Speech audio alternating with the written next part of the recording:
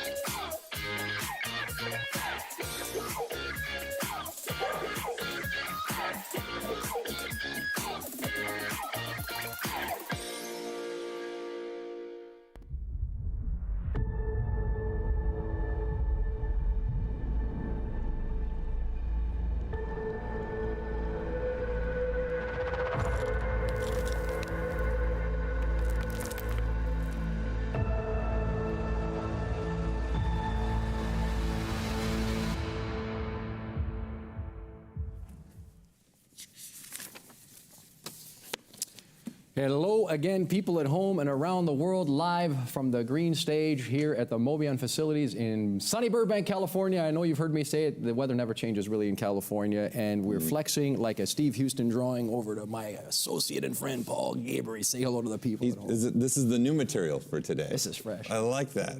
You were very official too, right? When you started off, I'm ready to go. Papers off and running. You gotta, it's on script, they're blank pieces of paper. I mean, let's be serious. He's just trying to make himself look like he's a reporter or something up here, right? Traffic and weather on the ones. Traffic and weather. We already know what the weather is because we're in Southern California. So. Do you know I was once expelled from a radio broadcast that I used to do for the Seneca College in Toronto? Yeah, I had this radio show called The Freak Show. I'm sure nobody could imagine me hosting something called The Freak Show. Hey, wait, is this available for us to watch? Because I'm in front of a computer. No, this is before the... Because I'm happy to share the link in the chat. Thank goodness this is before the times of social media. I'm aging myself. This is definitely before the time of any of these things, and I'm so glad. I think it would be a lot of fun to see that. You're probably right. Listen, I did a video when I was in high school too, you know? That would be fun. This was not a video. Are you hearing what I'm saying to you? This was a weekly thing. I go into a booth and they have me there and it broadcasted like, you know, I can't believe they let me get away with this. And again, I'm getting away with it again. Here we are. I was about to say, you're getting away with it again right now. One more time. That's what I was about to say. Let me ask you something. Please. So yesterday was chock full. I mean, that was, can we rewind the tape for a second? In case you're tuning in today for the first time to the 2020. Yeah, who didn't tune in yesterday? I would be intrigued to know on the chat. I couldn't imagine. Able to make it yesterday. I couldn't imagine with all the free tidbits and information that was being thrown at you. And then that one illustrious, I'm going to look at you straight in the camera, that one illustrious thing that happened. We went live behind the guarded veil of Sideshow Collectibles in Thousand Oaks, California, the one and only Sideshow Collectibles, and we met with the elves. They're not really elves, they're grown people that make the magic happen. The one thing I will say, as great as it was, Ian Robinson, our foreign correspondent, our on-location correspondent, and fellow ZBrush teammate, took us live to the scene of the crime where they make all the good stuff happen. What is the one standout for you? The detail of work that they kick out, really. Like, you see it. Like, it's crazy how much Like on the scarecrow, right? Everything, yeah. Should I do the post? Like that first piece of Matt, that Matt had, it was just crazy. All of them were. I mean, I like that it was different. We got to see the opportunity of seeing different types of styles during that too. So every artist had something different. You know how I feel about me some Transformers and some hard surface. So you got your hard surface. Yeah. Yesterday. Optimus, you know. The paint roller. That was the other one. He was like, I'm feeling very physical today, very De Niro. Looks like Louis had some sleep last night. Hardly. We are summiting. We all know this. We are summiting. There is no such thing as sleep these days. Well, Sleep Till Brooklyn is the song I think they say. Hey, so I know someone's jumping in there saying they really enjoyed the cloth demo from Sherilyn, which I thought was outstanding. So it was like, there was a lot of good stuff. You mean the cloth disposition? We basically got a dissertation on how to do cloth inside of ZBrush. In case you've missed it, you should tune in to the replay action via our streams and our channels and see the action and magic again. Hey, so for me, you know what? I was kind of a little bummed. There was only one thing that I was bummed about. We didn't get into the costuming area as I had so desired. I wanted to see the threads, the little elves making their jackets and the tight pants. I know you were wishing for Everyone that. knows I like the tight pants. It worked for the tight pants. I'm going to go on a limb and probably say that's because it was probably somewhere where they weren't able to go at that moment. You're probably right. It was probably top secret. Top secret, as you like to say. Yeah. Secret. That's like the mothership of top secret. Do you see that office? We got to redo our office at ZBrush. Well, they did do it, remember. All the artists did it themselves. Made in ZBrush. They printed everything off. And tell the people at home. Put it all together. Where was it made? They used a lot of ZBrush for. Hold on a second. And some other. Where was it made? It was made in ZBrush. Made in ZBrush as well. Pointing at the logo. Look at my desk. Look at that. Pointing at the ZBrush logo right there. Look at you. Traveling over here. You see what I did there? Mark. Hey, so let me get on with it here. So again, that was our very own Ian Robinson, who will be joining me later here, because you're going to be doing something spectacular as well today. I'm a little jelly that I get locked in here. You know what I mean? You are jelly. I will give you that. That's a great way to put it for you today. I'm never jelly. I mean, I'm never really jealous of anything, to be honest. But I'm kind of there's a bit of I want to go out there and get scanned too. Oh, you do. So you just dropped some of it. What's happening today? I'm pushing it on you now. Should we talk about what's happening? Okay, well, go ahead. You're going to be well, you're still going to be with me, and he's going to be out there again. We're going to kick off the action with Rand Manolov, of course, by internet feed, the magic of the internet, through the ether of the space and time, governor. Where's the vicar? And he will be with us, of course, by way of London, England. Is that correct? Yeah, I think he's right now currently in London. He's moving around a lot for projects. Do you think he's sitting currently in London right now? Do you think he's sitting right now getting that first cup of tea? Simon Walker. Probably not. Nah, Probably not. The big one that I'm sure they're going to be clamoring by their screens in droves. There'll probably be multiple people sitting at their desks watching that one. The God of War, Sony Santa Monica, the art and the characters of God of War. Wowie, wow. The game just dropped. Yeah. Where's the camera? You can't see my face. The game just dropped. My jaw is coming off the desk. The game just dropped. And we've got the whole team here. And the guy himself, Rafael Grassetti, on remote location from Brazil. Yeah, he'll be joining us for the Gran Brasileiro is going to be with us live on a remote feed. Yep. And we get to chat with him. And then him. we've got a bunch of people from the team here in studio. Of course, not to take anything away from them. Yeah, it's going to be good. I just bumped into him, you know where? Where?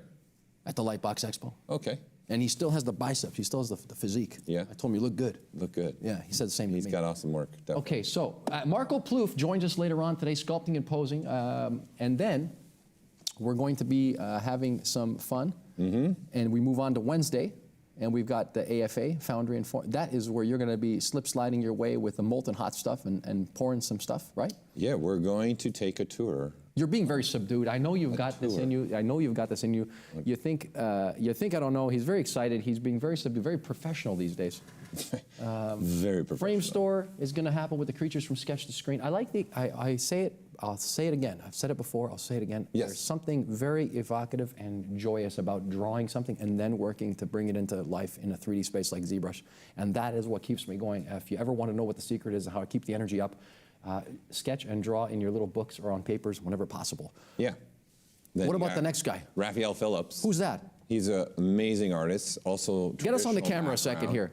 Wakanda forever. They showed that piece yesterday at the Sideshow walkthrough. The piece that he did. He'll be breaking down that piece. It was the Black Panther. What did you think of that? Really? It's crazy, insane. Especially that suit is. That's no joke, trying to replicate that and make him look like the on-screen suit. Those are always extremely difficult to do and figure out how you're going to do that as an artist. You know, I was with last night, I'm going to drop a name. I dropped the name. You were with who? I was with Joe Mena last evening, but he also brought out Juan, the rooster. Shout out to the rooster and the people who work on those costumes.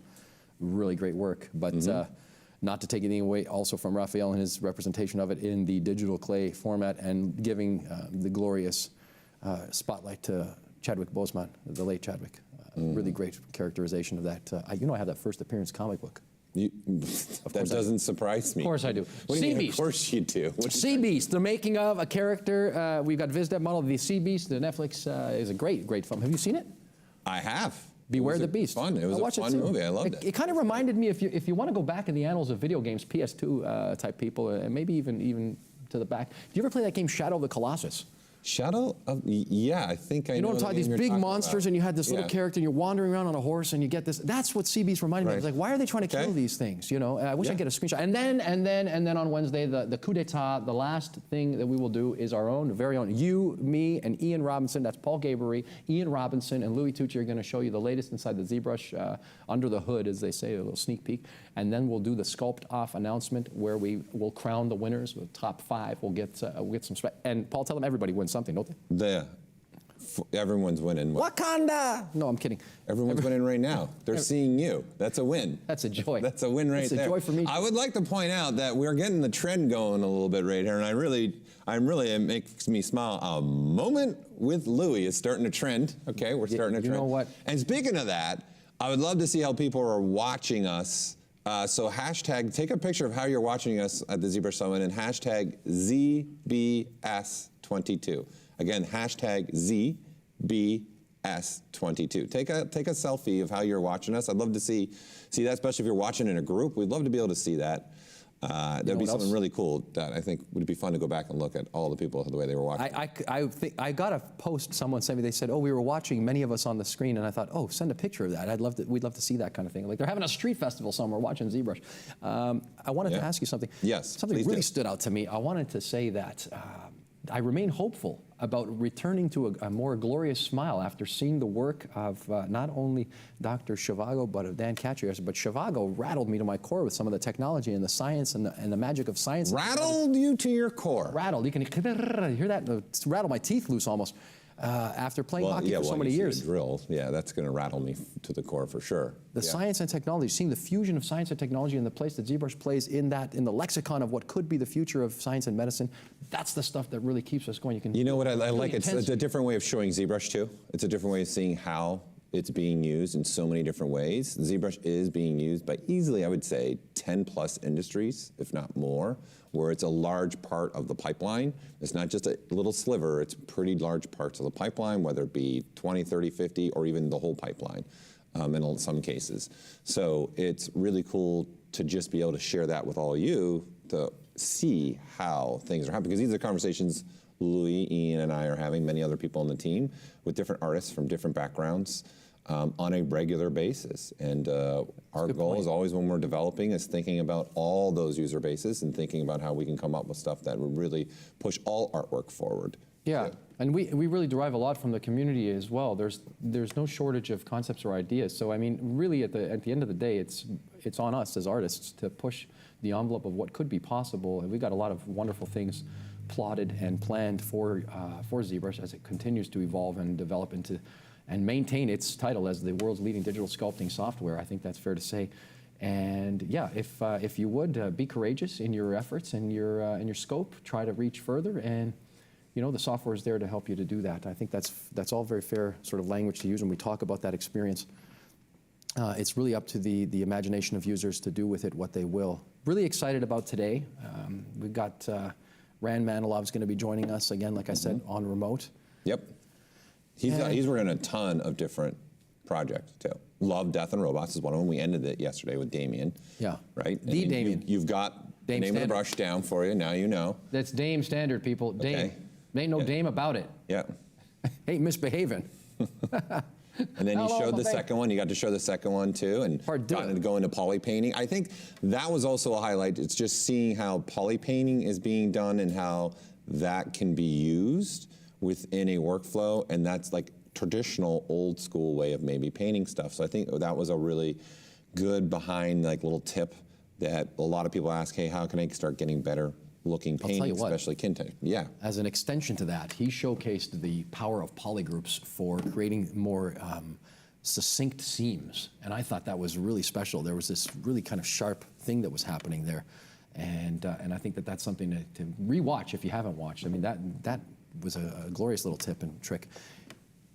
Yeah. And looking at you, looking at me, and yes, it actually ties in so expertly. Did you do this on purpose when casting these people? Absolutely. It's almost as if you've curated a wonderful group of people to go after each other in this order. Rand Manolov, this guy that we're going to bring to the stage, can I start to talk about him a little more? Yeah, go ahead. Please do. When I start to talk about this guy's got awards coming out the yazoo. Woo, woo. And his classicism, he's trained. He's a real trained artist, and his work looks the part. And so I think it's really fascinating to see all the ways that people play ZBrush. I want to start transferring the idea of playing ZBrush. You know, do you think about it that way?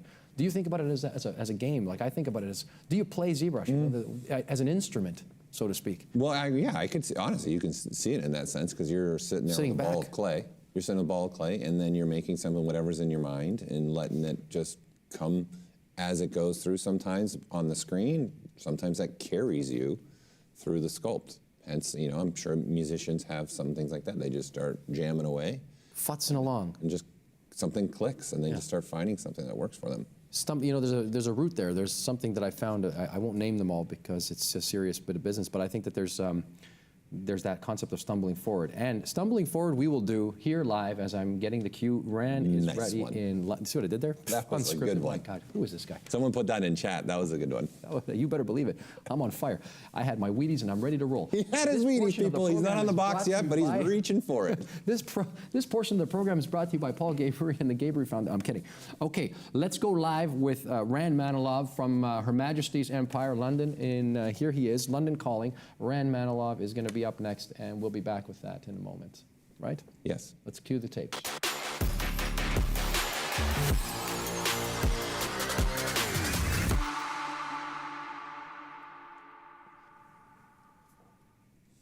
Hey, Rand. Rand. Hey, guys. How are you? I'm great, yes. Waving at feeling you. great. How are you guys doing? Great. I love the, is that a little Christmas tree already getting started and going back there with those lights in the back corner? It's actually not a Christmas tree. It's simply decoration. I like it.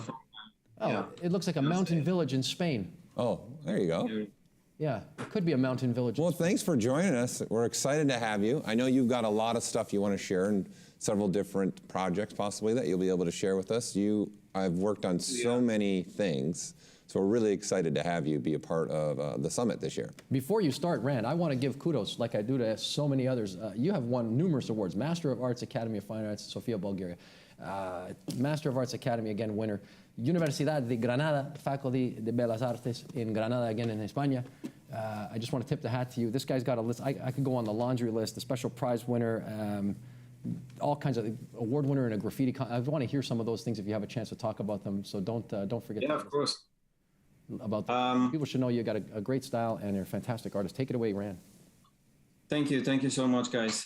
Thank you, Louis, for the kind words, and thank you, Paul, for welcoming me here. Seriously, guys, for me, this is a huge honor, and I've been basically waiting for, being part at some point. Finally, Appreciate made it. And just thank you so much for invitation, for hosting us, everyone organizing everything. You guys did an amazing job, even though we are streaming from all over the world, and some of us made it all the way to LA. But amazing, and really, really happy to be part of it. Thank you, man. That really means a lot as well. It's for the community that we do this, and for the people around the world who can't be with us, like you said.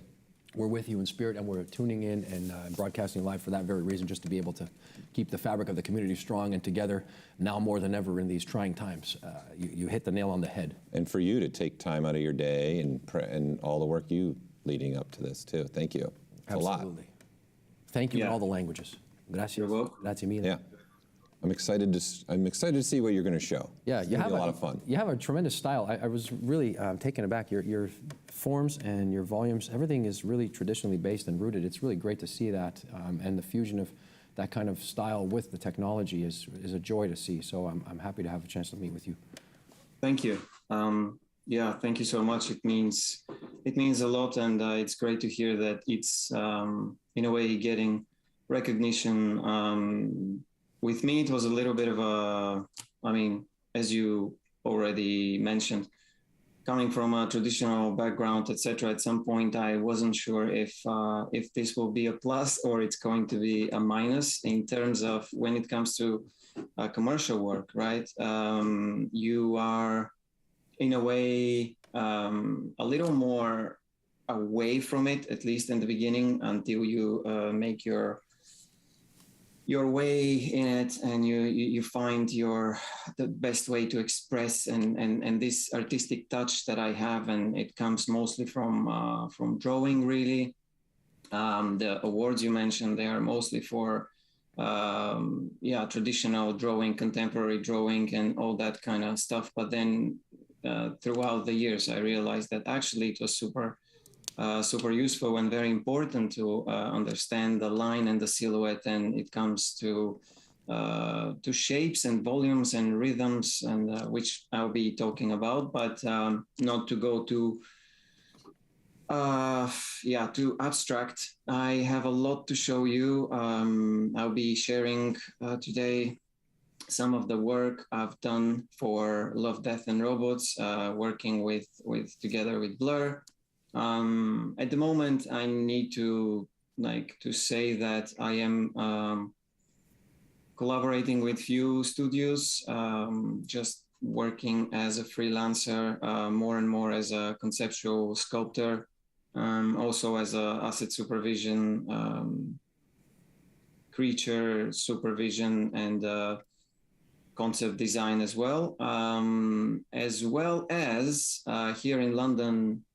I am the head of the studio and VFX supervisor of Worldwide Effects, which is fairly small boutique studio for film and visual effects. We have a great team of 25 to 30 people, and we are getting more and more involved with game design, with asset production, and also, of course, the main thing for us is the visual effects and the film. However, today, since I'm not coming only representing the company. I'm mostly representing myself as an artist, and talk about a little bit about myself. So thank you for that and allowing me to do it. I'll be talking more about my freelance, my freelance projects and the stuff that basically I am combining and working on after working hours, staying up late and, working on some cool projects that I didn't want to miss throughout the years. So being very lucky and to have the chance to work on.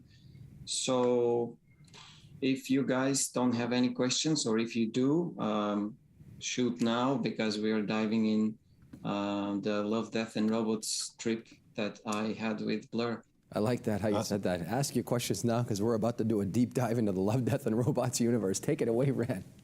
Yeah, okay, cool.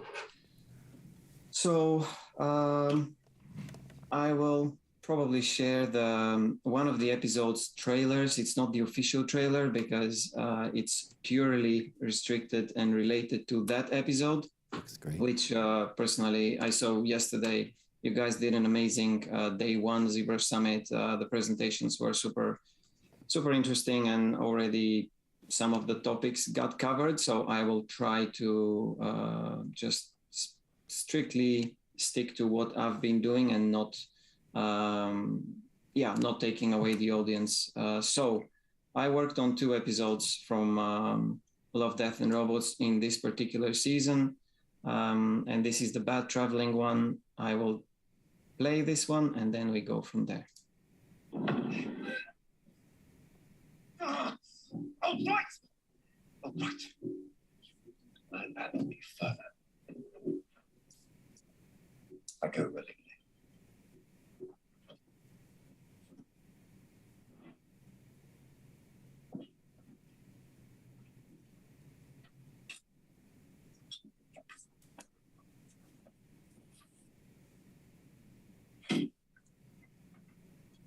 What's up? Aiden Island. This is where it wants to be taken. First, I must come to an agreement. To a vote. Secret ballot. Circle will indicate a vote to serve beyond the people's shores, despite the risk. I am the only one who can keep this. We need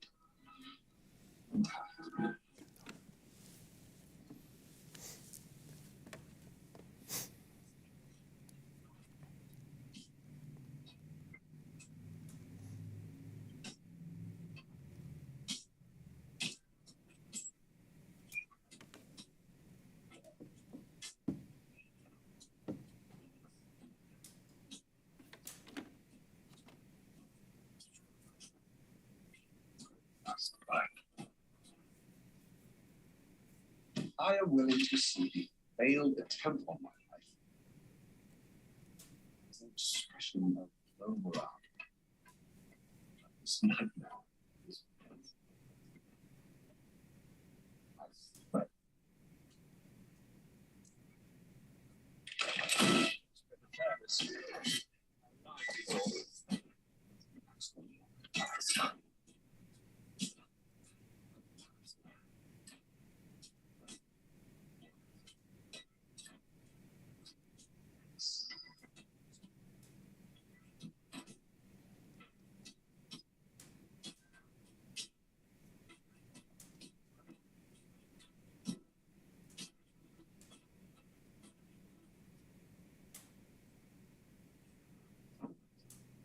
As unpleasant as it was necessary, united we are at last in spirit, goal, and purpose.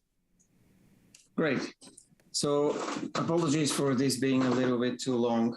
No. However, I worked on several different assets, so this one showcased them all.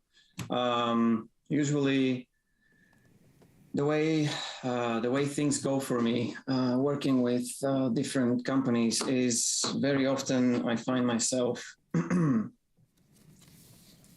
working on different things, mostly the sculptural side of things, maybe sometimes readdressing feedback that wasn't really, I mean, at some point in production, you're getting pushed by, pressured by deadlines. So you need someone to really get you from point A to point B. So I've had that a few times where I've been actually commissioned to,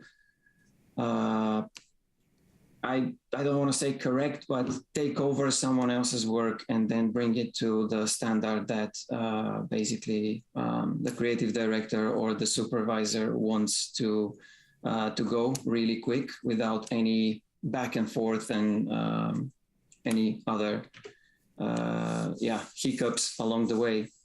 So this has happened in commercials and also in film and in TV. In this case, I had the chance to basically, why I'm saying this is because several assets for me for one episode and then jumping on another episode and doing another few assets was really intense, and all that was done in a very short amount of time.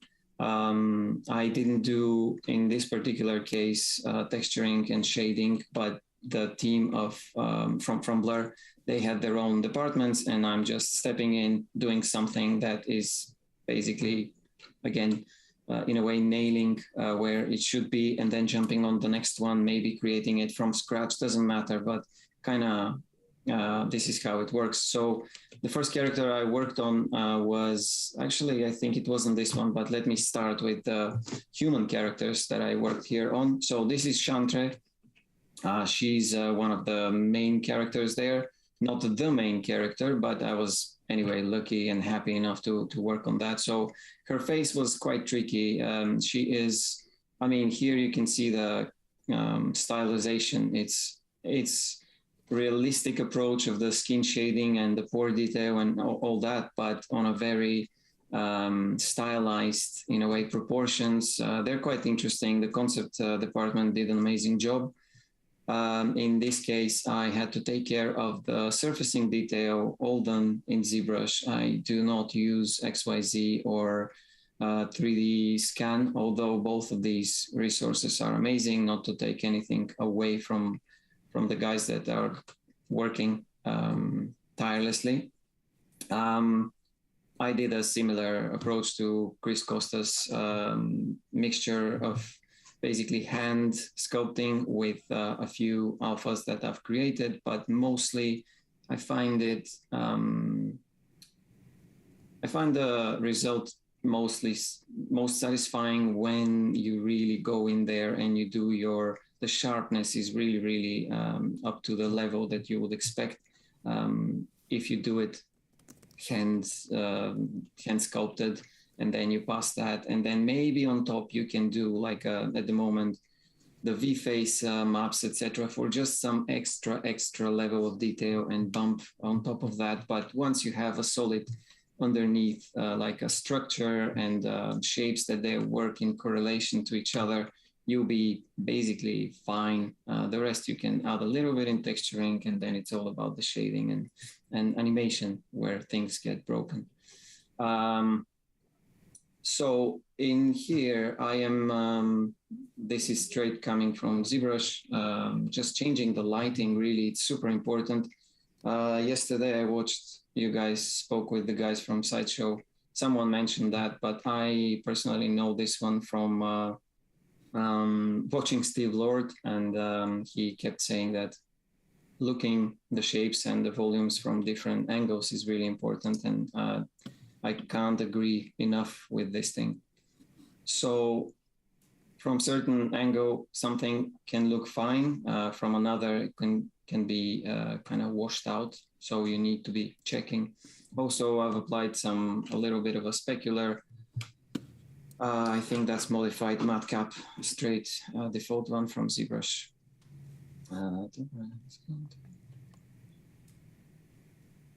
Okay.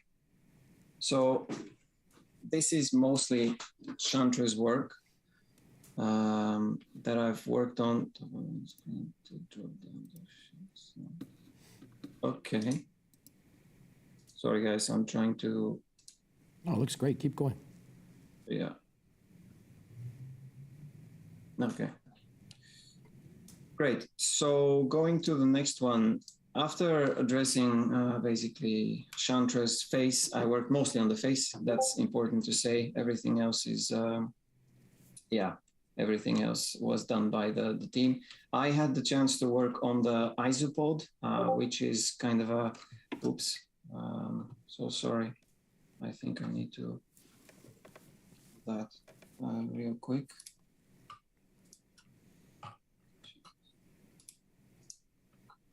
Okay, not too bad. Apologies. So I had to the chance to work on the isopod, which is sort of a little, creature. There is a huge, as you saw in the trailer, giant kind of crab creature, but also there were these little guys who's basically the little hatched creatures. This was the concept that we had, not too descriptive in a way. Still, it's a great drawing, but you need to add so much more. So in this one, this is the size comparison here on the left. You can see all that done by Blur, including the little creature here in the middle. The render on the right is basically me testing displacement coming out ZBrush. This particularly was rendered in Maya, but talking about the ZBrush and the work in the surface detail, I think it's more important in this case. So you can see some extreme close-ups here. I had a few days to work on this one, starting from scratch, building the entire thing, and going through basically the surfacing detail. So it was a lot of fun. Of course, reference here is super important. But again, when you build the big volumes and the shape and you're already close to what the references was like, then you start treating the surface. And again, it's very important to kind of, oh, there we go. I have now a laser pen. Oh, laser pointer. Look at that. Where did you get that from? Look at this guy. Look at that. Subsurface scattering happening there. Look at that. Yeah, there's a lot. Someone impressive did a funny comment. How much subsurface you want? Yes. Yeah, so I like it though. Like, so you got 2 days to do this? No, I think it was between 5 and 7 days or something like this. Let's stick to 5 so I look better. Okay, I like, yeah. I'll give you 4 3/4. 5 is still impressive, right? You're making an important character for the film that is going to carry the story through. It looks great. True. It's really it was important. And one thing I want to touch base to is, for example, I'm also thinking of when working in production, you need to understand there are time limitations. There is a certain budget per asset. And of course, you need to respect that, right? That's why you're there, not only for your sculpting skills, but again, getting from point A to point B, delivering and then passing on to the certain department. And also, it's very important to know how far the creature will be from the camera, how big you're going to see it on screen, etc. So in this case, I wanted to, in a way, not to sculpt each leg 3 times and then, okay, it's going to be mirrored. So that makes my life easier. But what about the rest of the legs? I want to have like a different, basically, detail, but some of it as a base, I wanted to have it like the same. And this way I'll be able to spend a big amount of time really diving into really surface and fine details, such as like the peeling of the skin. Look and then that's beautiful. What the striations are going for. And then you need like something that, you know, we can reference from all the little insects and all these little creatures. So in order to do that and to get real quick to this level of detail, you need to think pragmatic. And basically, I had all the 3 legs sharing the same topology. So I did spend time on capturing really nicely the topo manually for the one leg. Then I did the topology for for the rest of the creature, and I welded those later on. But they use the same UVs and the same detail that here I really can spend enough time, right? Instead of losing time and get an average result on each leg. That's pretty slick. Thank you. So that's the face, although, I mean, it's super small. I was excited to be fair, to be part of, working with the guys like from Blur, great supervision by Nicholas Collins, and just the entire team was amazing. So for me, it was like, okay. So you previously mentioned like you don't do a lot of XYZ. The same thing for this. Were you just doing a lot of hand sculpting, finding alphas that you liked, and just going at the character with all those details? I don't really use lots of alphas even. Really? I have a few, but then, for example, let's talk about the little dots, right? Yeah. I mean, you can do that in various ways. You can invert.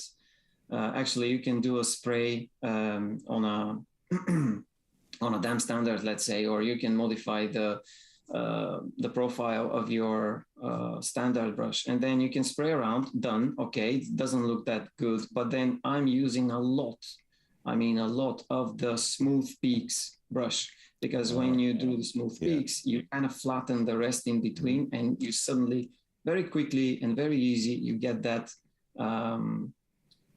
contrast between the hollow point, the cavities, and then a flat surface. Then you can do a little bit of edge polish here and there, but then, what I mean is like these are all like standard brush, then a little bit of damp standard, and then here, it's more about actually looking at the references. Nothing is too complex, and also it's very much depends how close you go to certain things, because if you want to do some alphas on top, can work, yeah, of course. But if you look at the reference, all can be done with a bit more of a manual approach, and it's not too complex. That's beautiful. Really nice. Yeah, we agree. We concur. Yeah. I think that's part of your traditional background kicking in, right? Just let's do it in a way I would do it traditionally a little bit, and just. I think so. Yeah. Which could be a problem. That's why I said. Oh, stop. No, I think it actually is an incredible example of extrapolating the most possible detail out of the simplest possible. Yeah. And that Smooth Peaks brush is in your Lightbox and brush folder. So that's a beautiful smoothing brush. So. Yeah. I mean, at some point, if we have time, I doubt that, but we can go over UI and what exactly I'm using. But Paul, basically, guys, watch what Paul does, and Michael Pavlovich as well. For me, that's where I learned from. So, look at that. Well, thank you. Hey, take a moment there, ladies and gentlemen. Paul Gabriel. I'm happy to help in any way I Teaching can. one master at a time. I'd love to have a session with everybody. Let's go. Oh, joy. Well, let's give it back to Rand. We're taking Rand's spot. Yeah, I mean, please do.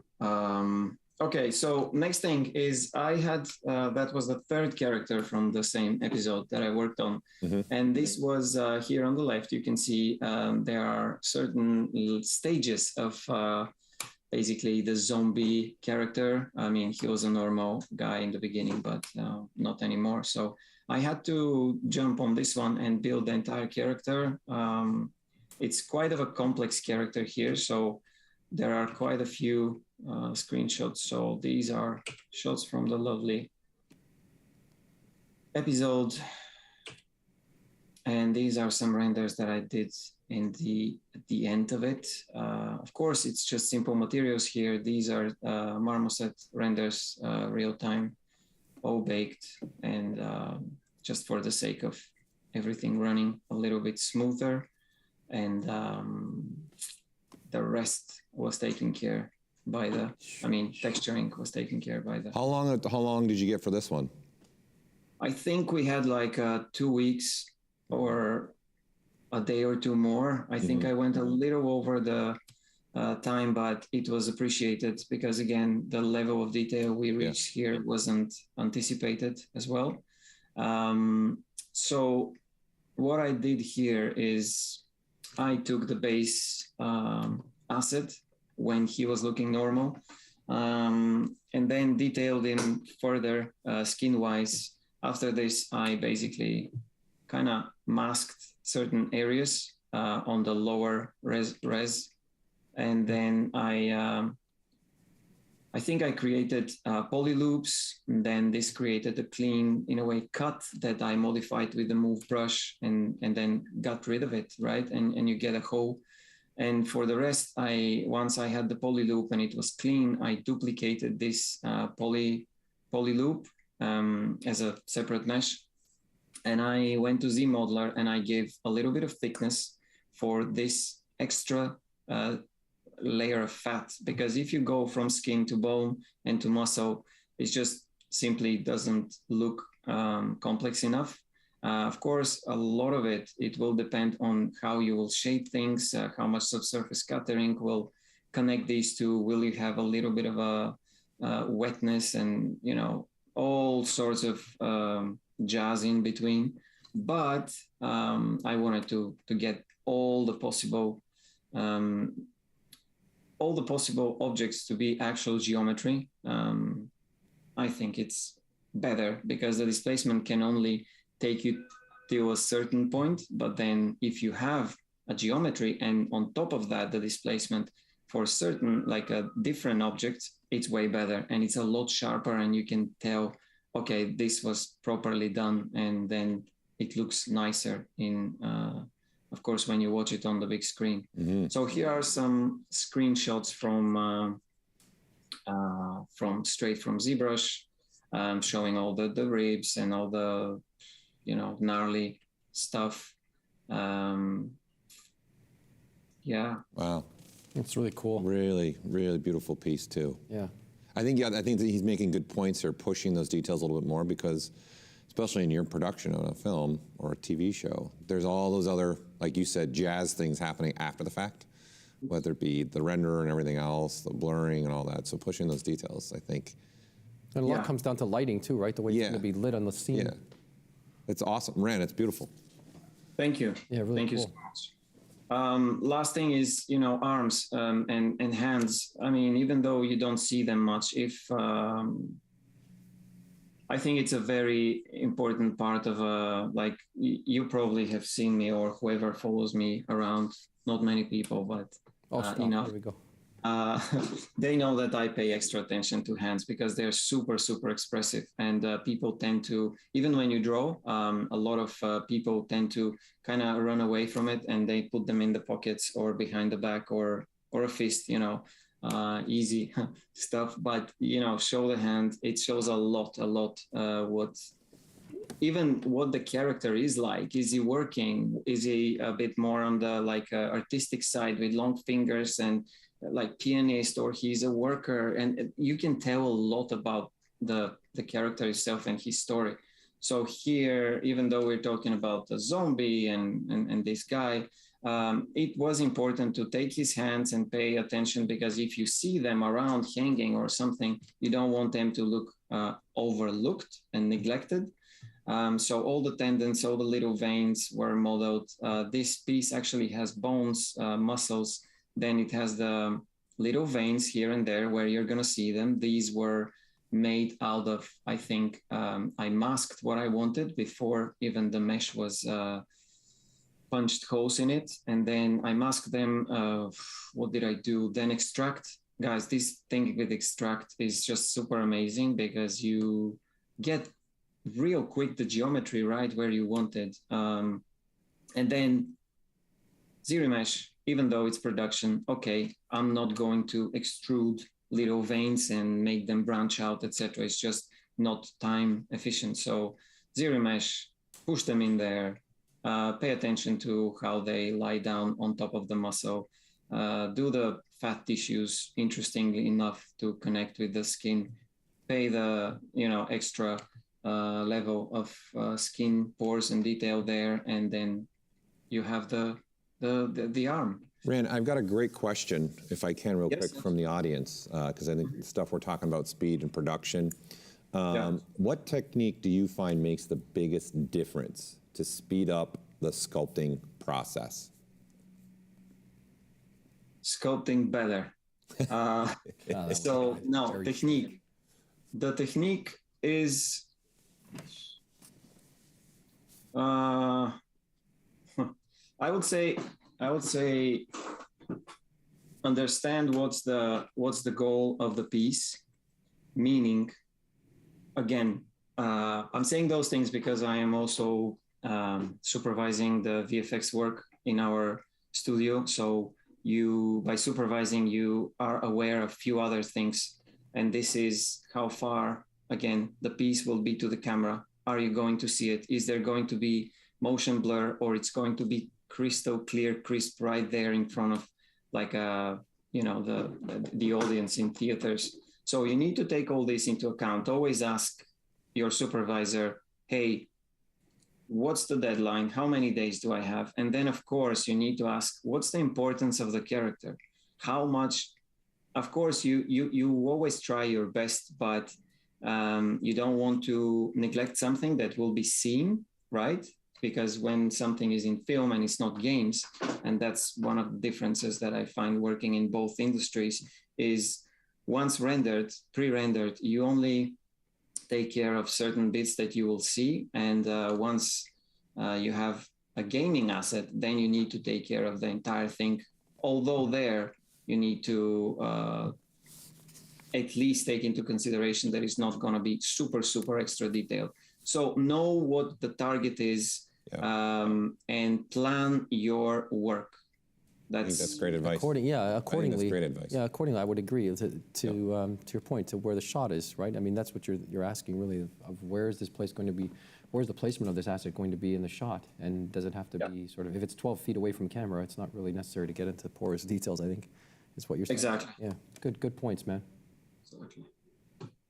Okay, so the next thing I wanted to talk about is not film and TV, but a little bit about my involvement with Diablo II Resurrected. First of all, thank you, Chris, and thank you, Christo. Chris was our art director, Christopher Amarov.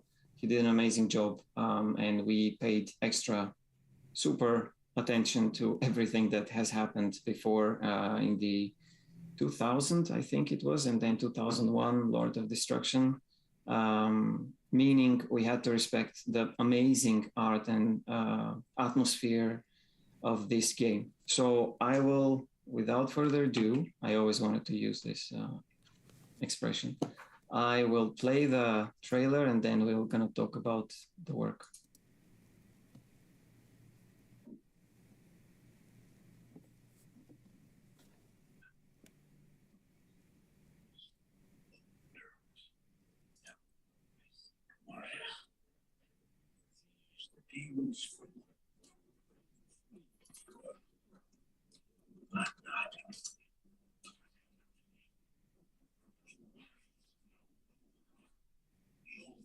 Of terror.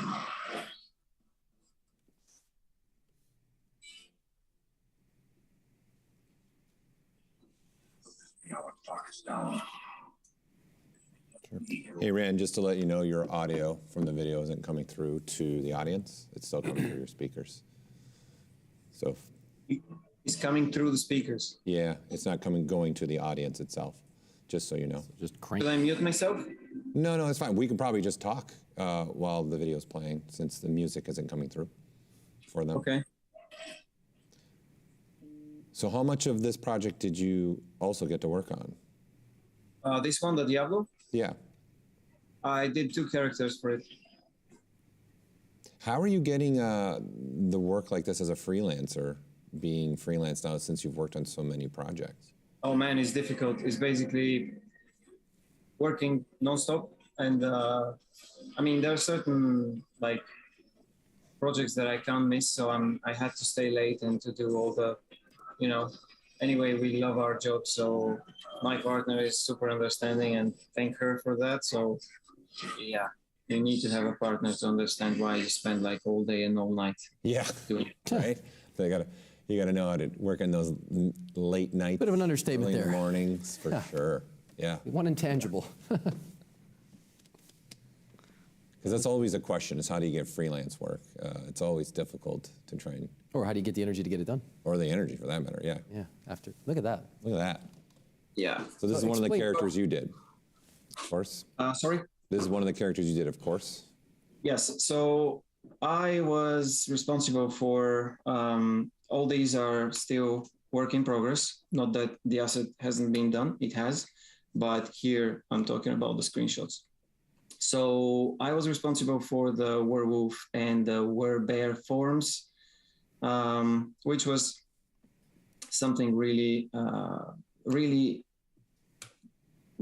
amazing and great. So I am also passionate about, as you can see, as you can tell, the anatomy of things, and also not only the animalistic side, but the human anatomy. So a mixture of both is always super challenging.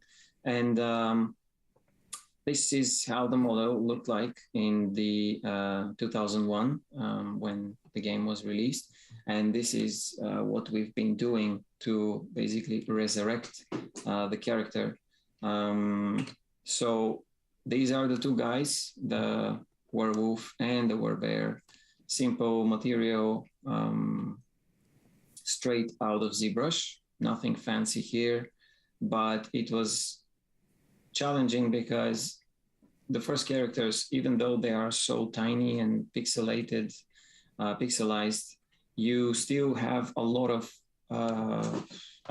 respect, and we all love the game. So in a way, it has to be like really spot on so that you can preserve the silhouette, but also to kind of up-res and change the stuff that you think could be better without changing too much, because you're also a fan. So I think the entire team on this project was, in a way,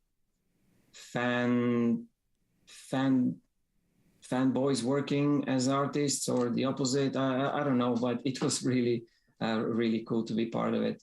So after I blocked out the shapes and the main expression, this was another challenge to establish what type of expression, because you're not going to have an animated, after all, the character on screen will be quite small because of the way you see and the way Diablo 2 is, right? Even though it's going to be HD and it's going to be super beautiful, of course, you're not going to have each character animated and talking, and that's not film.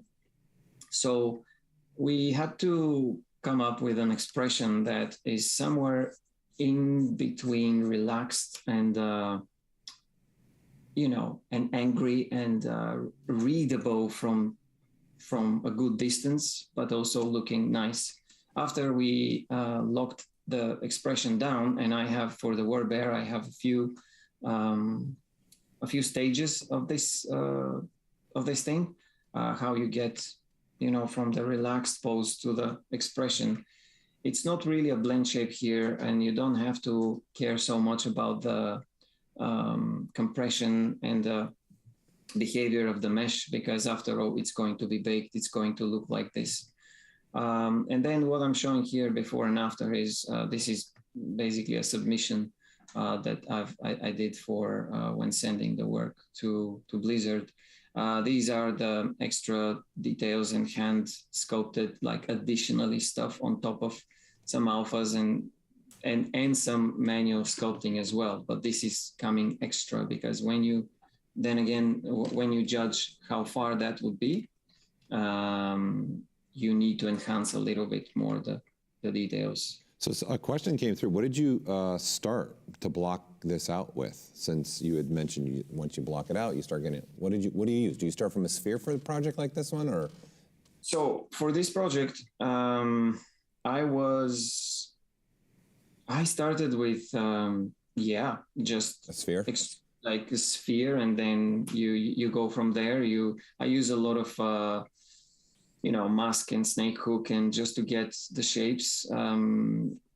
I actually worked on this one in the very early stages on another product of yours, guys, which is called Maxon Forger. I'm a heavy forger user just because sometimes you get tired sitting in front of the desk and you are addicted to your work, but you want to carry over and to sit maybe on the couch. And it's surprisingly good. I picked it at the very, very early stages of the development of Forger. And I've been blocking this character even on the tube going to work. And then I know that I'm going to work at night, but you know, you think about how the hands will be and what's going to happen. So it was a lot about proportions, what to enhance, what will be a little more human-like, the hands, maybe the elbows, but where the scapulus will be, what's going to happen with the spine. And let me get my cool, yeah, there we go. That thing's awesome. I don't know what plugin you're using. I love it. No, it's basically I'm doing a Google presentation and it's cool. That's awesome. That thing's great. Yeah, thank you. That looks like my lower back. That looks like your lower back? Yeah. Get up super early in the morning. Take care. Oh, there you go. Well done, Louis. Look at those details. That's amazing. Yeah, so here is just, you know, torso close-ups, but I think it's cool to see the level of detail. And even if, I mean, my always something that I'm keep saying is push it as hard as possible. Later on, you might end up showing this in ZBrush Summit, right? I wasn't actually, I dragged this for so long, and Chris asked me why you're not showing them. And I'm so attached to this work and to Diablo IP and those characters that I never think that they were, they need a little more. They maybe, even though we have, you know, Blizzard is happy, maybe we can push them a bit more and I can finish them later on and finally reveal them. And I still haven't. But now that I'm showing this one to you guys, it's all kind of makes sense now. So I'm like, okay, maybe that's why I held back, right?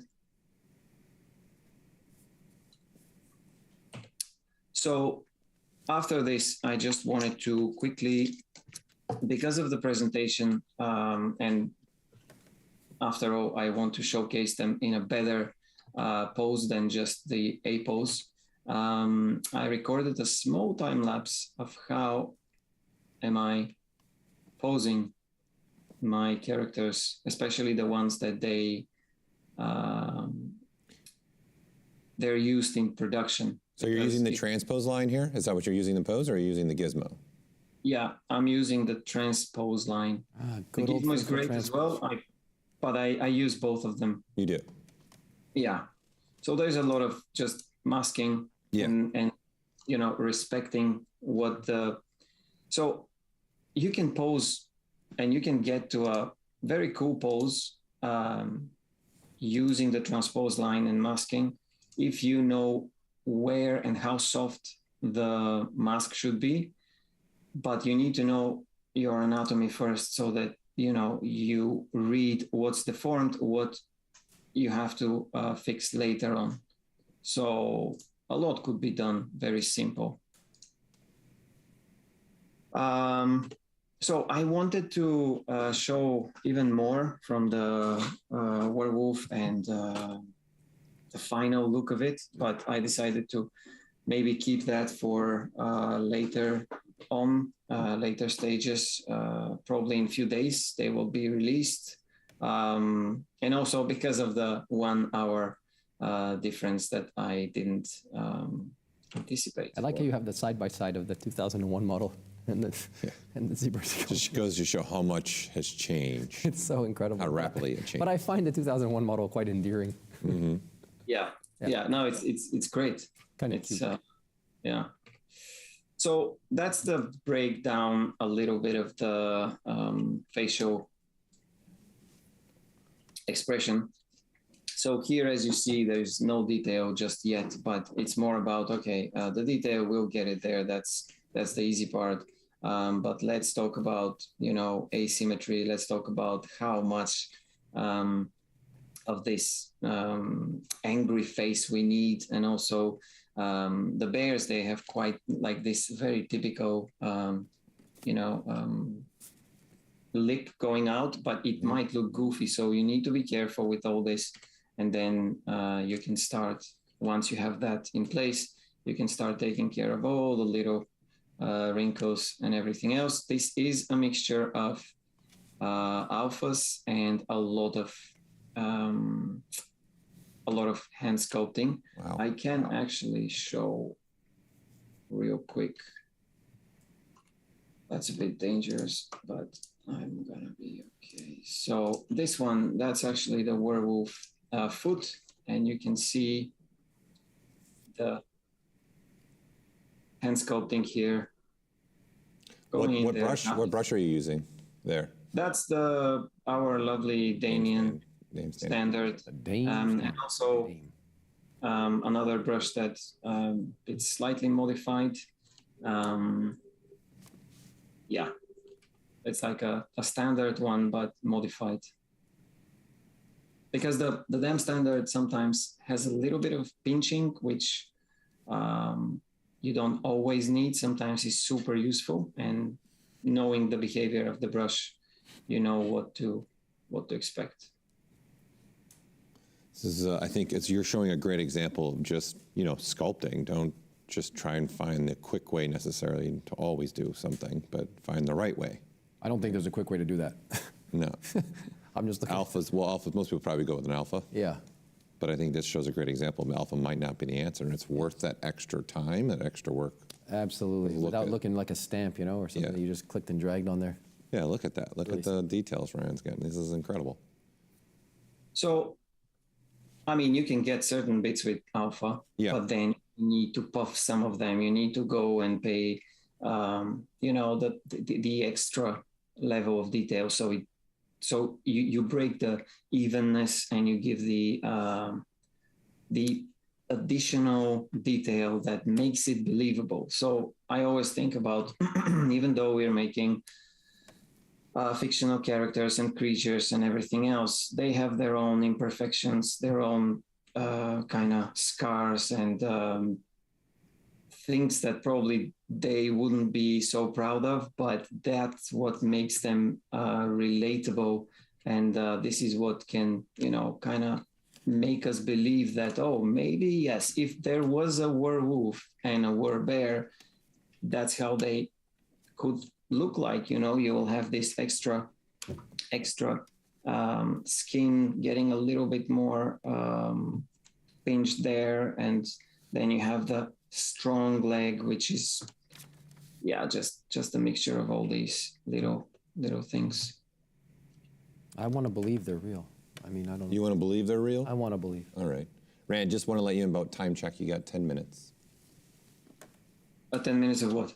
You still have 10 minutes left. Do I? Oh, yeah. God. Okay.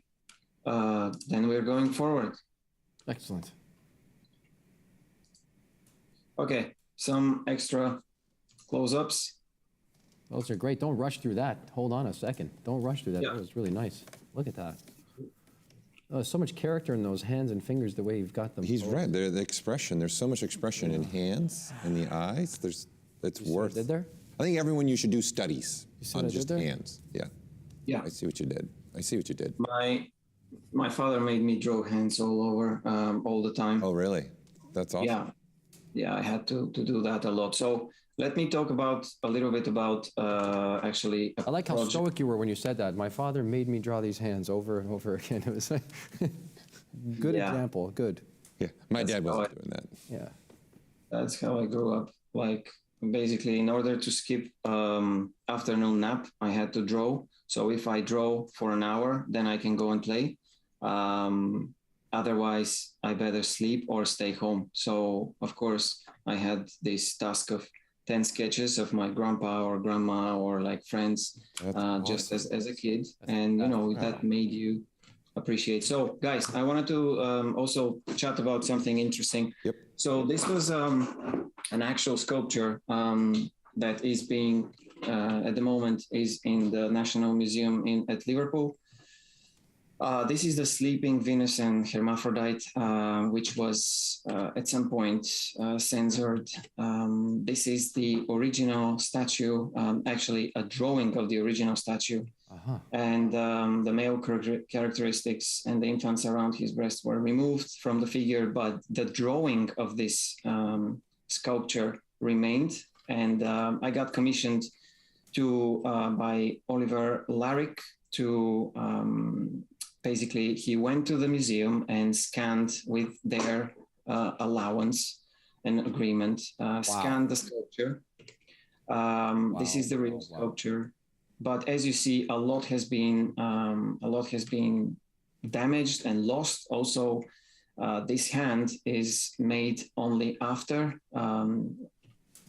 And then if you look closely, there were no sandals. These little dots, not dots, but lines, indicate where it was broken even back then. And then they tried to repair it, but they couldn't, or at least. So with that said, before going into all this, that was a heavy teaser.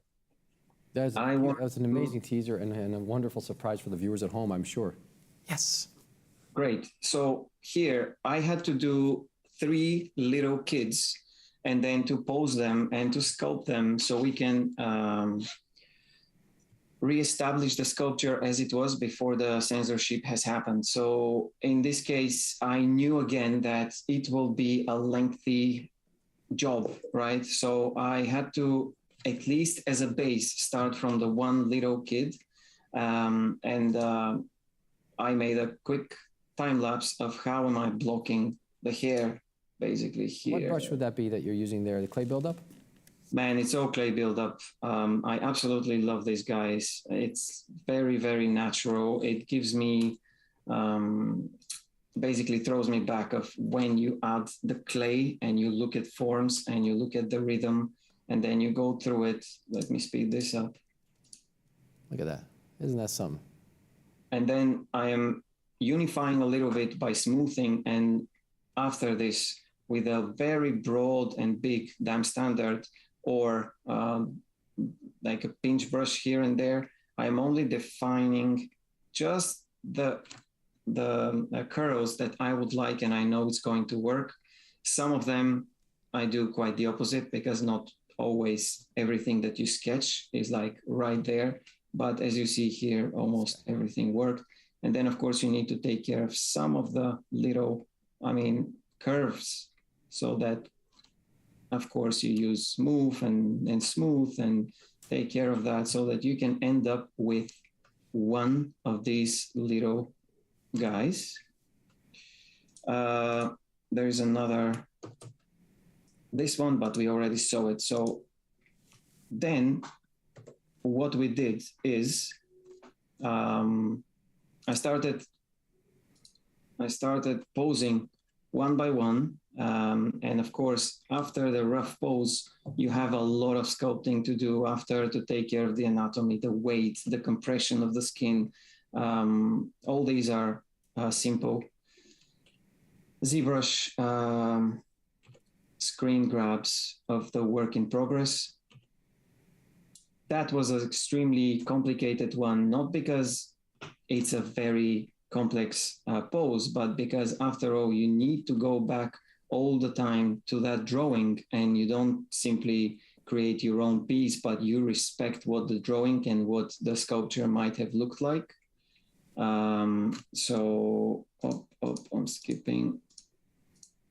There we go. That time lapse basically shows I had to reconstruct the sleeping figure, to remove the sandals. Oh, wow. That's and to reconstruct basically sculpt all the folds. And then we made a little, I kept sending pieces, high-res pieces, so that we can keep track. And we knew this video will come later on, of how I wanted to mimic of how an actual sculpture will be made out of clay. And then you can see. Wow. Oh, that's a really awesome time lapse. That's an awesome video. I'm so glad you did that way. Look at that thing. Jeez. It almost looked like a stop motion. Creepy. I love it. Yeah, because when I pose, this is the same example as the werewolf and the werbear. I do the pose, but I keep on I wanted to kind of, do that. Awesome. Every movement is recorded on a separate layer. And then you start exporting after you're done with so you don't actually think and export, etc. You keep recording layers. It gets super heavy, whatever, but it's super amazing that we can have all in the same mesh. Then I've exported each layer and we made the time lapse. So I'll just play it once again. Oh, you're making my day. I'm so glad you're playing it again. Are you kidding? This is an incredible presentation. Thank you. Thank you. That thing. Look at that. Look at that. That's It's like creepy. It's like melting, kind of. Yeah. Yeah. Give me the milk. A beautiful work. There's a lot of people in chat can tell that you have a traditional background, and because you've got that just beautiful touch to your sculpts. That's just, you definitely see in a traditional artist. It's really great. Yeah. Thank you. Just absolutely And this breathtaking. is the piece when everything was done and Wow. Wow. yeah. So once again, and then I'm moving to the next one. How many You have minutes? 1 minute You got left. about a minute. You got 1 minute. Yeah. Yeah, some renders. That's the Diablo stuff, but I have a lot You more. pulled up your So- centaur. Yeah. Oh yeah, Yeah. let's get that centaur up so people can see it in the AR environment. Yeah, we actually have it in here. our environment as well. Rand Okay. provided that for us. So we Let's also want to talk show a nice close-up of that too. Let's take a moment of pause and look at that in let's the, take in a the look at digital his space centaur. here Yeah. on the Mobian stage. Check it out. Look at that. So this is a little bit inspired from that project, Rand? Is that where this is coming from too? Because No, actually, my personal pieces and my art are always driven by a certain story or something that I wanna say. I'm leaning more towards the simplicity and the shape and rhythm and storytelling throughout the. So as you can see here, super quick. yeah. You want to throw his screen up real quick again for us? Yeah. 1 sec, Rand. So yeah. I think it's awesome. I just am taken aback by the work in its entirety. There you go, Rand. Your screen's back up. Okay, cool. So started from Forger, just you have an idea, throw it in there, go back to like ZBrush. Then I have a quick time lapse, which. Do you have links to those projects at all anywhere that you can? Yeah. Yeah. And that's it. Boom, boom, boom. And then where you go there is, yeah, that's the bird. I'll skip that. So at some point, even if you're happy, you need to keep revisiting your work. So this is the later stage of the piece. This is how it started. This is how it ended. Very and this is before, and then you can see the after. So, you know, you need to take care of all the little, basically angles and the rhythm of the entire piece. Yep. This is a render of it. It's just lovely, exquisite work. Just breathtaking is literally the only word I can think of right now for myself. Just Rand. Rand, I have to take the reins here from you and bring us to the end of it. We want to say thank you so much. Paul, any last words for Rand before I send us off for the break?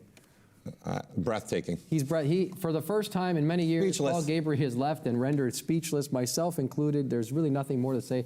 Now I understand, having met you and spent a little bit of time with you here live on our feed. Thank you so much for participating in the ZBrush Summit 2022.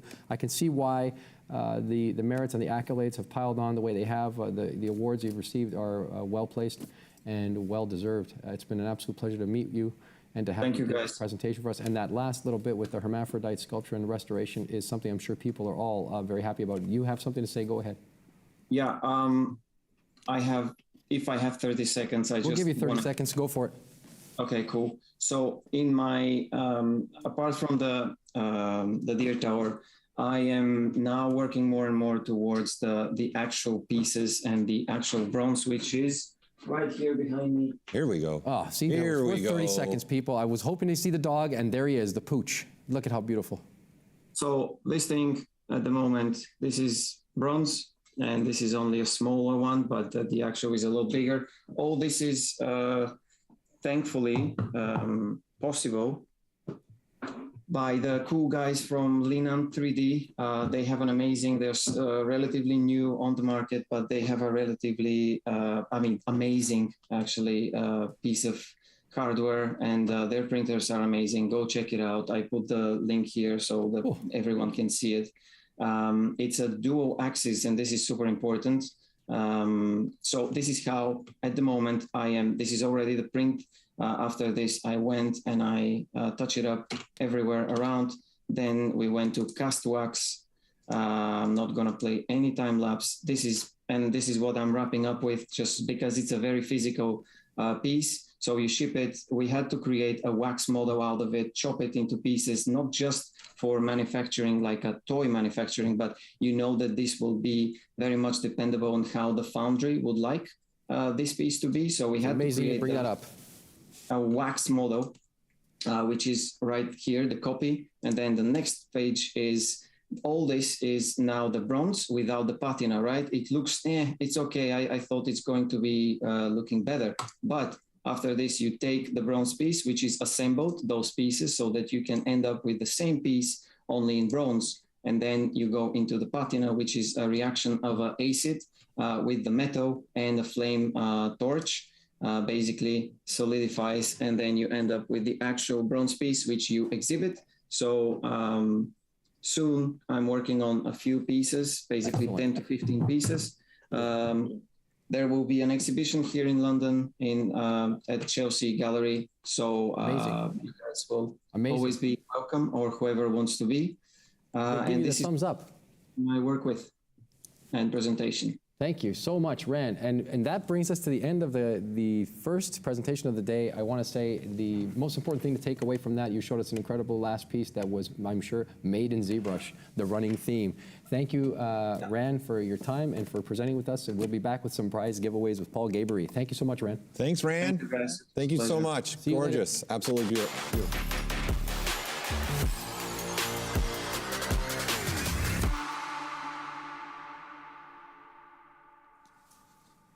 Give it away. Yay!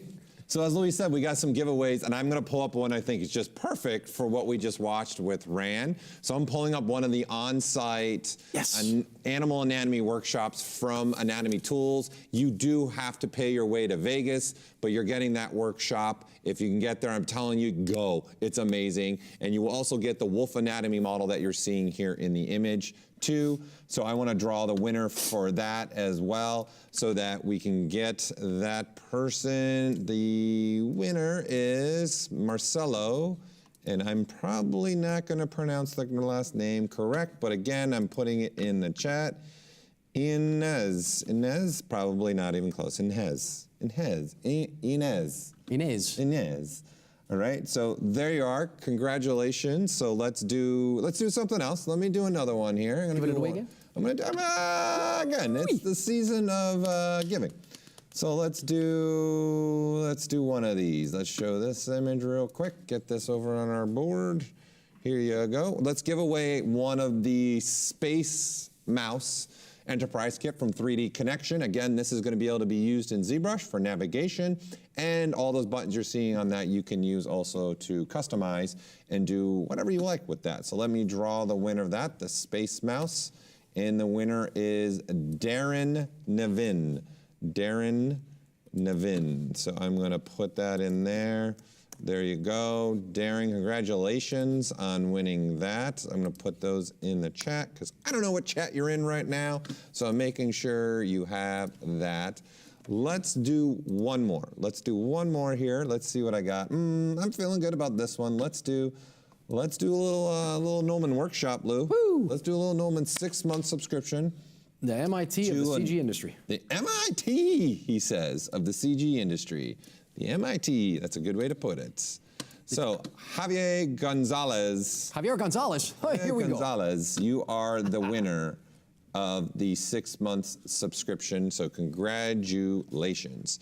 So, listen, don't go anywhere. We're doing more giveaways this whole day and tomorrow, but I know up next, we've got the team from Sony Santa Monica sharing God of War with us. Straight fire. The game came out 1 week ago, and they're going to be breaking down how they use ZBrush within this amazing game. And congratulations to them, because across the boards, it's just been doing phenomenal. I know a lot of people are playing it. So stay tuned. We'll be right back with the Sony Santa Monica team.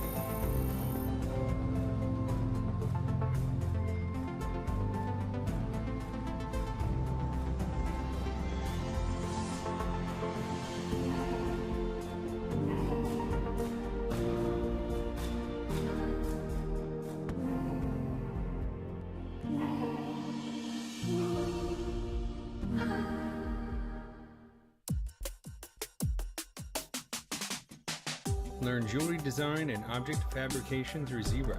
Expert, beginner, and every skill level in between. ZBrush Jewelry Workshops can help you bring your digital dreams into reality. Taught by leading industry professionals. Use the offer code SUMMIT to get a $100 discount on membership.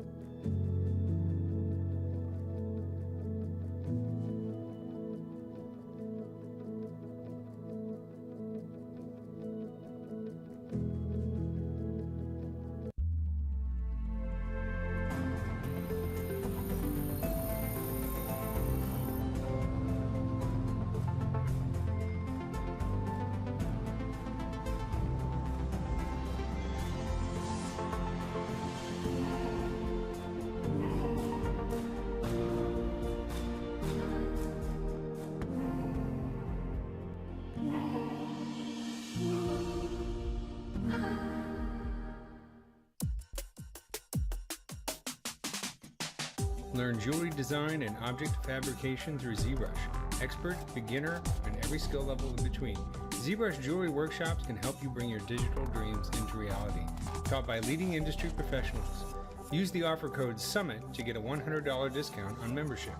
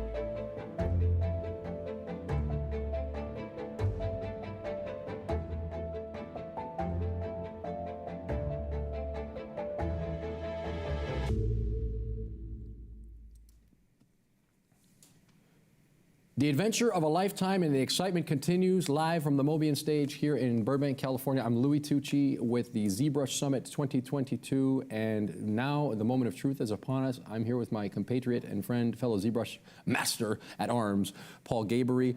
We have the moment as the book is open and the saga unfolds. Fresh off the foothills of a stellar release, it is a global phenomenon at this point. It is played the world over by countless many. We have the team from God of War, Sony Santa Monica, with us live in the studio.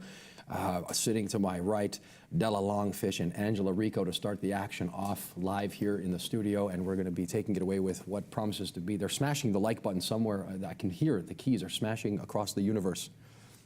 And we're going to have a remote in from Rafael Grassetti. Yes. The Brazilian bad boy himself will be tuning in live from the mothership, as I like to call it, the Brazil.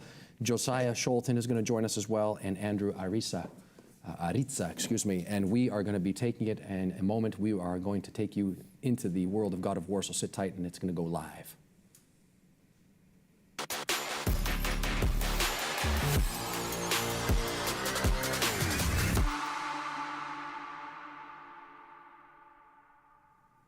Paul Gabory, we're back, and there they are. We have none other than Della Longfish. Wave to the people at home and around the universe. Hey, tuning in from the moon. We've got Angela Rico. And online, there he is, a familiar face in a different place. How are you, my friend, Rafael Grassetti? I miss you already. I'm doing good. We're happy to be here. We're going to try to make this work. So it's been a successful launch. Congratulations. Yes, high five, Paul Gabory. I got to touch somebody. Yes. Killed Go it. team. Go You guys killed it. Tens everywhere. What's your favorite number? 10. Yeah. Wait, what's the number Can we of get the an day? 11, please? What's Can I the get a number of bonus the- point? Wait for the number of the day. You ready for this? You remember when you were a kid, Sesame Street? They go, Yeah. 10. You want a smiley face sticker too? A little gold star? I'm just going to keep saying it. Ding, ding. Ring Seriously, the bell. congratulations to the whole team, man. Hats off, man. Thank you. The camera operators are trying to clap their feet. I mean, it's off the hook in here.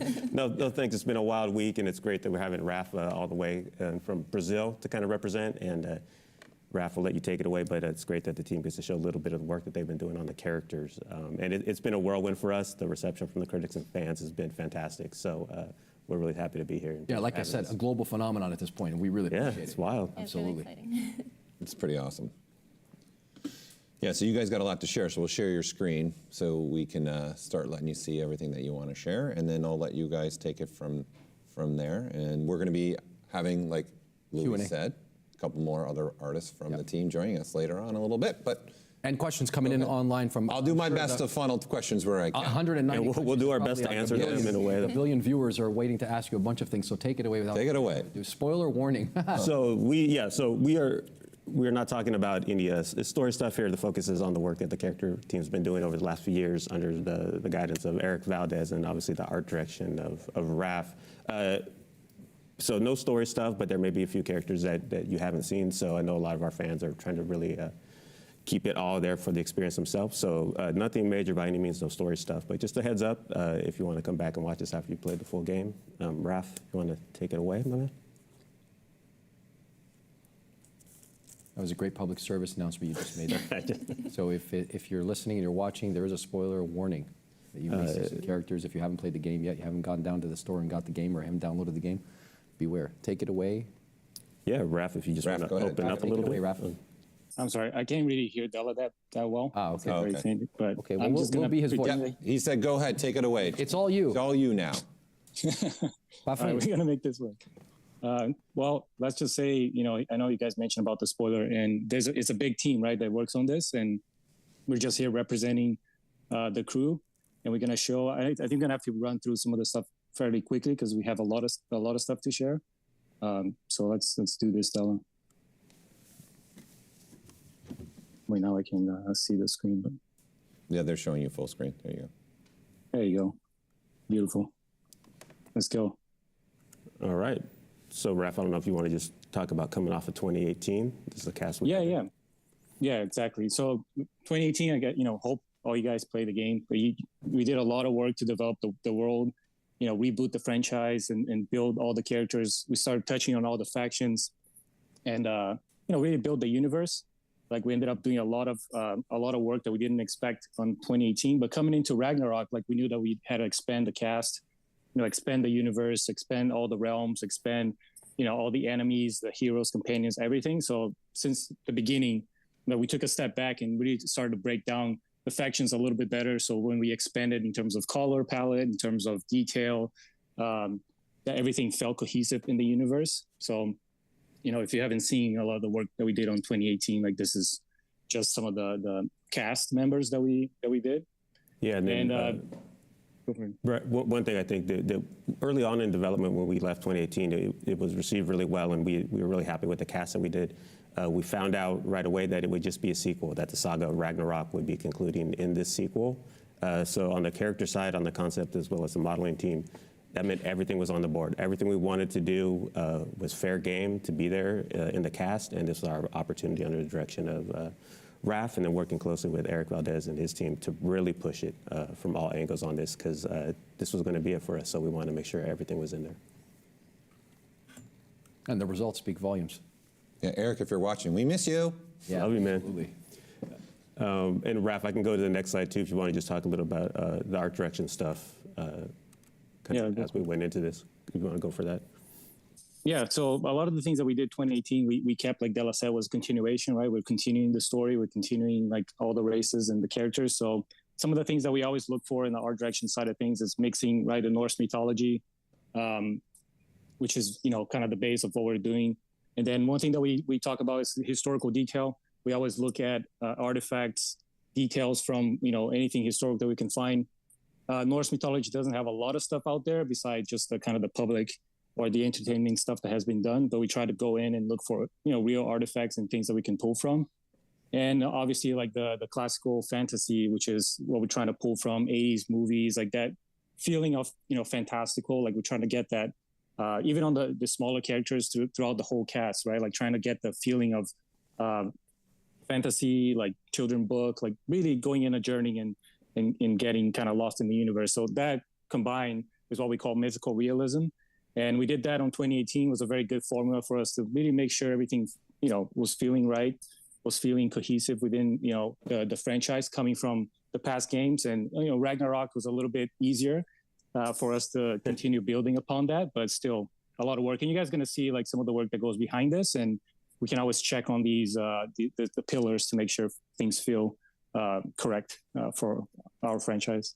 Yeah, and this was, like Raph said, this is something on 2018 we developed as a style guide and basically an art direction Bible that we could give to the artists that were there or anyone coming onto the team, so we minimized kind of the ramp-up time, but also got, a big part of what Raph is looking at is the cohesiveness across, Ragnarok, across the 2018 game and across both games, and this gave a way that we could use a shorthand. The nice thing about these pillars is it's not all 30%, we lean into a little bit here, a little bit there.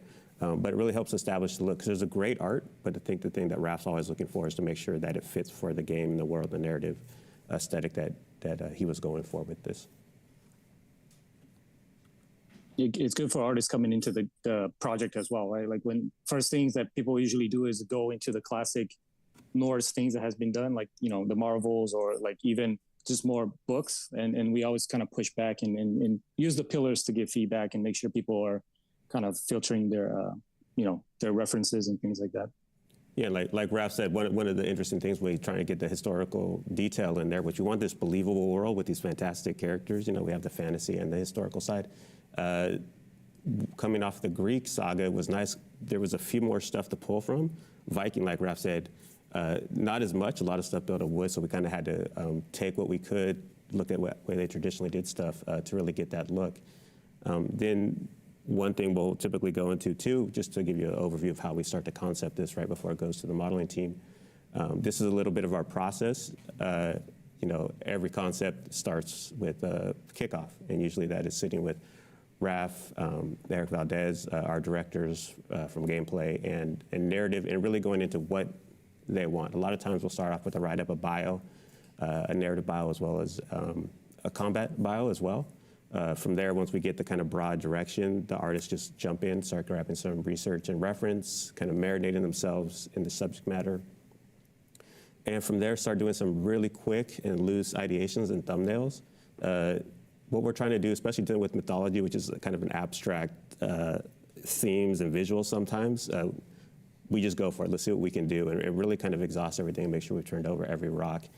At this point, this is something that we can show to Raph and the directors who have a good visual eye and can see the shorthand, because a lot of times it doesn't look at all what it will look like in the final game. But when that's working, we'll move to comps. And the nice thing about that is it starts to validate the designs and the ideation process and see if it actually works and what we had kind of thought of was working. Again, as we go through a review after that and things are working, we'll sync with the necessary departments, and then we'll move into a final. And that's really just polishing everything. What we'll do at this point, too, is provide model sheets, turnarounds, and reference packets as we hand it off. The one thing I wanted to bring up, and it's something that me and Della, since we started in the studio, we've been trying to implement into the pipeline, is the use of 3D, right, for these phases. And it helps a lot with the process for testing things in game. So a lot of the things that we try to test in game, we usually do a quick gray mesh. Like you see a lot of my work kind of evolved into kind of quick sketches to test out, you know, proportions and things in game, that then we do paint overs on top. So the process kind of moves a little faster when we're doing that kind of stuff because people can see it in game, and then we can keep working. So we usually do a gray mesh, which is kind of the initial block out of the model, and we hand it off that to rigging and animation so they can play out with poses and try out, like, you know, how the character moves and really start playing with the rig. And then that's the phase that they give feedback the most. And ZBrush obviously helps a lot with that because we can quickly sketch out a model and then, you know, do a quick retopo and send it off to rigging. And then while that's happening is kind of what Della was describing. Like we do a lot of then exploration, paint overs, go deeper into details, really flesh out the design while animation is playing out with the rig, because that's the phase where they can have a lot of input. Because after that, when things get locked down, we all know how long it takes to do, you know, some of these characters. So we don't want to have a lot of back and forth and spend the time like changing things down the line. We really try to lock that down early on, and that's when, you know, ZBrush is the most, you know, our tool to make that happen.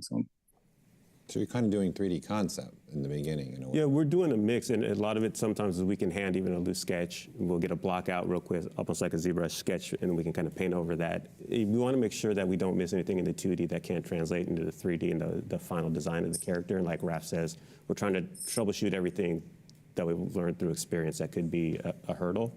So we want to try and address it as early as we can. It doesn't always work, but if we can get most of it at that stage, it just saves us time. Yeah, good fusion process there. Yeah, then to Raph's point, working with Eric and his team, a lot of collaboration, This doesn't happen without a team of people coming at it from every angle. So that's something I really like, the chemistry on the team that Raph's set up. Has a really good working relationship, which is huge in games. yes. This is a great slide. He's really showing you guys everyone like behind the scenes. That's the business. That's the business. The business. And this is the great thing is this is an overall. This is kind of, we can rely on this process. You know, there's timelines and things we have to deal with. So this can be expanded or condensed into an hour, depending on how fast we need a design and concept. But at least we have a base that everyone understands, so we can evaluate it from this. I know it's not pretty artwork, But it's an important slide. I'm taking screenshots as I speak. I mean, are you kidding me? We have 400 more, so. Oh, you have 400 more. Let's go. Yeah, let's get to Travis those. said, stop talking, Paul. Right on. So we can just hop into the cast for God of War Ragnarok, and starting out with our main man here. Boy. The big boy. Yeah, Kratos, I know we coming out from 2018, the amount of work that we put into this character was insane at the beginning. So we knew that we needed to almost redo him from scratch, since we're talking, kind of cross-gen and what's next for him. So very early, like I sat down with Eric and we started to resculpt the, Kratos from ground up. This is some of the work that we also did on the costume. Like, we wanted to keep the iconic costume that he had, but also doing a new take from what happened on the story. Some of how we could improve the sculpt, how we can improve the low res, because we had some limitations last game that we could push on Ragnarok. So there's some the early sketches from Jose Cabrera as well, because he did a lot of work early on Kratos with myself and Bella. It's always fun to work on this guy. Yeah, and again, with the concepts that we started working through them is really seeing the effect of Thimble Winter on the characters, so you get to see a little bit more. They're a little more covered up, but still trying to retain, like Raph said, those iconic elements that made the character so good from the first game. And then themes that Raph and I and Eric had talked about is really kind of bringing in what we had in 2018 is Kratos represented by the bear and Atreus the wolf, given a coat, which felt like it was good in wintertime, also helped us to push that silhouette and get that feeling of a bear for Kratos. We were not going to do another game with him not wearing a cloak, because we really try to push that on the last game. Yeah. Then that's the fun thing, too. A lot of the ideas that were generated in the first game found a place in Ragnarok. This is work by Jose Cabrera. Great thing about Jose is we really try and understand the costuming work. So you can see here, like, he'll even design things in layers to make sure that as we go through, it actually kind of makes sense. Again, that's a little bit of where that historical detail comes in. We want that fantastic with the believable, so it kind of grounds the characters and then allows us to really push the creative freedom throughout the game. Yeah, you're going to see that as a theme throughout the presentation. A lot of making sure things make sense and how they're fabricated, all the details and materials that we always use. Like, we always try to make it feel like it belongs to the place where they're living. Like here, in the story, they're just trying to survive in Midgard. So a lot of the materials that they can use is basically what they can pull from. Same thing on the story. They're kind of makeshifting their armor. So we didn't want to go crazy and make like this crazy armor where it wouldn't make sense that Kratos made that. So a lot of those elements is just storytelling and the details and the materials that we're using. And same thing here, like you see a theme between Kratos and Atreus, like what we try to keep coming from the last game, like what's iconic for them. So, his armor was very iconic in terms of like the half shoulder pad, showing off the tattoo, like all the iconic elements, the skirt that made his design, recognizable. Like, you're going to see that here, and you're going to see that with Atreus as well. Yeah, we'll go through a lot of design details too to work things out. So this is just an example, just even things on the leggings and stuff, how much is too far. We'll explore all that. And like Raph said, the storytelling element with our team is great. We work with a great narrative team.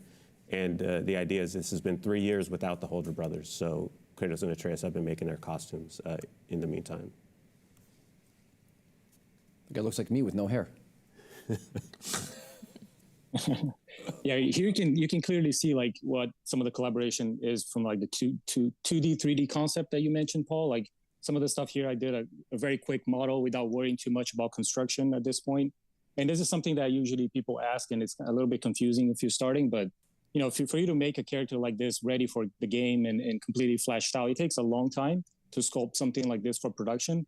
Where the things that I'm doing, it's a lot more sketching out the overall proportions, like getting all the shapes blocked out.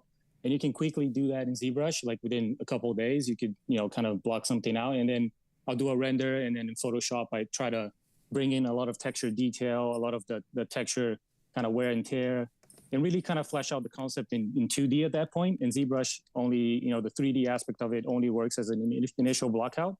And then, whoever takes it to final definitely needs to go back and pretty much scratch everything that I do and just use it as an overall guide, because a lot of the detail that needs to be made for a game like we're making, it's very intricate and it needs to be very well polished so everything holds up in the low res. So a lot of the work that you see from the team, like, what Angela's going to show and Josiah and Andrew and Eric work on this presentation, is like, taking it to final. Like that work takes like a month, 2 months, like a lot of time just to get it there. So here's just a quick example on Kratos. Like I want to get that out of the way because I want you guys to understand the separation of what the work really is. And this is my quick concept, 2D, 3D concept of Kratos for us to get things approved. And like Della said, the collaboration, the back and forth really helps us to get things moving. When people see this, there's a big buy-in of like, this is going to work. Materials feel correct, even though the final looks different. In terms of polish level, like this is a good way for us to get things approved. Thanks for demystifying that, because there's a lot of misconceptions I think that people might have. They think, oh, look, it's just a quick thing, and your breakdown of the process, professionally speaking, is warranted and valued. Thank you so much. Well, Raf's quick sculpting is completely different than anybody else's, I'd like to point out, right? Raf's quick sculpting. Here's a whole character in a day. Like, you're good. So you guys resculpted him for this one? Yeah. Completely? Yeah, so Eric did a lot of the work of the sculpting early on. Like, we couldn't go back and completely redo the low res because we already had a lot of the facial animation or, kind of facial shapes that we didn't want to redo. A lot of the kind of, there's some animations with the rage mode and things like that that we wanted to keep based on UVs. So that we try to preserve so we didn't have to go back and redo, because that takes, a lot of time, kind of like 6 months to a year to get all that fleshed out. So, but the sculpt side of things, like we went back and resculpt his face, resculpt the details. The armor is completely from scratch. Eric redid his legs, redid the whole armor set. But on the body, which I think is the more iconic and important part, because that carries over throughout all the upgrades, that we did a lot of work on. We did the eyes, we redid the beard. So a lot of work went into that, which is really fun. Like when we get to work on these characters, especially Kratos, like we want to spend the time to make him feel next gen, right? Like kind of the next step for him. And I think the work that we put in, having a base to start from, like it was really helpful, because then we could push and fix things that we didn't like on the last project. There was a lot of things that bothered me when after we shipped, and we got a chance to kind of really fix that. You can see the amount of detail that Eric put in. And if you see my early sketch, you'd be like, night and day. Like this is the, very, very well polished. A lot of the stitching was kind of handmade, and really taking the time to make sure everything feels natural. You see a little bit of the imperfections on the stitching and how it kind of damaged the leather as you're making it. We really wanted to make it feel like Kratos could have put this together based on the things that he had. And you can, kind of get this sense of with the leather treatment and all the details. And that's one thing, Raph, I love that you and Eric looked at too, is just getting the frequency of detail. It's easy to really go in and add too much. I think deciding where we want those elements to pop and where we want kind of avoids it getting noisy, which is, a nice subtlety that's added to it from a design point of view that I think helps kind of with all the stuff under the hood to get that final design in there. Most definitely. You can jump to the next one though. We can show a little bit more of the in-game stuff. And you can see this clearly, the amount of detail that was put into this model is kind of crazy from Eric's side. And props to him, because he likes to really spend the time in making these things perfect. Yep, it's beautiful. Yeah, it's really looking tight. When we go to the low res, like I said, like we try to preserve a lot of the setup that we had last game. Kratos has a lot of armor upgrades. So the things, how we break it down, like the upper torso is like one set. Then we have one set for the arms, one set for the waist. And when I say set, it's UV sets, so you guys can kind of think about how textures were made. And one set for the legs as well. So there's a lot of, we could play in a lot of detail that we can put on these sculpts to make things look as good as we possibly can. And then on top of that, we do a lot of tiling with materials and details. And you will see, I know the crew is going to talk about some of that on the other characters. But, a lot of the work went into this big guy. And Angela, you can talk about some of the textures. Eric Valdez did the textures for Kratos. I helped him out with some of the textures for the armor sets. But just trying to keep all that detail that he put into the base mess and carry it on all the armor sets was, great learning experience. I got to learn from Eric, who did this amazing work. So it was a lot of fun. And you see some of the work that Angie's going to show also in the next characters, like a lot of the work done in Substance and some crazy stuff. For Kratos, I mean, we try to put as much detail as we possibly can, but like Della said, we always try to balance out the frequency of details, like how much we want to dirty him up. When we're working with PBR, and a lot of the base materials, we try to keep them as clean sometimes as we have to, because things read a little bit different in game. But you can see here, there's a lot of time spent on the leather, kind of the difference of the values of the leather to make sure all the layering feels visible, because there's a lot of detail going on, and we want to try to, represent as much as possible. You can see here on the beard, like the beard was completely redone based on last game. We try to make it a little more fuller and we could afford more cards this time around. So I did some work on that as well to make sure the glorious beard felt next gen. our beard tech. No, and it was one thing too. I think Angela's really nice too. Like some of that pattern work is kind of played down within the values in there too, and then the material breakup and all that attention to detail. It's subtlety, but you get the variety in it without it being too noisy or splitting the eye. Because I think once we get to this stage too, we look at how we can kind of compose the character where we want you to look for second and third, and keep that up, and that's all the work. And it's cool because you can get to see Kratos from the camera behind, like you don't always see him up close, you do sometimes, but as you're playing, he's a little bit farther, and those details need to stand out and have a lot of contrast so they pop. Yeah, I think when we're lucky, a character will be the size of your hand on screen, so making sure that holds up. And like you said, we'll probably see our main character from the back more than the front. Yeah, the shoulders. One good thing about gray meshing, like we talked early on, is that we can really get a sense of how things are looking for from just the initial block out in game. But then when you get to the finals, like you get everything, perfect, as close as you can possibly get because of photo mode and all the cinematics. We use the same models in game for cinematics, so we don't have that any difference on that. So all our models hold up with tiling, textures, and all that stuff. And it's funny because even the team sometimes look at the gray mesh and be like, "Oh, this looks amazing. It's final." And we're like, "No, it's not." Like if you spend the time, like we need to make these things perfect. But again, like that step of us getting a gray mesh in really unblocks the team to keep moving. It's just a little bit more on Kratos. Let's get a sense of all the cool stuff. And then moving to Atreus, we had some other really fun design stuff that we were looking at with him. We wanted to see a lot of growth on this character. It's been 3 years, and he's been growing during Thimble Winter, so a lot more change in his design. We wanted to bring a level of confidence. And like with any main character, a lot of work goes into it. If you get the art book, you can see more of this, but these are just some examples. Here's some early sketches by Stephen Oakley. Some stuff at this stage, obviously playing up the wolf theme, getting a little more confidence kind of in the character.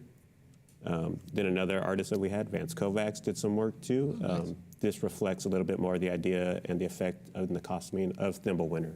Like we had with Kratos, he's a little more covered up. Some of these explorations also kind of imagined if he's going a little bit more towards his father, we added some bulk and stuff to the character, and Vance was even putting in, any narrative stuff that we can pick from mythology, and the story is great.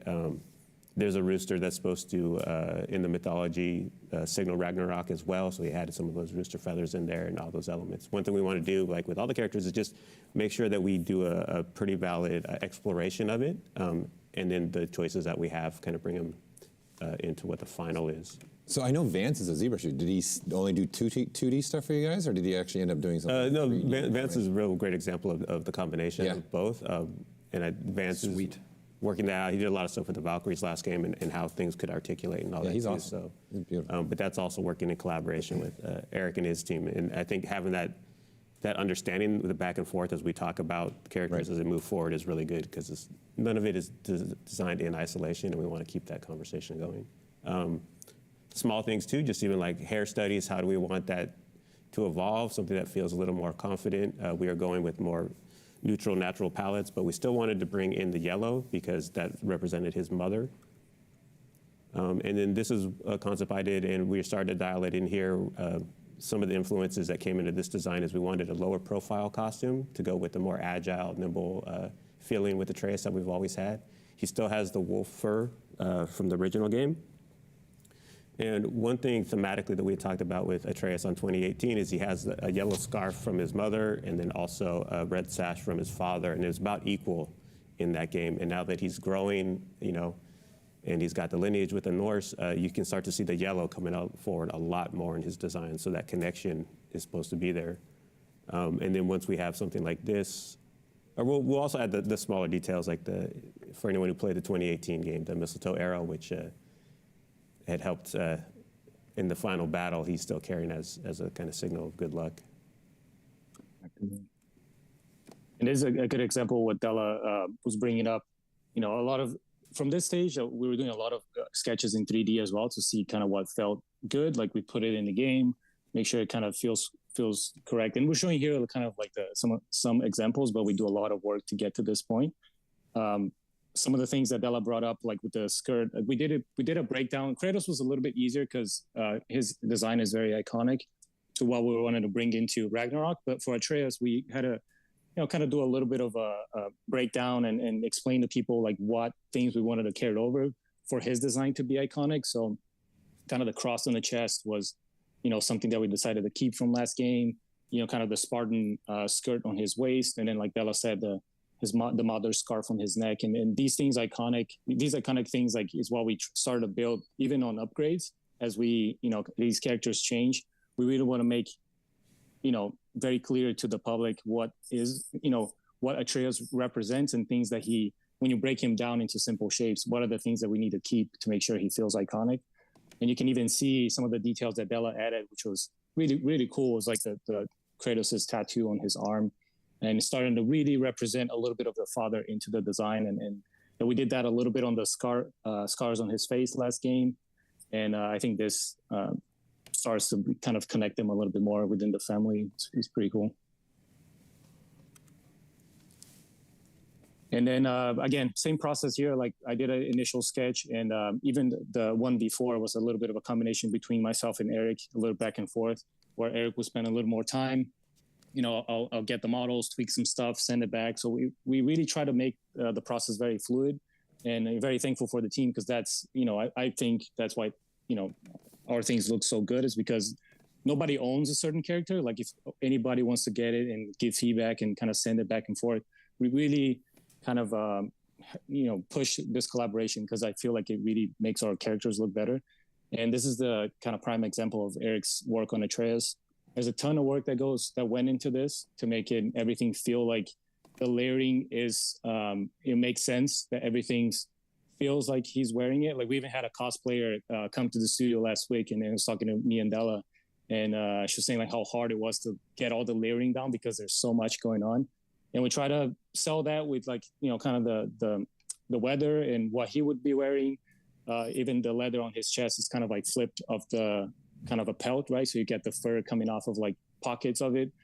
Again, looking at reference, looking at things that will make sense for where they're, they're living and they're trying to survive.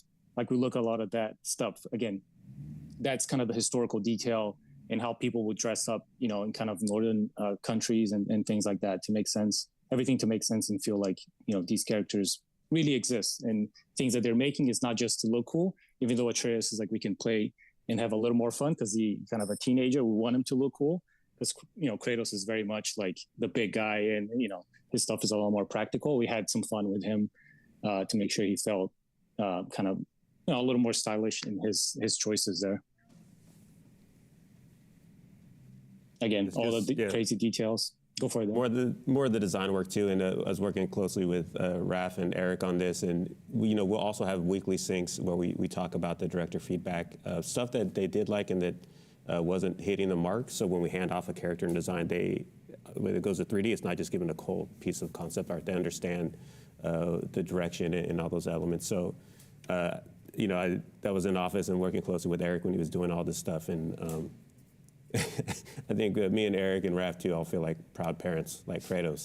This is our baby boy here is doing good, and just years working on this. Yeah, and an institution. a lot of attention to detail, and there's a point on a concept where we hand it off, but it's in such good hands as it goes forward. They're understanding because when things come where it's cuts or edits that we need to kind of be aware of, the changes that Eric and Raf do are 100% in line with the direction of where it's going. So each step actually makes the characters better, and this one took a lot of love from the team. Yeah, I think even when you guys continue this franchise, what you guys are doing, what Raf's saying, you guys sharing stuff, right? You guys, that team will just keep going the right path, in the right direction. And that's a big thing I think that's helped with Eric and Raf and myself and all the other departments too. It foster in the studio when we've learned to work the best and try and kind of create that environment as best we can. So it maximizes the artist's output. Yeah, it definitely showcases that it's more than one person to make a cultural phenomenon like this. I mean, it's celebrated. 100%. I think in my experience too, I think some of the strongest design work, not just on this, but other projects I see have been through collaboration. Those are some of the strongest designs. Well, the scores online is saying enough for what you guys have done. Seriously. You can clearly see on the Atreus, like the attention that we put into make sure things feel like there's proper attention to how he's wearing, so everything doesn't feel super stiff. You know, like a lot of that, I feel like it's what makes a lot of difference when we go into like more of these complicated characters, that we try to make sure, you know, kind of stitching feels correct, that it has the correct scale. You know, there's tension to where he's wrapping things around, but then we can kind of play up with volume where it's not. So especially when we're dealing with Norse and the stuff that we have to play with, like we can't really put a lot of metals on these characters, especially at the beginning. So the use of cloth and the separation between the elements are very important. And when people are looking at their own sculpts, like I feel like that's kind of kind of a step when you go into paying attention to how things are fabricated and how things should fit together. Look at scans and things like that. Like it definitely helps.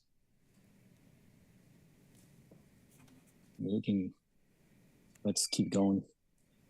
Again, for Atreus, we had the initial face from 2018 from Sunny, which was a scan. This time around, like we resculpted the face, so we got a new scan from Sunny, and I did a lot of work trying to find the correct balance, because Sunny also is very different from Atreus, but also being the actor, I started to blend in percentage-wise, like how much we wanted his aging to affect Atreus's aging.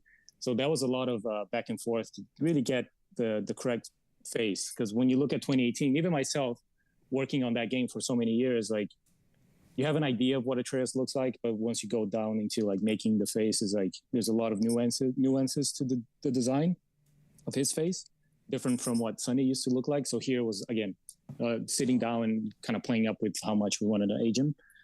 So yeah, we resculpted the face. The eyes are all completely new from last game. We got new shaders and everything. Even just like some of the pattern work and stuff that you would kind of helped out on here too. A little bit. Yeah, but no, I think that really came into it too, just that attention to detail and that work and everything.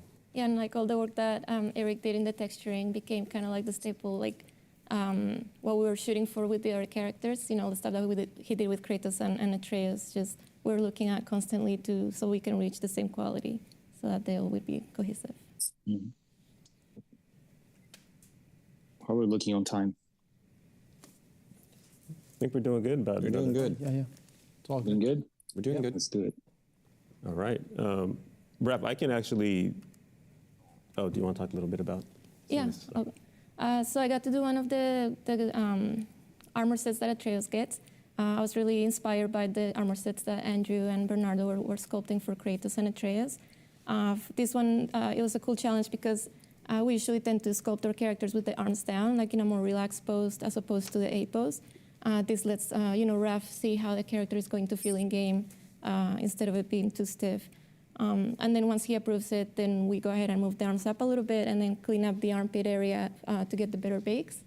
And then ultimately take him to the A pose for rigging in the low poly. The challenge with this one was that the shoulder pieces were so round and it fit nice when his arms are down, but then when I had to pull them up, they started distorting. So it was fun to play around with that shape to make it feel good when when his arms are moving. And also making sure that the hook in his back fits around it, because the hook needs to stay in that place throughout all the armor sets, because that's where his bow goes. And then also another thing I like to look at when sculpting is making sure that all the layers interact with each other. So for example, on the far right image, the back, you can see a little highlight on the belt because the metal in the back is pushing it forward. So you really want that interaction of elements pushing and pulling each other so that they feel grounded and it just feels more realistic. Yeah, I love that attention to detail, and I think this turned out beautiful. It's, like I said, it always feels good when it's going over the good modeling team under the direction of everyone and the result. The next slide. So another thing we gotta watch out for when sculpting for games is making sure that nothing is at a 90-degree angle. You want to make sure you have bevels and everything's at an angle so that it bakes correctly, or else the bake is going to be pretty much non-existent. We also make sure that things are watertight so the low poly can bake correctly. And yeah, it was a lot of fun, like, doing like all the little scales on his torso, just moving things by hand, and basically avoiding too much noise and making the pattern stand out. And yeah, just balancing out the details throughout the whole costume. Another thing that I was looking for, that main belt that he has, that's the belt that his base custom has. And that's the belt that the pouch and all the accessories hang from, so that one needed to stay in place.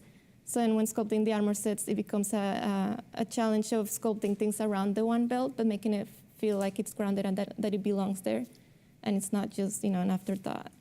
Well, that's one of the big things too, like we had talked about, is like, how do we address those challenges? And because every team that goes out has to kind of keep that in mind, and hopefully all this stuff under the hood that we're kind of telling you don't realize, it just feels right and looks really impactful in the final design. And like that is, along with the artistic side, the technical stuff that the team needs to keep in mind. Yep. All right, Ref, I can go a little kind of quick through this. This was just an example on the concept side of expanding some of the characters. You want me to just run through this? Yeah, this is a good example just for what we go through with these characters and really flashing out, because we're showing kind of some of the final models here, but Della, you can go through some of these. I'll just go through this real briefly. This is just a way that we kind of visualize that process that we showed you earlier. So starting out with really loose thumbnails and stuff, we kind of go through this. This was a new class called Einajar, and I'll just kind of go through and talk about. It's Odin's army. This was nice because we actually had mythology to pull from for these characters.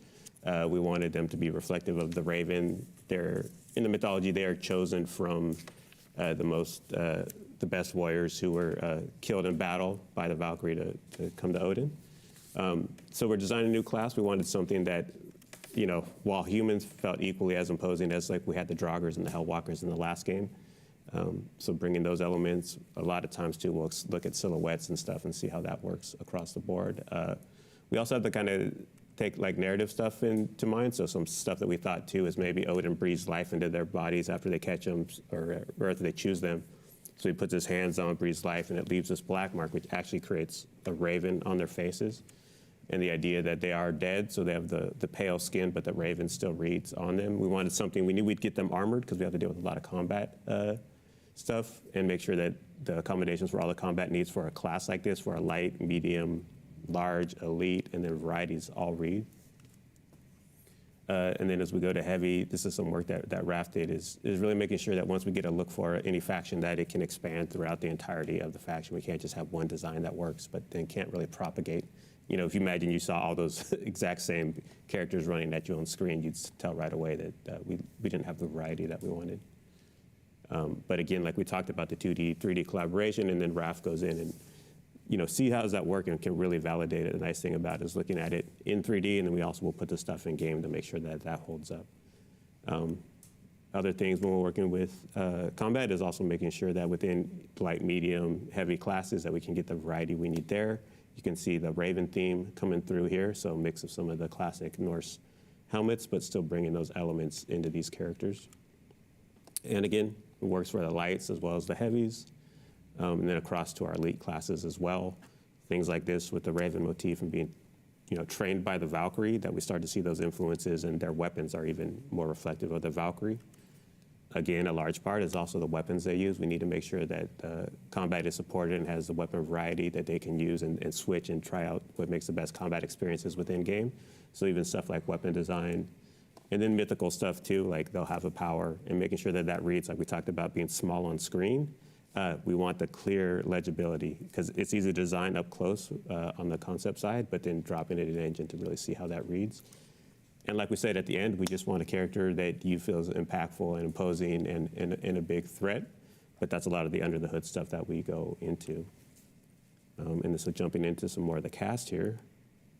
We knew Freya would be returning. Obviously, she was a huge character in the last game, and the way it ended, we find her, and a little bit of the design work here done by Raph and Shan was really looking at how she's been as a mix of revenge and grief that she's been facing, as well as she's been hunting Kratos and Atreus for 3 years, and reflecting that in her design.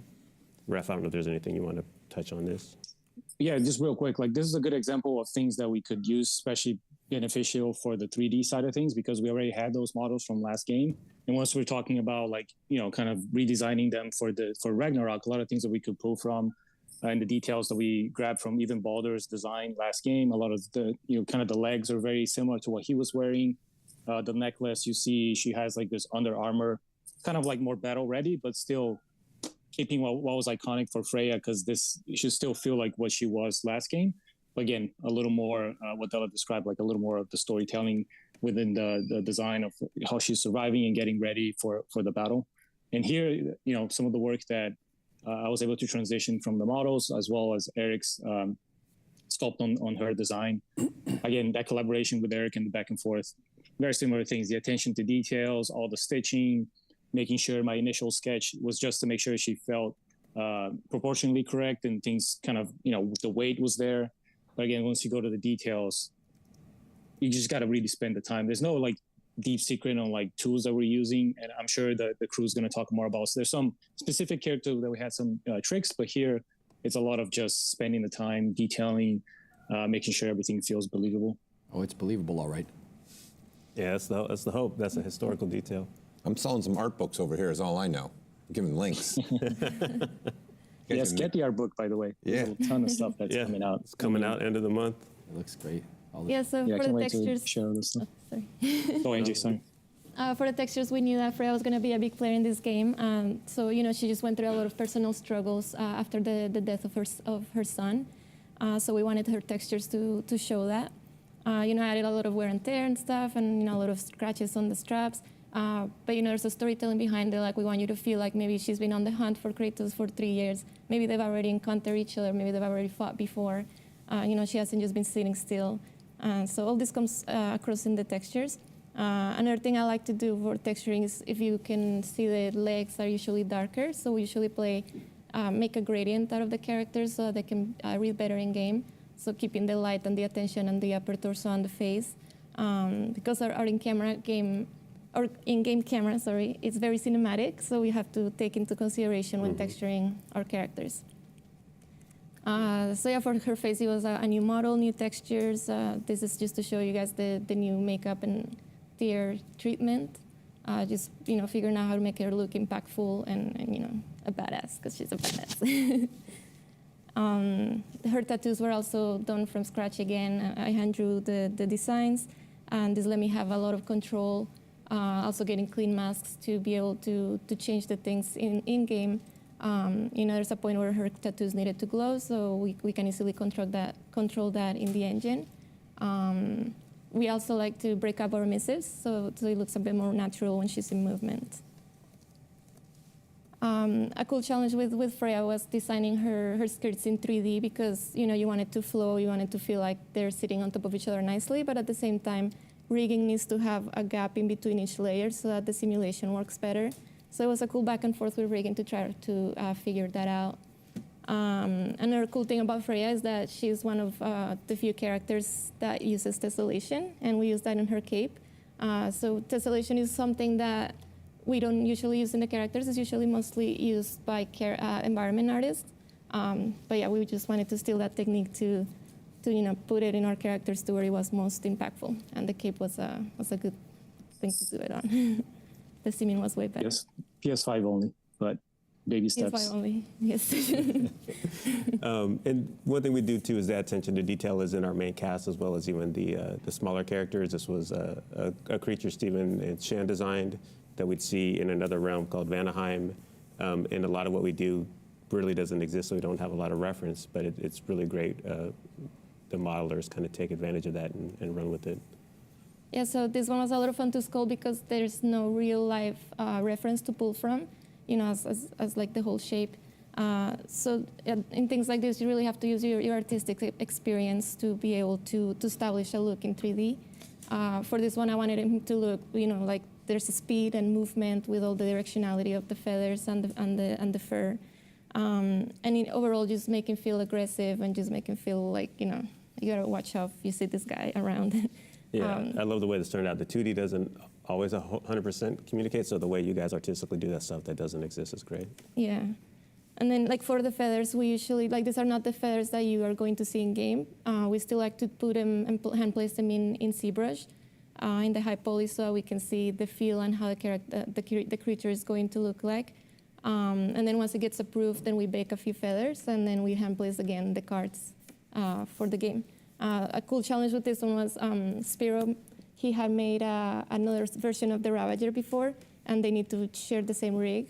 So I took the body that he has sculpted and modify it for this concept. But then I also had to keep the neckline in place and the eyes and the jaw.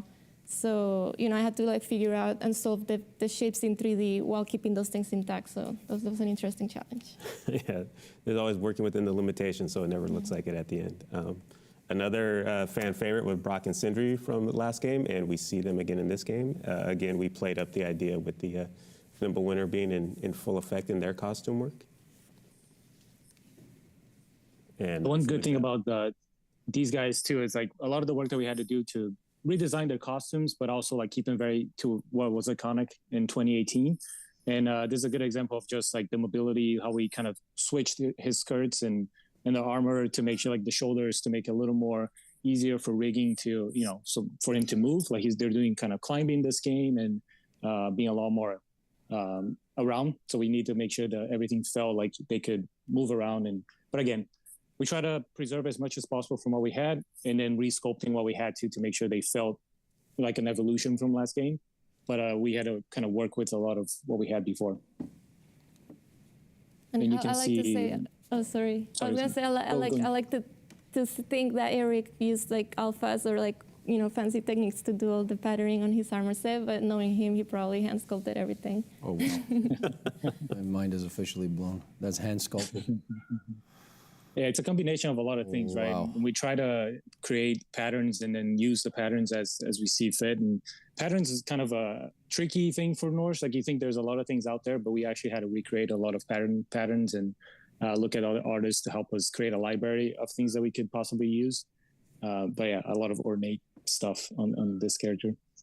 Just a heads up on time, you're at the halfway point in 10 minutes. Yeah. So, Cool. I think if we go to 11:30 on this, and then we'll... Yep. Sure. So for the textures, we really were focusing on improving the metals on this game. We really wanted his armor set to shine and, like all those historical details that Eric got into the sculpt, we wanted to, to be able to show and glow in the game. A cool challenge with Sindri was making, giving him a lot of wear and tear on his costume to make it feel lived in, but also not crossing the line of making it too dirty because of, Sindri's personality of being a clean, germophobic dwarf. So that was cool to work on. I also got to work on the hat that he wears in the snow. Also hand placing all the cards. I did do a try on doing cards in Next Gen, but there's just like something magical when you do something by hand. You have more control as to where the cards are flowing, and it just shows, the handmade work shows a lot. Oh, and I like to point out the little detail in the tip, the zipper. We added the little anvil as the zipper pattern, so that was a cool, thing to get the vibe as a blacksmith going. Yeah, a dwarf is artistic, as Sindri would definitely have that in there. Yeah. Yeah. Exquisite. Yeah, it looks really great. And then, yeah, Raph, you just want to talk a little bit about Thor, and then we'll jump into the model? Yeah, kind of real quick. And this guy, he made his rounds out there of his design. We really try to push what, kind of a different take of what was done before. A lot of the design inspiration for him was like some of the horns for kind of the ghosts that he has on the mythology. We pull a lot from the mythology to get inspiration for the hair color, kind of his weight and things that how he's talked about in the setas, and to make sure we had that style. But again, bringing our own take to what the character is, bringing that fantasy push and really making him iconic. Like we did a ton of exploration of what he could look like. Corey, since 2018, had a very clear idea of what he was looking for. And then Eric Williams, the director, also had a lot of input on how, kind of the decision-making, how he should look. And there's a lot of cool stuff here for his design. And as we go into the model, you can kind of make out. Yeah, it's always interesting designing, too. Just a character that's been done so much in, pop culture and by other projects, and given something that hopefully is a little bit of new take from the narrative that really fits within the story we're telling. Even the hammer, something as iconic as that was designed by Jeff Kligerman. Getting all those elements in there and then reflecting it in the model. And you can see here, like, kind of the back and forth in 3D as well. Like my initial sketch, then handed off to Eric for the final sculpt. And he really took the time to make things perfect here, because a lot of the pattern that I put was in 2D. You can kind of see it, kind of the raven pattern on his forearms, kind of a little callback to Odin's design. A lot of like the goats in some of the patternings for his skirt. Same thing, the goat design into the hammer. So it's kind of like we find the themes so we could play up, and we create patterns like that. So when when we throw them into the character, everything feels cohesive into what the Aesir gods would use. Like you can get a lot of the details and colors from his sons from last game. So again, always try to bring that storytelling, and obviously the detail and the polish level and the sculpt is like top notch. Like I wouldn't expect anything less from the crew. This stuff is pretty awesome. A lot of the work that we put in is back and forth within the design, how we make things feel with the right scale. Like Thor is way bigger than Kratos, so the size of stitching, the amount of details that we put in certain areas had to balance out so he doesn't feel out of place. And I think that the result speaks kind of by itself. There's a lot of cool stuff happening with this guy. Yeah. Same thing for the hair. I like the girth of the matter. Well, yeah, that's part of it too. You want a character that represents thunder. That's kind of what we wanted in the background with that, like Rap says, dealing with those themes. Definitely bringing some thunder. Yeah, that's definitely thunder. Yeah. Among other things. The hammer too, bringing the hammer. Yeah. Right. So the textures were, I had a lot of fun working on this one. He's a big guy. One of the challenges I had with this one was his design has a lot of leather layers. There's leather on top of leather on top of leather. So I had to figure out a way to make them, feel like they belong with each other and they don't fight each other. And, with a lot of hue variations and breaking up the gloss in different manners in each layer. At first I was doing the layers like more brownish reddish tint. And, his art direction was to make him a bit feel like cooler hues, some more bluish. And I think it was a perfect decision because it makes him look more cohesive. It contrasts more with the hair, and when you put him in the environment, he just stands out. I think we're lucky to have an art director that has a background in characters, because the expectations are always really high. Oh, look, he's making a little heart. Little mini heart. By the way, Raphael Grissetti is the art director. There you go. Along with Eric. You made a big heart there, like this. A kid taught me this one. And another cool thing that we did with the leathers was adding like little hints of gold. It's something that maybe is not hyper realistic. You don't find gold on leather, but just adding those little hints makes him look more special, feels more majestic. So it's a cool little trick that we did there. The tattoos were fun to work on. I kept the design flat in Photoshop, and then used Substance Painter to wrap it around his body. And then, whenever we updated the tattoo design, it just would automatically update in Substance without having to redraw a lot. That's really great. For the skin, I got a lot of tips and tricks from Andrew that was making beautiful skin on other characters back then. So then I started adding like little tiny veins and little blemishes, things that you maybe you don't see right away, but they're there and you feel it, and it just makes it feel more realistic. Also, we added dirt to the nails of all the characters. It's just such a subtle detail that makes it feel just alive. No, that's something we wanted with all the Aesirs. They felt dirty. There's like a 1970s biker gang kind of feel to them. Oh, I like that. That's what I was thinking too. Yeah, in contrast to the Greek pantheon, this is the direction that Corey and Eric both really wanted. You can say that. I can't get it. Louis, that one's getting closer to you. That's getting closer. That one's getting right? closer. Okay. I'm going to just bite my tongue. I want to say something. I'm not going to. So this image, Amanda Irani, she worked on our hair, a lot of our hairs. We got a good base started from outsourcing, but then she worked her magic in the game and made the character's personality come through with the hairstyle. As far as the texturing in the face, one cool tip would be to add a lot of hue variation around the eyeballs. So add lots of reds and blues and yellows. It makes the character feel more alive. I feel like with Thor, makes his eyes feel a bit more troubled. And when you see your characters, we want you to feel like they're about to talk to you, like they're breathing. So just whatever it takes to make them feel. But capturing that detail really settles and dials in the personality for when everyone plays the game. You'll see how that's reflected, that kind of troubled nature. We wanted that just at first glance. Yeah. And then Rafa, you just want to go into Tyr. I think this is the last one before we swap. Before you do the swap.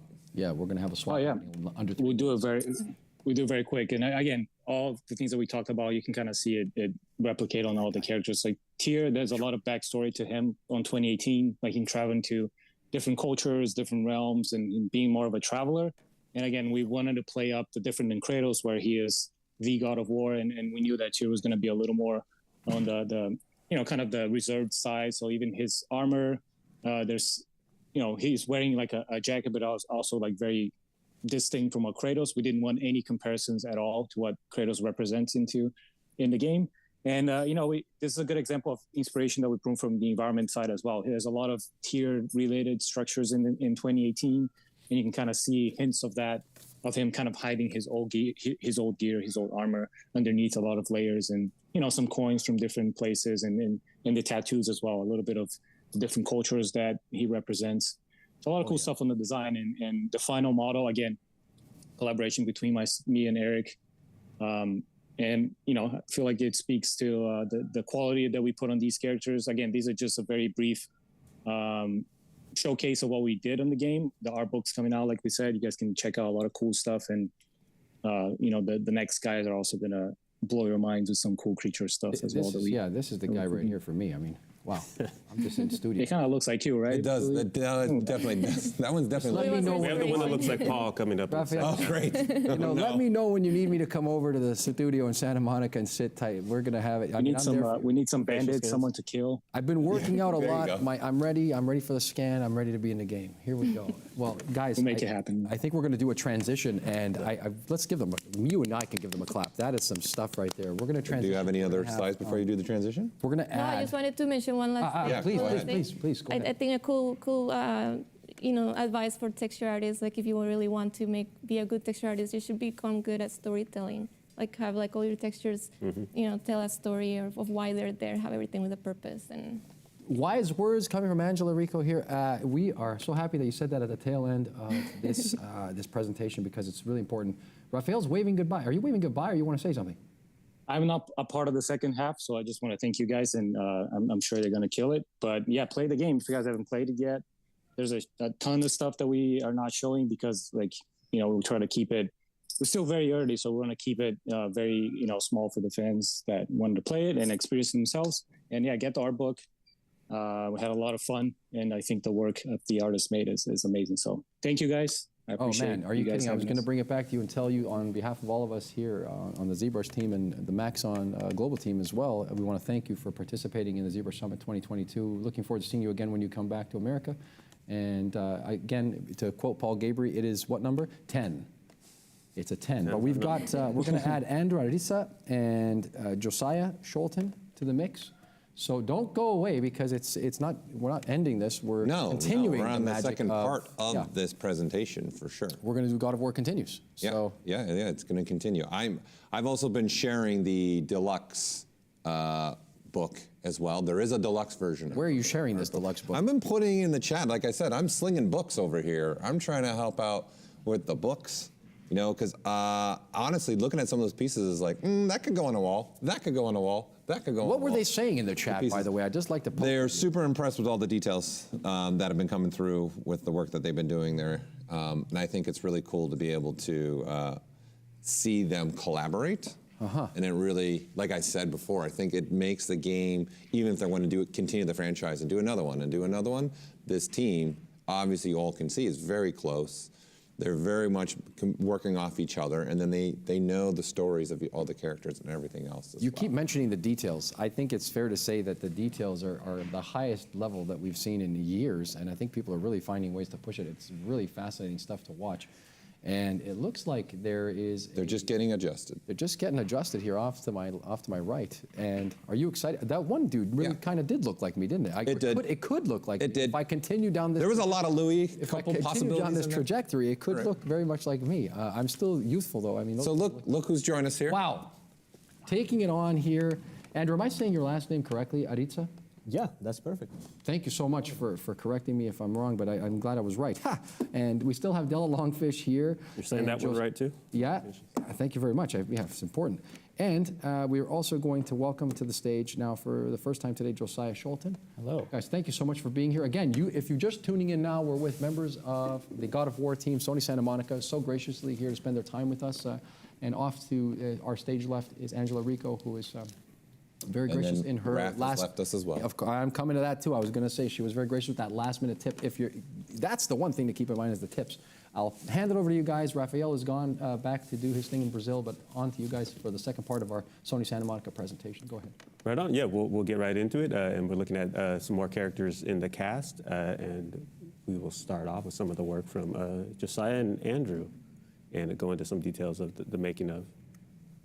So this was another character, Angerboda. Again, this was nice because we actually got to pull from mythology for this character. One of the things, too, I think that we look at when we're designing a character is, I think when you think of coming to work on a game that deals in so much fantasy, like a God of War title, it's the big monsters, the big creatures, the huge fantasy.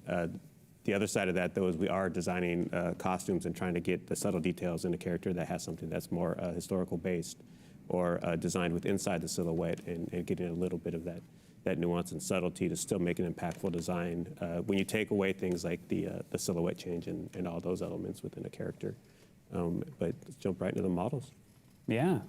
So when I see a character like that, I see a lot of bells and whistles and pieces, and I like to mentally go through a checklist and break it up, how I'm going to tackle a complex thing like that, and so and keep a couple things in mind. So yeah, I usually try to focus on readjust here. I usually try to focus on where the most detail is, and so in this example, like usually focus on the face and the torso, and really nail that down before moving too far along. And also thinking about where can I reuse certain pieces around the whole character and what kind of motifs there are. So in this case, she's got a form-fitting outfit, so I want to keep that in mind when I'm not getting too crazy with big armors and stuff like that. And then also the snake motif that we worked into the design. So from her arm to her medallions to the brooches, all that kind of has that working. So on the next slide. So yeah, in the face, we like to spend a lot of time. And in this case, we actually started from an actress scan of the voice actress, which was super cool and very helpful. But we still always like to modify and adjust things to fit the concept and fit the final in-game look we're going for. So it's not just like a one-to-one scan and then you're done. We still have quite a bit of work to do.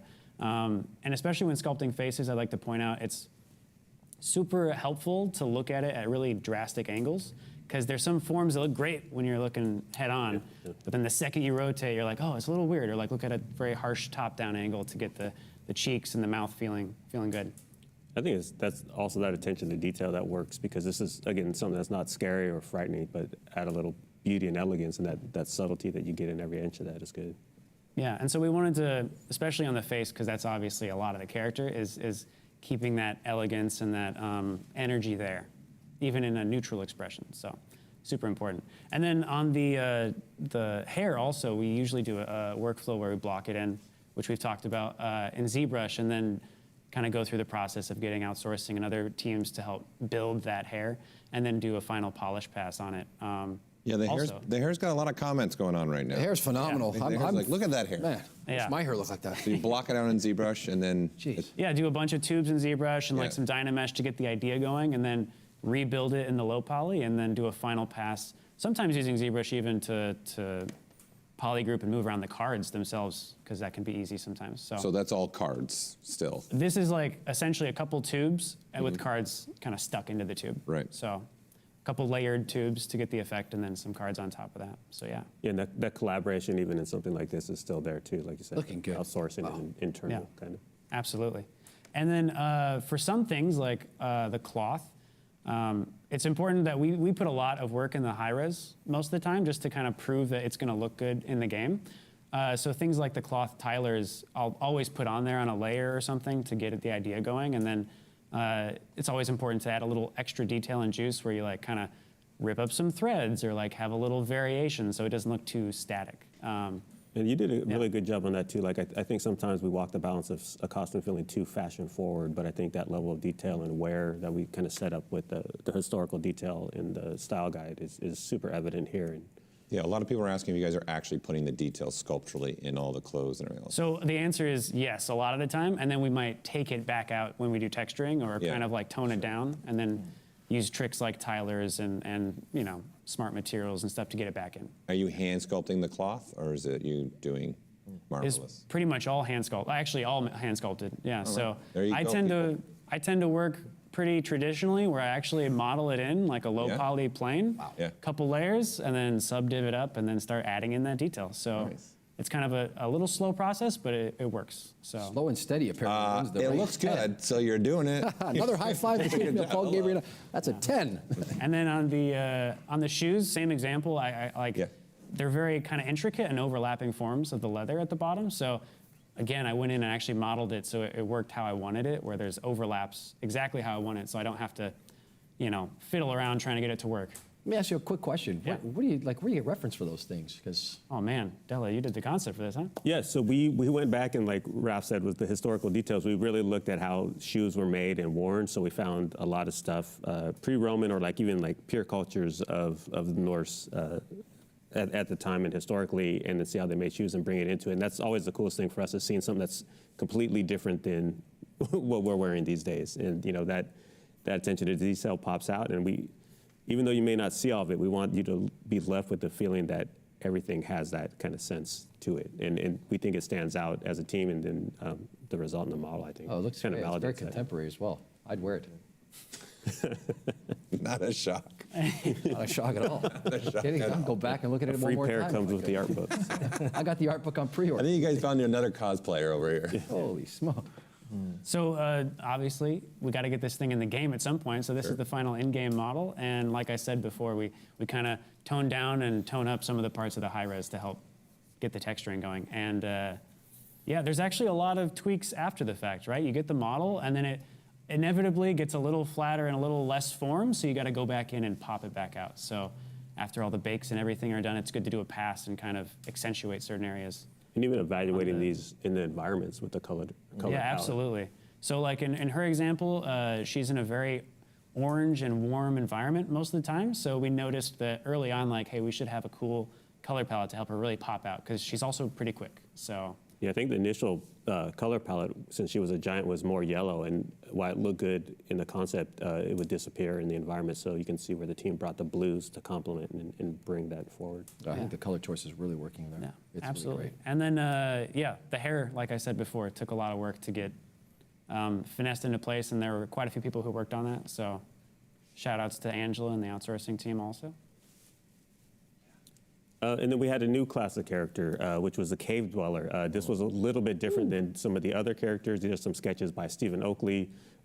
It's interesting dealing with a character that doesn't have the one-to-one relationship to the mythology. So Stephen ended up doing a wide range of explorations on this character to really make sure that it felt right within the cast of the other characters. That'll keep you up at night, yeah.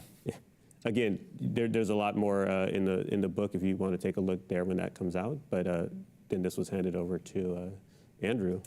Yeah, and one of the things that I really enjoy working with the VizDev department is this. We always have this conversation. It's like a very synergic workflow that we have going on, and working with my idol, Stephen Oakley, was definitely an amazing experience. So shout outs to him.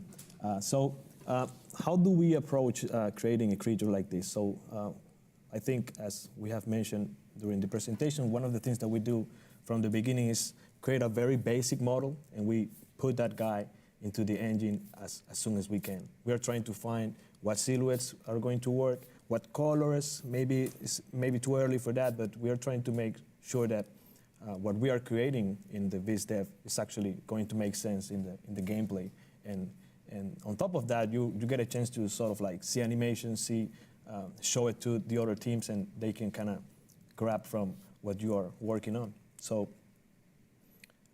that's extremely important. So working on these guys, of course, we had this extremely huge catalog of drawings and little concepts and doodles and all this type of stuff that Stephen was making on the side, and we started like trying to translate that into a model that actually felt cohesive, and starting to research real life references to enhance that detail. And some of the ideas that you can see on this slide, for example, is that we started like thinking and understanding what the design team was doing, the animations, how they were looking, and we started like wrapping our heads on how we make sense of the abilities that these guys have. For example, you see the hands on the claws on these guys. They tend to climb to walls and kind of sneak up behind you and attack you. So a lot of that is, again, kind of grabbing and referencing not only from stuff from the outside, finding creatures and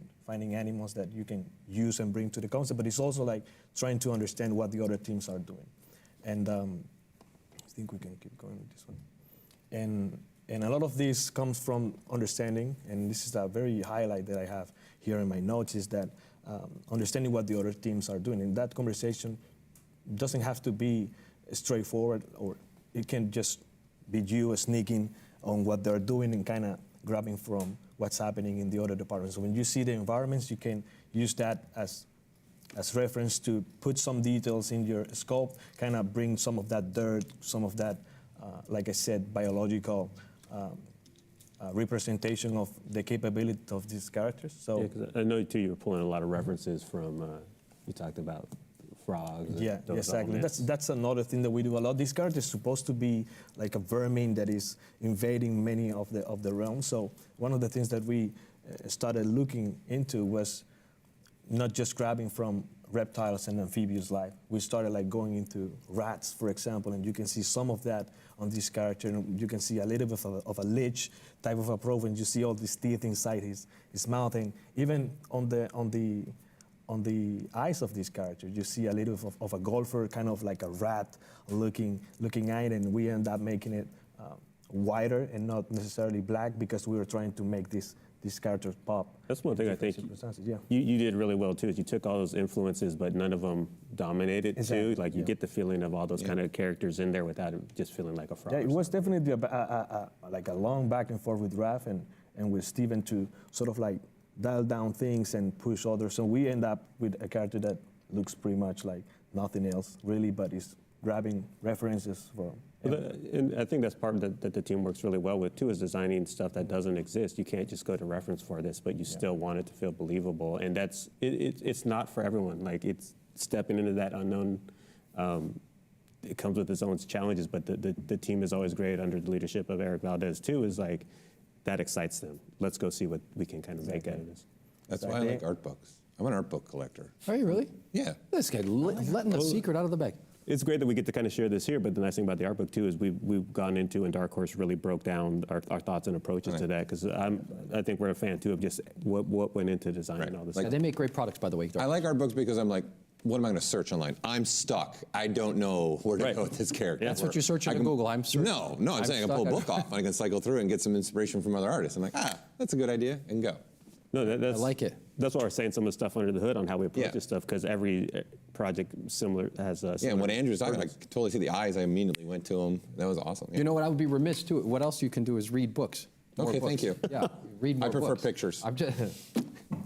So, talking about a little bit of a struggle, I remember working on these characters and sort of like trying to find what their skin detail should look like. And I work a lot with Raph. We were kind of like bouncing ideas and working on these guys. I remember sending the model to Raph. Raph did something, sent it back to me. We like kind of started that exploration and trying to bring these characters' skin to life. We started pretty much combining reptile and amphibious life, but the thing with amphibious, for example, is that if you try to find a scan data for these guys, you're gonna realize that they are pretty smooth.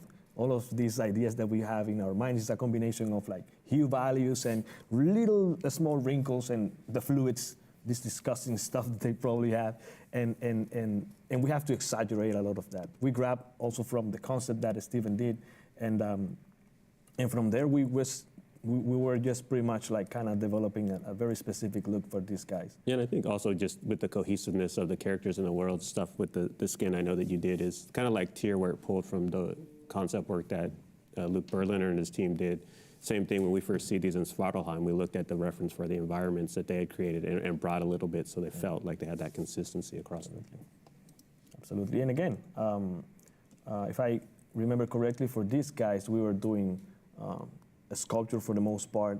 I think we rarely went back and used a photograph that we transformed into an alpha and we brought into ZBrush to use it around. For the most part, we were just grabbing what we were sculpting, like using the tools that we have at our disposal and kind of trying to save time. But for the most part, it was a very like hand work for the most part. Yeah. A lot of hand work, I'm hearing.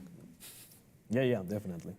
No. And going to the textures, I remember these guys being a little bit more greenish towards the yellowish, and it goes back to, I think, what the team has been talking about during today is that we are trying to make art look beautiful and badass, but at the same time, we are making a game. We are trying to work and focus our efforts towards making a smooth experience for the players. So that's something that we are pretty much kind of like balancing all the way throughout the process. And I feel like it's extremely like special in the work that we do at Santa Monica is that we are trying to work together to accomplish that goal. It's not just animations, it's not just cues in the UI to prompt players to see what the character is gonna do. It's also like in our hands to contribute to that ideal.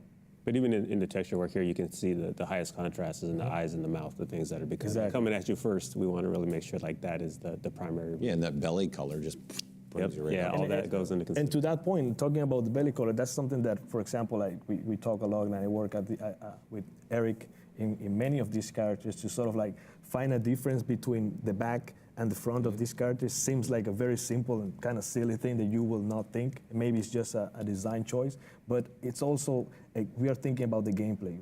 Mm-hmm. How do we know that the character is coming towards you or is going away? That is like what Good point. Yeah, the thought process behind this type of decisions. And of course, we are artists. We are trying to make these technical and gameplay decisions look amazing, and that's kind of like the challenge that we always have to deal with. Yeah, always in the back of our head is the idea. If it just looks pretty but doesn't play well or work for it's not a success. So that's something. Look, I'm in the game too. Oh, stop. Here we go.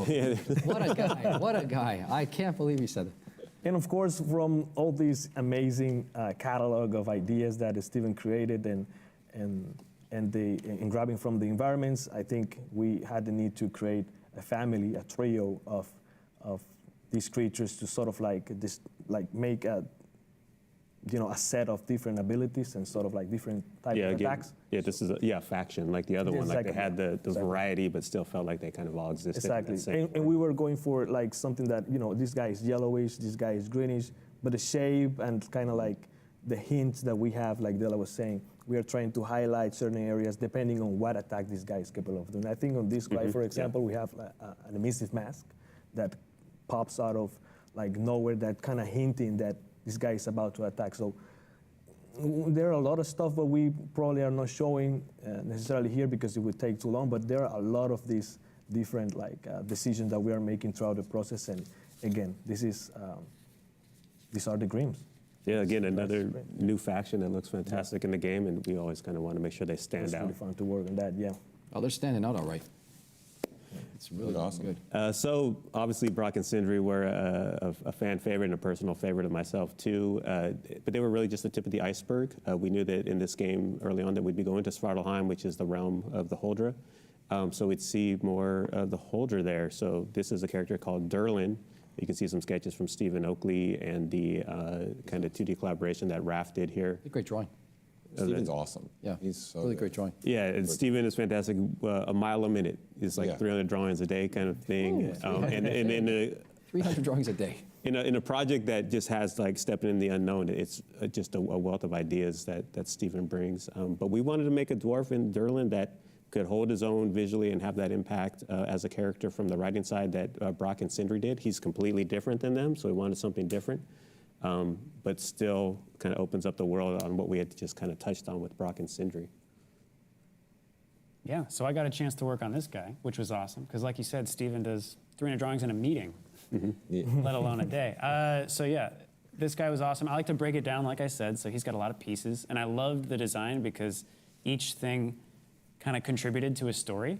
So like from the scroll, he's a bookkeeper, and so like the scrolls to the ink pots to the pen, even his friend Diener, who's the little squid thing you saw, all of it contributes to like what he does as a job, and also kind of backstory on who he is as a person. So yeah, so unlike some of the other ones, he wasn't started from a scan. It was like a contribution of Raph doing a block out for the concept sketch that you saw in 3D, and then I took that and did the final like high poly one. So for some stuff like the pores and things like that, using just like a base scan we have of just a random person was super helpful just to get those little tertiary details in there. But then I went in and like basically resculpted all the primary and secondary forms to match what we want. And another important thing is like, you know, like you saw in the concept, he's got a little bit of an expression, and it's important that we have expression in the face, like with the wrinkles and the shape of everything, but not too much, because we are going to actually add that later. So we got to keep it kind of neutral, which was a good balance of like making sure he's interesting even without doing anything, you know, as a face. So, and adding all the scars and the wrinkles was super fun. So yeah, on him, I mean, he's got a lot of pieces too, but it's important to note that like the stitching and all the details are kind of large because he's so small, right? So like, you see him next to Thor or somebody, he's like, he's a tiny little guy. So you got to make sure that those details are large to read, not only for baking, but just like as a gameplay thing, like we've been harping on the whole time, you know? You got to keep that in mind. So for the jacket also, that was super fun because like I said, I do stuff just subdiv modeling mostly and then add all those details after the fact. So I actually UV'd that whole strip that has the pattern on it so I could swap it out if we want to with different concepts or different designs, which is always useful, especially for like the leather straps and things like that. So It's looking awesome. yeah, and then there's a shot of some of his accessories and things like that. So Yeah, no, the materials, so yeah, you get the the variety and materials. the. Yeah, for sure. Breaking up between like the velvet jacket and the leather sleeves and then the cotton and leather combo is really important. So again, we like to put all that detail in the high-res file just to get a sense of what it's going to be like in the game. Yeah, that's just another great example of you're designing something that is kind of smaller silhouette and what you're doing, and that detail inside can really still get that visual impact as something as big as a dragon. Someone says they see a little Danny DeVito in this. They want to see a little Danny DeVito. Here it's always sunny somewhere. Come on. Sunny in Burbank right now, exponentially sunny with the shine that these guys have brought with them. Look at the little details on the back, that little backpack there. Look at that, look at that. Yeah, it's important, like Andrew was saying, like, you know, characters aren't only seen from the front, so focusing on every single angle, so even hiding in little, you know, things that people might not even notice, like the key in the pouch and maybe what's in the pouch. And things like that. It always gives a sense of history that we like to do, and our fans will pick up on all those details, so it never goes unnoticed, which is really... It does look like Danny DeVito. Yeah, we do love to keep everything story focused and like have all those little details in there because we're assuming someone at some point Right. will catch on. It's for the fans. Yeah, it's for the fans. For the fans, yeah. That's exactly why I make buttons in ZBrush. It's for the fans. And do it another for the thing fans. for texturing, I feel like it's important to keep track of these characters have a lot of patterns and a lot of details, right? So you want to focus on like reusing what the patterns are to like not only make the character more consistent, but to save yourself some time. So even things like the shoulder straps, I reused on the boots to give it a little more extra excitement all over the character. So yeah. Hey, it looks cool. Yeah. And that's how he turned out. So yeah, it was fun also with, again, color palettes. You gotta have the mix of those greens and the reds to help him stand out in his shop that he's in, and also compared to the character he's with all the time, which is the little squid. So the squid's more of the purple, you know, cooler tones. So we like to mix and match like that. And then obviously within a God of War cast, we have a wide range of characters and creatures, and so this is one of the creatures called a knock-in in the game that the players will run into. But definitely wanted something that is kind of a little more spindly, hanging out in some of the swampy areas, so you can see some of that reflection in there. This was done by Shan, and Bjorn Hurry also helped with the initial concepts on this character. But it's fun getting the cast of characters, big and small. Yeah, so this is probably the scrawniest guy in the game, and he's also tiny. So he crouches a lot and runs around, so that's important because when he's in A pose, right, it looks like a lot of empty areas, right? But when he's crouched and in the game, his elbows and his knees and his head are all kind of like next to each other. So you have to keep that in mind when you're sculpting, that, you know, how does he work and how does he animate? And this was super Did you do fun. animation tests to see it? Yeah, I did some. I usually do some yourself? pose tests, Yeah. and we rely heavily on the gray mesh phase where we kind of get something quick, right? Like a day or two, just to get it in the game and see what it looks like. You guys say gray. Are you just using Madcap Gray? We say gray mesh. There's still some colors and stuff in there, but it's just a quick You thing. beat me to the punch on that one. I was thinking the same thing. Yeah. I was like, oh, maybe they're using. Well, and it's funny Trying to too. help out the chat. Yeah. Hey. Well, it's interesting too, like some of the other characters, like Josiah was saying, we evaluate to make sure they pop from the environment. This character actually had a different thing we wanted to kind of fade into the environment and be a little harder to find when the player... Yeah, so when it's crouched, it almost just looks like a you know, it can blend into the leaves and the stuff in the background a little bit more. And this was super fun because, you know, creatures are always fun. So doing all the skin details and getting the anatomy to still shine is always important. And then I love to just like get a little heavy-handed with the details and then pop the anatomy back out with just a standard brush or something to make sure you're not losing all the forms, because it can easy to get lost sometimes. Yeah, and same with like the wrinkles on the neck and all the scales popping out. It's just going in there and making something cool and trying to do it the concept justice, and also give it that kind of unique feeling where I'm not just stamping the same scale over and over again. It's like each one's a little bit different. That way the character, you might not think it's a big deal, but if you see the difference, like it does feel a little more natural to actually go in there and do that. And from one of our smaller characters to probably one of our larger characters, Garm is in Norse mythology and looms large. This was our take on this. This piece done by Carl Lindbergh for Garm, and realizing this character was really fun. Obviously, from the legends, he's been bound, so this is kind of the take on what he looks like, and Andrew had picked up the design from here. Yeah, it was such a, you know, a lot of responsibility to bring this character to life, especially with these amazing concepts that we receive and kind of like the ideas behind it. I work very close with Raph to sort of like understand what was like the general take that he wanted to kind of portray with this guy. But as you might be thinking right now, scale. That's like the main thing with this guy. So in order to accomplish that, we kind of had like a little list of elements that we wanted to make sure were in this character from the beginning. Mm-hmm. So one of those things that we thought about a lot was we had to make sure that this anatomy can hold up for all the challenges that we were going to encounter with this guy. It was something that we needed to put together to make sense of how we were going to start placing all these alpha cards, which is probably one of the things that people's going to be talking about a lot, and how we can like transfer this information to the rest of the team. Riggers needs to understand where are the joints. Animators probably have their ideas and they contribute a lot to the whole process of like realizing the shape of this character. And that was actually one of the challenges working on this guy, because we were not just scaling up a regular wolf, mm-hmm. That's it. We were actually making decisions in terms of like the size of the paws and the posture and kind of the shape of the whole character. And that's something that started from the concept art, and we were really trying to put into the model. Yeah, that's something I think you did good too. Is it's not just a one-to-one scale of the wolf. I think we're adding elements where it's still recognizable totally as a wolf, but we get a little bit of that mythical take to the character.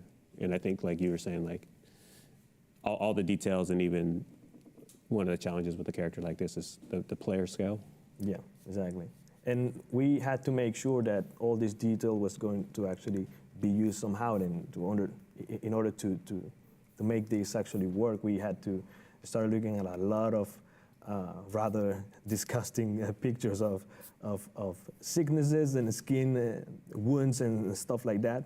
And we actually had to look a lot into all type of canine animals, like wolves, from wolves to hyenas, and even our own doggies at home. I remember Raph even sending me pictures of his dog and kind of like showing her teeth and trying to tell me, yo, we need to make sure that we have this type of transition and we would like to make it look this way. And I was doing the same on my own. We're kind of studying our pets to sort of like bring a lot of that to this character. So it was also like something charged with a lot of love, because it was kind of inspired by our pets. But and part of that too is like that is what, when Andrew was doing this and in the concept we thought about is like this will be, what do we see at player scale, what will be attacking? Mm-hmm. Those teeth are coming in the claws, so really making sure that the frequency of detail was kind of in those areas that made sense to the camera for the player. And that connects a lot with the decisions that we took in terms of performance, because we were trying to also make sure that, you know, all this sculpture was going to actually hold on into the final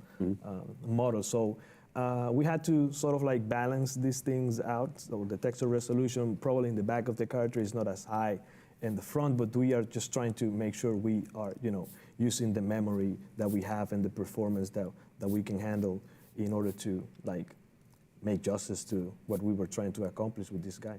So those are the front paws, and these are the back paws. I think that's the way we can call them.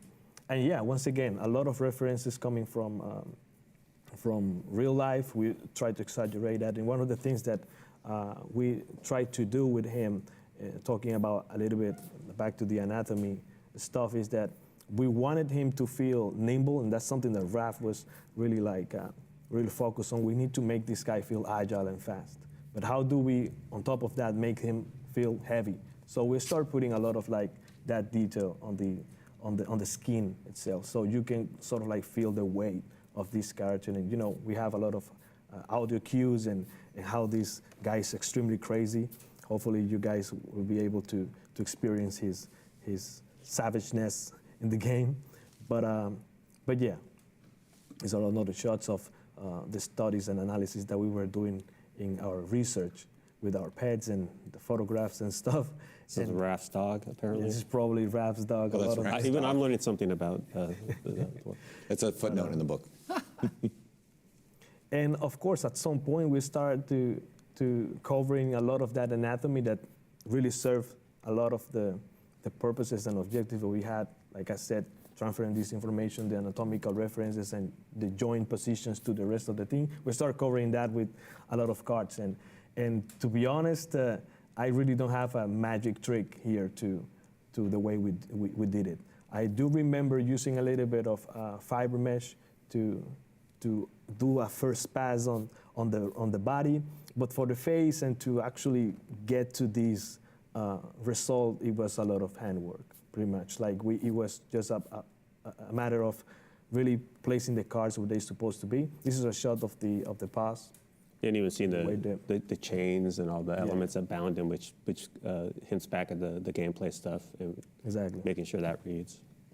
Exactly. So again, with the alpha cards, it was a matter of actually making sure everything is following certain directions. So I remember grabbing references and even drawing lines with poly paint on top of this guy and kind of using that as a texture to place the cards in the in the direction they're supposed to go, to kind of have that flow. If you grab your dog and you start seeing very up close the way the fur kind of flows around their face, it's a very specific pattern, and we were trying to make sure that happening. And on top of all of that, when it comes to the body, Raph had the beautiful and amazing idea to also have little scars hidden in there. So we have bald patches, and we have a rope that is wrapped around the. So there was no other chance just to make it by hand, and we had the time, and we actually focused a lot of our efforts towards that, and this is the result. It took me quite some time, but I think we did that. Yeah, and then kind of in contrast to these characters that we're fighting against, there's other characters in the world that we want to kind of build out and make sure not everything's here to attack and kill you. And hopefully the aim of that is that it still feels magical, and there's areas you want to go back. In the first game, we did this with Charlie, and we have some other characters in this game with characters that could be on your side and help you depending on the circumstances. So a mermaid, one of the challenges with this, like a lot of the other characters, is types of these characters have been done a lot in kind of by other properties and subject matters. And again, doing a little bit of a take on this that hopefully reads nice for all the aesthetics that we've set up in the storytelling. This was done by Raph with a brief kind of the color and scale paint over by Shan, but was a really unique character. Yeah, and it was a lot of work to kind of balance in, and I think that's the word that sort of summarized the entire process with her. Raph's concept was pretty spot on what he was trying to do with this character. So it was a matter of actually making all of that beautiful colors and sort of little details make sense in the sculpture. So like I was saying, it was a lot of back and forth between the huge amount and heavy patterns of scales and little details to, at some point, starting to smooth things out and sort of find again, balance between these shapes and solve certain areas, just not with the smooth surface, but with a little bit of a pattern. I remember, for example, on the belly area towards the bottom, these images you guys are watching right now, for example, we went and start skewing and kind of modifying a wave, like a photograph of a wave of water, like something just dropping upon. And using that, we start putting noise on top of that. That's something that we did using Photoshop, and we brought that into ZBrush. We put that wave in there. We put some noise. We put it back into Photoshop. But it's trying to find a specific, like kind of like a watery pattern, like a wave, but at the same time, it's sort of giving these characters certain personality into the skin. And that's a nice way to also, I think, you and the team brought a lot of like gesture into the interior design of the character, which is something that was really key for her. Yeah, for this character in specific, it was extremely important because I remember, for example, we had conversations about, okay, we are going to bring this pattern here. We probably can lay down the UVs in ZBrush and sculpt on the UVs, and maybe then we go back to the model, and that's going to make sense. But end up being extremely heavy. We were trying to make something that I think the word that Raph and I used a lot was elegant, something that feel smooth, some detail here and there, but it feels like a dress. That's like the whole thing with this character. And again, one of the things with this one is that in contrast with what we do for an enemy, this character, we were trying to do something for a cinematic. Mm-hmm. So we, at some point, we had the idea of like the camera being super up close. Things changed down the line, but all of this detail at some point becomes extremely useful. And yeah, that's a nice element too, like a little bit of variety. We don't have to take all the combat considerations in, and it can focus on the look of the character and how they'll act in the cinematics. Exactly. And here, again, another challenge. Let's sit down and start texturing this character. Raph had a couple of wild ideas on what he was looking for, and he actually painted some stuff that you guys can see here. And then I grabbed this thing again, and we were trying to, for the most part, fake some sort of like translucency that you find in some goldfish and some ballerina fish that, you know, you kind of can see through them a little bit, and we did that with diffuse. That's pretty much, we were painting this stuff. Yeah, in the body, yeah, and even the stuff in the face too, which is really nice. Yeah.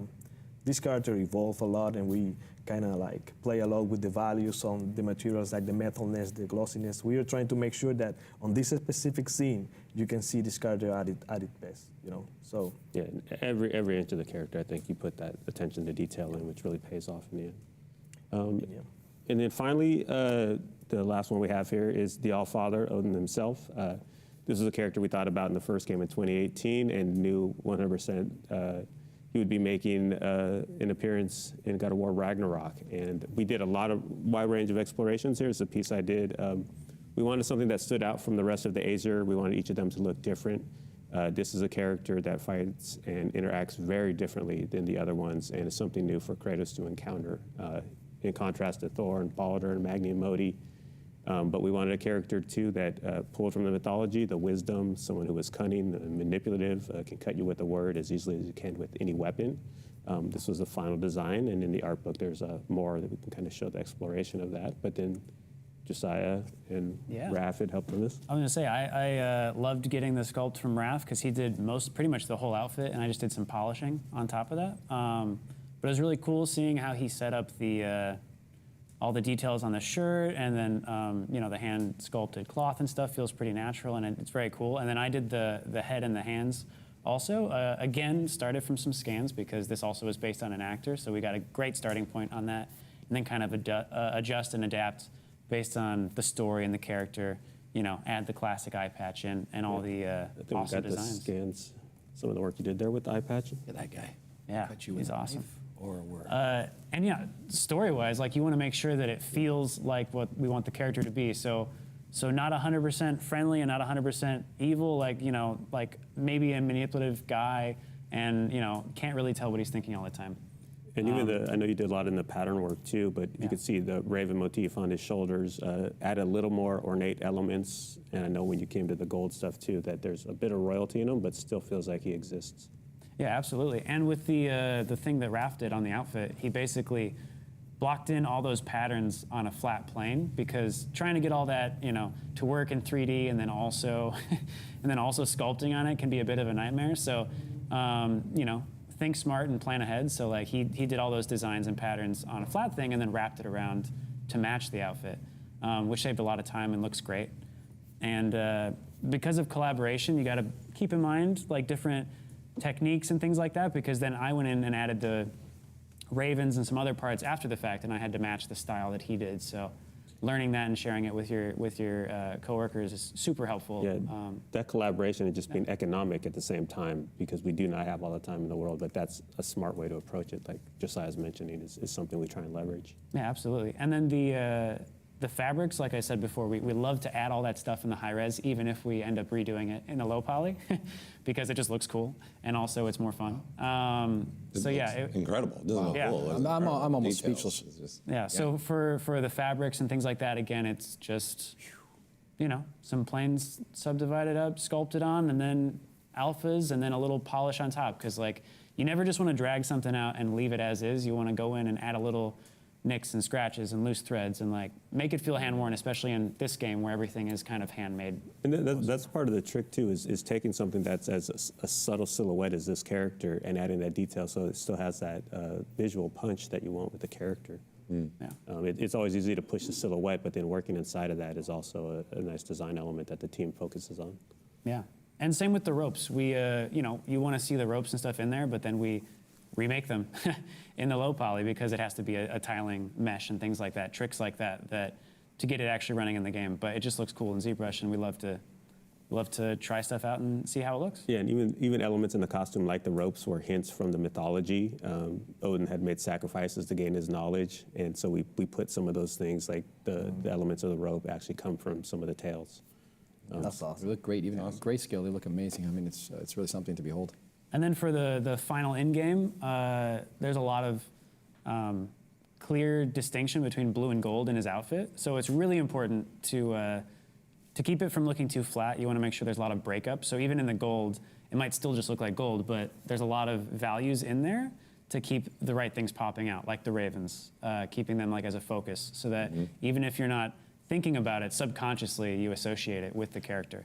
And so did you inflate it a little bit more? Is that what it looks like? Did you inflate the raven? So it's a little bit glossier, and it's a little bit brighter in the diffuse also. Yeah. And then it is a little bit more inflated too. So like, since I added that actually after we had already finished the character essentially, and we went in and tweaked that a little bit, right. I had the control over like popping it out. And I definitely noticed it. I definitely noticed it. You did. You had an eagle eye there. Not a raven's eye, but an eagle eye. Yeah.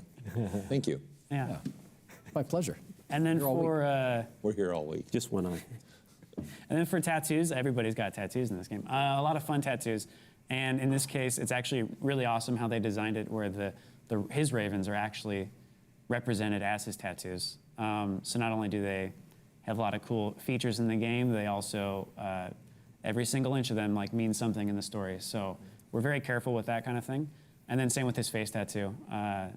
Super fun to work on. I actually love doing some stuff like that with poly paint and ZBrush and just turning off pen pressure, because then you can just get some really sharp graphical edges and That's cool, yeah. paint all day, which is super fun. Yeah, and the tattoos were also a visual nod back to our most tattooed character, Baldur. Since this is his father, we got that connection between the father and son. And as you'll see with the last couple of games, father and son relationships are a big part of the themes throughout the game. Yeah. And then also for, especially for the graphical read of the character, and in a couple scenes, he's got a cloak on. So that's important to kind of follow through with the same elements, where you have the gold patterns and things like that on the cloak also. So whether he has it on or off, you still get a similar read, but then a different silhouette, which is really cool.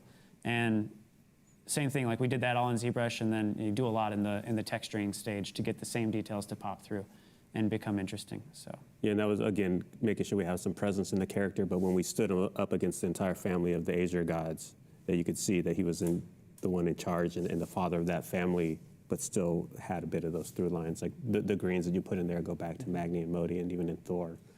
But yeah, just making sure as a set that they read good, so we're not designing everything in isolation. Yeah. Beautiful. It's phenomenal work, guys. So we just, again, want to say a big thanks for letting us come here and share this work. It's been great for us. all the years of work and to show a little peek about what it is from the modeling team, again, led by Eric Valdez, and amazing work. And so just want to say a big thank you, and we appreciate it. Thank you. Well, we really appreciate you being here today to show us all of those fantastically detailed models and assets from the world leading. I mean, it's an institution at this point. Paul Gabriel's nodding a very, very succinct nod. He says, a little grin, and even making a small sound, he said. I'm going to taste salt in the morning. That's all I know. I'm going to cry on my pillow. Can't sculpt anything like that. Oh, here we go. Let's take a look. Paul Gabriel's got some people that have been smashing questions, I'm sure. You want to take a few questions? Is that cool? Well, there was a lot that came through. I was just letting them get through that was the big 400 slides. They're like, just don't say anything. Let them get through the 400. Once Raph dropped, there's 400 slides. They're like, let them get through the 400. Don't say anything. So, yeah, well, I think you guys answered a lot. A lot of people were asking about the details. You guys were pushing the deals and actually putting the details in, sculpting most of that stuff in there, painting, figuring out ideas as well. So thank you for sharing so much. That was incredible. I know a lot of people are taking back how much detail you guys were putting into these characters and thought process in them. So there was a lot of really great stuff that people really enjoyed that you shared. So, and the books were shared multiple times in the chat, so we'll see. Oh, hey, hopefully. You put the link to the place to purchase the book? There's a bunch of links. There's two, right? There's the deluxe version. Yes. It looks like, and then there's a regular. Yeah. Yeah. So. You're getting the deluxe one. Christmas is around the corner. That's right. Your birthday's almost up. A Thanksgiving gift. Birthday and Christmas. You get a double gift. One of them, or just we know what to put. We know what to put on your desk at the office. There you go.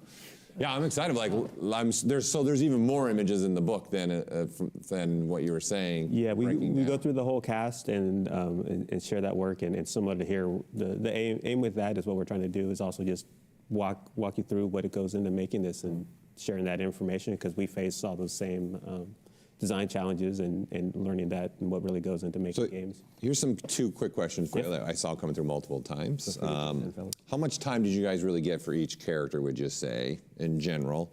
And what was your polygon count limits for the hero characters, let's say? You want to go in? Well, we always try to keep things as low as possible because it is a game.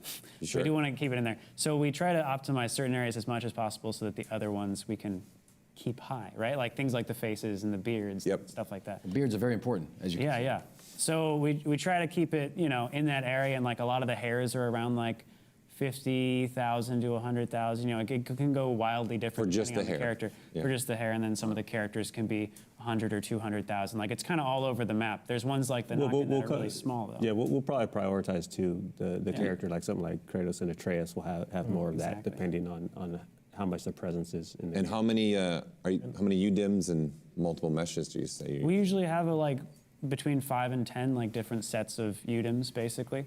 So some characters, but again, it's all over the place. So some characters like the Noggin, like a small thing that's just an enemy, can only have maybe 1 or 2, but then things like Kratos can have. Try and get Angel to come back on the stage. You can get her to come back. Come and stand over. What are you doing? Come on the stage, Angel, come on. Let's welcome her on. Bring that chair. Bring that chair. Bring that chair in here. Okay, here she comes. Okay.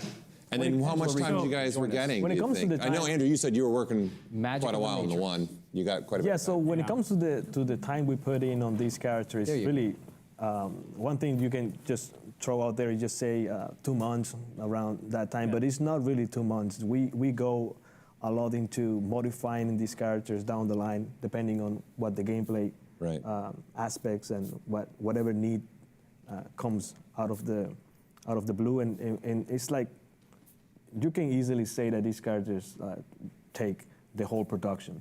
Like we are going back to them, we are tweaking things, we are making sure things actually like run well in the game. So yeah, I think some of that too, though, is maybe something like the final detailing and stuff too. There's obviously, like Josiah said, a limitation of making the game. We have to be responsible and economic about how we do this and what makes sense. There's always a little bit of give and take on that. So depending where we are on the schedule, that's a huge consideration, making sure we hit the deadlines. I got one. Okay, go. Conceptually speaking, when you're designing that stuff, do you sort of, which one maybe stands out to you as one you were very, very happy with? If you could point the finger at one. And then I'll have another question for you as well. Well, Atreus, obviously, like I said, I had worked on him in the 2018. That was nice, creating a brand new character. And then in God of War Ragnarok, seeing him grow and putting that attention to detail. And I've worked closely with Raph and especially Eric Valdez in the office, like all those little details. And, I feel confident, like, with everyone that's working on it, we all equally care about the characters as much, and especially a lot of love for Atreus. We feel like we've kind of grown with him, and like I said, for me and Eric and Raphael feel like proud parents of our boy. So that one, because of the transition you've seen across the design time. And seeing how he grows and the narrative stuff, and then a secondary character for me is Anchor Boda, which I got to design a lot of, and again, who is has a connection with Atreus throughout the game that the players will see. But that design was really special, and dialing in on one of those was fantastic. Okay, it's good to get that. See that? We got an insider track right there. Okay. And then how many pages is the book? The deluxe edition, of course, because apparently someone's getting it for his birthday and Christmas.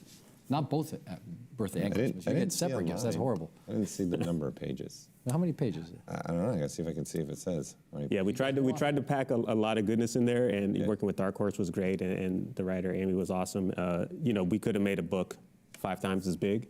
And it's already how many pages? 600 pages? I don't. 645 pages. It's growing. I'm getting a lot of email messages. And I don't see. It doesn't say how many pages. I think we're at 2 something in there. In that neighborhood. Again, what we want to do is just show a little bit of the process the team goes through on that. Okay, yeah, that's awesome. What's the distinction between the deluxe edition and the regular humanoid version? I think it comes in a very nice it comes in a super nice big blue box. With Made of wood? A work. Like a balsa wood? It opens up, there's some artwork in there. You're kidding. Well. No. Yeah. That's the big difference that I'm seeing. Has it got a poster in there for the office? It's not poster size. It's book size. Opens up and has a nice piece of artwork. But there isn't a poster in there is what I'm saying. I don't know. I don't see one. Does it come with a T-shirt? We'll see down the road. Maybe we could do a little signing or something somewhere. Yeah. Oh, wow. There you go. Well, it's beautiful. I say first, for those that really enjoy this artwork, I think the art book is definitely a must-get, especially for someone like me that likes to collect art books too. It'll be on my shelf.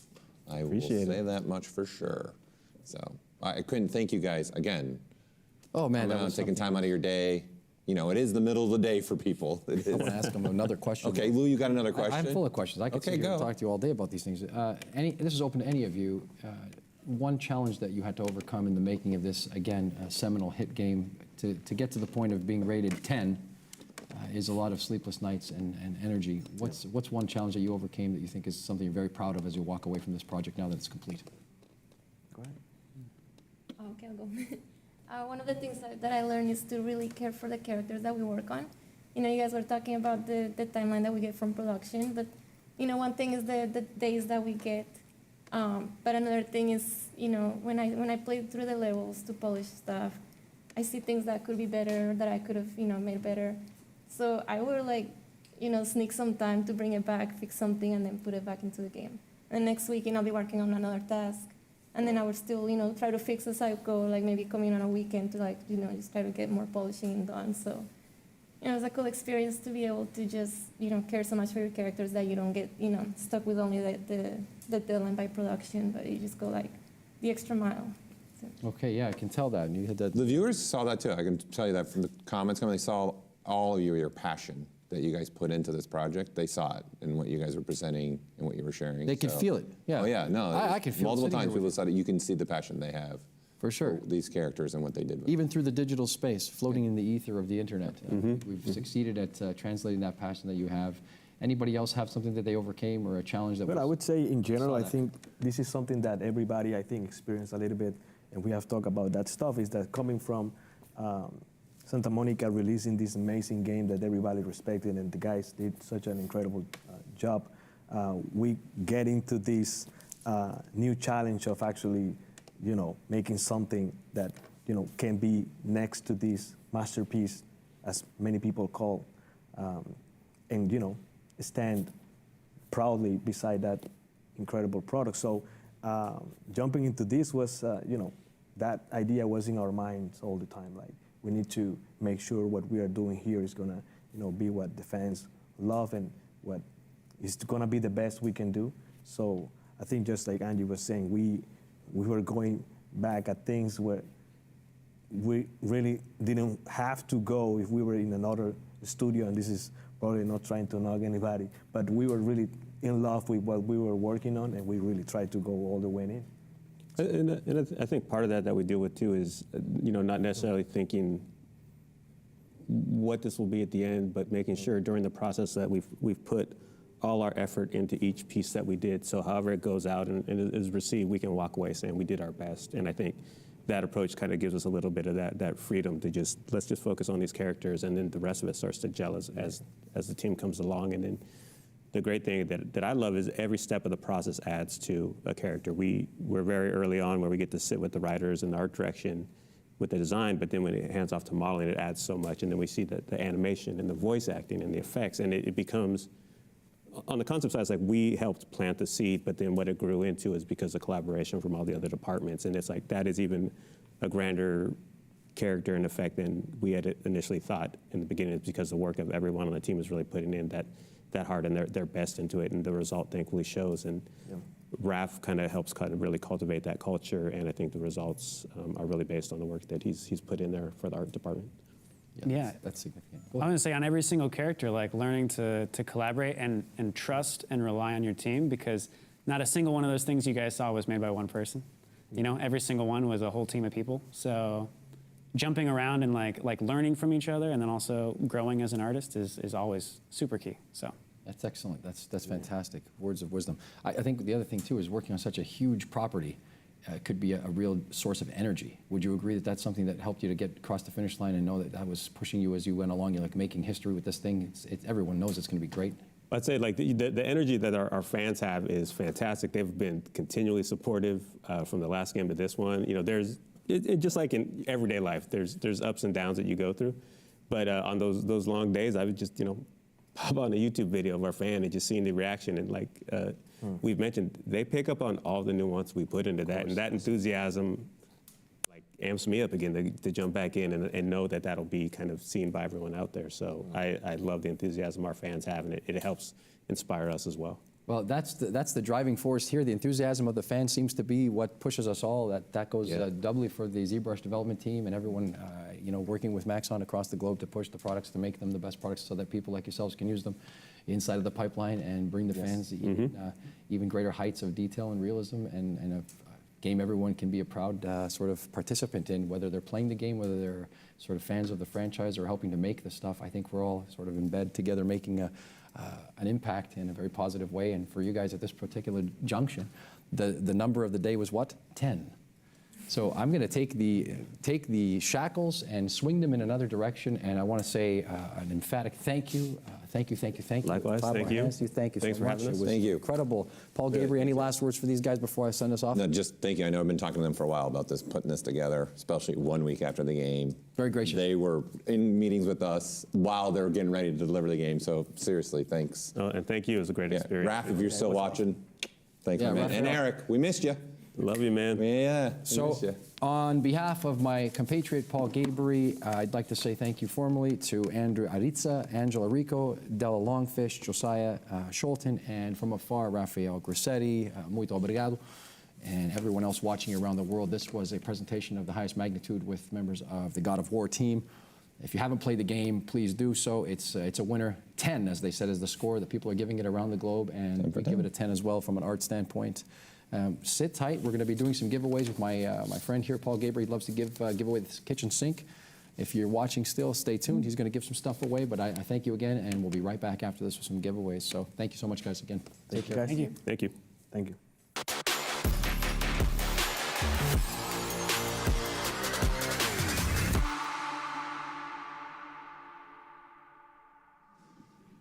All right. We're not done. That's only the second presentation for today. We've got Marco Plouffe coming up next. Some hard surface stuff, man. I'm telling you, if you want to learn about doing hard surface in ZBrush, this is a presentation you definitely want to see. And some collectible stuff is going to be thrown in there as well. But let's get to the giveaways between every single presentation. Again, you register. We're going to do the giveaways after every single presentation. Once we have finished with giving these away, we reset our system, so in the next presentation, you will have to register again. So let's start with the all access membership to the ZBrush Jewelry Workshops. Let me spin my wheel here, and we've got a winner. The winner is David Caston. David Caston, congratulations, David. You are the lucky winner of a fantastic workshop. Great group of people over there. You're going to learn a lot. I'm just saying, you're going to learn quite a bit. All right, let's keep going here. Let's do one of these. Let's do a 10-week online course from Gnomon. That's a biggie. 10-week online course from Gnomon. So this is going to allow you, wherever you are in the world, to take an online course. Let's draw the winner of that. And the winner is Connor Elwell. Connor Elwell. That's no bag of mints. That's a there you go. price on that one, Paul. Yeah.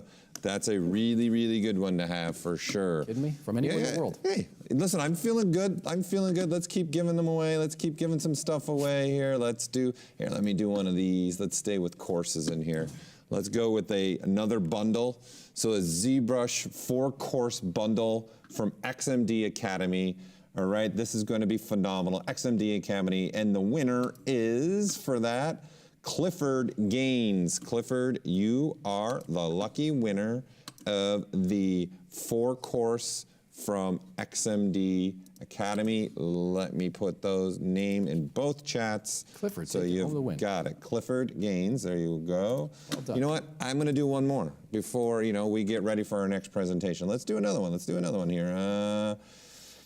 Yeah, let's do this one. Let's go with this one. Let's go with there we go, a little bit some for the 3D concept artists, ZBrush End-to-End Creature Workshop. ZBrush Creature End-to-End Workshop. This is Pablo Munez, the 3D concept artist.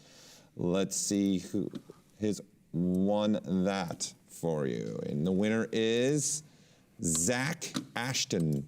Zach Ashton, you are the winner. So I'm going to put that in both the chats. So that's it for this run. But again, you can register again during Marco's presentation that's coming up next. I'm telling you, if you want to know how to do hard surface, you want to see how to do also some special surprise coming up too, don't miss this. This is your thing. This is all you. I'm buckled up in both places. And I'd also like to send special thanks to our platinum sponsors again, Dell Technologies. Thank you again for being one of our platinum sponsors. And NVIDIA is also one of our other platinum sponsors. I thank you again for being a part of our show, and all sponsors for being a part of our show. Special thanks, though, to that platinum sponsor, NVIDIA and Dell Technologies. Really appreciate you working with us. So don't go anywhere. If you're like me, I'm in a flight suit, double buckled up for Marco. We're going to bring him on stage here in a little bit, and we'll be right back with Marco Plouffe. We'll see you in a little bit. We'll see you soon.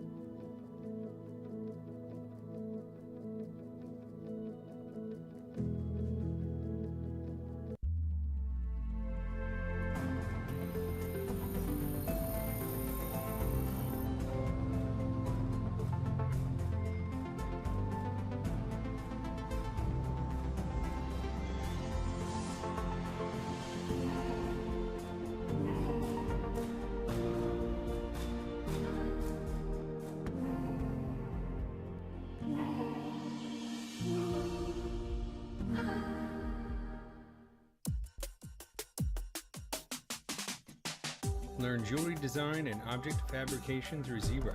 Expert, beginner, and every skill level in between. ZBrush Jewelry Workshops can help you bring your digital dreams into reality. Taught by leading industry professionals. Use the offer code SUMMIT to get a $100 discount on membership.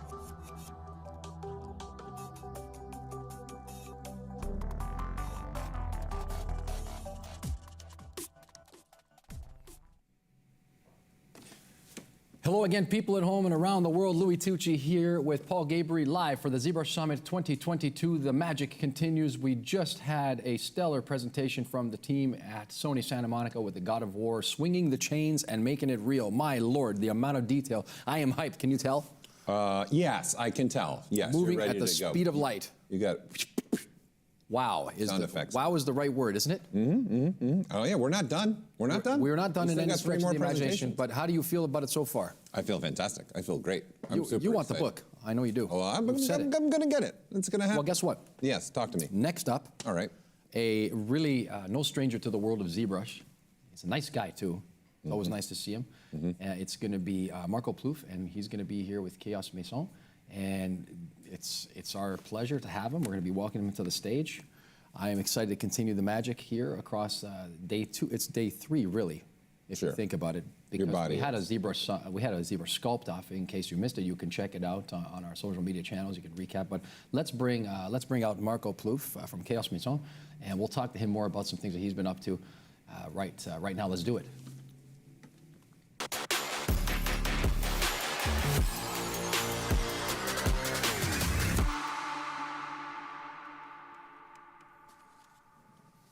Marco, you found your way back home with the ZBrush team here onto the green screen stage in sunny Burbank, California. I'm here with Paul Gaboury, Louis Tucci, and Marco Plouffe finally makes his way to the ZBrush Summit. How are you? I'm pretty good, pretty good. It's really nice to be back here after, the last time that we had the event, so it's pretty cool. New stage also, it's pretty rad. Pretty rad, you guys He's did no well. stranger. This is number 3 for the summit for you. Repeat right? offender. This is number 3. Exactly. The repeat. I think you're actually maybe the only one that's been 3 times that I can think of. That's cool. So you're in a special... Repeats aside, he's been working with the Four Horsemen on a new project. Is that correct? Yeah, exactly. That's been like the huge project lately. So it's cool because I'll be like showing a little bit of that today, or at least like I'll use that as like my platform for my presentation. Man, it's good.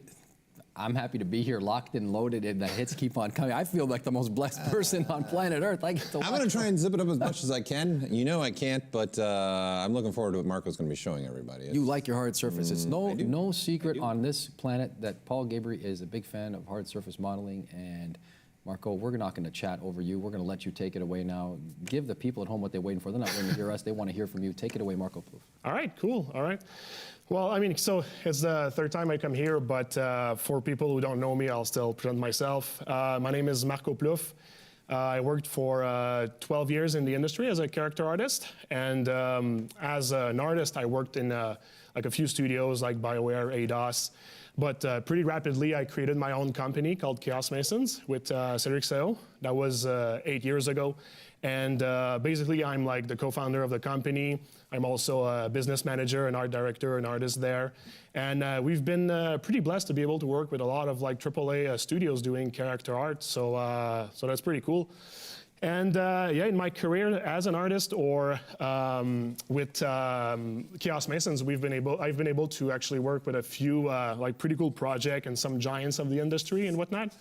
So like our most recent project was Gotham Knight, where we did like, I don't know, like easily like 60 characters for the project. And I mean, they turned out pretty good. Like I'm pretty happy, like and some important characters as well. So you say 60, 6-0. I want the people 6-0. to make sure they get this. How big was the team that you? Just him. It's just him and Cedric. Exactly.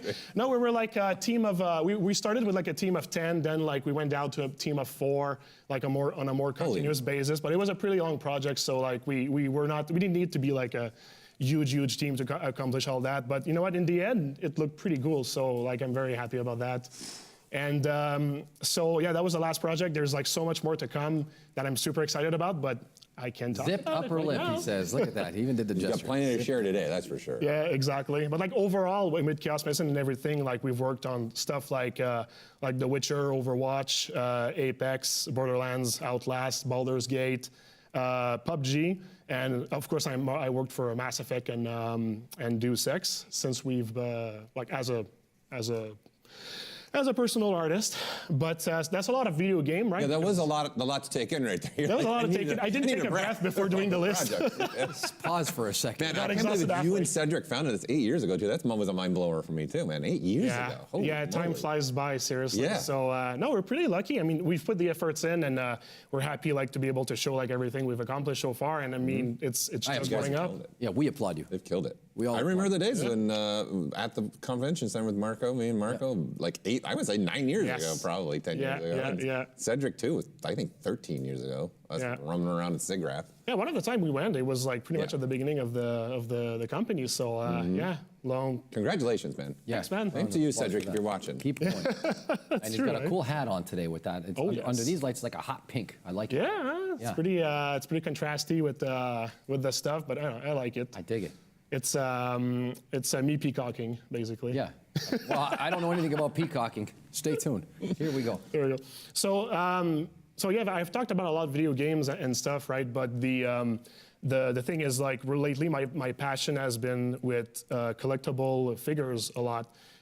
For people that follow me, like, you've seen it, like, I've been working a lot on on statues that can be printed and everything. And I've always did that in my career, but like in terms of like spending my own time on my own projects, I've been pulling a lot of efforts into creating like IPs that can be printed and whatnot. So that's kind of like a bit of what I'll be showing today. And the reason why I'm so passionate about the collectible industry is because video games are all fun, right? But something I really love to do is to be able to create kind of like a moment with the character, like having him in a pose and like some composition. Yeah, exactly. Kind of try to tell like a story in one frame and that sort of stuff. And I feel this is something you can accomplish. And if you can print it and paint it afterward and make it look cool, well, it's even better. So when I was asked to come here, I was like, okay, well, one thing that could be cool is to show like a little bit of that, but make sure things like stay relevant to like the video game industry as well. And basically, I told myself I could show a project I've been working on and a few of the like methodologies and the techniques that I actually used to get to the end product, which was a printed sculpture.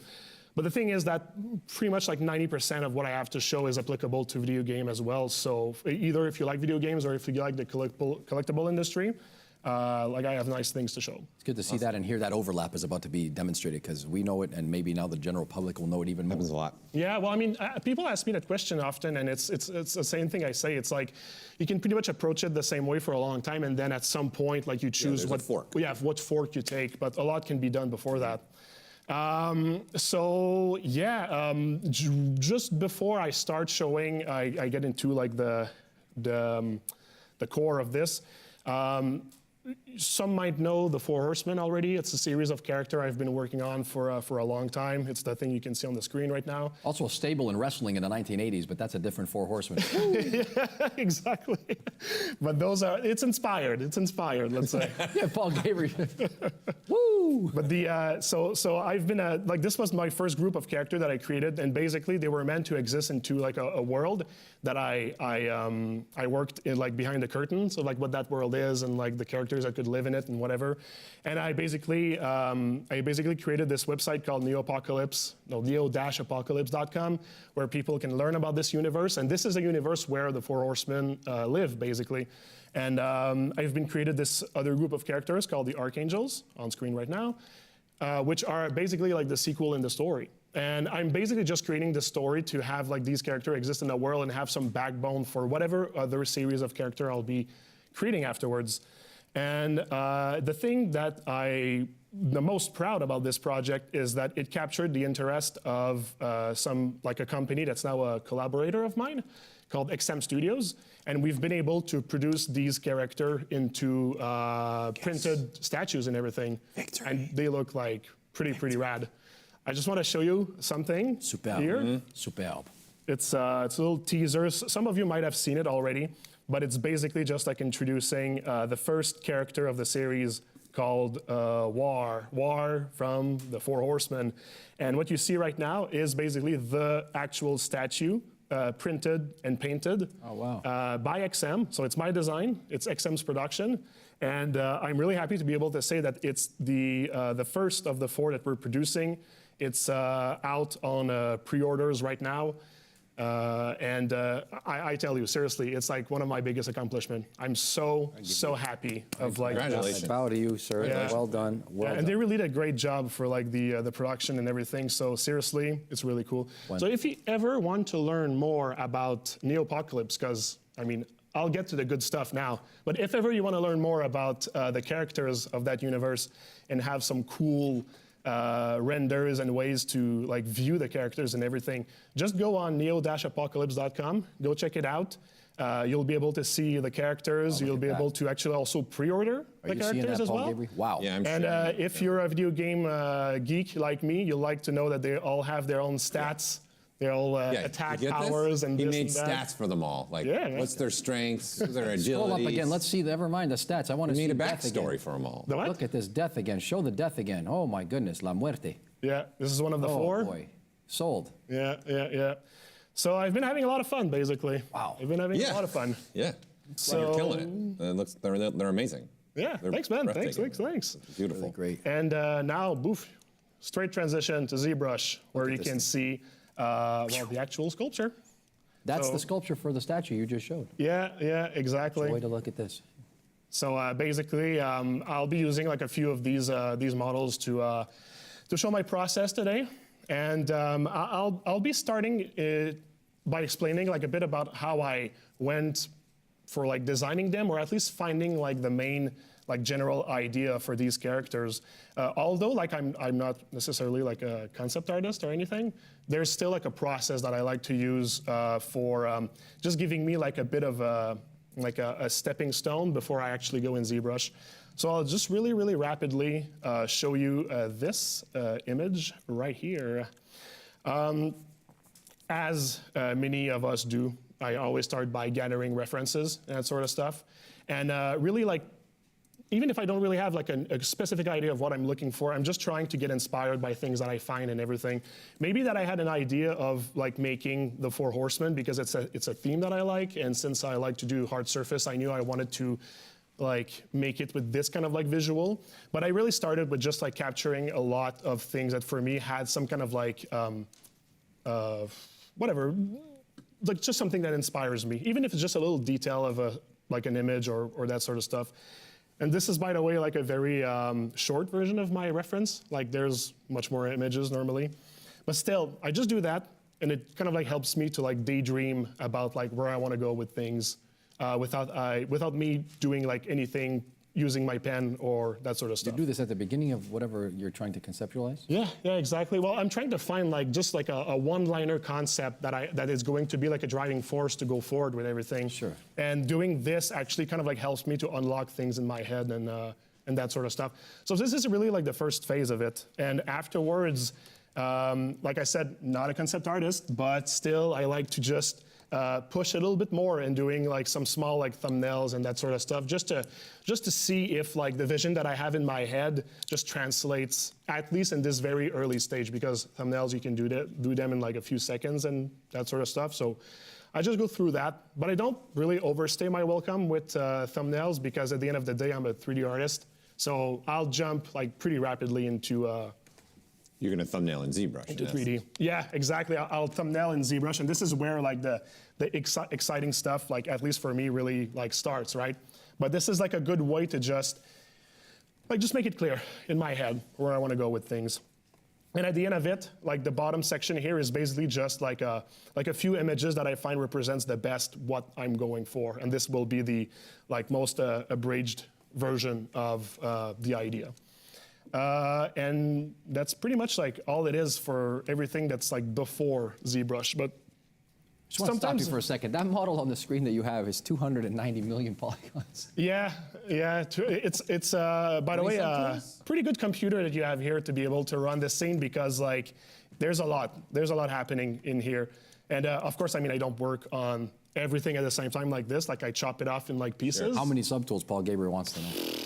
What does it Dude, say? I don't know. I mean, right now there's like 138, but this is not even the real amount that's not because the I real one. merged things Yeah, together of for the course. final Not the scene, working model. basically.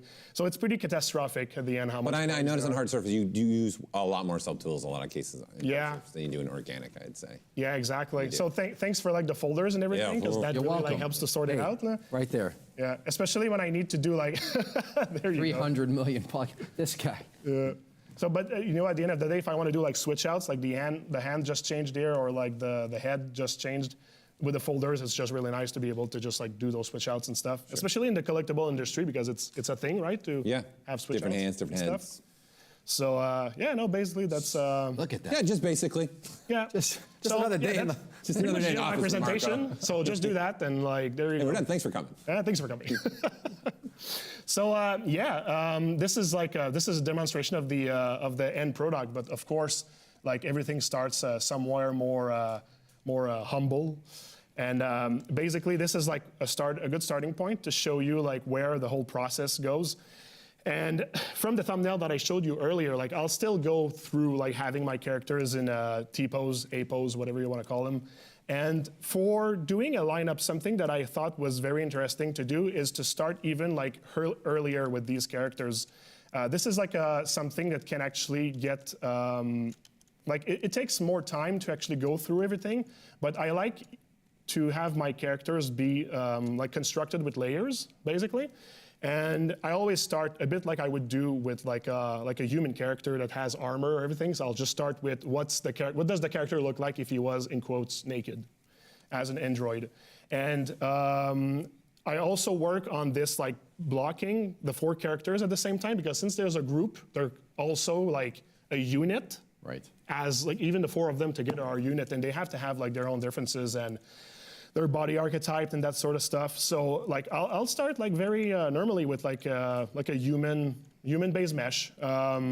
Maybe if I was doing like a beast, I would start from a sphere, right? But might as well start with a humanoid figure. And what I do, or at least what I did, is to be able to save on time, the way that I like to layer the character is to use poly paint to really break what is like more like the underneath, maybe like the synthetic muscles and that sort of stuff. And then I'll go like a little bit more of a gray, and I'll use it to for everything that's more like maybe like the cloth that's holding things together, a bit like fascia if you want. And then I'll use a lighter poly paint just to express what's really like over as like the top surface of the character. And for me, this is like really a quick way to really cut into anything that would be more like time consuming for creating like at least like the body of the character, because it's like there's all these tools to create like many like assets and stuff, but I don't think it's like right now the moment really to do those things. When you're exploring, when you're looking for shapes, you really want to use like what's the quickest. So for one, I'll use poly paint like this. And also, at some point, I'll start working on like the layers that would be on top of the character here. And the layers here, I don't necessarily use like a lot of subtool anyway. And just to give you an example here, like, okay. So you can see like the different colors. They're basically like all the layers that I will be adding on top. For example, if I click on this, this is basically a mesh that was hidden inside of the character. I'll do a little demonstration afterwards. But it was a layer that was kind of like hidden in the character, and I just like extruded the shapes out of the character, trying to define like what would be like the armor on top. But it's pretty much like all one subtool anyway, except maybe for like the shoulders that you can see were made of like actually two subtools here. Just trying to say that like I try to be very like efficient in terms of like not creating too much stuff that can be in the way. And yeah, that's like how I'm able to pretty much get to, like, for example, this result within like maybe like a day or two, like for like the blocking of this character. Right what you have on screen now is in a day or two. Yes, well, I mean, the underneath of the character was like a day. The whole thing is a day or two? All right. Well, I had a pretty good idea of what I was going for. Okay.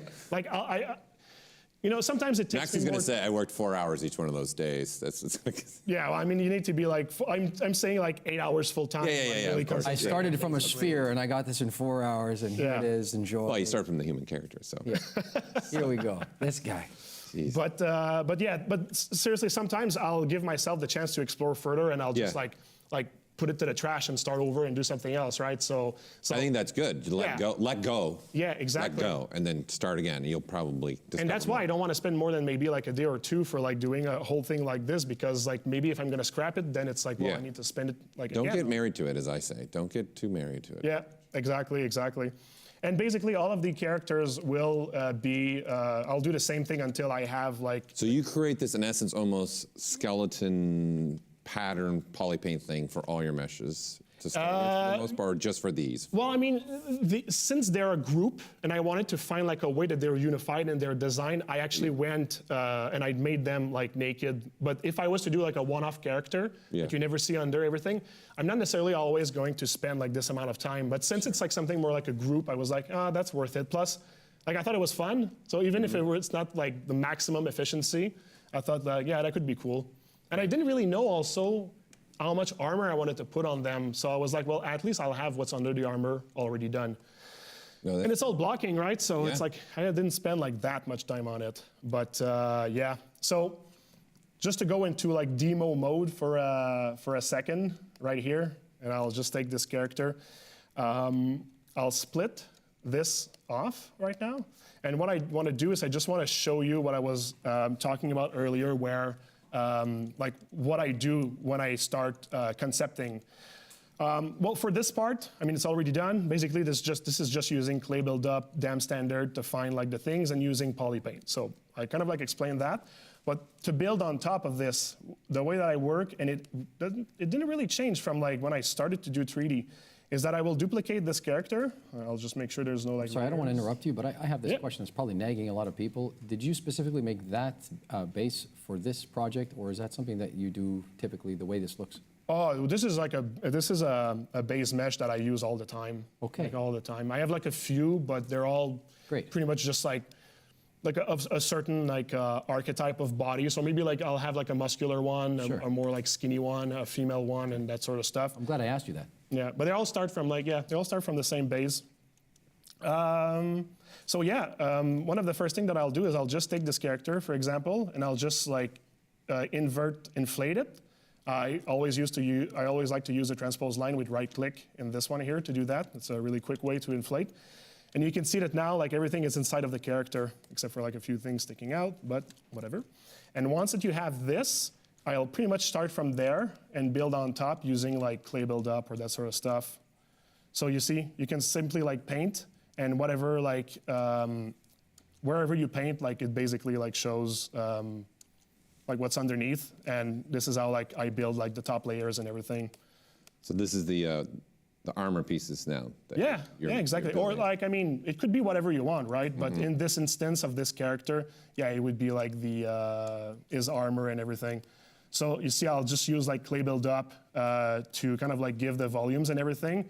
And then I'll use dam standard to just create some like inverted volume to create like edges. Yeah. Or not using alt, it will create just like the cavities and everything.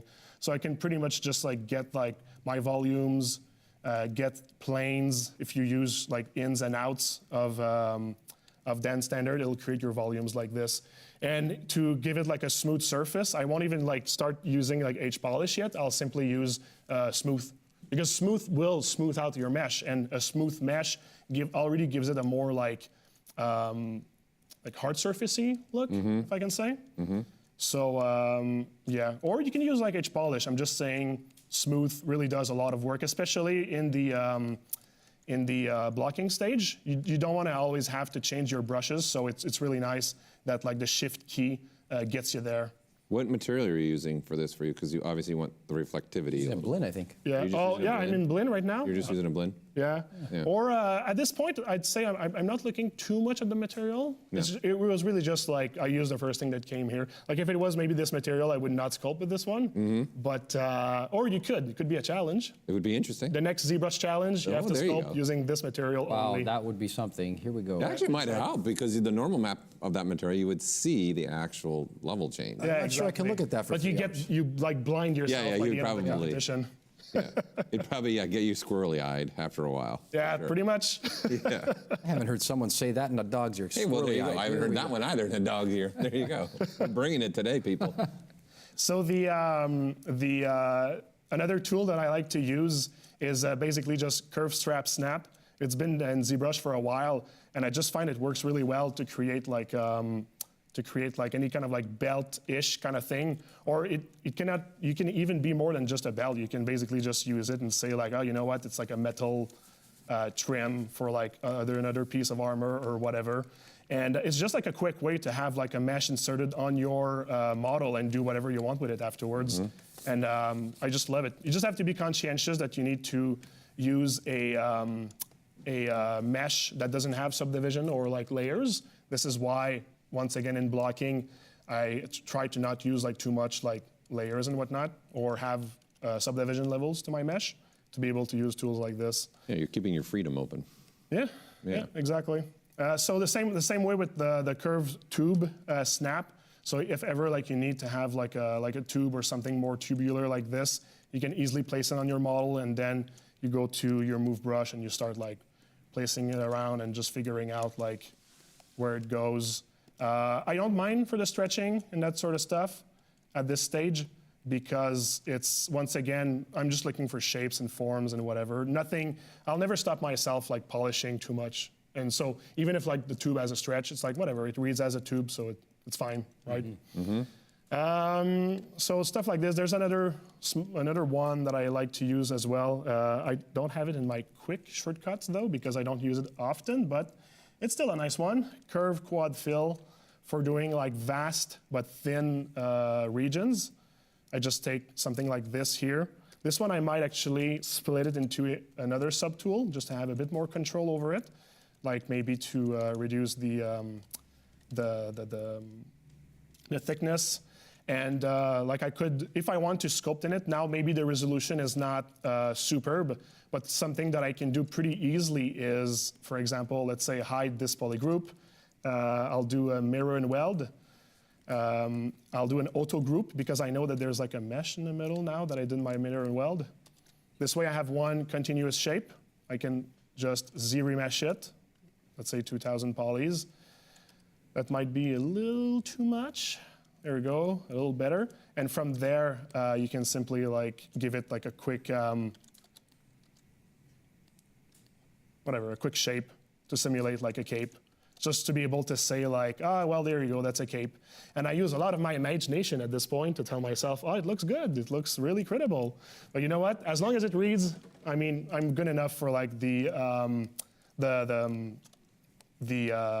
concepting point. I like the joy with which he said that. He said, I use my imagination, and he laughs. People, you can use your imagination for the entire presentation. If ever I do something that looks ugly, just tell yourself, wow, no, it's in my head. So good. Yeah, exactly.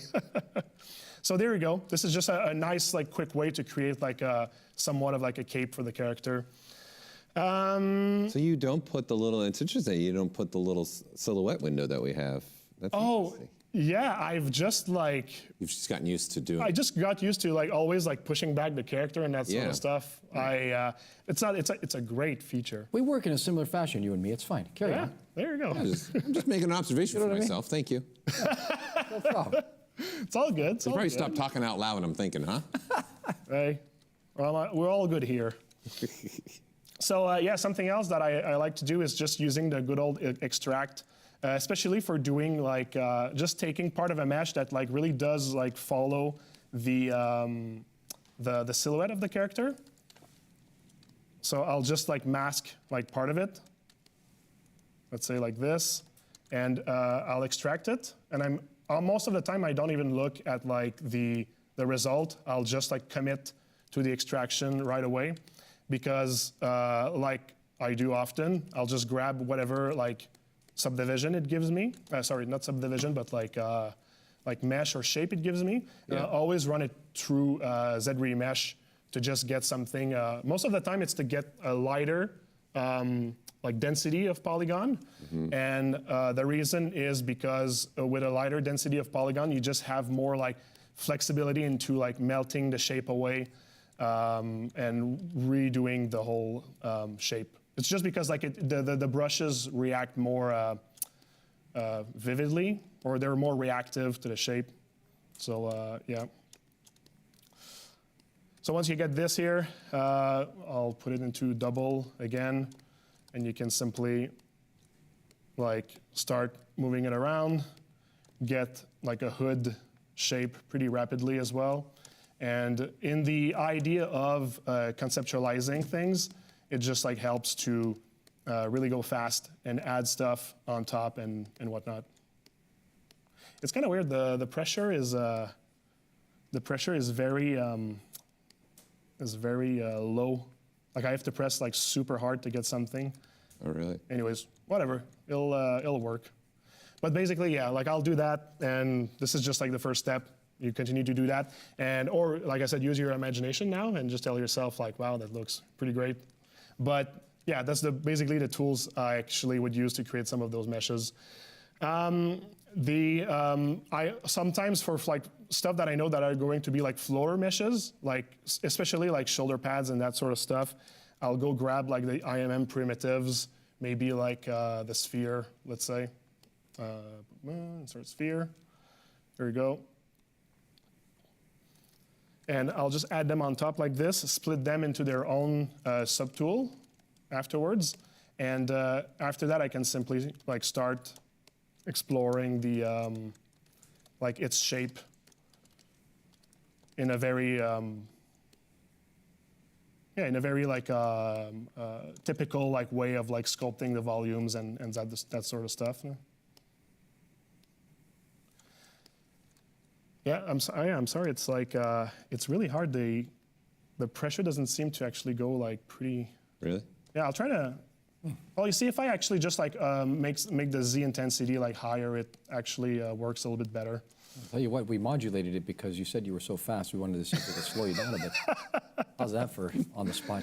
Yeah, I guess I should not have said that, eh? I shot myself in the foot. We could try restarting the Wacom driver and see. Yeah. Got a controller on that thing. Well, I mean, it's not really gonna like stop me enough, I'd say. So it should be okay. But whatever. This is not really a demonstration of the whole process. This is just me like showing like a few like quick tricks that I like to use while doing concept. And yeah, and of course, I mean, just to say that Dynamesh is always my friend. At any point, if I do like a transformation to the mesh that's going to like just like hinder my my resolution to create like volumes and stuff, of course, I'll always just Dynamesh whatever I have in this instance. And so at this point, I'll actually end up having, like I'll end up like creating something like this out of just like using those tools. Everything that you see on the character right now, I'm like pretty certain doesn't have like one single tool that I just didn't show like right here. So it's all about just like figuring out like what looks good, exploring like the designs and everything, and then you have like your you have your character in this level of detail, which is, like I said, since I'm using tools that are pretty simple, you can get there like relatively fast if you like know what you're going for with the design and everything. So you can have like this whole group of character done like pretty quickly. And once that you have them, then you can start really figuring out like what looks like, how they can be like different but similar at the same time, right? Because since they like a group of this, like a character called the Four Horsemen, they have to look like they're part of the same group, but you don't want to do 4 times the same character, so you kind of like, you have to find like what makes them different one from the other. Like Death here, for me, the example, like my goal was to make him look kind of like a necromancer. So all of his like armor, they kind of look like skulls, or like animal skulls or human skulls. Even if it's just like, it's not really like a head, it has kind of like a skull-ish aspects to it. Whereas War, right beside him, had to look more like a dark paladin. That this is what I was going for, right? But I figured that out while I was sculpting the characters. Like the the look of them and the look of their armor and everything. Her was more like elegant, that sort of stuff. And Famine here was more like disheveled, fallen knight, that sort of stuff. And those are all things that I pretty much like figure out when I'm sculpting the characters inside of ZBrush, because it gives me a little bit more time while I work on finding my shapes. I find that like it gives times for my brain to just like see, like to just figure out what I see and what I like, and get to something that I find is a good direction, something that I will commit to push further afterwards. At this stage, I'm not done with the blocking though, because something, especially when it comes to printing, something you want to block is you want to block the final pose of the character pretty much right away. So for example, like this is like the next target in my process. I'll try to have the character posed in the blocking. So you see, like if you look closely, it's still the blocking. I didn't do anything more. Well, I mean, there's now a horse. That's something more, but it's... He's got a brush for that. Yeah, exactly, the horse brush. IMM horse. He blinks. IMM horse. Horse. Processing, and there it is, IMM horse. And it's a really good brush. Thanks for adding it to ZBrush. And it's our pleasure. Yeah, no problem. But whatever, I mean, the horse was the same process. So it's just rinse and repeat the whole thing, but just start from horse. Mm-hmm. And the idea is to be able to get to this, this thing right here. And the way that I go by is that I'll just take, for example, my posed model, and I'll decimate it. I'll create polygroups just for like some of the sections, even like if the section is merged, like this belly section here, I'll take it. And this way, from like a character that stands in an A pose, it's really just a matter of like moving the character around and finding the right composition, because since they're in different like polygroups, you can always just use like the transpose line, control-click on it, do like a bit of a blur, like a masking blur, and you can always just rotate the character around until you pretty much like put it in a pose that for you looks like it would make for a great composition at the end. I'll go into detail of like the posing later on a more complex character, but this is just to say that from the very, very beginning, I want to know where I'm heading. Like it's very important for me. It's a thing because like it gives me confidence, I'd say, to commit to my character and to push forward, because the next step afterwards, like the polishing and everything, they'll take like much more time, right? And if you commit to do something that's going to take a lot of time, I find that it's always better to know like where you're going, so that you're not too much in the dark, or at least less in the dark. At least clear about your intention. Let me slip a quick question in there for you. How do you circumvent or overcome the hardship of the hard surface parts when you're posing that? Let's say you had like an elbow pad or a knee pad in this case. How are you avoiding the sort of distortion? It's a very good question. If I could have almost asked you to ask this question for my next step, so that's pretty great. It's not even scripted. I just, this is what we do here. Yeah, exactly. I think we were mind reading as well. Yeah, because this is where I was going. Brothers in Z. Brothers in Z. Yeah, exactly. Brothers in Z. Basically, the idea is that this blocking here, it can stretch, it can do whatever it wants, and like I don't really care with it, because the thing is that if it does stretch, I'll know that it's something that I need to change on the design before I go further into like polishing. So it's really the time to make those mistakes and to see what's really going to work or not. And especially when it comes to the final pose of the character, well, I'll know that like if I actually do something like extremely exaggerated, well, I have to have the design kind of like work for it at the same time. So this is the one thing that's cool about sculpting, is that sometimes you can also sculpt for the final pose, actually, not for like every condition of like the movements and everything. Right. So this is kind of like a one little like cheat thing that's kind of fun in terms of like matching design with 3D print and statues and whatnot. So if you look at this character, for example, it's kind of hard to say because it's still like pretty like blocky, right? But you can see how like the back of the calf armor actually goes inside of the thigh armor, while this is kind of like for me a good demonstration that in the posed character, or at least let's take the one that looks good, in the posed character, well, in this section here, I'll need to maybe like cut it just so it allows for more space before I do the polishing. Yeah, especially if you've gotten that deep. This is the biggest problem I see with hard surface. They go too soon trying to do the cool polishing parts. And then once they get moving, they're like, this is all not working together anymore. And then now you're reverse engineering trying to go backwards. And that's the thing that's fun, is that if you know things ahead, I mean, you won't fall like in these pitfalls. But at the same time, I mean, I did fall in a couple of pitfalls over my career, and I still do. And there's always a way to fix it afterwards, and it's fine, right? It's not, there's no like real point of no return. It's just like, you might save like a couple of hours maybe if you just like think ahead. I think the thing to be careful of for people who are just getting started is burning out on artistic sort of stamina. Yeah. And then just realizing, oh God, I have to go backwards, and like now I don't have the energy to fix it. You know, that's a reality for a lot of people. Yes, so indeed. They feel so deflated, you know, that they don't know, what have I done? Yeah. So this is just like giving you like a little bit of like extra stamina, I'd say. Yeah. Excellent. One thing I can say also, by the way, is this was my T-pose for the horse. Like I already knew I wanted the horse to do like a, I think it's called counting when they go on their legs like this. Anyways, whatever. Oh. Like I wanted the horse to be kind of like in that position, so I actually modeled him in this position, knowing that the end result is like pretty close to this. I'll do that sometimes, not all the time, because like it's fun to work on a character that has like a nice gesture and everything. But I found that for the horse, like it was inspiring enough to do it in that pose here that like that's what I went for. It just helps for the final posing of everything, I'd say.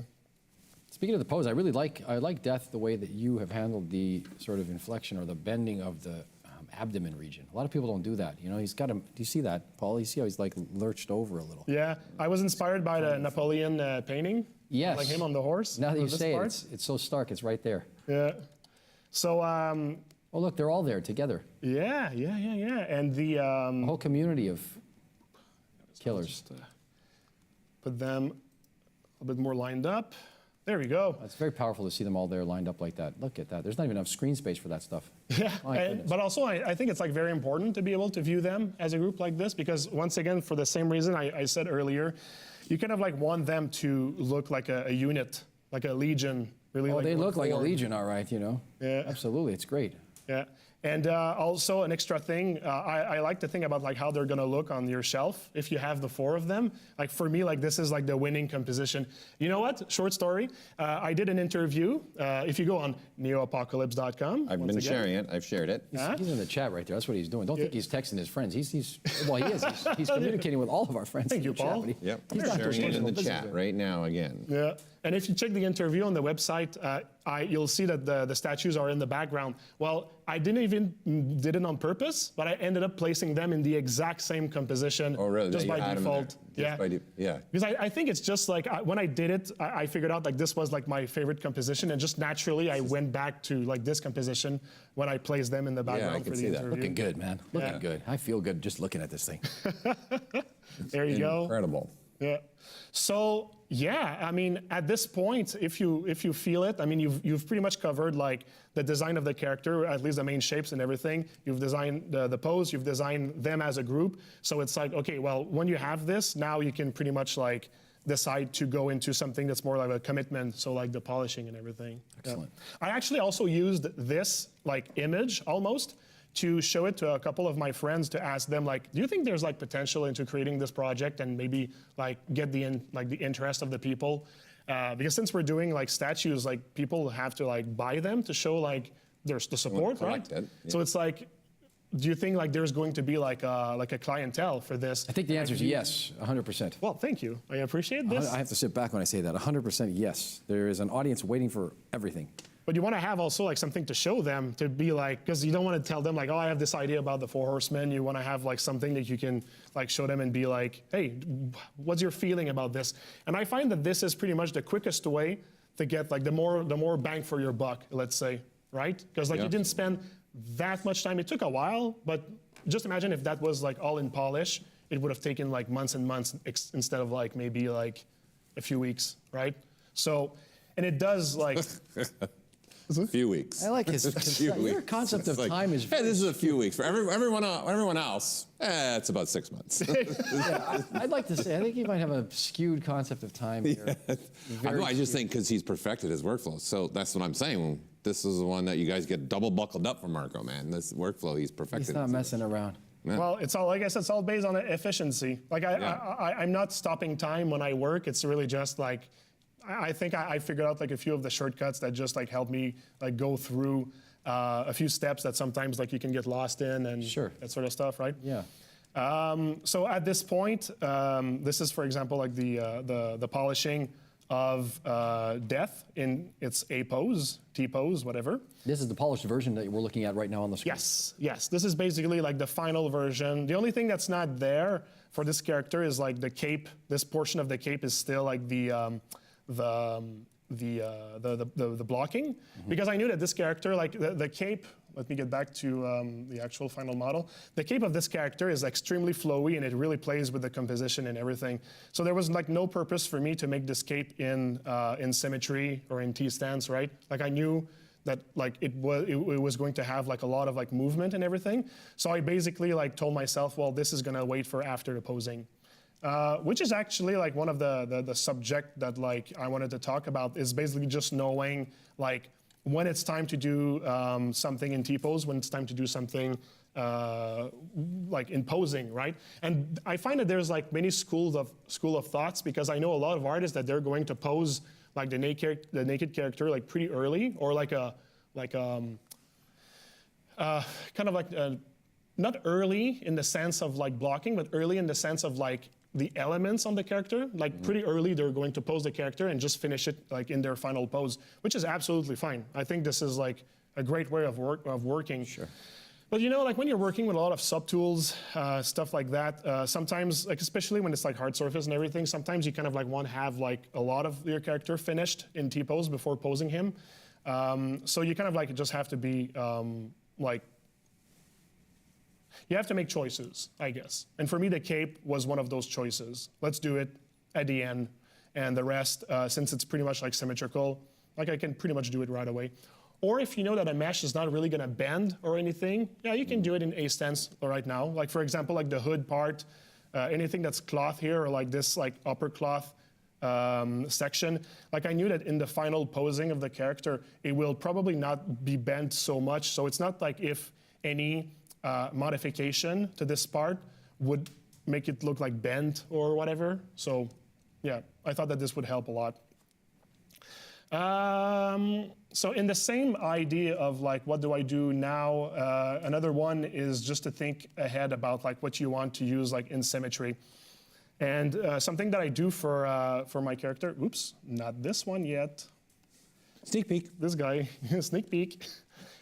So there's something I do for my characters, is that the position of the arm and the position of the, at least the position of the upper arm and the position of the thigh, I try to make sure that it's somewhat like on a straight line, so that from the Z axis, I can still work in symmetry for those models here. So if you use local symmetry and you put yourself in like Z symmetry, at least you benefit from having this like model be in the scene on the character, but be somewhat of like an orthographic view, so you can actually just use the symmetry. For parts like the gauntlet or the greaves, like the tibia section, for those, what I do is I always take my blocking, I place it into like another scene, and I construct those pieces in orthographic view like this here. So this is done like fairly easy, because it's just a matter of grabbing like a section of your character. Like you can basically just like take this one here, clone it into its own Z tool. You erase sections of it, like this. And then you basically just place your floor, remove perspective, and you aim for like the center. Oops. All right, like this, rotation. You pretty much just get like a ballpark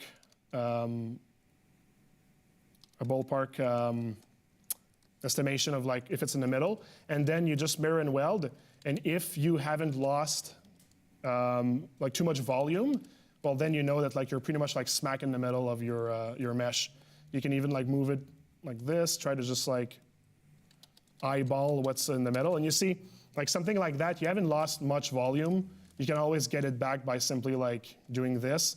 And this thing, if I do the high res of this, I'll know that like I can always just place it back on the character afterwards, and like it's gonna fit it's going to fit at least 95%. So the modification you'll need to do once it's on the posed model, it's not going to be like really big. So this is pretty much like the idea for anything that's not in a kind of like a orthographic view of the character. So basically this was the idea of like, what do you do now? What do you do in pose? So if we jump into, okay, so how do you do all that polishing, like in more precise steps? We can take part of the character, for example. I'll just create a little screenshot of him right there, just as a kind of like an example of like where I'm going with this. And let's just take my blocking, which is this one here. All right.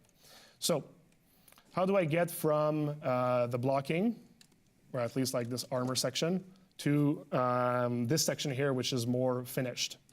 That is the question. So I'll start by basically just like splitting everything into like auto groups, just to kind of get like only the part that I want to be working on. It's going to be this one here.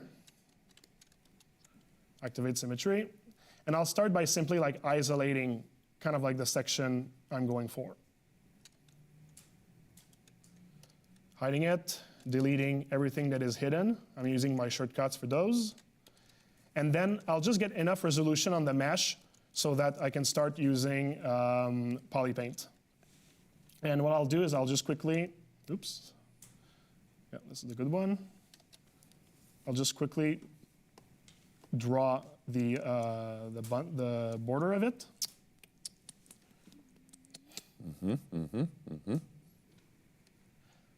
Also, sometimes I'll draw, if I want like negative space in my model, like let's say like this is supposed to be like a hole. Yeah. I'll also mask this portion out.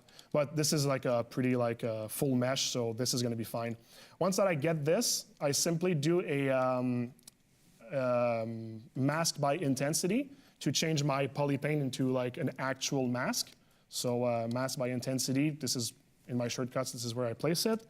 I'll hide this, and I'll just see if there's like a hole in my mask, which there's none, which means that I can reverse this, delete everything. There's subdivisions, so whatever. Delete, and now if I auto-group this, I have this section that is all clean and whatnot. And from this here, the next step that I'll take is basically just get rid of everything that is kind of like mid details or actual details. I'll simply use like the clay brush to kind of like get rid of it visually, because the step afterwards is going to rely on like one of the algorithms. So what I'm doing is I'm just like doing something that I'm sure is going to help like the algorithm to understand like what I'm going for. So getting rid of like anything that could be distracting, and I'll even start kind of like emphasizing on what's my goal, like what am I going for in terms of the planes of the object. And if you look at the planes, I'm basically like drawing them right now. Like this is what I'm gonna go for. Like you can, it's all bumpy and stuff, but you can see what I'm going for. There's this section, and this one here is split in this one and this one here. Once that I have this, I can even take H-polish just to give it like a little extra clean pass, let's just say. Very slick series of operations you just demonstrated there without even batting an eyelash. Did you catch that? I caught it all. It's a good thing it's being recorded. We can watch it again later at regular human speed. Yeah, I'll tell you, this is really rinse and repeat. This is like, like when I do like my streams and everything, like I always tell people, you always need to start working on like this part, this part, this part. Right. And it feels like it's always like this three steps that is just gonna help you in the long run. So the first step was like basically the piece itself. The second step was its edges, and the third step is its planes. So right now what I'm doing is I'm just making sure the planes are readable, and I've used the edges right before to kind of like insist on where there's a plane change. Once that I have this, I'm actually pretty much ready to get my, my final mesh for this character. So what I'll do, my final mesh will be a ZRemesh, but right now it's kind of like a Dynamesh. So what I'll do is I'll simply start to kind of like select the areas that I want to be really like the different planes. Since they're really visible, because I've used the cavity and everything, I can simply go over like this, hide them, give them different poly groups. There we go. And now all of my planes have like these like different sections here. And by the way, I mean, there's going to be other planes on this character later when I'm going to be placing the mid-level details and that sort of stuff. But this is pretty much like what I do is I break down like what's major shapes and then what's like the other like less, how could I say that? Less like elemental things, let's say. So I do these because what I want to do is before I ZRemesh, I want to put the keep group option on. And what I'll do is I'll simply click ZRemesh with my keep group, and it's going to give me, oops, I actually put the resolution too high. So let's go back and try with maybe around like 1,000 polys. Yeah, there you go, okay. So I'll just do that again. All right, so for most of it, it's pretty good. I got like a little artifact here, and I could actually just like try to fix it by hand. Or what I could do, sometimes when I get like stuff like that happens, I just try to use like the other ZRemesh option, which is like the one where you click Alt. The Alt key? Yeah, the Alt key, exactly. I cannot use it in my shortcut. You see, like it actually gives me like something different, so that's good. So when I get this, sometimes you'll get like meshes like this, but most of the time you can actually get some pretty good results, and you can always fix it by just reapplying another ZRemesh on top of it, and you get something that's actually pretty clean, really fast. So you might say like, oh, but you lost, like it got like smoother and stuff, and yeah, sure, it did, but I mean it's never like something that you cannot like repair relatively quickly. You can get back like the shapes that maybe might have been like too smoothed. Like even when the algorithm works like from the get-go really quickly, I find that it's always better to just like start really working on having the shape that you want, the silhouette that you want at this stage here. So now you have this, you see it's much cleaner. You can already see like where I'm going in terms of like having it polished. So what I'll do is I'll do a little bit of the same of what I just did before, but like with this mesh now. So I'll start kind of like making sure that like the curves, the elements of this object are more in line with like the final result that I'm going for. So what I'll do is I'll look at it from like different views, try to make sure that the line flow of my mesh is kind of like clean. Like if you look at this line here and the line that it does, at this point I'll try to make sure that like this aspect of it is good, because it's probably going to be like the final state of this portion. So that was for the line flow and that stuff.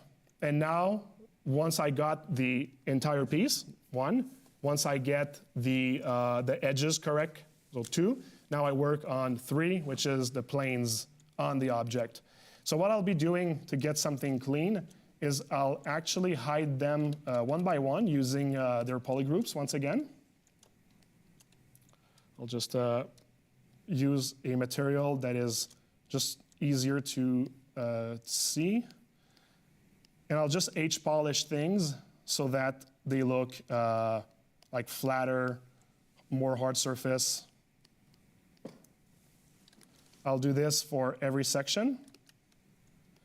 I use a combination of Alt and not pressing Alt when I use H-polish. Hey, what does the Alt button do? It kind of like just like instead of like pushing in the shape, it kind of like elevates it like a little bit higher. Wow. Both of them are trying to flatten it to a certain like average, but there's still like a direction that it goes. And I find that it's really good. And another thing that I find that using the Alt key does is, for example, let's say I use it like this. Look at this part here. If I don't use Alt, it's kind of like crushing this part in. But if I use Alt, it's elevating it without really affecting like in the radius of the brush also. So there's that you can use at your advantage actually. In this instance, I find that just like hiding sections like this is like works well for me. And although they still like have like they're a little bit bumpy between themselves, this will be fixed in another step I'll show like right after. And the final one, like for this curved section here, I won't be using H-polish because the thing about H-polish, since you're flattening stuff, sometimes you might lose a bit of like your curve. And one thing that I find really works well for me is using the smooth brush, but by removing the shift key from the Alt smooth. Yeah, like the Alt smooth. I call it the smooth relax. Like I don't even know if it's its name, but it's a smart polish smooth brush, which is now it's called officially Alt smooth. Alt smooth. Because we shipped it now, you can actually make that your default. Can I still call it smooth relax? Yeah, yeah. I call it relax. Awesome. In fact, that's how I explain it. I explain it more as like you're relaxing the topology more than pushing. You're holding I like to go a little step above and say it's like Superman. I'm not pushing through the wall. Oh, look at this. I'm just only climbing on the wall like Spider-Man. Just relax. Just relax. So I could not have said it in better words because that's what I'm trying to do with this mesh here. If I use H-polish, like I'll probably start like crushing the this like curve here. It's not a big curve, but still H-polish is gonna start like flatten stuff, and I might lose like the volume that I have.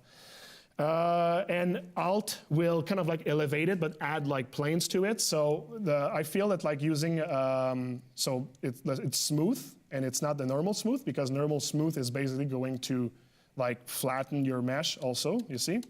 But by using, so you press shift, you click on the screen, you remove your finger from shift, and now you smooth. And it kind of like does not, you see, it didn't destroy my volume, but it did relax pretty much everything so that like I get rid of like the more like uneven aspect of this mesh. So now you see it kind of like looks pretty clean. It's like a Tuesday afternoon smooth, very relaxed. Exactly. It's a Taco Tuesday afternoon smooth. And yeah, there's one last thing that I do in order to really like bring it to like its maximum level of polishness. But this one requires that I create a thickness for the piece first. So I'll just do a little panel loop. I'll use my shortcuts once again. I pretty much put all the sliders to the minimum. I just decide of like the good thickness. And I press ignore groups because I have polygroups, right? And I don't want to create different meshes. I want it to be all one mesh. I click panel loop, and now I have my thickness here. So it's pretty cool. That's pretty great. And from there, I'll just make sure that all of the hard edges or hard corners, or at least the corners that I want to keep kind of like sharp and stuff, I'll just make sure that they have creases. So first step, I can already tell ZBrush, hey, you know what? Everywhere there's like different polygroups, I want you to add creases. So crease polygroup. Now there's like dots on the lines here. I know this is gonna stay sharp. And I do the same for every corner I want to keep sharp. My favorite way is to actually use the ZModeler tool. So I just switch to ZModeler. If you go on an edge, you can choose crease, edge, and then you just click every edge that you want to keep hard. You could also use polygroup by normal to kind of like let the software like basically choose where to press to put the polygroups and stuff, creases, well, polygroups and creases. But I kind of find that doing it manually like this works pretty rapidly as well, so there we go. So now that we have that, this is pretty like important in the pipeline because what it does is that if you subdivide, so you see I'm subdividing, but I keep the hard edges where I want, okay? So this is where I'm going for with the creases. But I'll just do one last step before doing that, and it's to add this final level of smoothing. First of all, I'll create a store morph target, just in order that I can come back to this state of the mesh if I want. And what I'll do is I'll go in deformation, and you see like all my tools are all like one next to the other, right? So everything I'm showing with my shortcuts, I just get to do them like extremely rapidly because they're all there. But just to show you, like this is where you would find it, polished crisp edges. And with polished crisp edges, you'll see that all of my surfaces that still have like artifacts and stuff are gonna get pretty much like to their like most smooth that they can get. So polished crisp edge, I don't put a lot. And you see, it's already like much smoother. See, before, after, works pretty well. And the reason why I did a morph target, it's because if you look in this area here, it got pretty round, and maybe that's not what I want to do, but with... You made that look really simple. I just want to say to you. It is simple. Oh, yeah. It is simple. It's just that like you kind of like have to understand like the way to go by it so that the tool really like responds the way that you want it to respond, right? Like you have to give it a chance, and this is why I did the preparation before to really make it like the kind of curve that I want and the kind of edge that I want, so that this like more like automated process just makes it clean like instantly at this point, at this like moment. And yeah, so I'll just grab my morph brush, and because I saved the morph target, everywhere that I paint, I'll just get like the shape how it was before. So like I'm pretty happy with the rest of the result, but like that curve here was a bit too polished, and this is how I prefer it. At this point here, I pretty much have the mesh how I want it to be with the surfaces all cleaned and everything. So I can go for the actual subdivision of the mesh. And what I'll do is I'll simply tell him to do a crease level of, let's say, 1, so that my first subdivision stays a hard surface, and my second subdivision actually starts to smooth where my creases are, so that it creates kind of like a little like round bevelly like aspect to my mesh. If you find that this is too round, you can always go back before it smooths, putting to 2 of crease level, give it another crease level, and then when you subdivide, it gives you that round crease, but this one is tighter than the first one. So it really just depends on like if you're going for tight creases or more rounded creases, basically. So you have this. The next step afterwards, it's like another chapter, let's say. It's more about like creating the mid-level details, because now you have your mesh, and this is the mesh you're gonna keep for pretty much the rest of the time that you're working on this character. So at this checkpoint here, you need to like know that you're not really going to need to do much more like changes that have to do with the topology of the mesh. So we're really going into like sculpting now at this point. Committed. You're committed. You're committing to something. Committed. A point of no return. Well, like I said, it's kind of like point of no return E, but at the same time, there's kind of like ways to go at it, right? Because I can always just like ZRemesh what I have, tell him to keep the polygroups, reproject. There's a lot of tools that I can have. It's just that they're not going to be the quickest way to get to your ends, right? So you kind of like want to just be thoughtful at this moment, because it's kind of like point of return E, yeah. So yeah, at this point, since we're not really going to change the mesh anymore, that's when I'm going to start using the layers, just to like be able to do like before and after on my work. So I'll add this layer, and I'll start to add mid-level details to this mesh. My style is that I always start with like some trim details, and the way that I go at it, I'll just show you the way that I did it for the horseman, is basically just to isolate the edge, shrink it, and at some point... Control-Shift-S, people. Control-Shift-S. And Control-Shift-X for grow and shrink. Grow and shrink. Exactly. X.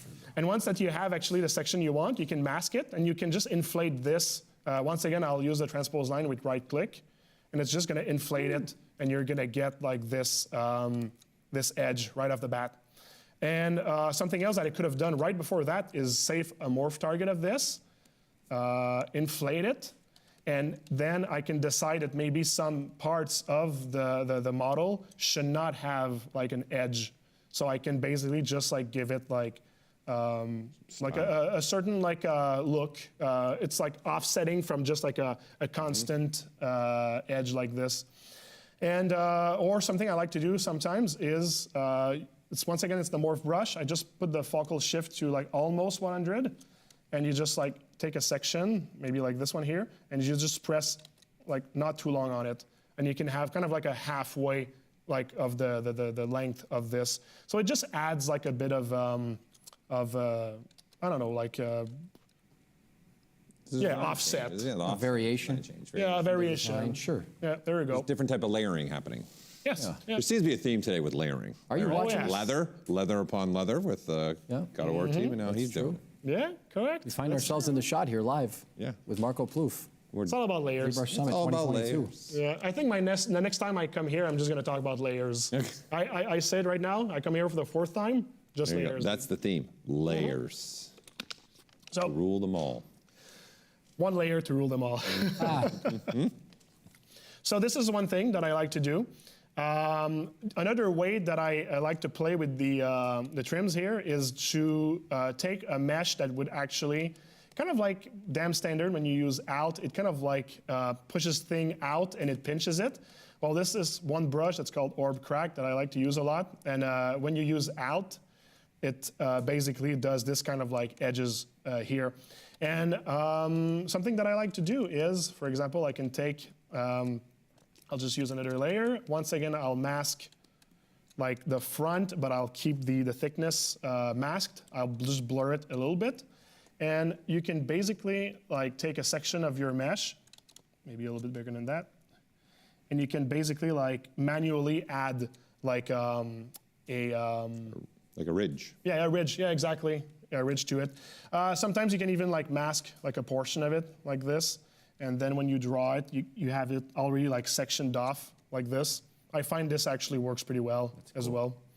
And so yeah, this is something else. I actually did it on the character here. You can see this is how I did this portion. Of course, there's always the masks and everything. This is one of my favorite. Anytime that you want to just like have your entire surface kind of like, I'm gonna say layer again, I'm sorry. It's fine. Kind of like layer in or whatever. You can just like mask it off. You find like a shape that's appealing, that follows the line flow of your model. All right. You can have it like this. And my point is going to be to, all right, there we go. It's clean enough, I guess.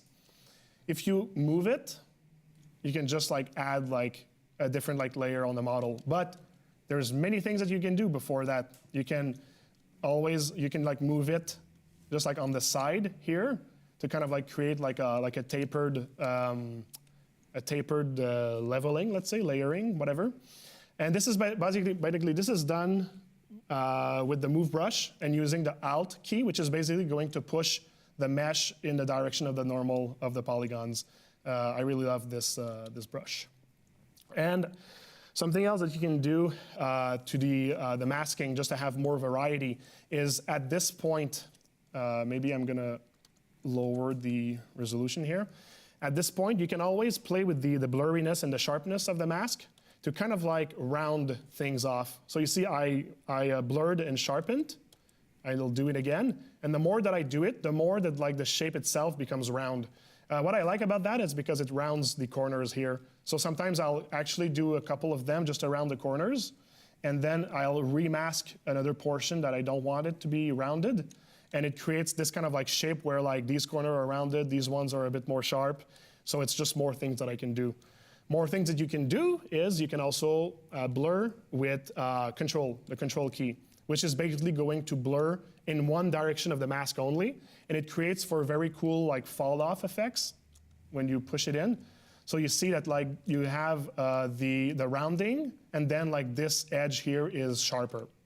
So this is another like profile of the mask that it creates. And I think it's pretty cool. But for the example, I'll use this one. And I will basically move it like this. There you go. So now I have like this detail here. I always like to give it just a little smooth afterwards. This may be too much. Just to kind of like blur it a little bit so it's not too sharp. And now you have this. And this is basically like the way that I go by using my masks. You can of course do it like much bigger than that. You can go and pass like planes. It doesn't need to be isolated into like a section of your mesh. So there's like a lot that you can do in terms of like using mask to control your shape. That does not look good, but it could be. But if you use your imagination, there you go. Well placed. I have that song in my head. Don't do it. We're gonna get it. Don't do it. Don't do it. We're gonna get tagged on the feed. So yeah, another tool that I like to use. This one is a fun one. This one I get a lot of reaction when I use it. So trim hole. So basically, what it does, it just like takes the angle of the camera and it just like push the mask like forward. But if you actually move the cursor and you take like an angle to it, sometimes you can have like instantly some like pretty cool like effects, like something like that. You can always smooth it or add some lazy mouse in case like you have like strokes within like this section here. But the idea is that you can basically push your mesh like this and get some pretty cool results just by like experimenting with like the angle of the mesh and the movement of things, that sort of stuff. So you just play around, figure out, you'll find cool stuff to do. And the other one is trim front. Trim front is kind of like the same idea. It's gonna take the angle of the camera, and I like to place a small circle alpha on this one. And what you do is you just calculate like the angle of your mesh, and if you use Alt, it's just gonna bring everything to the same level depending on the angle of the camera. And this is how I do like those kind of like details here. Like it's pretty rapid to be able to do something that looks like it's just responding to like a portion of the surface. So I like it. It looks cool. Are you kidding? They're old school ones. Yeah. Those are old school. Little nibs. They are. But you see, it's like, that's just to say that like the things you can do with like simple brushes in ZBrush, depending on like the angle of this and that or whatever, you can join just a couple of things together and it just like creates a new effect. And sometimes you can fall on like a very cool visual language that you just use for the rest of your career afterwards. Yeah. Like I do. He says fall into a visual language that you use for the rest of your career. That's actually well said. I'm glad you said it. Are you kidding me? Well, you added the first part to it that I was like, oh, that's a better way of saying it. Sounds like that needs to go on your website. Maybe, eh? Yeah. There you go. I have to hire you guys for like PR and stuff. Hey, no. Hey-o. Hey-o. Hey-o.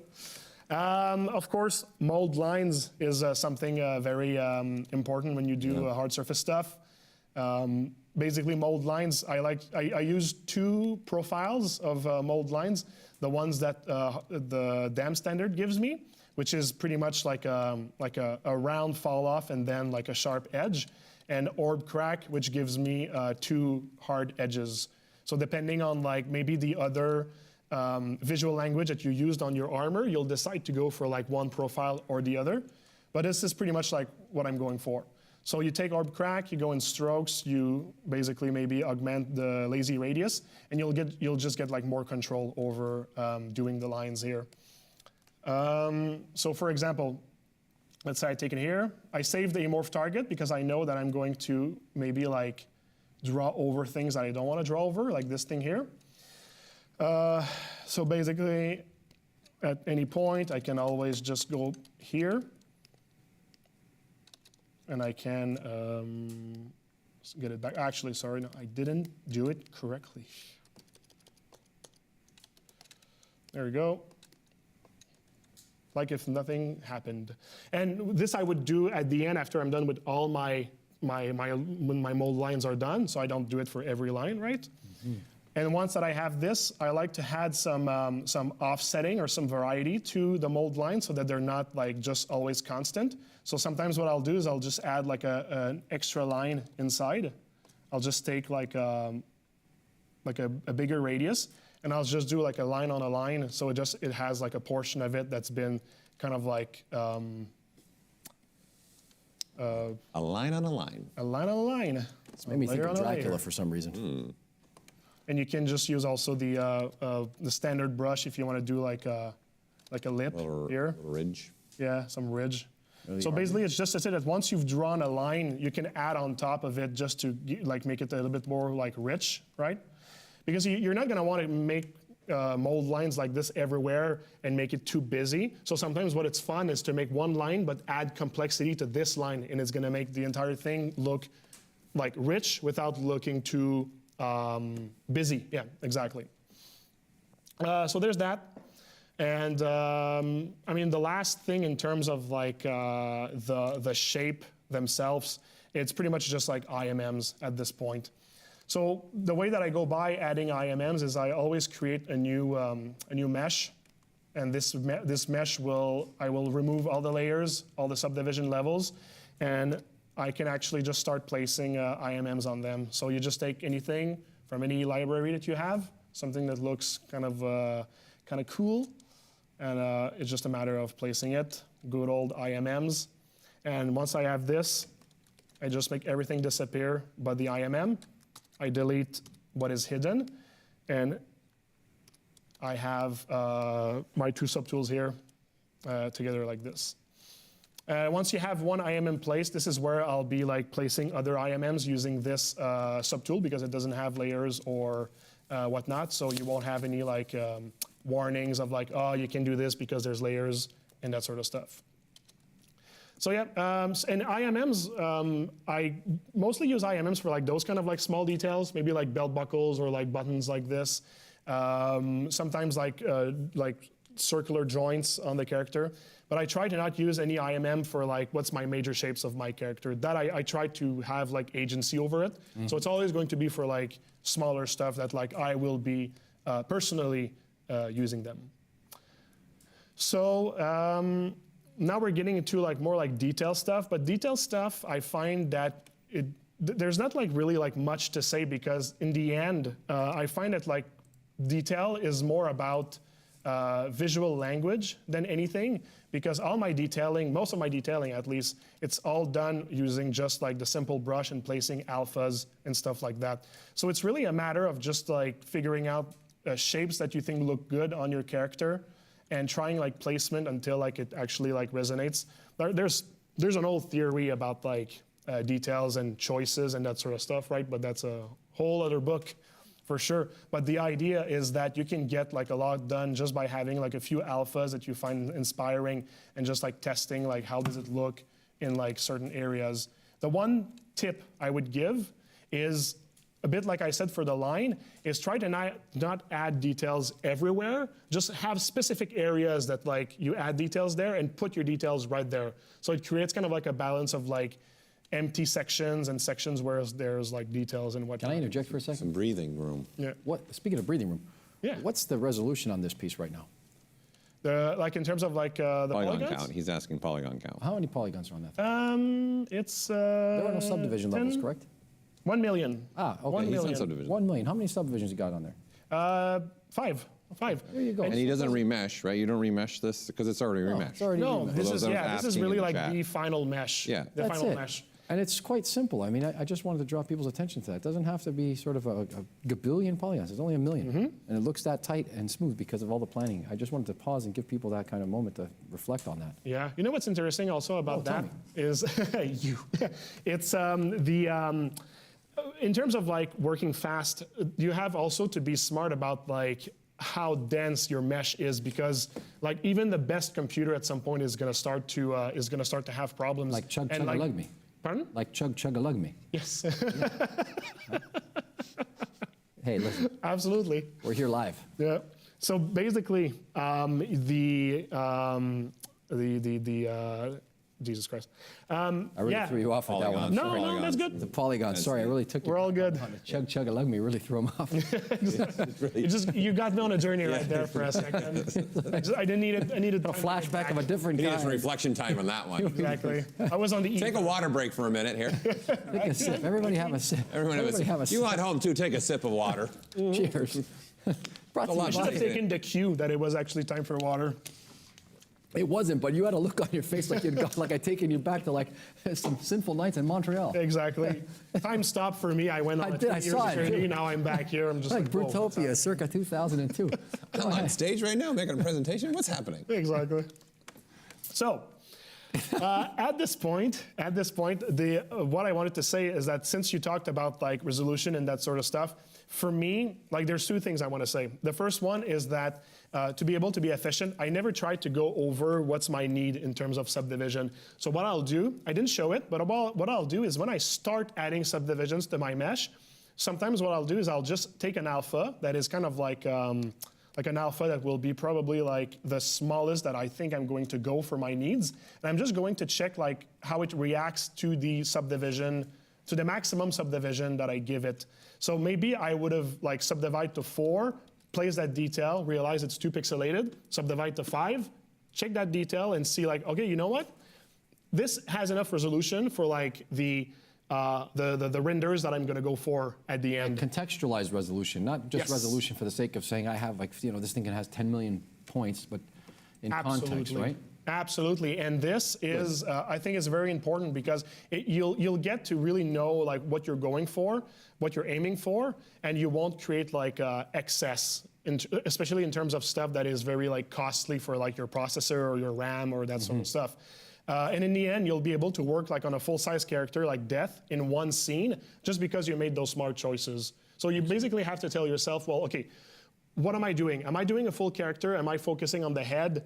What are the renders I'm going to show at the end? And know that like you might not need to go like so crazy on the details in this area or the like resolution or I've said that sort that of for stuff. years. Intent should drive your workflow. You know, and what is the intention of the final product? What is it for? And you know, what are you trying to make and what for? But sometimes when you don't know where you're going, it's like you'll let yourself drive by. You'll let yourself be driven by like subdividing just because you want the resolution to be good without knowing what's really. Or chasing design without having a clear path. You know. Yeah, exactly. And I just want to show you like this example here. Look at this, Paul. Wow. So like once again, like this is the print of Death, right? Captain Happy, I call him. Yeah, Captain. Exactly. Time for the last ride. Hey, he's having a laugh. He's having a laugh. It's not because he looks crazy that he cannot. Someone's going to be having a laugh at that final moment. It ain't me. Exactly. Or maybe everyone. They don't know. But basically, the point of like showing you this, well, first of all, is because I think it's lovely. But the second reason is because talking about like what's the result that you're trying to get, especially when it comes to printing, you're gonna want to basically know how small that you can get in terms of your detail, and what's going to actually translate once it's printed. Because depending on like if it's like a 1:1 scale, 1/4, 1/10, whatever the size you're going for, at some point you're not gonna wanna go like too fine into the details because it's just gonna look blurry at the end because it's not gonna print correctly. What size is this thing? This one is 1/4. So basically it's like, well, I don't know if like people are gonna see, but whatever. Let's say like a little bit more than 1/2 meter high and 1/2 meter wide. It's massive. It's really massive. It's gigantic. Yeah. Wow, Well, half a meter. If you're gonna do it, do it big. Yeah, half a meter in height. There's probably like a picture here of like. And just to break this down for our folks watching all over the world, that is big. Have one on their site. That is big. Yeah, there was a like I would need to. I know where there's like a picture. It's just I would need to look for it. But there's like a picture of like somebody beside the statue, and it's like. Like how many centimeters are we talking about? In centimeters? Yeah. Yeah, inches. like in inches for the American. Oh, dude. No, I'm kidding. How many centimeters? Math. How many centimeters? Yeah, I mean, there's the actual size and the. You see, you know what? There you go. You're asking me a question about technical stuff. It's written right here on this page. That's what I was hoping. There you go. Dimensions in millimeters. So. Okay. There you go. How many millimeters? 450 by 510 by 840. Wow. So yeah, like 1/2 meter. Wow. In. That is a big piece. Yeah, and also 1 meter in height because of like the scythe and everything. Like this one. 1 meter in height. 550 millimeters is like about 21 inches, close to 22 inches. That's a big boy. For Americans. Oh, it's a big boy. It's a big boy. It weighs probably like close to 70, 80 pounds. Can I weatherproof it and put it in front of my house to scare the neighbors away? You can. Yes. But I think somebody's probably just going to capture it and take it home. That's actually true. That's what I would do. Especially where I live. And so basically, the idea is to know like what's the end product. So the end product for this one was the statue you just saw, and because of like the scale, I knew that. Look what Paul's doing over here. He's just doing a hand job. Yeah. It's Well, 85 centimeters by 81 centimeters by 56 centimeters. Yeah, exactly. Like I see myself in the camera right there, and it's not. I can't even like do it. Like the frame is not even like. It's bigger than the frame he's in. Okay, so that gives us an idea. If someone at home is measuring this and put it on their shelf, go ahead. Yeah, Like, I'm going to buy this. Please tell us. Right? Someone's looking, hey, that goes back to hashtag it, the measurement of your desk for Marco's thing. Hashtag ZBS22. It's a good challenge. Let's see who can fit it away. Well, that's the one they're supposed to be sending to doing their selfies. If you got a selfie out there, do a selfie how you're watching us. Yeah. That's a good point. Yeah. There's some good ones. I've been looking at them. There's some fun Look ones. at this thing, though. Can you maximize that screen? Look at this thing. Get me off the screen and can't. show the They people the pony. I mean, geez. Look at the detail on that thing. And it's two heads. Kindar, let's get the. Yeah, there's two heads oh, my switch out. word. This one also has like a hand switch out. I have like this one. Oh, with you have a the- hand switch out too. Yeah. There's like the grasping hand and the hand that has the time. Oh, man, I'll sense tell of you what I time, do. but it's Yeah. not set. Did you make any compartment for the switching out, or there's no compartment for them? compartment? Yeah, I always wonder this with the hand switch outs and stuff and the head switch stuff for collectibles. Why we don't put something in the base that you can store when you're not using the one True, hand? eh? Underneath. So it's not just laying on your shelf, What a right? You guy. pull out a little thing, it's stored Hey, there, it's You nice. need to go stored patent there. this. Well, Right there. saying, you're making them. I want a little LED inside that thing. Oh. Yeah, that would be pretty rad. Yeah, that's the cost then's going up. Oh, that's me. Yeah, I'll customize my own. Well, for this one, we wanted to go like artist series. It was like more relying on like the paint of it, like more like traditionally, let's say. Look at this thing. Yeah, I mean, but it's I nice. want to be that guy. Look at him. Happy. I'm really happy of what XM did with the paint job. Like I gave them a lot of freedom as long as they follow like the important ideas of. You like, didn't give them a color master? choices. Did you just give them a ZBrush master or anything for painting? I gave them I get them renders, the renders that I had, Yeah. and like they did a first pass, and then I was like, okay, well this like color needs to be like hotter or warmer, and I really just like made these changes in case that it actually like goes a little bit too outside of like the theme of like what they are, but like choices for like how the skin would look or like some hues and stuff, or like I was like, you know what, you're the experts, you know how it's gonna look once it's going to be printed, painted, and everything. And like I trusted them a lot in those choices, and you know what, pretty happy with it. That's a great, look at that piece. Yeah. A great horse. So basically, wow, Paul. To get back on track, the idea is like if you look at details like this one here, like this little dot, or at least you know what, this little dot and this line right here, it's pretty much like the smallest that I would actually go for in terms of deciding the scale of a detail. No, not you. He really wants to be in the shot. This one, I keep going. Second time or third time that guy's made an appearance. There's something to be said about it. He really wants it.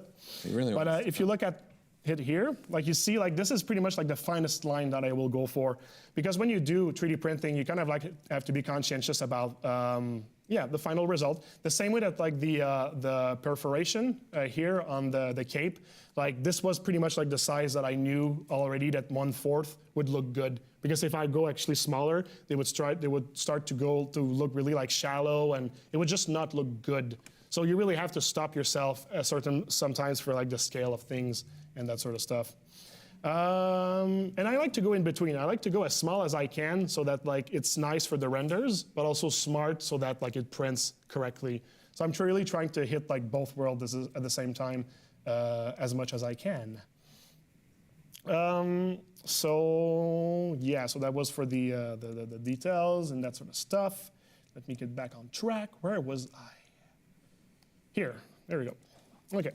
So yeah, detail placement, that's really just like what there is. It's all a matter of like choices, and most of it I do just by placing alphas like this. And sometimes, since I have a Form Lab at home, sometimes I do like test prototypes of sections. You have a Form 2 or Form 3? Form 2. I wish I had a Form 3. It looks really good.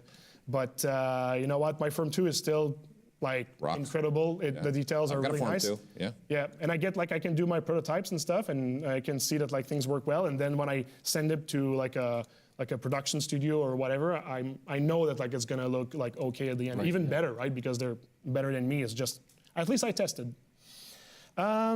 Is the perforated cloth that you were showing, was that micropoly? Someone was asking what the cloth wasn't. It was like how I did it? Yeah. Oh, well, you know what? That's exactly what I was going to show. Look at this. There you go. This stuff writes itself. It's all in the same mindset. That's incredible. Unbelievable. Look at that. I'm going to script it the thing even if I wanted to. Yeah.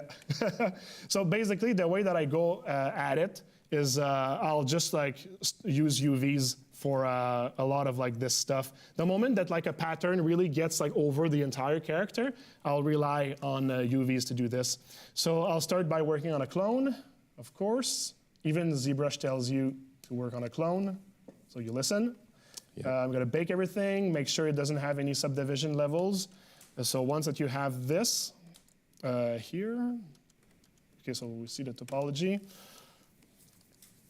All right, so basically I'll simply use the poly groups that I have, and I'll just make sure that my front section plus the thickness of it is on one poly group, and that the back is on another poly group. Once that I have this, I'll simply tell him split by poly group, make it symmetrical, and unwrap. And it's gonna go pretty fast. And if I put like a texture on it, you'll see that, there we go. So I have like this texture, it's already placed symmetrically, if that's a word. And if I do flatten, you can see it's already symmetrical, so you're all good. I think Danny Bell yesterday like showed a bit of like the UVs, and you see like you drawing the arrows. Pretty much like orient them right away so that it really goes in the direction of your patterns and everything. And I find that like if you just like cut things on their seams, or for metal plates, you cut them on their like what's the front, what's the back, you'll always have like the chance to put things in the direction that you want for it to look like. I love that our presenters are watching the presentations and watching the presenters and coming back and talking about each other before and after. Well, I was just trying to make sure like I don't repeat stuff too much as well. Great. I'm like, when he showed that, I was like, you know what? I'm just gonna say a quick word. I think this one is a great one to compound. Go ahead. Yeah, for sure. So once I have this, you just copy UVs, you put it in your object here. So paste UVs. And so now you can actually like have the same texture here just to confirm. You see, you're good, you're good. And the way that I go by is I'll create a morph target. I'm gonna work on a layer. I'm gonna go into surface, noise. I'm gonna tell him use UVs. I'm gonna use the plugin here. I'm gonna take spheres. I'm gonna say okay. And then I'll just, since we're doing something hard surface, I'll get rid of the noise. I'll just take the effect by itself, and I'll reduce the plugin until I have like the size that I'm going for. Let's say this one. I'm gonna augment. Actually, I'm gonna not use any poly paint, and I'm gonna play with the strength to know like how deep I want to go and like if I'm going up or down. Once I got this, I click OK. Now it's on my mesh. For the moment, it's just a preview. But if I actually apply to mesh, it's going to apply this detail on my layer here. From the layer, I can duplicate the layer to double the intensity. I can merge it, so now it's on one layer. And from there, I can apply also a morph target to this, hide my layer, and just draw where I want this detail to appear. So you get like a lot of control by having it done all over your character, and then you decide where exactly you want it to appear. Like right now, it looks kind of weird like this. Like maybe it would be best if it's actually like maybe inside of a section, but that's basically like the way that I go by to use This guy's on fire. Yeah. So many tricks, many tricks. There's a lot more. They call him Marco Many Tricks Plouffe. There you go, Marco of all trades. Yeah, Marco Many Tricks. A smorgasbord of tips and tricks. Many tricks on a Tuesday. Tricky Tuesday. Bring the Tricky Tuesday. Right, Tricky Tuesday, live with the ZBrush crew. So yeah, I mean, like, that's pretty much like all of the major tricks that I use when it comes to creating details and medium details. So from this point out, if you just use everything and you apply it to all of the meshes of the character, you'll pretty much end up with this like fully finished model here. Like once again, nothing that is on screen right now, or I'd say easily 99% of everything that you see on screen right now, I've just shown all of the tricks in the past minutes. So it's really just a matter of rinse and repeat, going at things, and there you go. Time check for you. You got about 19 minutes. 19 minutes? Yep. All right. Well, okay. Well, I have like 2 sections I wanted to talk about. The last one is not really that important. Take your time. We'll So get there. I'll just jump right into like the last portion that for me I think is really important for like the entire presentation in terms of posing the character in composition. So we're going to talk about, well, posing the character. Yeah. The demonstration I'm going to do is something that takes a lot of time if you want to do it well. People think that like posing the character should be done like quickly and that you should not have to redo anything, and that's not the case. That's a bit of a fantasy. Yeah, exactly. It's a fantasy. Yeah. But you know what? Sometimes it works pretty well, and sometimes you have to redo some parts. But the thing is that you have to be smart about it as well. And for having tested it on like close to like 60, 70 models, complex models, this technique works. You just have to know like what to be careful about.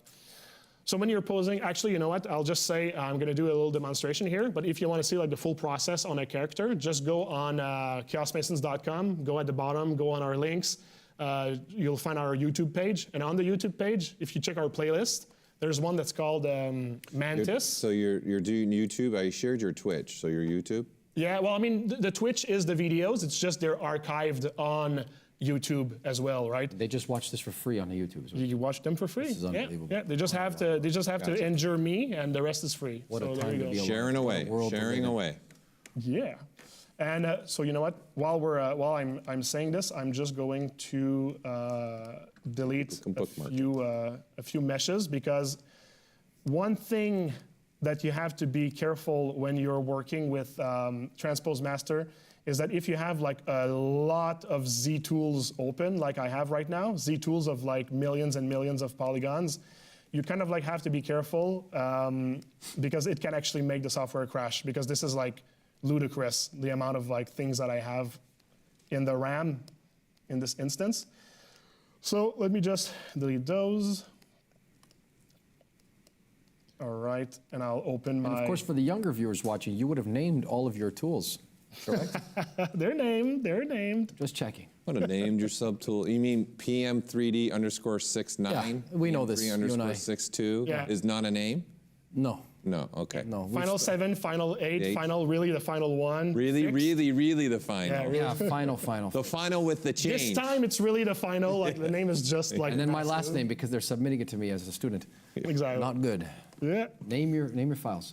So, so basically, yeah, the YouTube was just to say that like I show the entire process. I spend like I think 4 hours posing like a fully mechanical character. So the proof is there, the technique works. But just to give you a bit of a taste of like what I do is, first of all, I always try to make sure that like the design of the character allows for bending parts and that sort of stuff.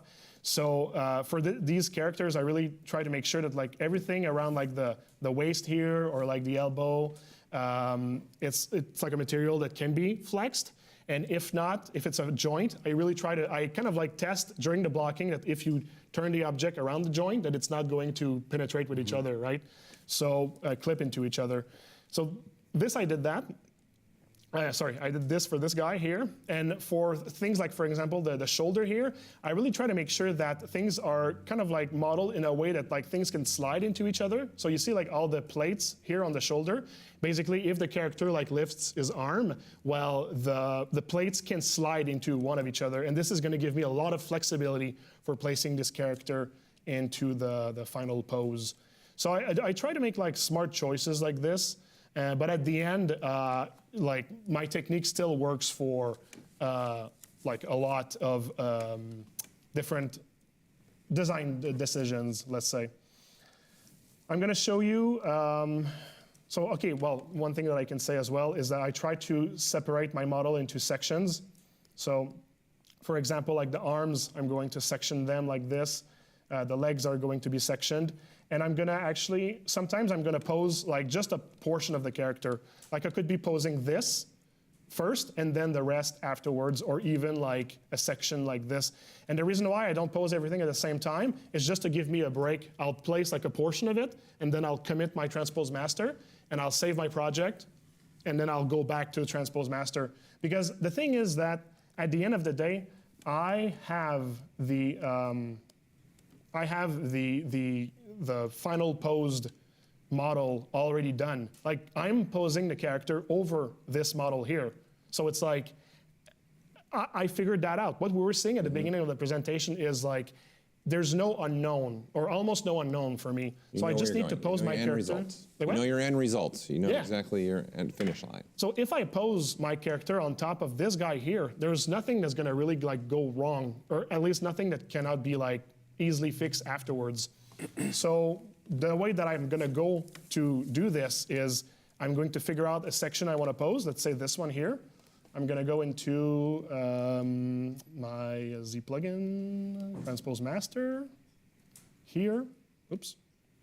And I'm simply gonna click on Transpose Master. It's going to make all the calculation necessary to pose the character. And then I'll start by putting into polygroups elements that I know that I might actually pose one at the same time, or in two parts, let's say. The entire underbody of the character will be one section, and the plates will be its own section on top of be able to separate them, what is like the belt section and the thigh section. So I'll work with these three things here. Since we're posing the character in, Since we're posing the character in a non-symmetrical position, I'll actually have different polygroups for everything that's like symmetry and whatnot. And the legs here, the underbody, I'm gonna start by just like really quickly masking a portion of it just to be able to select it rapidly.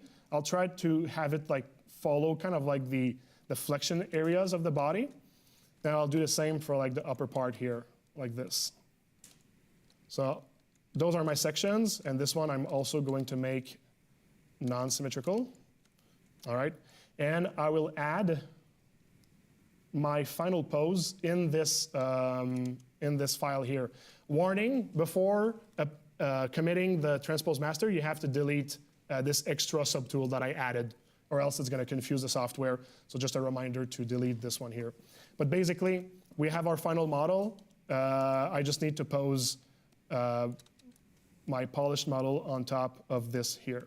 It's also important to note that you've posed it in a way that is not overtly extreme away from the standard pose that you had at the beginning. Yeah. It's not going to be going from like an A pose to something that is drastically different. But it could though. It's just that you would need to plan ahead, and like the pose, you would just need to make sure that like if the character is really going to do like an exaggerated like elevation like this, well, his giant shoulder maybe is not a good thing, right? That's exactly what I was hoping you were going to say.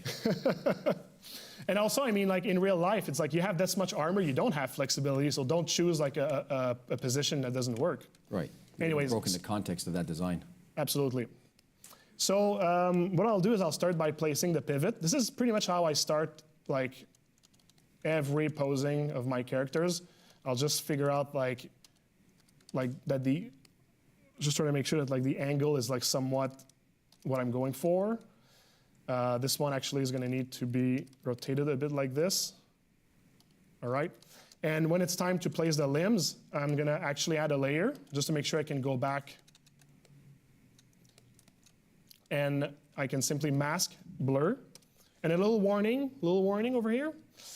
It's always best to make sure that the topology of what's going to bend is not drastically different one from the other. Because when you're blurring your mask, the spread of the blur is going to act differently if your mesh is dense or not dense. So like the blurriness, and I made it on purpose to actually make a little mistake here. But if you look at the tube here, it's very high, and the thigh is much bigger than that. So because I blurred, once you're going to place, like you're going to move the character like this, the bending of the cloth, well, it doesn't really show, but the bending of the cloth will act differently on the high density mesh and the low density mesh. So this is something you just have to be a little bit careful about. And maybe you'll want to remove some subdivision levels of your mesh just so that it kind of like,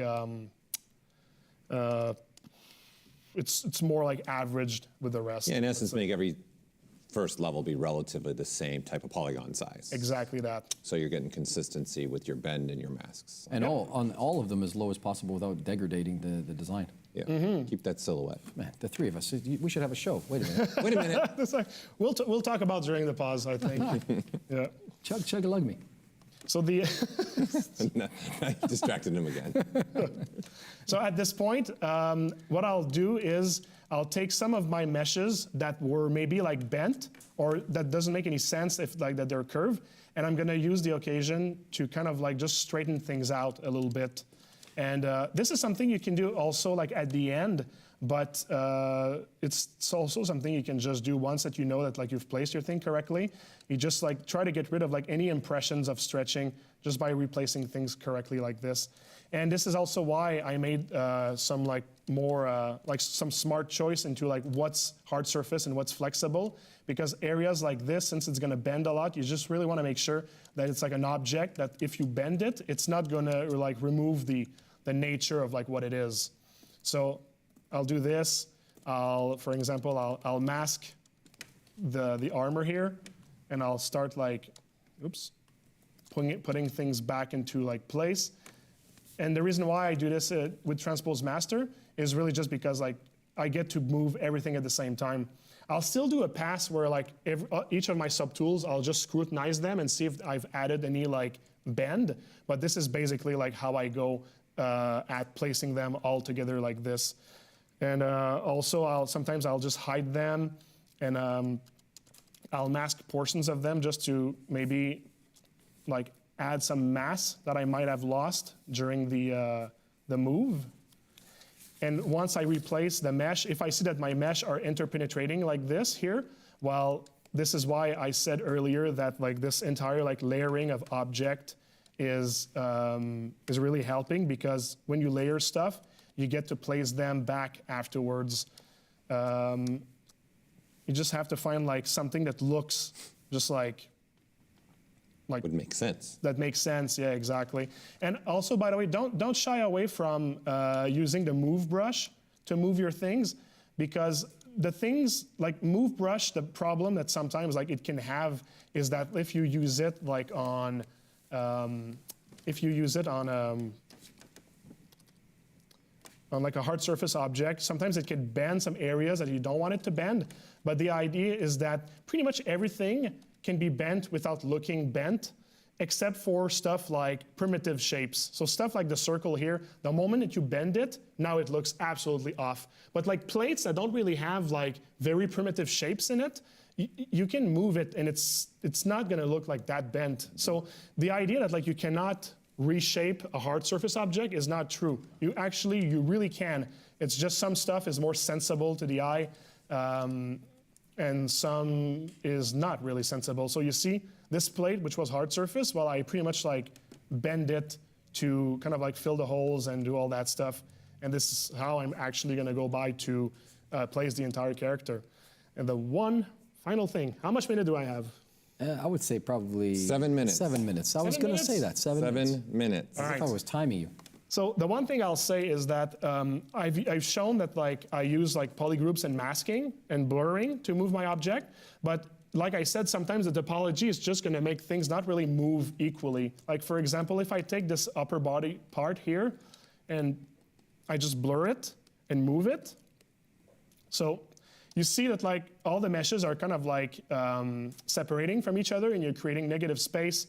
And I think a lot of things are not really like bending accordingly.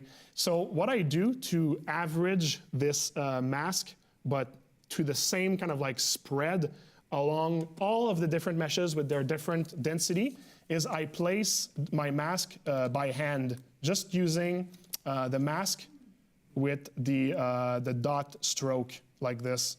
So really just by hand. And the reason why I do it by hand like this, it's because the radius of your brush will apply the same strength of mask everywhere on every vertices at the same intensity. It doesn't have to do with like the density of the mesh. It really like just makes it much more equal. So you kind of like have by hand to make that kind of like fade or that gradient. But once you do, and you don't need to be like extremely like precious about like the spreading. After that, you see the way that it's gonna bend, it's not gonna do like all the separations and everything, because the vertices were pretty much allowed the same kind of like movement and range. So you do this, you place it into position, and now you can actually keep your mask, and already start to kind of like move the mesh around to give it more of like a flow that's gonna look maybe less like bent. Sorry, I keep pressing on the right. That's great. Just keep doing what you're doing. Looking good. There you go. Marco Many Tricks Plouffe here on a Tuesday. Tricky Tuesdays. There you go. Magic fingers. ZBrush Summit 2022. I really want tacos now. Well, Actually, you know what? I'm going for Mexican after. Hey, thanks a lot, There pal. you go. Look at that. Yeah? Perfect. We're here all week. Perfect. Think of us while you're eating that taco. We're down to, we got about 90, what is it, 180 seconds are left here, 2.5 minutes. Perfect. What did you say, 3 minutes? About 3 minutes left. Okay, well, you know what? It's pretty much done. The idea is that like because of like that mask, I was able to move things in a way that like is not like really spreading everything around. Once I apply the transpose master to this, like I'll just do it. Don't forget to delete that mesh. Yeah. Don't forget. There we go, like this. Delete. And here, brother. Boom. Transpose. So this is like the step where like if I had like a ton of Z tool open, it might actually be problematic. So now that I actually remove from the RAM most of it, it's gonna find correctly like the mesh, it's gonna apply the changes, everything should be fine. So you see it's already moving things around. The best part about this, you get to see all of his subtools. Mm-hmm. Somebody at home wants to know, what happens if I change my mind after I do that? Change your mind about what? Change your mind. About the pose, yeah. What happens if they change their mind? Then Well, what? I mean, at some point you kind of like have to commit, and this is why you do a lot of iterations You could do it later. blocking until you figure out which is the one you want. But the idea is that if you actually pose it like this and you still have changes to do, you can always go back and transpose master afterwards and replace it and do changes and whatever. So you can go in transpose master as much time as you want over this process until you figure out that the final posing of your character actually looks good. Yes. So there we go. At some point, you must commit. Don't be Yeah, exactly. commitment-phobic. Plus, I mean, at this point here, like there's still like some stretches in some areas. Like I'll still go over like areas that were maybe a bit problematic and like move things around just to remove a bit of the impression of the stretching. But the idea is that those are the most problematic sections that I just showed you. The rest is much more of a breeze, and you don't get much like distortion and that sort of stuff. So it ends up being like a really cool. Like a really viable way for posing characters that are pretty complex, and like any kind of character. Like, I mean, if you're posing a character that's organic with like anatomy and everything, you're still gonna have to like rework like how the anatomy is after like the flexion. So the same idea that stuff have to be like fixed after this step is applicable to organic or to hard surface. Okay, let's finish with your model in its entirety on the screen, perhaps. Show the Yeah, whole well, actually, you know what? I'm kind of like, I'm loading this model here. Okay. And This is one of my faves. Yeah, the idea is just to show you that like at the same time, characters, depending on like their style or anything, every trick that I showed here can be Applicable. Applied, yeah, all the can things. be applied to any style or anything like that, or at least the range of possibility is pretty vast. So for something that like looks compact like this, I'll use the same method to get the same results and everything. So the sky is the limit. Wow. It's an angel, right? It's the sky is the limit, and it's come to that time when we reach for the sky and stretch a bit and say thank you so much. Marco Many Tricks Plouffe here. Merci beaucoup, monsieur. Ça fait plaisir. Superbe. For our French correspondents and people at home, he's got a big smile on his face. We appreciate it. I'm Louis Tucci here live for the ZBrush Summit 2022 with Paul Gabriel. We're going to send you off, and we're going to do some giveaways. So thank you again to Marco Plouffe, and I'm sure their fans along all over the world are saying yes, yes, yes, more. But we'll be back after this with some giveaways, all right? Thanks so much. Awesome. Thanks, Mark. My pleasure.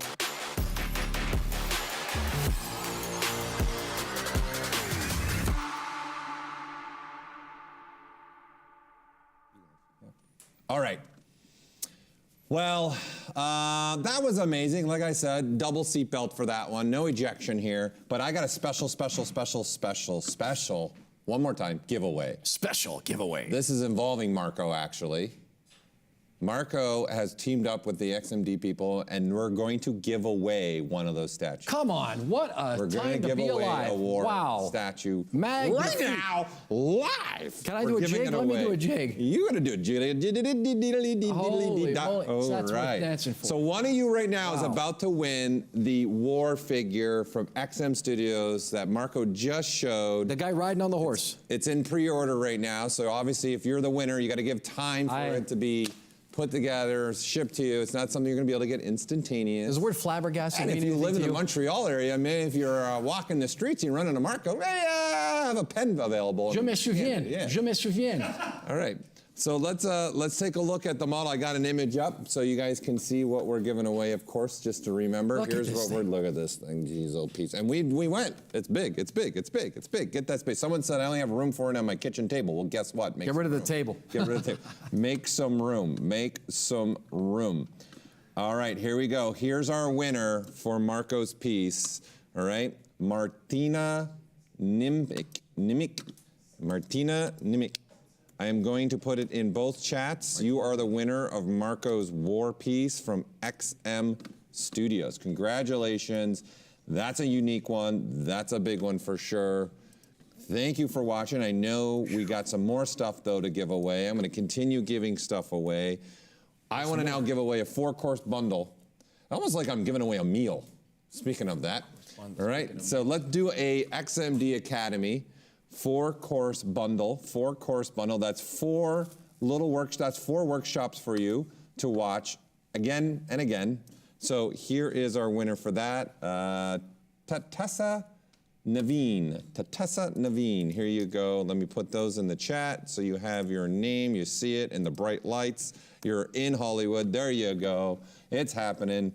Let's keep going, Louis. I keep wanting to give some stuff away. This guy's the giveaway king. I might as well have some power when I've got it. That's the power of ZBrush. That's the power of my mouse. Here we go. And my keyboard too, tap-a-tap. Or let's do a Space Mouse from 3D Connections, a Space Mouse Enterprise kit. Let's draw the winner for that and see who we have here for this. Rodrigo Gonzalez. Rodrigo Gonzalez, you are the winner of that wonderful giveaway from our 3D Connection friends. Once again, I've put it in the chat so you can see it. You know what? I'm doing one more. One more, he says. I'm doing another one. I'm doing another one. Why not? Wow. Wow. Let's do this one. Let's do one of these. All right. Let's go ahead and put this one up. So we're going to do all access membership. An all-access membership here. All right, so let's draw the winner for our all-access membership, ZBrush Jewelry Workshop. Let's draw the winner for that. Here we go. Great set of instructors. You're going to get Alberto. Memo Alberto. Here you go. Let me put that in the chat as well, so you have that. And you know what, Louis? I'm gonna do one more. I'm feeling good. I'm just feeling good. Raining giveaways over here. Raining giveaways. Let's do it. Let's do one of these. We haven't done one of these yet today. We have not done one of these. There's more coming. Don't you worry. A 1-year subscription to Gnomon Workshop. So you've got a plethora, as I digital gold for digital gold. Lots of artists you can go and take a look at. You're gonna have 1 year to get so much. Brad, you are a winner. Brad LeMay, you are the winner for that Gnomon 1-year subscription. The MIT of the CG world. And then, listen, we're not done. We are not done. We've still got more presentations coming. We got still 2 more. We got a beautiful one that's going to be about scan data, the scan truck. Look, we're going to go inside the scan truck. I've said it. We're doing another one of these. You're going to see right inside how photogrammetry works. We're going to be looking at that. And then we have our friend Ara is going to be showing us how you can use scan data. And don't forget, we still have Pixar with Lightyear too today. Stay tuned. All these other giveaways. So we look forward to seeing you. Don't go anywhere. We'll see you soon. Bye for now.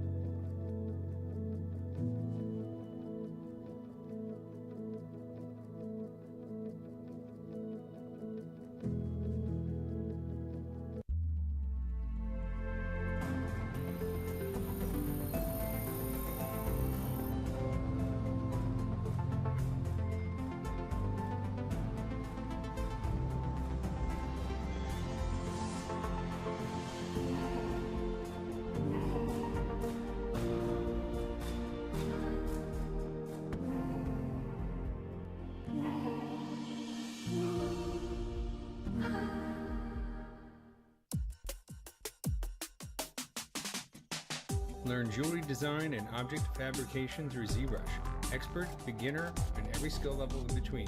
ZBrush Jewelry Workshops can help you bring your digital dreams into reality. Taught by leading industry professionals. Use the offer code SUMMIT to get a $100 discount on membership.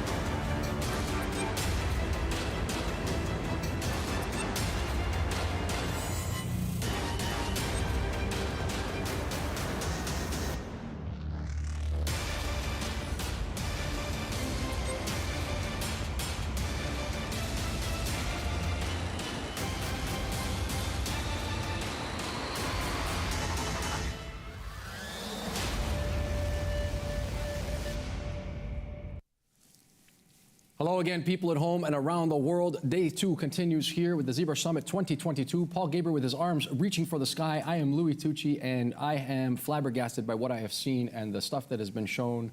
I'm sure you are too, watching at home.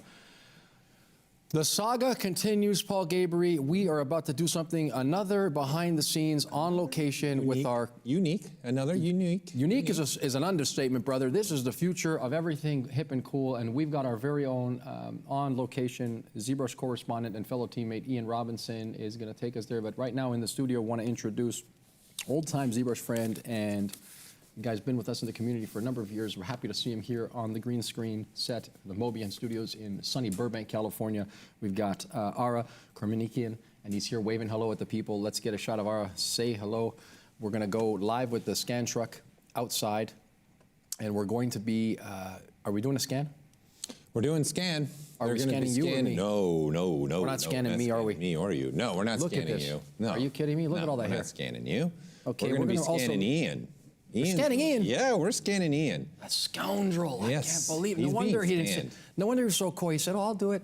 I said, okay, cool, here we go. So without further ado, it's going to be Ara Karmanikian, Jigs Love, and Vlad Gallet taking us on a wild ride through the 3D Scan Truck Tour. And I am Louis Tucci and Paul Gabriel. Let's take it over to Ian live now in the parking lot.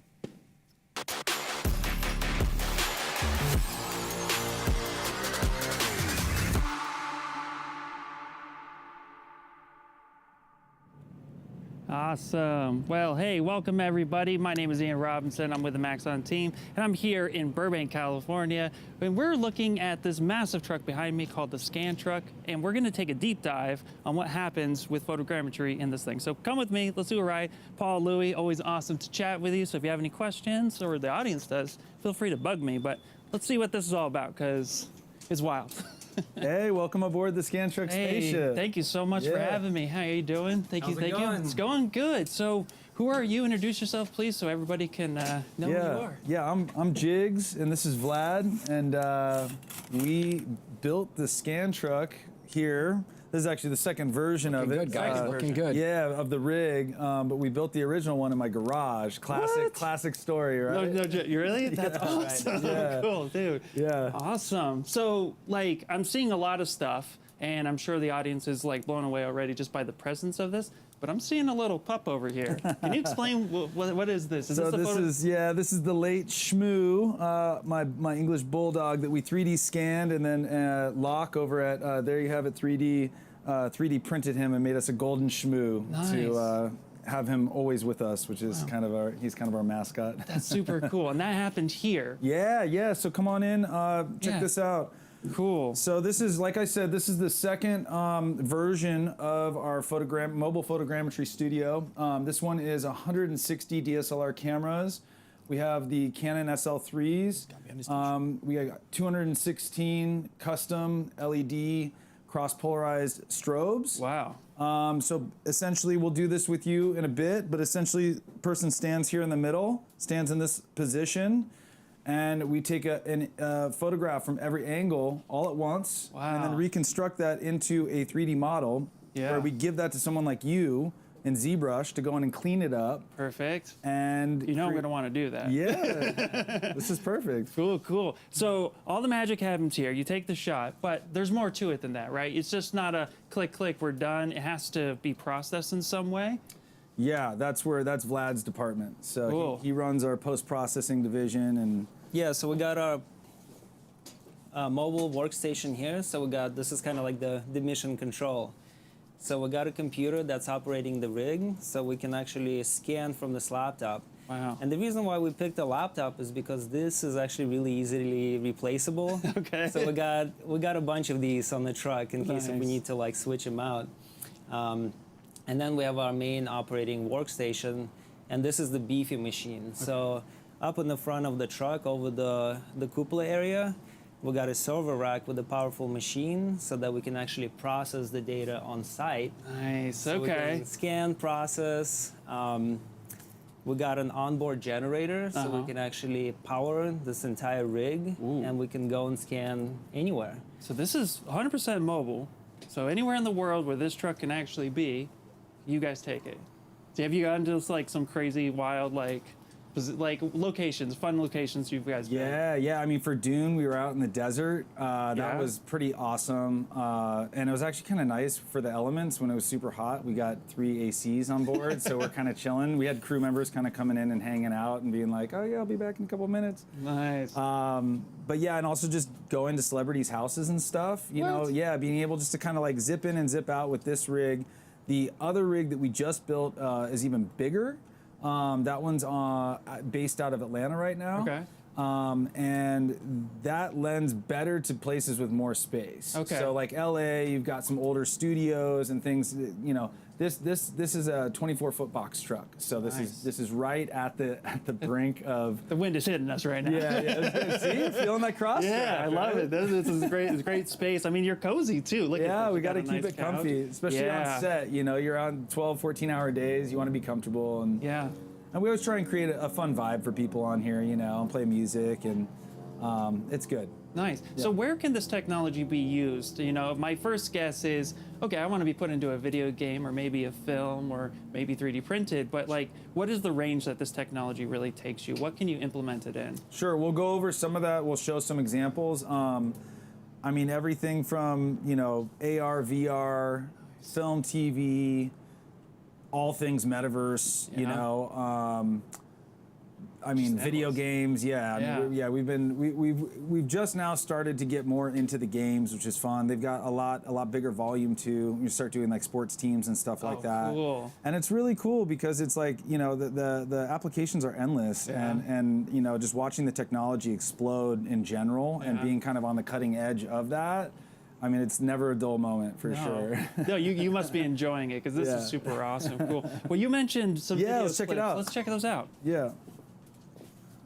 You want to cue it up? So we're not going to have audio on these, so maybe we can talk about some of the stuff that you're seeing quickly cut through.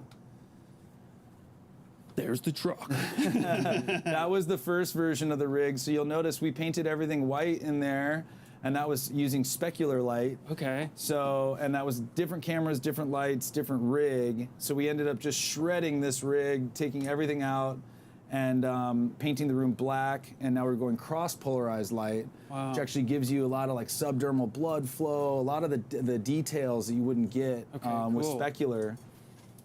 I saw a lot of posing of the faces too. Like you can get different facial expressions and then be able to. Just so you want to be screaming. I can be screaming. Like it doesn't always have to be stoic, or is there a time and a place for that to be put in? Yeah, you know, the more facial action coding system poses that you scan, the more abilities you have to show with your blend shapes. Nice. So, I mean, technically you could take one neutral scan and start morphing it, but it's just not going to look as real as if you get these real dynamic expressions. So sometimes you do upwards of, you know, 100 plus facial scans and create all those blend shapes. Yeah. So that's good for anybody who's into blend shapes and trying to get into some more crazy animation, but with lifelike, this could definitely help with that process. That's really cool. That's really cool. Yeah, it's like one of those things, the more you put into it, the more realistic the model becomes. Oh, nice. Okay. So it's not just a click and we're done. Like you could do a lot, but you want to invest more essentially. Yeah. That's awesome. We also wanted to show you a little bit of like a video of our studio. Yeah. So you can get an idea of what we kind of go through day to day and all the different toys that we got. Let's do it. That's super cool. So this is a robotic scanning solution that we built. We used a KUKA arm, a structure light laser scanner, and a high megapixel single camera for photogrammetry with cross-polarized light. That's for objects. Okay. That was the original scan truck. And you can see that the truck is parked right inside the studio. Yeah. So it's pull it in, take it, park it. Like, that's cool. It's like our spaceship that's like docked at the port, you know? Yeah. Now I saw some shiny bits in there. Is you know, specular really easy to capture, or do you have tricks for that? We got some tricks for that. Perfect. Oh yeah. Okay, cool. Wow, this is really intense, and like there's so much happening, but it's so cool that it's portable. That's what I'm really digging about it. You said 160 cameras? Yeah. That's awesome, man. Yeah, it's really like opened up a lot of doors for us. You know, there's certain talent that just they don't want to deal with it. When we can come to their house, they literally come outside for a couple of minutes if we just need 1 or 2 scans, and they're like, okay, I'll do that. So it's opened up projects that I think wouldn't have happened otherwise. Wow. And it's fun for us. I mean, we're always in different situations and kind of like having crazy experiences with the truck. So yeah, that's super cool. I mean, Paul, Louis, you seeing half of this stuff? It's mind-blowing. It's just about as mind-blowing as that T-shirt he's wearing, which looks like me on the front of it. It's insane. The whole thing is blowing my mind. T-shirt's wild. This reminds me to be here now, always. Because otherwise my head's in a million places with the tech. You know, you got to keep it centered, otherwise it gets perfect. Oh, that's super cool. Okay, so I'm really curious. I'm really curious what it's going to look like when you scan me. Yeah, so you want to get scanned? Can we get scanned? Yeah, do sure. that? Yeah, then we'll come back to this. That's great. Of course. Perfect, perfect. Cool. Well, come on in. We're going to do it. All right, you ready? I'm ready. Here we go, getting scanned. They already want the model in. They said, how fast are we getting the model in? Put both feet there and stare in that direction. That's great. And then you put your like hands this? out. That's great. Spread your fingers a little bit more. About to go into the Matrix, Ian. Perfect. Now, my favorite part. I'm going to raise you up into position. Oh, here we go. Oh. Going up. Stay still, Ian. Stay still. Great. All right, Vlad, are you ready? Okay, and I am ready. All right, and holding. 3, 2, 1. Nice. Just like that. Yeah, now you see all the different images. So we broke up your body into quadrants. We focus a lot on the face. We have different lenses, you know, zoomed in on the face, the hands. Hands are really tricky. There's a lot of occlusions in between the fingers. So okay, yeah, that's why you wanted me to really spread them. That makes totally. sense. And also that awesome position that you're standing in, almost like a TSA. Like. Yeah. Go ahead, pat me down. Right. Wow, this is really, really cool. Wow. So that's it right there. I mean, even with that, just a single A pose, you know, you can create so much content with even just something like that, you know. Wow. Now, if we were to build out a full avatar of you, we'd want to do a base scan. Yeah. So probably in shorts, no shirt, you know, as much skin as possible to get all that information. And then we would layer the clothing on, like if you had a jacket and different stuff, so we could break it all out and retopologize it all separately and have it move so it's not all kind of glued to you. Yeah. That's super cool. And then the facts as well and building that out. But what's really cool though, you know, like you can always build on these things. Right. That's what I like. You know, we've done a lot of talent where you know they just needed a full body A pose for the project. And I said, well, hey, while we have them here, why don't we do some blend shapes? You know, let's get a couple outfits, whatever. And then, you know, a year or two later, they come back with another project. They're like, oh, we need his face to be animated. It's like, okay, well, we have that in the can, you know? Yeah, so it's kind of cool. That's cool. I like that. Well, it's also really simple. I mean, as the audience just saw right now, I just walked in there, you set me up, and then you fired it off. Now, I know that part's easy, but how long would you say it takes to stitch this together just to have something that then could be worked on? So from time to scan to a computer process. Sure. It really depends on the processing power of your computer. Okay. So, I mean, this probably took us anywhere from like 40 minutes to an hour. Yeah.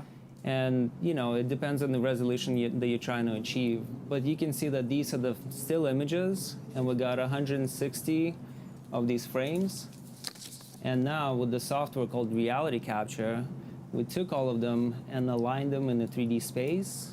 Nice. So you can see that each one of these little icons, and I can actually make it a little bit larger to show you. Wow.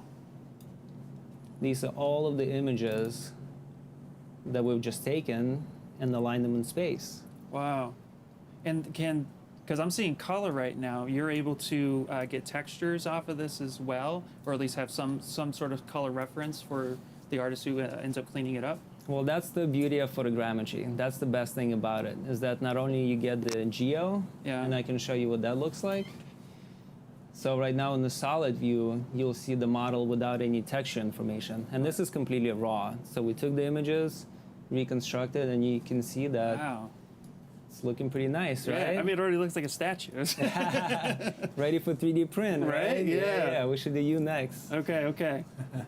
And then we add the color through projecting these images on top of the mesh. Wow. And we end up with a hyper-realistic model. Now, this, of course, is not finished. There's still a process of cleanup, you know, in ZBrush, obviously. And then retopology, rigging, and getting this model optimized for a game engine. And then, of course, animation. Nice. Wow, this is a lot. Paul, Louis, do we have any audience questions? I got a 'Cause I'm question sure- coming through. Just a techie question here. What's the shutter speed that they're putting the cameras at? Techie question. Shutter speed, which I like. What is it? So for this, we're at what, 1/10? Yeah, for this one actually is interesting because the strobes dictate the shutter speed. Right. Right. So we had, actually I'm going to show you a slide where we had a previous iteration of this truck. Yeah. We used what's called diffuse lighting. Okay. So the LEDs were actually pointed on the outside of the truck and bouncing off the walls. Nice. So it was like a diffuse lighting condition. Nice. So then our shutter speed really mattered, whereas the strobes are pointed at the subject, Yeah. and it's just a blink of an eye. So I actually wanted to show you another slide of us building the rig. Whoa. This is the original OG, Yeah. circa 2018. Yeah. Well, it's crazy that how much has changed from 2018 to now 2022. It's only a few years, and yet, I mean, the setup looks similar, but I'm sure there's a lot of differences too. Totally. Well, that's the cool thing about our field is that the technology is changing so fast that we're constantly trying to keep up and learning new skills, learning new ways of doing it. And this is this is the first truck we build. We also build a trailer that is now deployed in basically East Coast. It takes care of all of the East Coast region from Atlanta to New York to Albuquerque, New Mexico. And this is the second one we built. We learned we used what we learned on this one and applied it here. And then trust me, the next one we build is going to be a lot different too. I'm sure, 100%. Yeah. Wow.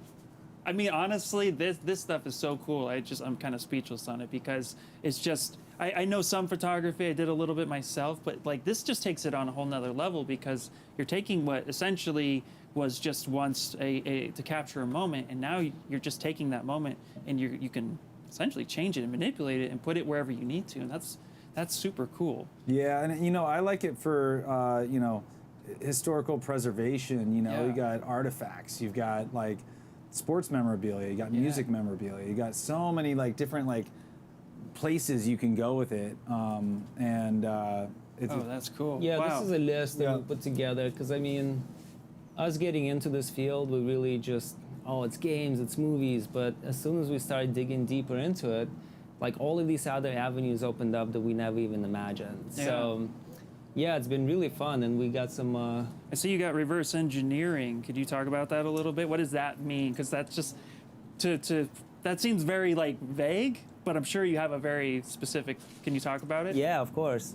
That's the technical side of our business. Okay. So this is when we take a part, whether it be part of the car or maybe an airplane, and we 3D scan it, and then we create drawings so that the technical team can actually manufacture the part.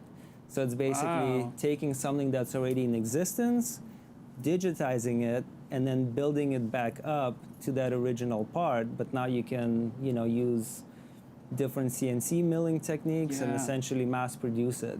Wow. So sometimes, if an airplane is old and then like the part can no longer be manufactured, we can reverse engineer it and make that part. Wow, that's clever. 3D scanning. Yeah. I mean, you're in LA, so there's car culture galore. Yeah, so yeah. I'm sure there's guys hitting you up being like, I have this 1960 something that I need. I'm just one salivating part. right now, Ian. Yeah, but Babish will show you the laser scanner. It gets down to the 0.25 microns or something. I mean, Wow. thing's pretty awesome. Okay, cool. So here's some of the works recent works. We were on Wakanda Forever. That was amazing. Beautiful film. Yeah. And Dune and Scanning hot in the desert. It was pretty cool experience for us. Yeah. Especially with AC, I'm sure you guys were just fine, like you were mentioning earlier. That's so cool. Yeah, and Doctor Strange 2, that was fun. A lot of the Marvel stuff, and it's just cool to see, like, we basically entertain all different types of projects. I mean, we from every level, and there's kind of pros and cons to all of it, But working with Marvel on some of the really high level stuff has been, educational to say the least, for sure. Like every time we're there, they're like, "Oh, hey, can you try this, try that?" We're like, "Okay," like trying to figure it out, Yeah, for sure. So this little clip shows our work with Konami. This drone pilot was amazing, by the way. Oh yeah. Whoa. Right? Going all inside the trailer, giving us the 360 view. Pretty cool, That's some right? trust right there. You know how tight it is in there. Yeah. Look, he ducks this bar right here too. Whoop. Whoa. Yeah, so we've been getting into that. Here's with Rockstar. We did Grand Theft Auto, so we did Dre and Jimmy. Nice. It was cool pulling up to his house. This is really important for us to be able to provide that service. Yeah. And we did this, when COVID was still in effect. So it was really cool because there's basically very minimal crew, and we can go to places and get the production going, even though a lot of places were stopped. We could still operate. Nice. Yeah, we parked on his basketball court. That's pretty sweet. Okay, to have a basketball court, that's pretty ballers. Yeah. Well, so question before you, because you mentioned some outside tech, Yeah. which is really cool, but just real quick, like if there's anyone interested in trying to get into this field, do you have any just beginner-friendly tips you'd like to let them know what to look for? I mean, did you guys have photography experience yourself? Yeah, that you were totally. This was something that you could transition to? Yeah. I would say start with one camera first before you get into a rig like this. Because essentially what you can do with a single camera, all of the same principles apply in a camera rig like this. Right. So if you can get really good and basically, learn all the tricks and learn the software, then you can get into this. Okay, cool. Yeah, so start crawling, don't start running. Which is kind of cool too to think. Like I've really loved watching, even with music, and when Ableton came out, it just really leveled the play field for people. You don't need to have a record label to make amazing music now, and same thing with this. It's like one camera, get some beta versions of some photogrammetry software, start playing with it, Yeah. I just love how accessible it is for everyone, Yeah, that's Pretty super cool. Paul, go ahead. You got a question coming in. Yeah, well, actually, I think because you were asking about how we get in, someone was asking, do they work with freelancers? Like how somebody wants to get it scanned, how do they work with them? Oh, do you guys work with freelancers? Like somebody who's interested in this technology and wanting to figure it out? Absolutely. And get scanned themselves? Sure, absolutely, yeah. And we also have our virtually conscious sector of our company. So when people have projects that help make the world a better place, revolved around education, helping people in some way, we're always game to try and help make those projects happen. So we'll How do they handle the bottom? whatever we can to help make those projects happen. And especially we've been building our team. It's so funny. I was thinking about with ZBrush in mind. We're always building our ZBrush team. So nice. Different artists that are looking to either freelance or potentially come on full time with us. We're always trying out different artists, and Nice. yeah. Okay, It cool. takes a village. For sure. Definitely hit us up on info at the Scan Truck. Okay, Yeah, cool. totally. Well, the scan truck, that's so easy to remember. We were going to be photogrammetry truck, but that was just like... No, that's a mouthful. We had another question. How do you handle the bottom of somebody? So the whole I'm assuming that's the question. That's a great question, yeah. I'm all trying to dance this question out. How do you handle the bottom? Yeah. So there's definitely limitations, and some areas will be occluded. So the way to solve the mystery of what's on the bottom of your foot is to actually take texture photography. Okay. Or sometimes we'll scan the shoes separately and combine that scan data. But basically anything that we can get with the camera rig, we'll do texture photography, and then that data can be added to the overall data set. Okay. Is there ever a time where maybe you just have the artist in ZBrush kind of make up, they have enough information that makes the person what it is, but is there ever a point where it's like, that we didn't get their foot, just go ahead and sculpt a foot? Does that ever happen sometimes? Yeah, sometimes, artists have to do a little interpretation. Yeah. But of course, we'll, if the actor can do it, we'll just tell him to stand take on his their shoes heads. off. Let's go. Okay, cool, man, cool. Nice. Paul, does the audience have any more questions? Louis, do you guys have any? Yeah, there's more questions coming through. Another tech question, obviously, because he brought up start with one camera. I guess this could be a couple. What camera are they using and lenses are they using? And then what Vlad was saying, start with one camera. What would he recommend for that one camera? Okay, cool. So, all right, so this is a big question. All right, but because I know we got more to show. Sure. But what camera and lenses are you using? And more specifically, you've mentioned one camera. Vlad, what would be the camera and lens setup you would have them use if it was just one? Sure.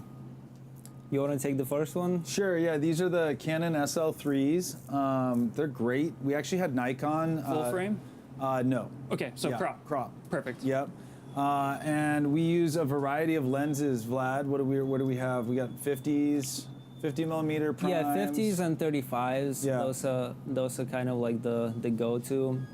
Up to 70 millimeters on the face. Okay. So we're trying to get as much detail on the face as possible. So we're trying to crop in. So that's why you go with crop body though too, right? Because you That got helps. the 50 mil and that kicks you to almost 85. So And you don't want like too wide. You don't want to go too distorted if you're trying to, when you're overlapping the images, you got that distortion. It's better to have more overlap than to have super wide angle lens. okay, cool. I would say that's true. And then what? Oh, go ahead. If you're shooting with a single camera, I would say something that's full frame would be cool. Okay. Because you get a lot of data for that, and if you're spending the money, like to get 160 full frame cameras would be really expensive. Yeah. But if you're getting one, get the full frame. Yeah. So Okay. like a Sony Alpha 7, and like as far as the lens, I would say a nifty 50. Yeah, you got it. Yeah, Tack perfect. sharp, tack Yep. sharp. Yeah. Awesome. Prime, Cool. definitely. So would my Canon 60D crop body 50 mil work if I wanted to That'd be go great. home and start going? shooting? Totally. Yeah? Yeah, yeah. Okay, cool. I'm going to try it. I love it. Okay, Yeah. cool. So I know there's more questions, Yeah. but we have outside stuff to do. check it out. So we're Yeah. going to go out that way, if you don't Cool. mind leading Yeah, the way. please. Vabish, we're coming for you. All right. Perfect, perfect. Man, this stuff is super cool. Like, I'm just, wow. All right, I'm gonna come back here. What's happening? Hey, how are you? I'm good. My name's Ian. Who are you? Babish. Labish, nice to meet you. Nice to meet you. So, okay, we got a light bulb. We got some trigonometry thing happening here. Can you Yeah. explain what's happening? Sure, sure. I think you just went through the photogrammetry pipeline, right? Yes. So photogrammetry with cross-polarized light is phenomenal for textures, and you get really good 16K quality, texture maps. So everything looks really good in terms of the color space. Yeah. But photogrammetry kind of works like your cell phone. Okay. It's like triangulation. Okay. Right. So your phone knows where it is based off pinging off 3 towers, right? Right. So if you have objects like that don't have features or is black in color or highly specular, then photogrammetry has a tough time. Right. So I'll give you an example, right? Now imagine you're the camera in Okay. there, and this is an object, right? Okay. So as I rotate, you know where you are in Right. 3D space in relative to this. Okay. But what if I do this? Ah, okay. I see what Now you you did don't know there. where you are. Yeah, okay. Right? So the algorithm has a tough time when it has to work with anything that's very shiny Okay. because light bounces off of it, anything that's black because there's no information in there, or anything that's highly specular, Okay. right? So that's where this comes into play. Okay, cool. So this is called structured light scanning, and what you have here is a scanner. And in typical structured light scanning, you still have to put stickers on an object to know where the scanner is in relative space. Okay. But with this, you don't have to. Perfect. Because these targets that are all around this scanning head are seen by those 2 cameras. Okay, so this is talking to that machine that's always updating it on the fly. Exactly. Wow, So that's you- super cool. Yeah, so you've got a pitch axis, you've got a roll axis, and you've got a yaw axis. Oh, so you're flying an aircraft. Exactly. That's all day long. That's so cool. And yeah, so all these targets have a unique ID. Yeah. And they're seen by those 2 cameras there. Okay. And that's how it knows where in space it is, and that's how it can scan the object. That's super awesome. So, I don't know. Can we run through an example of some sort? Like, Let's make it difficult. Okay, right? yeah. Let's do it Okay. even more. Let's get Oh my God, this the pharaoh head. Okay, so not only is it a pharaoh head, Yeah. but this thing is like I can see myself. Absolutely. in it. So this is a mirror finish almost. Yep. And you're gonna scan this. Absolutely. You got that right? Yeah. Paul, Lou, the audience. That is just. You want to bet on it? No. I believe you because you're here, but it's like just it's a tough one. it doesn't always translate. That's tough. That has to be tough. That's a monument of a different kind, All man. right. I'm going to stop talking. All right, go I'm going ahead. to start scanning. With the monument challenge, I like it. All right, you ready? Perfect. Let's do it. Yeah. What's he doing? What kind of black magic is this? I know, right? It's just intense. Absolutely. There we go. Long scan. And boom. What does the audience think of this setup? Because this is another So, level. We if you had look at the photogrammetry TV in real and then time, this. it just constructs instantly. What? And this is like spray painting. So you're just That's spraying so it. wild. Wow. And yeah, the only thing It's is you creating can lock the right cameras. on the computer instantly. Okay, cool. Yeah, well, that's going. That's another level of awesomeness right there. Now, yeah, so we accidentally broke this connection here, Yeah. but at the same time, like, yeah, you're just spraying and praying, so That's to speak. exactly what you got to do. That's it. That's so cool. So how long does it take to, after you're done scanning it, would you say, how long does it take to actually process on the computer? Is it like, it looked real time, but I'm sure there's like a construction process. How long does that usually take? It's, so the scan's instant. Okay. And it's live. Wow. But it's still considered raw data. Okay. Right? It still needs the cleanup and stuff like that. Yeah. But the good thing is that I don't need a modeler anymore. I don't need a hot surface modeler. You don't need me anymore? No. I need to hang on. Okay. Well, I did that because I don't know how to model. Okay. Because I have this. I got you. But it makes life so much easier because now you have this will probably take me about 5 to 6 minutes to scan. Right. And now I've got a raw mesh that I can go bring in a ZBrush or any other platform that you have and edit it, resculpt it, add things onto it. Nice. And like I said, this is used for objects like this, which is impossible to get in any other way. No, absolutely. And so now, I mean, I'm just blown away. Yeah. Seriously, this is super cool. So, I mean, this is a little bit more portable. So, but it's more condensed. I mean, that inside was pretty condensed, but what are the limitations of scanning? Can you scan big objects? Or is this maybe focused more on something smaller like? I mean, we've scanned airplanes. I'm sorry, what? We've scanned an airplane. Okay, that's it. What about the other way, Ian? How small can it go? Yeah, it's very modular. Okay, well, how small can you go? Okay, I'll give you some details. So the precision of this is 65 microns. Okay. Which is 0.025 millimeters. Cool. So tiny. Very, very tiny. Perfect. And it's great for reverse engineering. Wow. Because it's absolutely accurate data. Yeah. And you could take that data, and the limitation right now is your 3D printer. Because it can't print something that fine. Right. So in 10 years from now, when technology is caught up on the printable end, this data is still relevant. But can this also be used for CNC? Absolutely. Oh, okay. So nice. It's end-to-end. So you can scan it. You have a mesh that you can pull surfaces off it and have a CAD file. Okay. And then you could throw it as an IGES file or an STL file, and you can feed it to a CNC, a 3D printer, and you can make molds out of it. Sweet. You could do whatever you want to. Perfect. It's a lot of fun. So Ian, if they're doing something more with a glass, and it's so do they have just to going to powder reset it with that scanner? So we had a question coming in. When you're doing something that's really glass, like this, for example, this is very see-through. Do you have to do a special powder or a gloss, or can you just scan it as is? Just scan it. Just scan it as is. You don't need any matting spray. You don't need anything like that. I'm just going to reset this if you don't mind. I don't mind. Yeah. So it looks like they don't need to powder it or spray it. Yeah, that's amazing. And you don't need trackers either. You don't need trackers either. Yeah. Right. Yeah. So that's what these trackers do, right? So it knows the pitch, roll, on your axis. Wow. So here's for the person who had the question about the light bulb.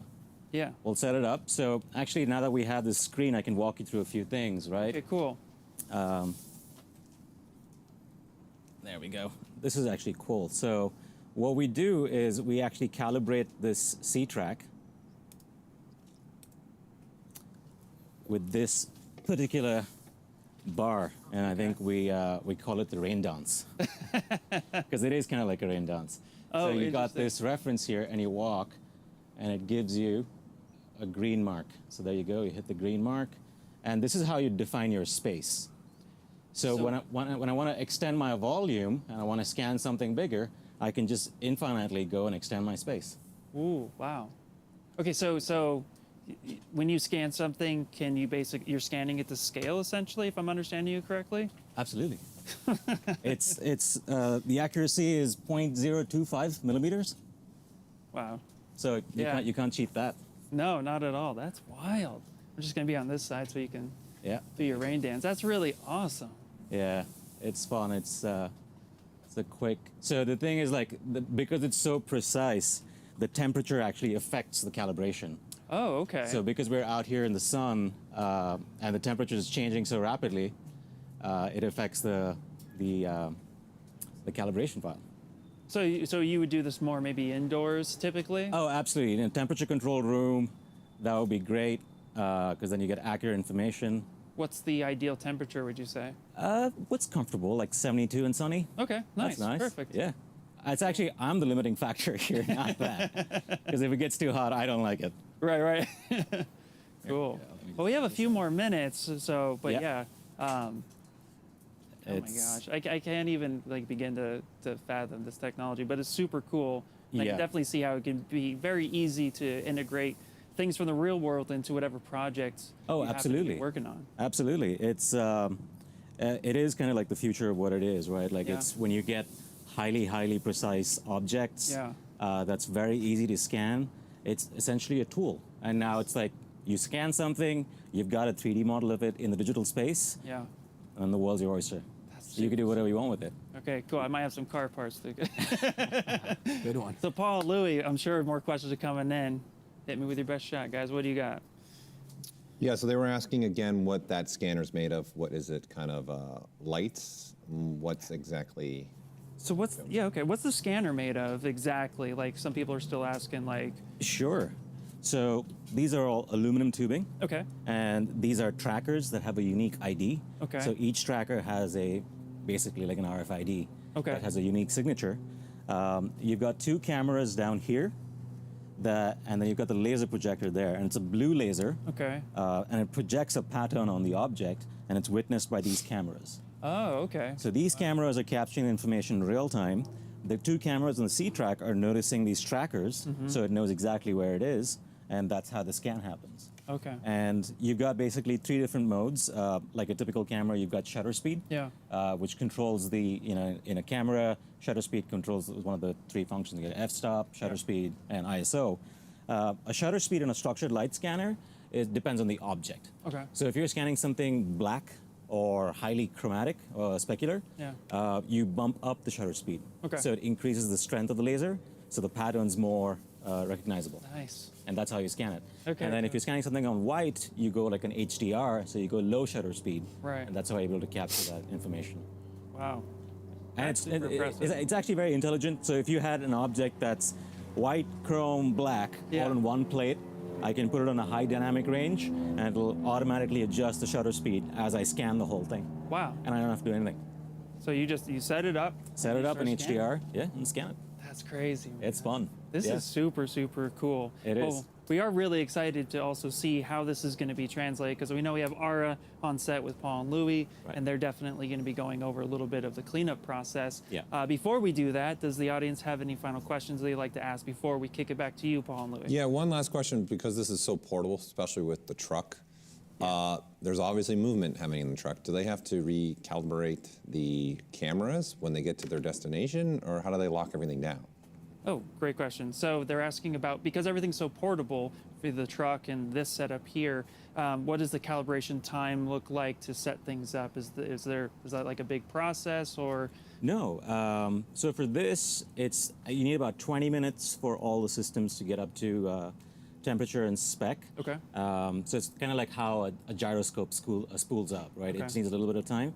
And this is calibration of this. So in 30 minutes, we could be good to go. 30 minutes? 30 minutes. Wow, okay, cool. Yeah. That is super impressive. Yeah, it takes 10 minutes to pack it up, 30 minutes to calibrate it, and then you can scan it for a whole day. So it's really quick. So you can just Absolutely. show up on a set, give yourself a couple minutes, get everything going, and then start scanning, and then pack up. Yeah. And just make millions. That's super awesome. It is, and I mean, like, I think in traditional like VFX and film sets, they have like the Pharaoh, where they go and it's a LiDAR that goes around and captures environments. Yeah. And that's portable as well. But if it's high detail and accuracy that you want, you can treat this the exact same way. Okay. Now you said you scanned a plane. How long did that take you, if you remember? I do. It I'm took so me, sorry. I mean, we really went very, very accurate. Like, you can go down and see the lettering on the actual switches. Wow. But it took me about, like, I think 6 hours. Okay. 6 hours? Yeah. Oh, I got a Ferrari with and we got our all the name cat on it. files as well. So it's good fun. Well, my buddy Louis has a Ferrari, so. Okay.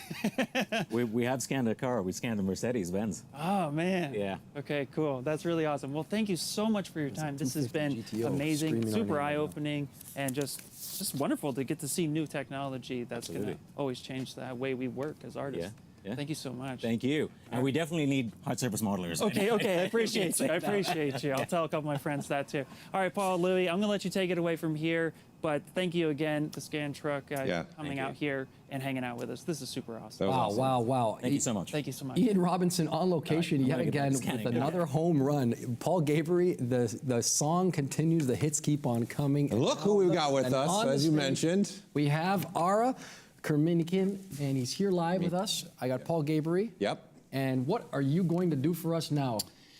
Well, I'm going to do a brief presentation, and then I'm going to show how you can take this amazing stuff that they do in the Scan Truck and their scanning devices, and then how you can start using that in ZBrush. ZBrush is the hub for everything you can use it for, so I'll share some of my experiences and my work with it.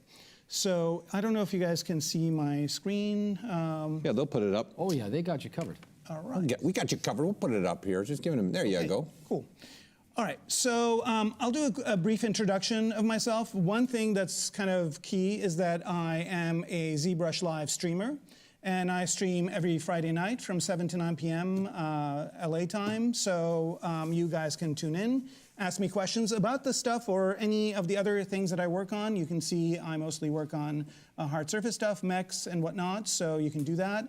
To get a hold of me, I'm pretty active on some of the social medias, Instagram most of all. So here's my link tree if you want to get a hold of me. And if you want to see my work, you can see it at kermako.com. So please connect with me on the socials. And if you have any questions about my work, tune in on my ZBrush Live streams, and I'll be more than happy to answer them for you.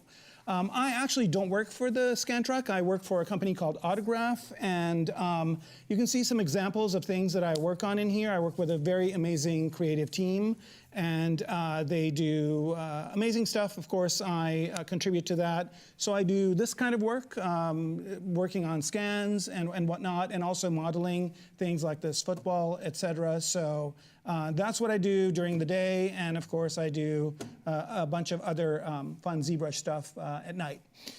So shout out to my team over at Autograph, and here I also want to let you guys know how I know these folks from the Scan Truck, and that's because I wanted to do a tutorial on this, and I did it for the Gnomon Workshop a while back, and I partnered with the folks at Scan Truck, and they basically did the scanning portion of it, and then I did the cleanup portion of it. So if you guys are interested in seeing more of this stuff that I'm going to show today in more detail in a tutorial format, you can subscribe to the Gnomon Workshop and watch. They're also a sponsor.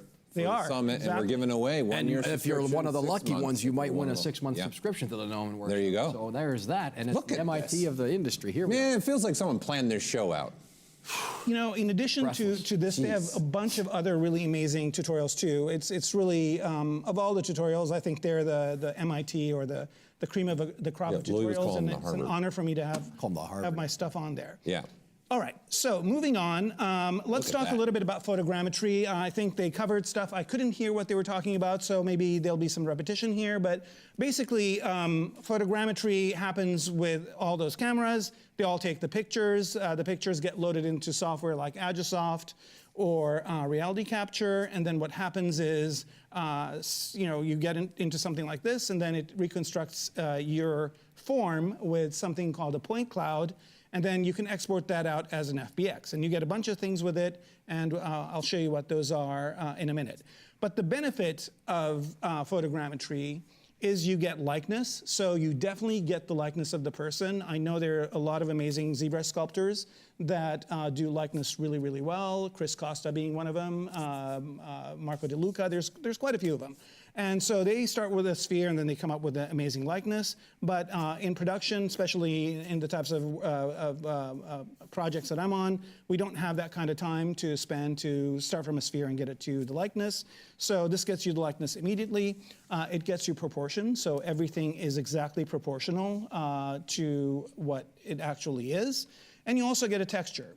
So with that, I just want to mention that photogrammetry is not like a big deal. It's, of course, if you're going to do professional scans, you could use companies like the Scan Truck, and there's many others internationally. We work with some companies in the UK. So there's a lot of companies that will do this for you. If you're working with talent whose time is very limited, going with a professional service is the best way to go. But you can also do this yourself. So you can do it with a cell phone. So if you have a cell phone, you can download an application like Maxon Moves or Polycam or Scandy. I've got a bunch of them listed here. And you can just go around your subject. If your subject is not moving, if it's just a static object, it's a lot easier to do. If it is a moving, if it's a human, you have to get them to be very still. And you also have to worry a little bit about the lighting, but they give you instructions on how to do that. And I've gotten some great results doing that as well. In addition to that, you can also buy scans. You can buy scans from 3D Scan Store, Epic Mega Scans for like terrains and sand and materials and all kinds of fun stuff. Render People has renders you can buy, Turbo Squid, and there are many others. So for ZBrush artists to be able to use photogrammetry data, there's plenty of it out there that you can buy, and if you want to do your own scanning, you can do that as well. And again, if you're going to work with something that's more professional talent, actors, things like that, services like the Scan Truck are the way to go. All right, so that's enough slideware. Let's get into the demo. So first things first, this is what the scan looks like once you load it in. So once you load in the FBX, you can see here that you get a very, very dense model. So looking at this one right here, if you look at the poly count, it's about 20 million polys. So that's quite a bit of data on here. And as I zoom in closer and closer to this, you'll notice that it is, as my teacher at Noman used to say, triangle soup. So it's basically a bunch of triangles.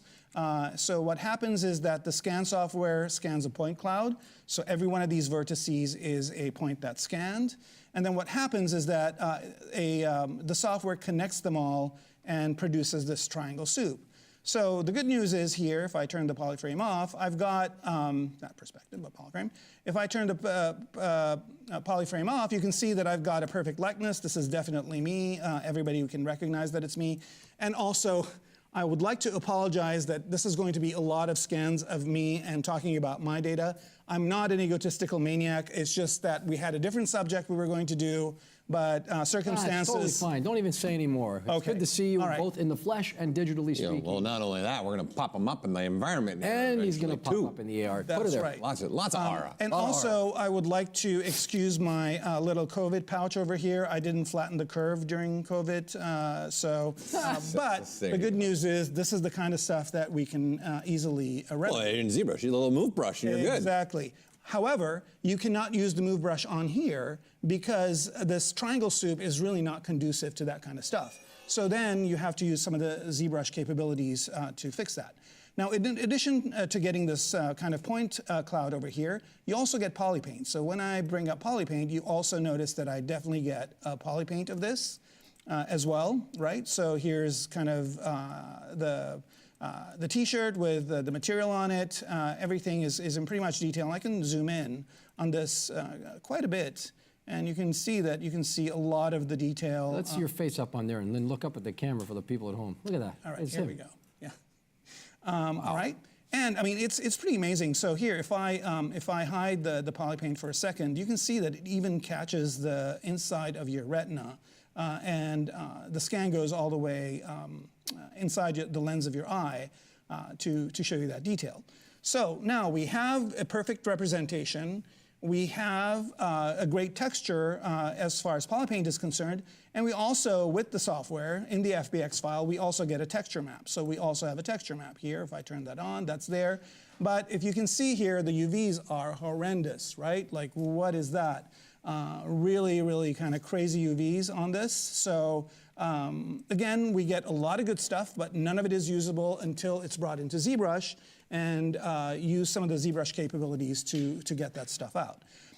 So the first thing I usually do is I just bring this in and do a scaling of it. So I use the Scale Master plugin to make sure that this is to scale. And also, let me go over to my other subtool here. So going over to this subtool here. So this is the same, I have two scans. The one I showed you was processed using reality capture. This one is used using Agisoft. And for some reason, Agisoft gave me a Yondu fro over here. So we'll also see how we can correct issues like that.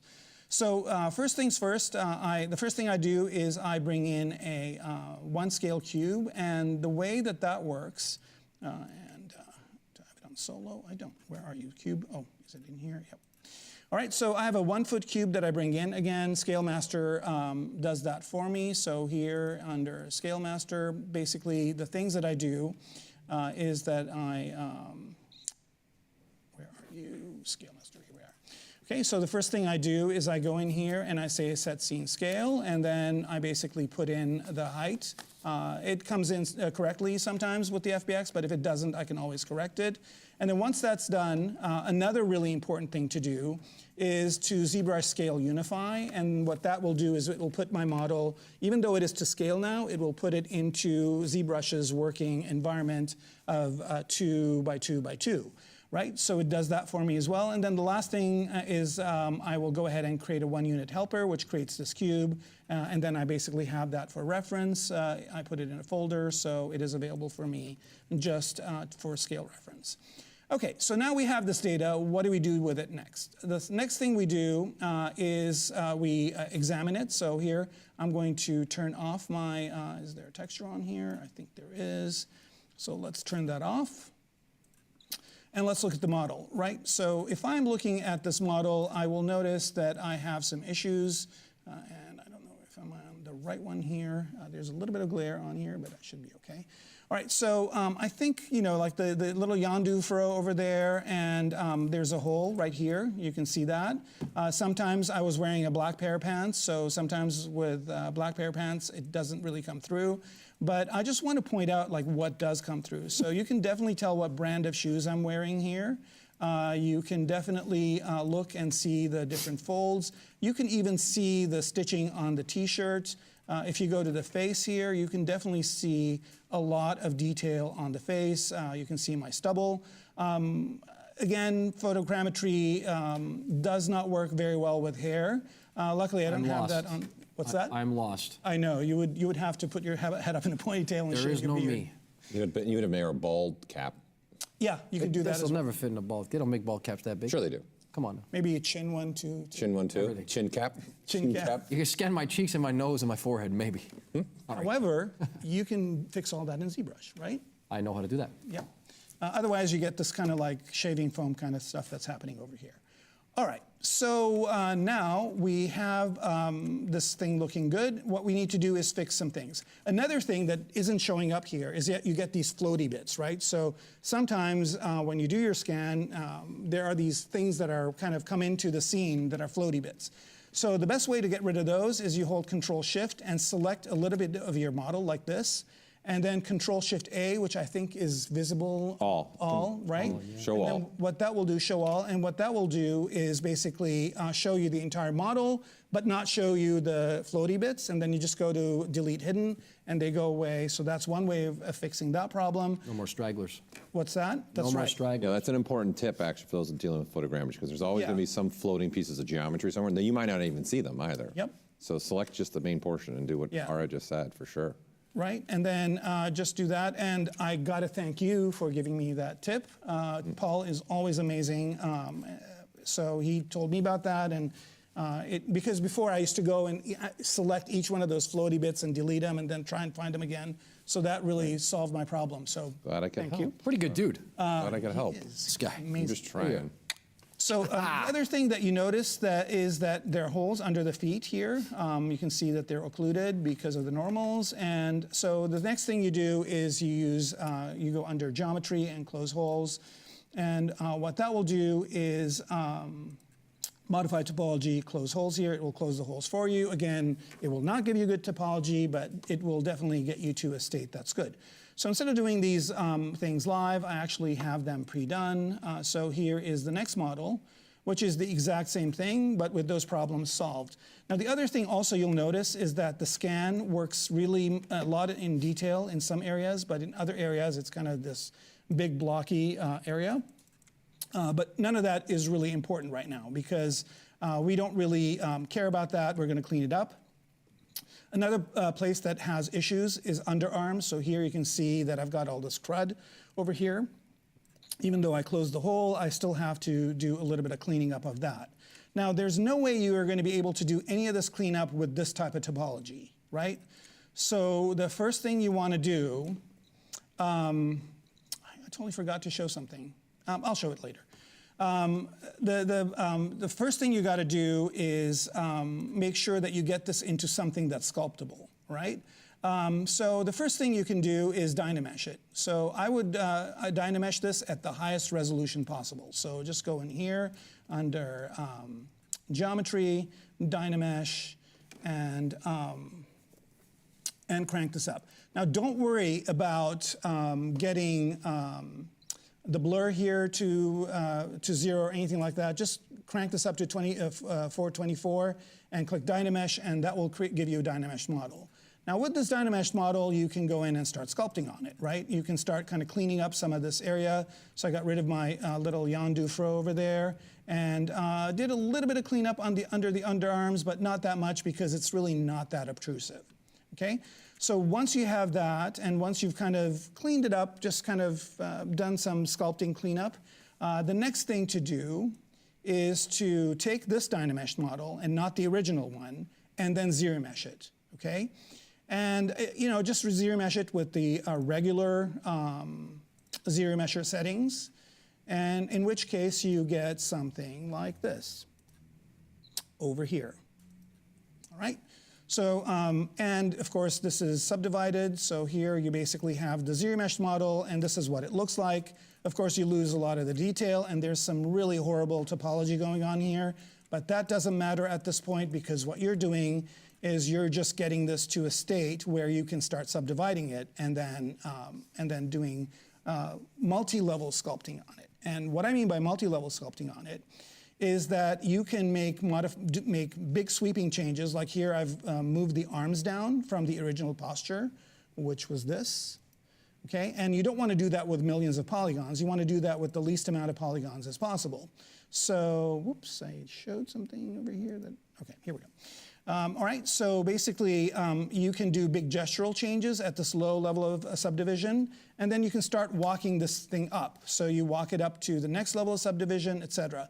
Now, while you're doing this, and before you make the sweeping change, what you do is you Dynamesh it, ZRemesh it, and then you project. So you project the original model. So the original model had 20 million polygons. This one, at the lowest subdivision level, is at about 9,000 polys. So it's not really that much. You subdivide it and subdivide it and subdivide it. So here, I'm just going to go ahead and continue my subdivision level, hide polyframe. And you want to get it to the exact number of polys, or not the exact, but kind of a close number of polys to what you had before. And what we have here is about 23 million. So I went a little bit over. That's fine. Again, every time you subdivide, you're multiplying your topology by 4. So you can actually get it exactly the same, but a little bit over doesn't matter. ZBrush will eat up 20 million polygons like there's no tomorrow. So you're good there. And now, this is where most of the work happens. You can just go down in subdivision levels and do cleanup. So Shift D to go down in subdivision levels and kind of maybe fix that area under the arm. And then you start moving up in subdivision levels and maybe start cleaning up some of the hair that's on the arm here. Clean up the stuff in between the fingers and whatnot. And then just continue to kind of move up in subdivision levels and do some cleanup. So here's an example of an area between the thumb and the index finger where you have a little bit of stuff that you might need to get rid of. Actually, I think that's not bad. I'm trying to see, okay, here we go. So like, for example, I want to clean up this area over here. So I wouldn't clean this up at a higher subdivision level. I'd drop this down even further to here, and then I just use the move brush. I don't know if my keystrokes are right. I'll just pick it up from here and just kind of tuck this a little bit back. and then start adding the subdivision level back, and then just start kind of little by little, as I'm moving up and down in subdivision levels, fix this up, right? And then eventually you'll get to a model that looks pretty good. You do all the cleanup this way. Some of the brushes that I use to clean up are just the smooth brush. I use H-polish sometimes. A couple of brushes that are super, super useful for this are not available in the brush menu, but they are available in ZBrush. So if you go to the brush menu here and you go to the smooth brushes, there's a couple here that are super, super useful. And I think here we go. Where are they? Smooth brush right here. And then there are the smooth peaks and smooth valleys, right? So these two brushes are indispensable, and I'll go ahead and choose the smooth peaks one. And those work really well for areas like, for example, here, I've got a little bit of hair poking out. And I'm gonna go ahead and go to subdivision levels where I can actually see those. So here I am at subdivision level. I think I must be at the highest one. Let me make sure. Subdivision level 6, yep. And so here I can just kind of hit this, with the shift key. And you can see how I'm kind of getting rid of some of those anomalies. I mean, I don't really want to show the pores on my arm. They're not important. But if there are certain factors that are sticking out, this really, like you can see here, there's a bunch of them. And this really takes care of that part. And then if I go to the other one, the smooth valleys, skip this, and do the same exact thing. That pulls the inside parts out, and then that kind of makes it a little bit smoother. Sometimes it's a good idea to save a morph target if you just want to bring certain things back and forth, but ZBrush is really great for this. So right now, I've gone from like this kind of alien triangle soup scan data to something that I'm really familiar with in ZBrush, which is multi-level sculpting with something that has a quaded topology. Okay, now remember to make sure that you bring in your poly paint and your texture map to this.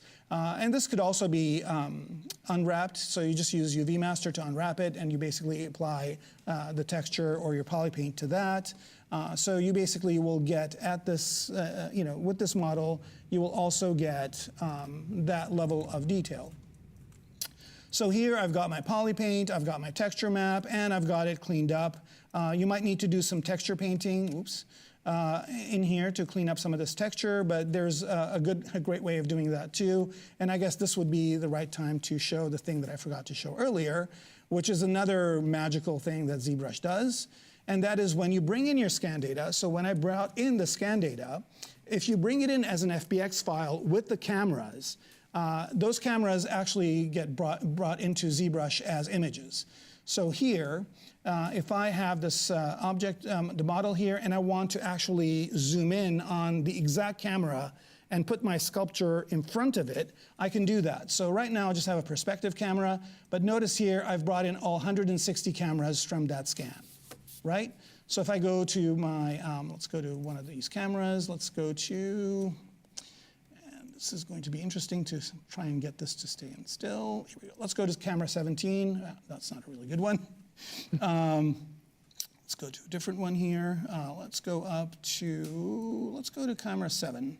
Okay, so here's a perfect example, right? So you see my scan over here. However, if I reduce the opacity of my model, you'll see that beneath it is the picture, right? So I can zoom in, or I can just bring up the opacity of that. And I have that camera stored, so I can always go to this camera. And here I can either project on some things that weren't on there by using the ZProject brush, as Paul told me a few minutes ago. So I can bring in the details as well as the poly paint onto the model. And again, I can go to any one of these cameras. So here's camera 8. There's that. I can reduce the opacity of it and see the image underneath and then go back up. And I can toggle the opacity mode on and off. So this is a great way to kind of go in and capture some of the stuff that maybe didn't come through right, and be able to do it that way. So that's another way you can kind of go in and kind of polish up your paint and get it to look a lot better. All right, so now I've got my model. Let me go ahead and turn off the camera here and go back to my perspective camera. And basically, you know, it's just when I go to the different cameras, it goes to the camera pointing to the object and also puts the image that the camera actually took during the photogrammetry session right behind it. Okay, so now we have that model. So the next thing we want to do is we want to wrap that model to good topology, right? So here I've got the exact same model, and I think I picked, did I pick a dark color? Why is this showing up? Let me try a different. Oh, the texture is on, that's why. All right, so let me turn the texture off. Here, oh, it is off. Okay, so why is this so dark? Anyway, doesn't matter. If you look at it here. Polyframe's on, I think. Is it okay? Yeah, polyframe's on. Ah, okay. But even when it's off, it's weird. Okay, it doesn't matter. Can you see it? Can everybody see it okay? The topology on here? It's dark. It is dark. Okay, so let's do this. Let me make sure that I don't have anything on here. And if worst case scenario, I'll just, oh yeah, that's why. This is the one. Okay, so I'll just fill it with white. Nope, that's not doing it either. Oh, that's you have a texture you're transparent. The opacity is all the way down. That's why. All right, here we go. We're good now.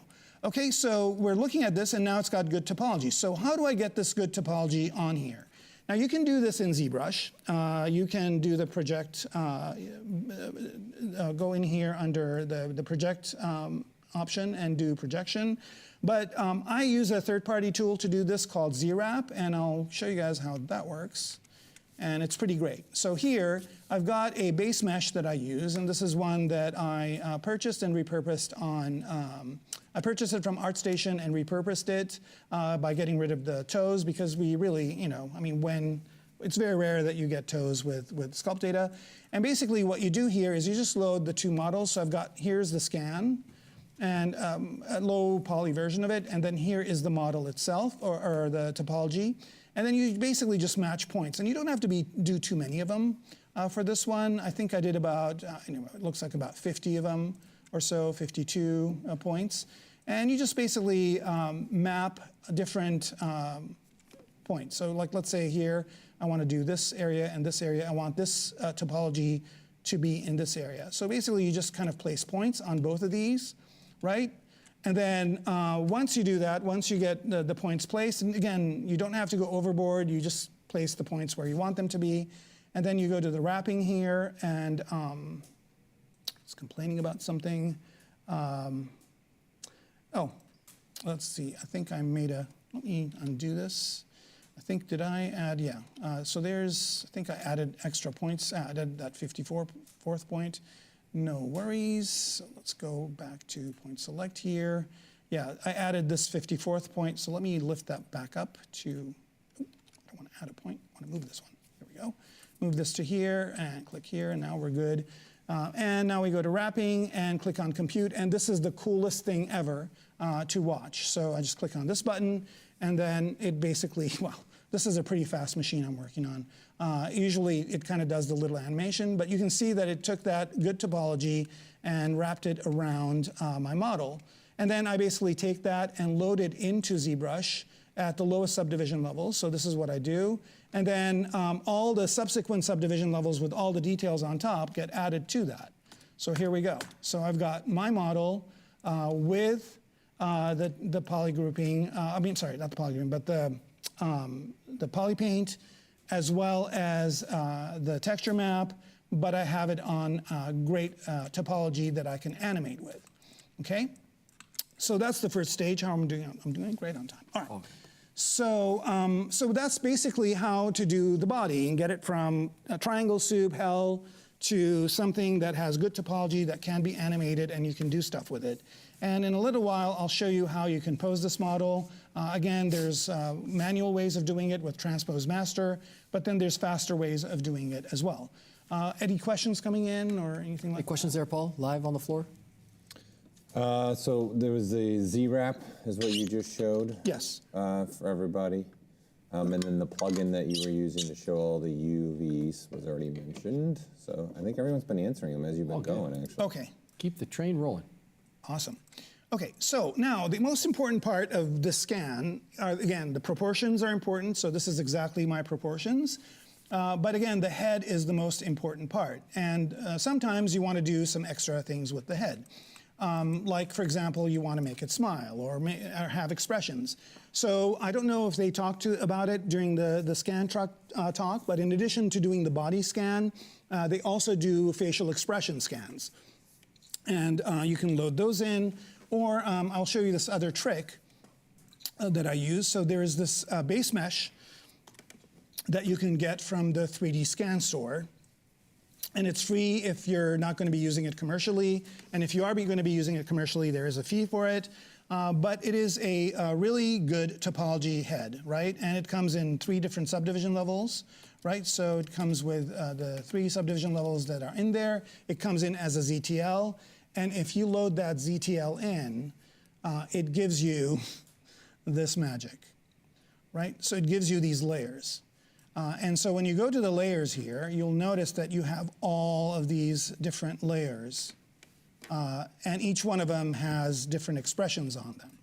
So for example, if I want to close the eyes, I can close the eyes, right? And if I want the brows down, I can do that. And these might show better maybe with polyframe off. If I want to do a closed smile, and you can see that the topology is moving according to what I need, right? If I want to do a smile open, if I want to do a long face, you know, right? If I want to open the mouth to the side, open the mouth to the other side, right? All these expressions come with this base mesh, right? Cheek pulls, cheek suck, right? It's hard not to do these without the sound. A cheap puff, right? Like, you know, doing that. And then there's the phonemes, right? There's the ch. You know, if somebody's going to make a ch sound, ch, right? Or somebody's going to say, right? So all of these, like everybody's kind of thinking of Gollum right now from Lord of the Rings, like M, right? So it does all these for you. This base mesh does. Okay? So you've got all of these layers that come in with this base mesh. Now, what if we were able to wrap this base mesh onto an existing model and then get that model to do these expressions? And that's exactly what I've done. So here, what I've done is in my model here, I've got, let's hide these ones. I've got a bust, and let me go ahead and bring that up. So basically, I took just the bust of me, and you'll notice here that something is a little bit different in this one, where I don't have the beard, okay? And I don't have the beard because I actually did a laser scan of me in 2009, which you can see, like, the technology's evolved so much because with that laser scan, it was just head-on, and you can see these, maybe the polyframe will show it better, but you can see that it occluded some of these areas. But the good news about it is I had my mouth and chin without the beard. So I basically just projected that, used the ZProject brush to get that to come onto the mesh that I had. Okay, so once I had this, then I basically went back to wrap and did a mapping of my face to that model. Now, what's really nice about that base mesh that I talked about is it comes with this texture map. And I think somebody showed that yesterday where they basically had the topology on there. I think it was Damien, right? He showed the face with the topology on there. Yep. So this does the exact same thing, but in addition to that, it also has these points where you can map the points to the points on the scan. So this actually is a pretty arduous process, and I had to do it at work for maybe about 10 facial expressions for the character I was working on. So it gets to be a little bit tedious, but it goes by pretty fast. And then you basically just get this kind of mapping of what you have here, which is the scan data, to this base mesh that has all these points that should be corresponding to what you have over here. And again, similarly to that, you just go in here and you click on compute, and it basically wraps your head onto that specific mesh. Now here, the mouth is a little bit open, so to fix that, I can very easily go to select points here and maybe put a few more points, maybe 1, 2, 3. So I'm doing this live, and then 1, 2, 3. The only thing you need to make sure of is to make sure that the points are corresponding. So 107, 108, 109, and then 110, 111, and 112. And then go back to wrapping again and click on compute. And then now it's the wrapping is a little bit closer to what we want. And then you just basically export this, load it into ZBrush. Again, ZBrush is the hub of all of this stuff. And then you get something like this over here, right? This is looking a little bit ominous, so let's go ahead and add some eyes.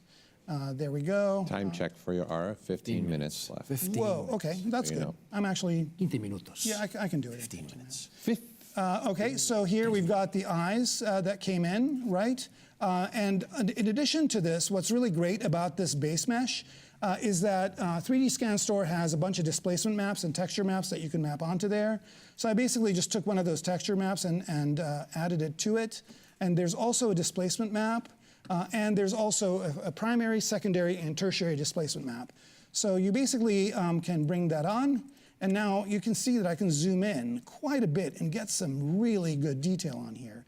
Maybe if I turn, or if I just say new texture, here, you can see the level of detail I'm getting. And all this is happening very, very quickly. Again, I would love to do these by hand and take my time, but with the production schedules that I have to move pretty fast. So you can see that I've added primary, secondary, and I can even subdivide this one more level to level 7 and add tertiary detail to it. So it's all, again, story morph targets, so you can erase certain areas if you need to, but you can get some really great stuff. And what's really amazing about this is I also get all those layers. So all those layers are here. Now the problem is this is pretty high resolution, so I have to do this, all these things a little bit slower. So I'm gonna do the cheek puff here, and you can see that I'm doing a cheek puff on my sculpt, right? Without having to sculpt this, I can just get all these expressions given to me right in here. Again, this machine is really fast. What is this thing? I want one of these at home. In there. Don't worry about it. Wait, the speed's too much?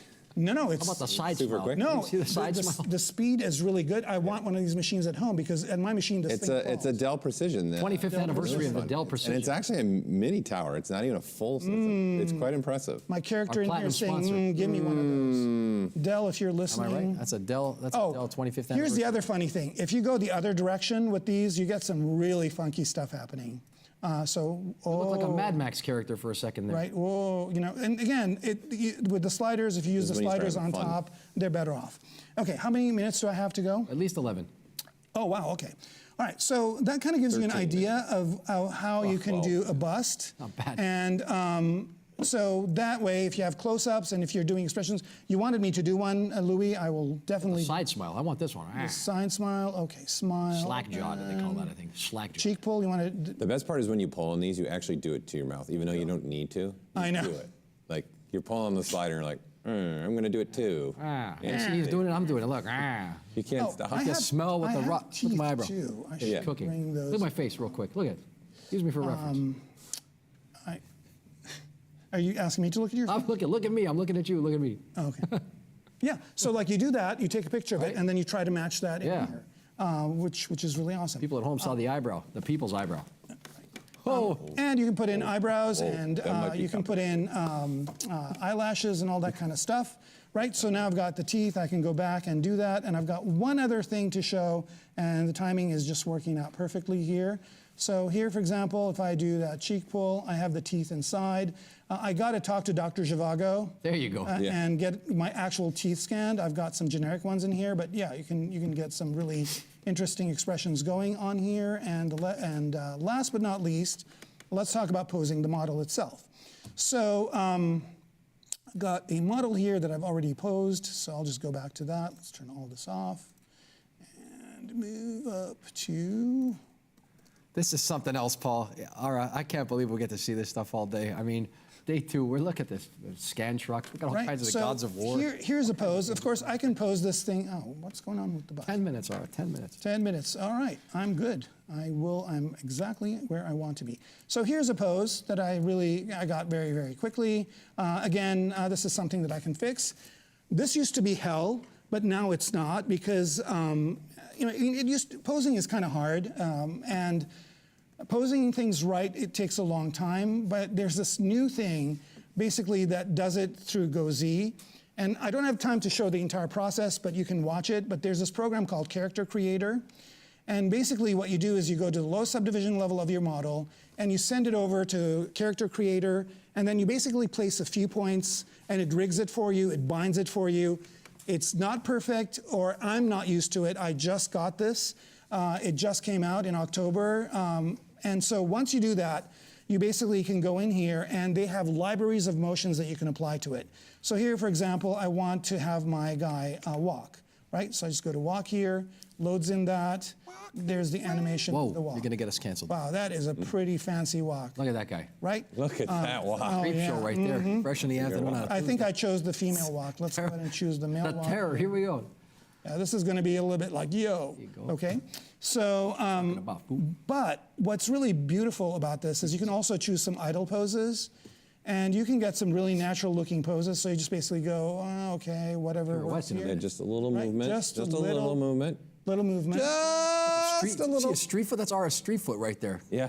Come on, West Coast, baby. And then you just press Go Z, and it shoots it back into ZBrush, and then you can add the higher subdivision levels. Somewhere Marco Plufa was up here a minute ago, was looking at that going, wow, press the button, here we go. Right, so, I mean, what Marco does is amazing. Like, that guy's work is unbelievable.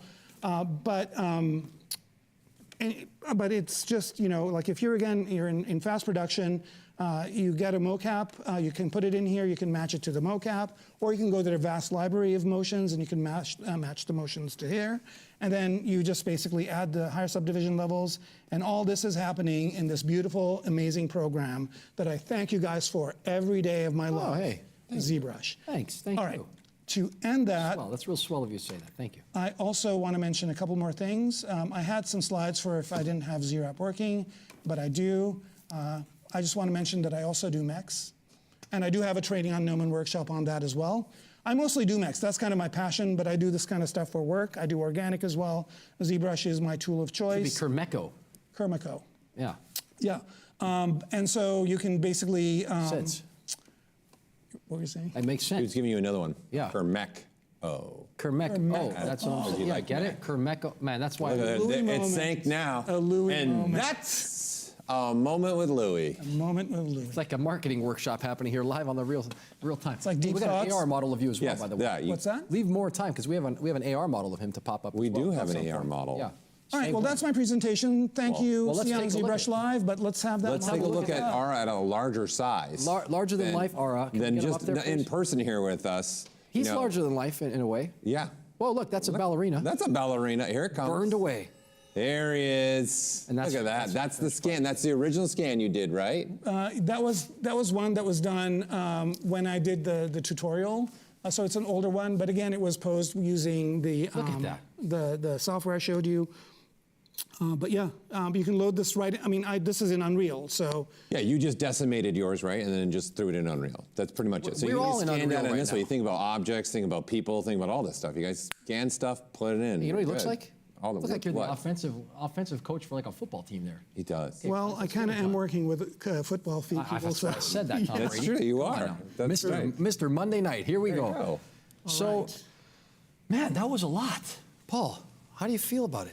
Listen, I'm excited. I know a lot of people have been excited about this whole day, and they really appreciate someone walking them through scan data and how to process the data, how to get it onto new meshes. So I know several people are like, I've been looking for something like this to understand it better. So any questions thanks. Oh, we got all the questions. I think. Let me see if I missed. questions. Oh, one last question did come up. I don't know, maybe. Saw it pop up. Do you know any good Android app scanning software? Does any? I don't. The stuff that I put up does have Android stuff as well. Let me bring it back up here. I think Polycam does have an Android version. Scandy has. I think some of these that I brought up earlier, if you go back to the video and watch it, some of the scanning software that I brought up does have Android versions as well. Let me come at you about something. There, you had your clean-shaven face there. That was like the clean-shaved face colorway. If you had wanted to put the beard back, you'd probably just take like a sphere and pop it in there and just start manipulating and sculpt the hair, correct? You could, or you could just scan bash the one you had before and bring it in and then just back in and sculpt in some more of the hair. And you or you can use fiber mesh. Right, okay, and then what? You're going to fiber mesh it and maybe dynamesh that hair that you fiber meshed, or how does that? No, you just fiber mesh it. I think a few ZBrush summits ago, Damien showed how to use fiber mesh, and that's probably the best fiber mesh hair tutorial I've ever seen. So go watch that. Interesting. And You're talking about Damien Kundaley? Yeah. Dame Standard Brush. Yeah. Dame Standard Brush, guy, chock full of information. Hey, so the other thing would be like if it was for a 3D print of that magnitude, then definitely we would be dynameshing that. Yeah, you would need to have all. You can. So there has dynamesh been, it first, then sculpt on You it. could still use fiber mesh, just make the bigger volumes. Right, that's what I was And then you can have that all. You got to use unified mesh or dynamesh or live Boolean for that matter. There's so many ways to go. See what I did? I got you going on it. This is again one of those things where things just keep popping in my head of ideas of way to do it, another way, and another way, and another way. And that's the beauty that I like. Try it. And that's find different techniques, and that's the point why we also do the summit, is invite people like Ara and the Scan Truck and show you all what is possible in ZBrush and that there is. Did you have fun with the segment? Something. I loved it. I'm a big photogrammetry person. I've been playing with scanners for, I don't know, about 12 years now, 10 years. So I got one on my phone, you know that, right? You do. Everyone's got one on their phone. Well, I got a nice one. It works really well. I'm not gonna name names, but at this point, everyone's got one. Most people, yeah. Yeah. So what about you? Did you have a fun time? Thank you very much. I did. I've been going to ZBrush Summits since the first one, and I'm really happy to be part of the contributing community. It's good to see you back here in person again. Yeah. Yeah, it was good to have you in person, and it was also good to see your colleagues out there, Jigs Love and Vlad Galat. And we also had our on-location correspondent, our fellow teammate and friend, Ian Robinson. Ian, man, you really run the gamut this week. He's gone into Sideshow collectibles. Today he got himself scanned, ready in about an hour. It's like Lens Crafters. He's going to get his scan. Just kidding. Don't run away from the screen, because we're going to be doing some giveaways and such. And I just want to say thank you on behalf of the thank you, Ara. Say again? And thank you, Ara. I'm above. And the Jigs. Gee, I just want to say thank you. Is that okay with you? Paul, go ahead. Can I have a moment with Please. Paul? Thank you. Ara, thank you for being a part. Jigs and Vlad, thank you too for being a part of this segment. I know we've had a lot of conversation. I'm super excited to bring something like this to you all as well. Again, this is something very unique that we've never done before, right? So tomorrow we've got another one of these where we're going somewhere. Spoiler. We're doing a locational thing again. Spoilers. So I was really excited about these 3 locational ones, just to bring something very different. I think the team did a great job pulling it together. Today was really good. I want to thank. Are you done thanking him? Because I'm done. You can go. Okay, fair enough. On behalf of everybody at Maxon and the entire ZBrush team, I want to thank you for being here today and demonstrating again some of these future technologies, current and future technologies, and how they are impacting and affecting workflows, and how they are going to impact and affect change, probably in educational circumstances. As your colleague was saying earlier, you like to work with educational partners to help the youth of today learn the skills of tomorrow. So I'm elated. Ara squared. Ara squared. Ara squared, right. I'm elated to be a part of that as well. So on behalf of all of us here, thank you very much. And we will go to Paul Gabriel with our prizes. He's standing up. Look at that. What are you doing? He's attacking. Can't go too close. Virtual versus the real. Let's run the real. We'll be back for some prizes with Paul Gabriel. I'm Louis Tucci. We'll see you soon.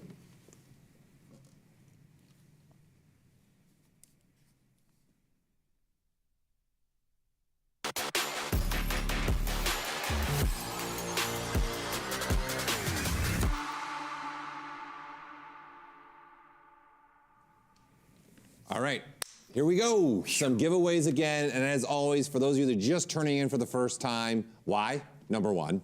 Number 2, let's get some giveaways going here. So again, you registered during the shows. We'll put that up for you when registration becomes available. Between the presentations, we wipe the slate, so it's a clean set of open for people to register. So you do have to register every single presentation. It's not one of these things where you register once, and then that's it for the whole day. You gotta be here, you gotta be live, be able to see this. So as you see, we're giving away the Ultimate ZBrush Guide course is one of the things we're gonna give away right now. So let me see who my winner is for that. And I am, Darren Naveen. Darren Naveen, let me put that in. You are the winner. So let me put that. Can they win twice? Can he win twice? No. Paul says, nah. I'm putting in the chat. Stop distracting me. I'm trying to stay focused over here with giveaways. Listen, checking my notes, running through the game here.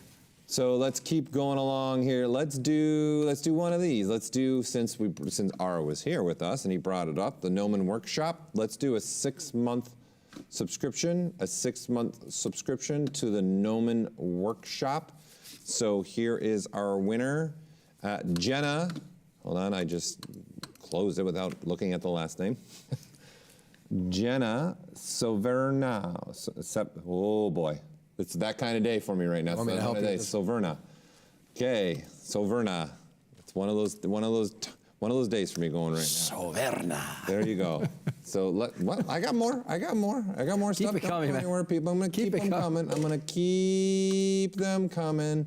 Keep it rocking and rolling. All right, let's give away one of Shane Olson's lifetime membership to his 3D character workshop. This is something for those of you who really want to know how to do characterized characters. This is it right here. So I'm going to draw that winner. How long is a lifetime? It's a long time. It's a long time, that's for sure. All right, let's see who we got here. And let me make a copy of your name. Walter. Walter, you are the winner here. So Walter Jimenez. Walter Jimenez, here you go. Put it in the chat so you can see your name. There you go. I'm going. I'm still going. I still got more to give. I got more to give. I've got more. Want to re-give that other one from Marcello? No. Can't do it right now. It's not how the system works. So stop throwing curveballs at me. Sorry, brother. Okay, 4-course bundle to XMD. Again, 4-course bundle. So there's 4 courses here that you're going to get access to. All right, so here is our winner. Let me copy that. Confirm. George Crudo. George Crudo, you are the winner. He was a contestant in the Sculpt-Off, George Crudo. He was? Holy smoke, I remember. We showed his work. Oh, there, look at it. Look at you with those memories. Look at that. Hey, it's all coming. Smarter than I look. Together for you right now. It's coming. I'm going to do one more. I'm doing one more. Okay? Because I'm on a roll right now, and I'll be honest with you. I'm feeling good about this. Let's give away a tablet. Let's give away a Sense Labs pen medium bundle tablet. You got everything you're seeing there in the picture. We've got a sack of them. What do you want to hand off? Why would you not want this? Why would you not? Okay, here we go. Pen tablet medium. Let me draw the winner here. Here we go. Here we go. Let me get a copy of that. Autumn Nunberg. Autumn Nunberg. You have won a medium Sense Labs tablet bundle. Congratulations on that. All right, so those are their giveaways for this segment. We still have more, and we still have Pixar coming up next. So don't go anywhere. We've got Caleb Rice from Pixar coming to show us Lightyear. Looking forward to seeing you back when we got him all ready to go here on the stage. Locked and loaded. Just a little bit. Locked and loaded. Hey, this program, remember, is brought to you by our platinum sponsors, Dell Technologies and NVIDIA. Once again, promotional consideration and sponsorship brought to you by our platinum sponsors, Dell Technologies and NVIDIA. Dell celebrating the 25th anniversary. See you in a minute.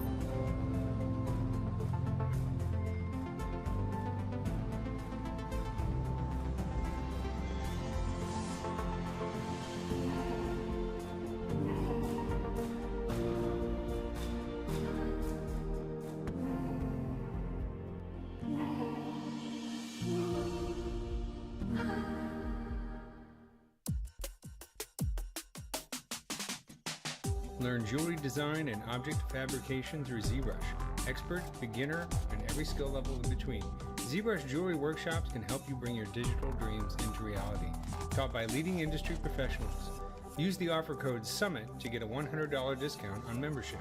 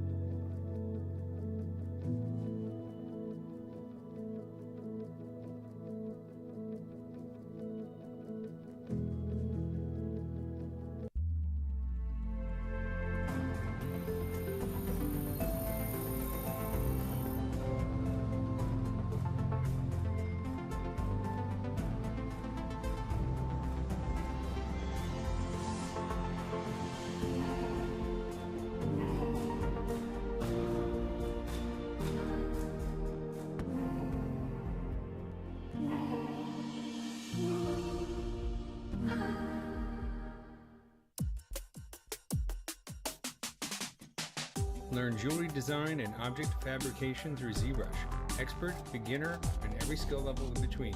ZBrush Jewelry Workshops can help you bring your digital dreams into reality. Taught by leading industry professionals.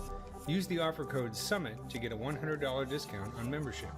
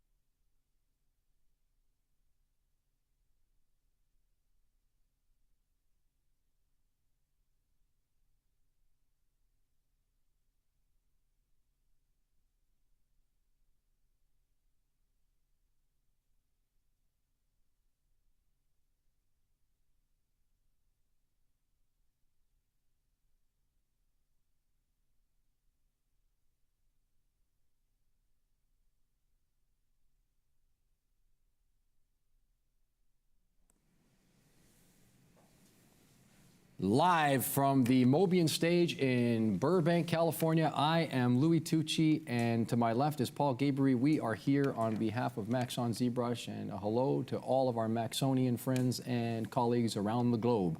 We are now into deep, deep water into day 2 of the ZBrush Summit 2022. We had a sculpt off, and now we're going to finish up the day. Paul, how you feeling over there? I'm feeling fantastic. Super ready for this one. You have worked. Excited. I'm going to stop you from talking for 1 second and I'm going to give you your just desserts. Paul Gabriel has worked tirelessly for over 8 years to make this next presentation possible with our friends from a little north, a little nicer. We are now going to what I call infinity and beyond. We're going to be bringing to the main stage from Pixar, Caleb Rice. That's Caleb with a K. Roll the tape. Let's get it set up for him to make his way onto the stage. And we are live in a second. We'll see you in one moment.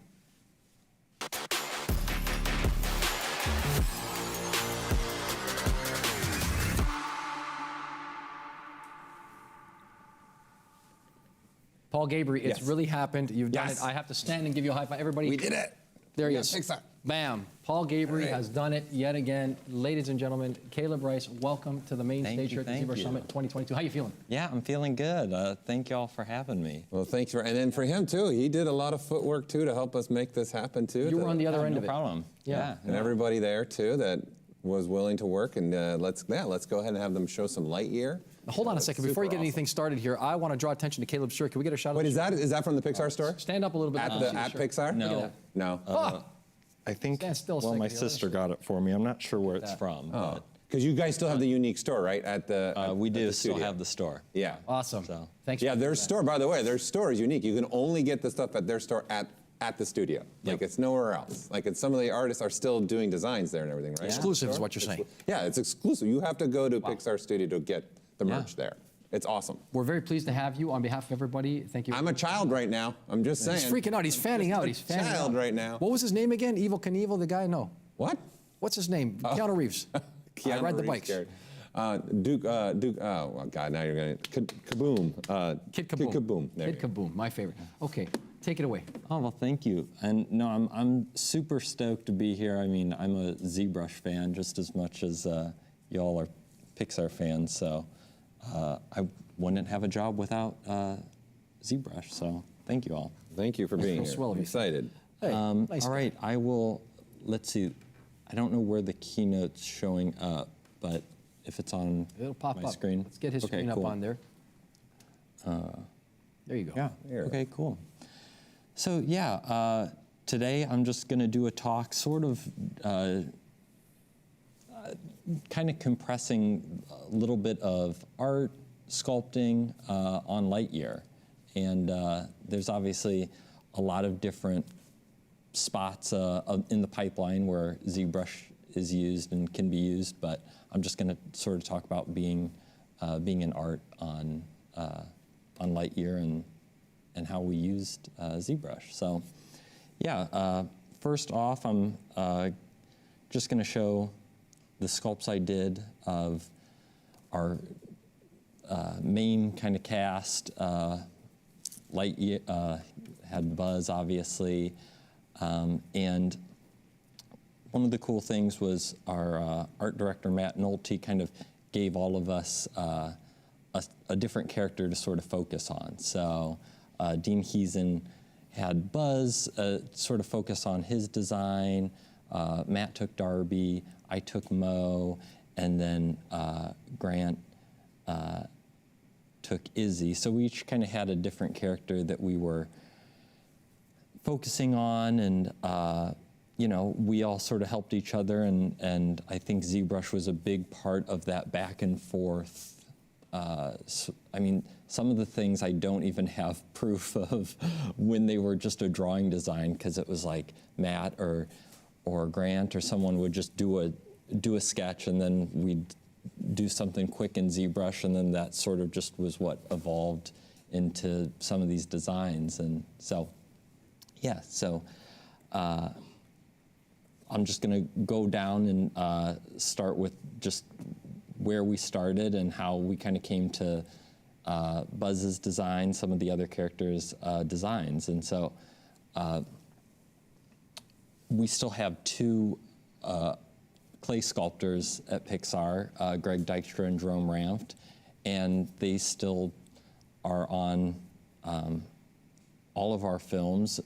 And I mean, there are definitely two sculptors who inspired me in terms of just my ZBrush sculpting.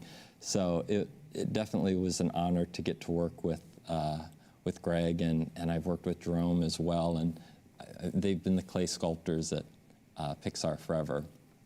So, you know, that's kind of where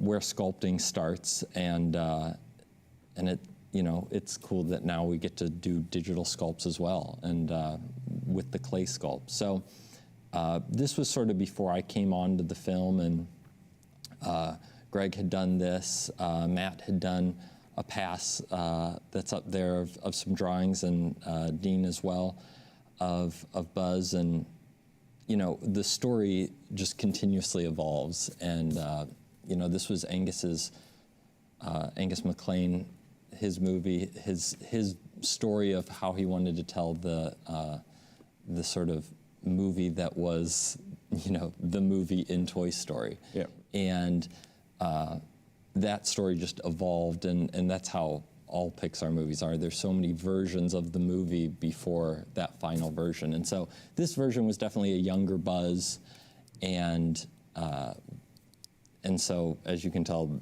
it changed a lot from this starting point. So here was my first pass at sort of taking all those drawings and the Greg sculpt and Matt's designs, Dean's designs, and sort of getting into ZBrush and kind of throwing something on the board. And so this was sort of our first Buzz that was in the computer. And I mean, it wasn't long before the story changed and he wasn't this young anymore. So it didn't feel like it was the correct character. And that's part of the design process, is just like, how does that character feel? It's almost like you're casting for a movie, and it's like, oh no, that actor doesn't really fit. Let's keep casting. So we kept casting, and this wasn't necessarily our final Buzz, but it was a starting point for that for an earlier version. And so after that, it's more back to the drawing boards. So Dean was sort of in charge of the design, and so he continued to do design passes, and we'd watch different boards and things as the story evolved, and the movie started to become more about an older Buzz than what was originally in the story. And so, the design evolves. Greg came back on and did another sculpt as Dean was sort of doing these designs. I was like trying out some other characters, and so, it was always like a nice kind of process when everybody sort of evolved and working together to figure this stuff out. And as you can see, it's like now we're starting to get closer to that point where we were like, oh yeah, I think this is the design. Mm-hmm. And so after that, I had done another pass of Buzz, and this was sort of the version that I handed off to the characters team. And characters in animation, they continue to sort of build on the design and stuff. So, it's sort of like in art, we just get it to a certain point where we're like, that feels right. And then, and it just kind of continues after that. But yeah, this was sort of where I left off with Buzz, and we even, on this right image over here, did a little 3D print of the head, which is the gray thing down there, and just, having Greg sculpt in person, it was nice to have another sculpt that you could see in person, sort of what that looked like. And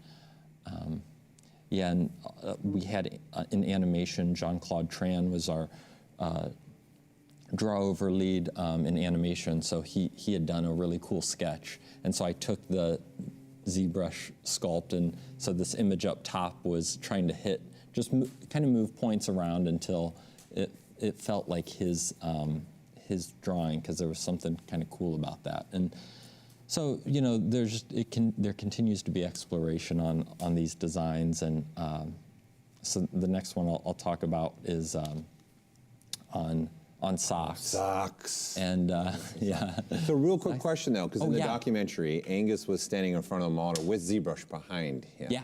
Were you in those meetings and you guys were making changes live with him inside of ZBrush? Is that what you were doing? Yeah. So in real time. Yeah, in real time. Did you do that with all the characters? You didn't see me, but I'm like off screen at a little computer as the, you're looking for, wait, where am I? And and so. It's my foot. Yeah, that was pretty much it. There's probably my foot in there, but yeah, we definitely did a lot of interactive stuff with Angus, which was, it was great because it helped sort of evolve things. And, at Pixar, it's always about like, okay, trying to figure out the director's vision and like who the characters are that that they're trying to bring to life and tell their story. So, yeah, whenever it's like it can be interactive with the director, that's always like super helpful to all the designers, to all the sculptors, everyone. So, socks was, they had done a couple different passes of socks, but Nicole Castro was a story artist, and she had boarded out the first scene of socks, where you kind of meet socks, and Angus loved the boards, and she'd even made this poster from the old one. I don't know where I'm like, the boards might be somewhere online. I didn't find them, so, and obviously I don't, can't just like show that kind of stuff, but yeah, anyways, she did a great job boarding it. So my pass of socks was sort of based on those boards. And so this was the ZBrush sculpts I did of socks. And she had just sort of like this football-shaped head cat. And I was like, okay, this is already pretty cute. So yeah, it was fun to get to do a pass of socks. And I always loved that character. Cute. He was a fun character in the movie. I like cute sometimes. That's cute. He became a fun character. And yeah, so, and as you can see, things changed from this design once it went into model rig and in animation. I think Tim Pixon was doing, he's an animator, was doing these tests with this model and sort of like simplifying, rather than having all those joints moving in the arms and legs, just sort of like they were stiff, and just sort of the cat was moving like this, and it was so much funnier, so sometimes animation will do something that's like, oh yeah, that's way better. So they kind of simplified the legs. I think Michael Comet did the final model rig on this. Are you doing these poses before? Yeah, so you're doing these poses. Yeah, so I do all the all the poses and expressions, and it just kind of helps see if the design's working, and you're trying to get that same feeling. In this case, it was like some of the feeling that were in the boards, and some of the things that Socks was doing. Like, I remember there was a shot of like Socks running, and there's just kind of like the hands in the air that I thought, okay, this is really funny and would be a fun. So yeah, different poses kind of based on things from reels and stuff, but just seeing if like will this sort of work for animation, and that just feeling of like, yeah, this is feeling right, like this could be the character. So yeah, so Socks was a fun one, and then yeah, that it's a character sheet for the animators in a way too. Clever, very clever. Well noted, Paul. And yeah, so next character I'll go over is Darby. So Matt Nolte, he was our character art director, and Matt was the one who sort of gave me my a shot to do character design on this, and is the reason that I got to stay in the art department at Pixar. So I'm like so thankful for him, and our Tim Evett, our production designer, who brought me on to Lightyear, because I originally was hired to do characters like model rig, and basically on day one at Pixar, they were like, oh, well, would you be interested in doing some sculpting? Our production designer, recommended that you come on to do sculpting work, and it was Tim, and they were like, okay, yeah, we want you to sculpt Buzz Lightyear for like on my first week, and I was like, oh, okay. Oh, hello. Yeah. Welcome. I'm one of the famous characters from Pixar. Here you go. And so yeah, and sort of by doing like working on Buzz and then on Socks, Matt was like, oh, I want to give you some character design assignments, and he really like mentored me, and he comes from a 2D animation background, so I just learned so much from, just the way that he goes about character design. Were you nervous? Oh yeah, I was really nervous at first, and I looked up to all these people,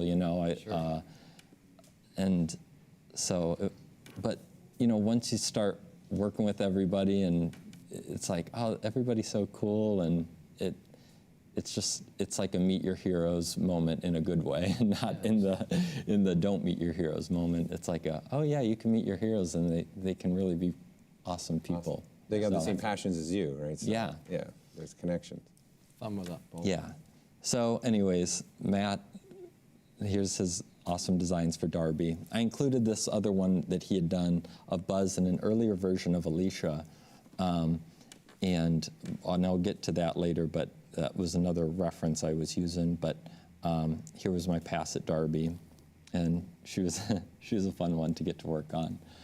I just loved that, like, Matt is always thinking just like, let's make it super graphic, simple shapes. And if you look back at Pixar, that's just a common, with all their characters, it's really like breaking it down to really simple shapes and kind of going from there.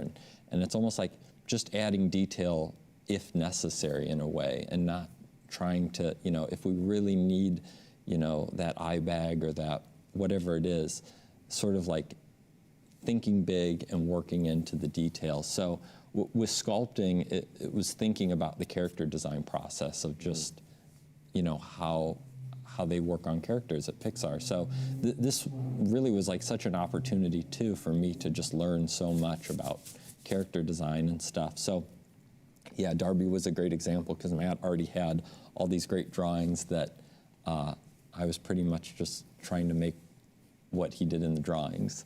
So yeah, Darby was a fun one. And her design also, evolved once that got into animation and model rig and that kind of stuff. But yeah, this was the version I passed off, which I had fun with it. So she was a fun character too in the movie. Yeah. Like Pixar's character development is just par excellence. Dude, it's French kiss.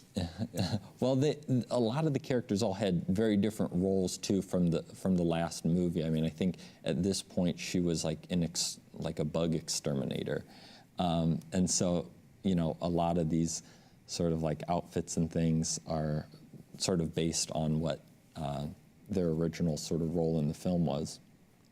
But that howitzer for shooting insects. Look at that thing. I know. Yeah, that's an insect gun? Yeah. That's why I'm laughing. That's some serious. I'm just saying you're blowing holes in the floor at this point. Where did a cockroach go? He survived. Good call, Louis. But yeah, so the next character I wanted to talk about was Alicia.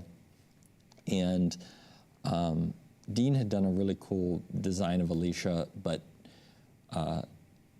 the story was changing, and eventually Alicia and Izzy became related. So once that happened, her design changed. But sort of before they were related, Alicia, we all sort of did different passes on Alicia's design. And so this bottom one was another example of where I got to just sort of do a design, and this was sort of aging up a design Dean had done. And then over on the right here was a drawing I'd done of an Alicia design, which I then took for this one of Buzz and her, this sculpt I did, and tried out my own design. And I had kind of put a bunch of different Alicia designs from all of us. I think Grant, Dean, and Matt, everybody had done a pass at what Alicia might look like. And so it was just a good way of, and I was kind of going off of one of Matt's, that earlier drawing I'd shown with Buzz talking to her. And, sometimes, if we weren't quite finding the character design, everybody would just sort of start taking passes and drawing. So it was super collaborative.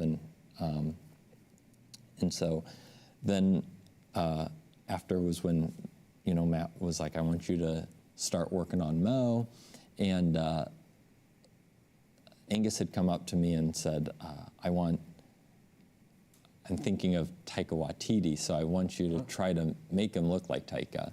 And so I had done a ton of sketches of Taika, and I just started in drawing and just was sort of sketching, and eventually I did, I think like 4 different versions in ZBrush of Mo, and there was one that everyone was sort of walking past my computer and they'd be like, oh, that's the one. And so it's always fun when everyone sort of agrees, like, yeah, that's it. And it just comes down, it's like, oh, that character feels right. And, you know, that's sort of that ending goal of what we do in art is like, oh yeah, that character feels like it's the one we want. So I think this was back when he was, so his outfit sort of reflects he was a doctor, like a children's doctor, and kind of different character, but still pretty silly and goofy. And so I had fun kind of working on this character that was going to be kind of fun and silly. That's great. Really. So thank you. And yeah, so, you know, with the expressions and stuff, it was like I had all this reference now from Matt and Dean and like how they handle sort of then doing all the drawing out all the character expressions and stuff, and I had already sculpted a lot of those, so I was like, okay, now it's even easier sort of for me to like draw sort of like, okay, what's the squash and stretch, what's all this stuff, and it's like once you sort of run the character through that and just see how it try to think about how it's going to articulate and stuff, it sort of informs the design too. Sometimes I'll start messing around with that kind of stuff, and I'll go back and change the design because I'm like, oh, it doesn't, you know, something just is unbalanced and it's not working. So, but still just trying to keep that kind of cartooniness and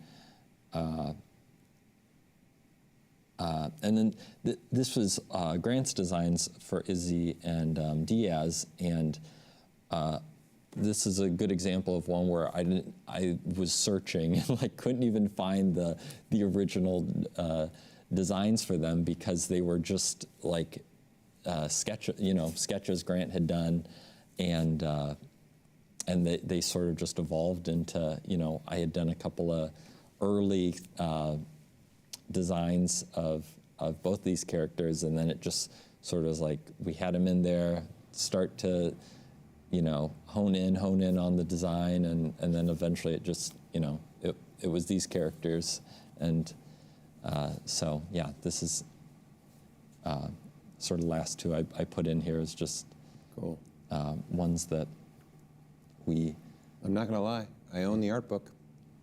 Yeah, I knew you were going to say that. It's on my shelf. I have it. I really like her pants. You missed, but I'm a big art book collector. I don't know if you saw. Oh, really? I usually get a lot of the art book movie, and we were talking to God of War. I'm like, check mark. The deluxe edition. He was pre-ordered while we were on the set. I mean, he was buying the damn thing over here. I just like seeing the work that you guys all do and everybody does. That's cool. Pull it off the shelf, get inspiration. I like the pants on that character. She's interesting. That's an interesting. Yeah, and this was a version where she was like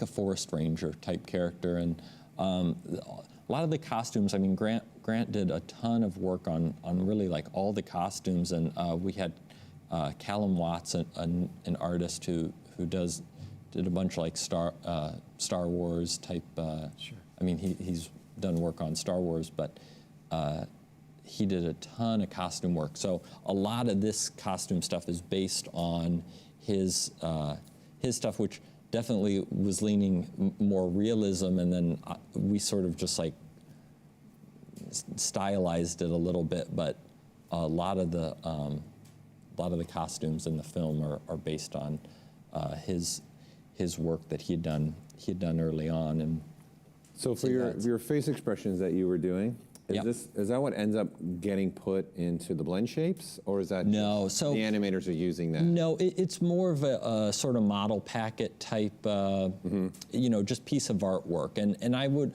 you know, everybody in the characters team had access to all the sculpts and stuff that I did, and sometimes they'd be brought in, and you know, but with the rigging process and characters process, it's pretty much like, okay, we have to really like, it's more of a reference point, like trying to hit a drawing almost, because, you know,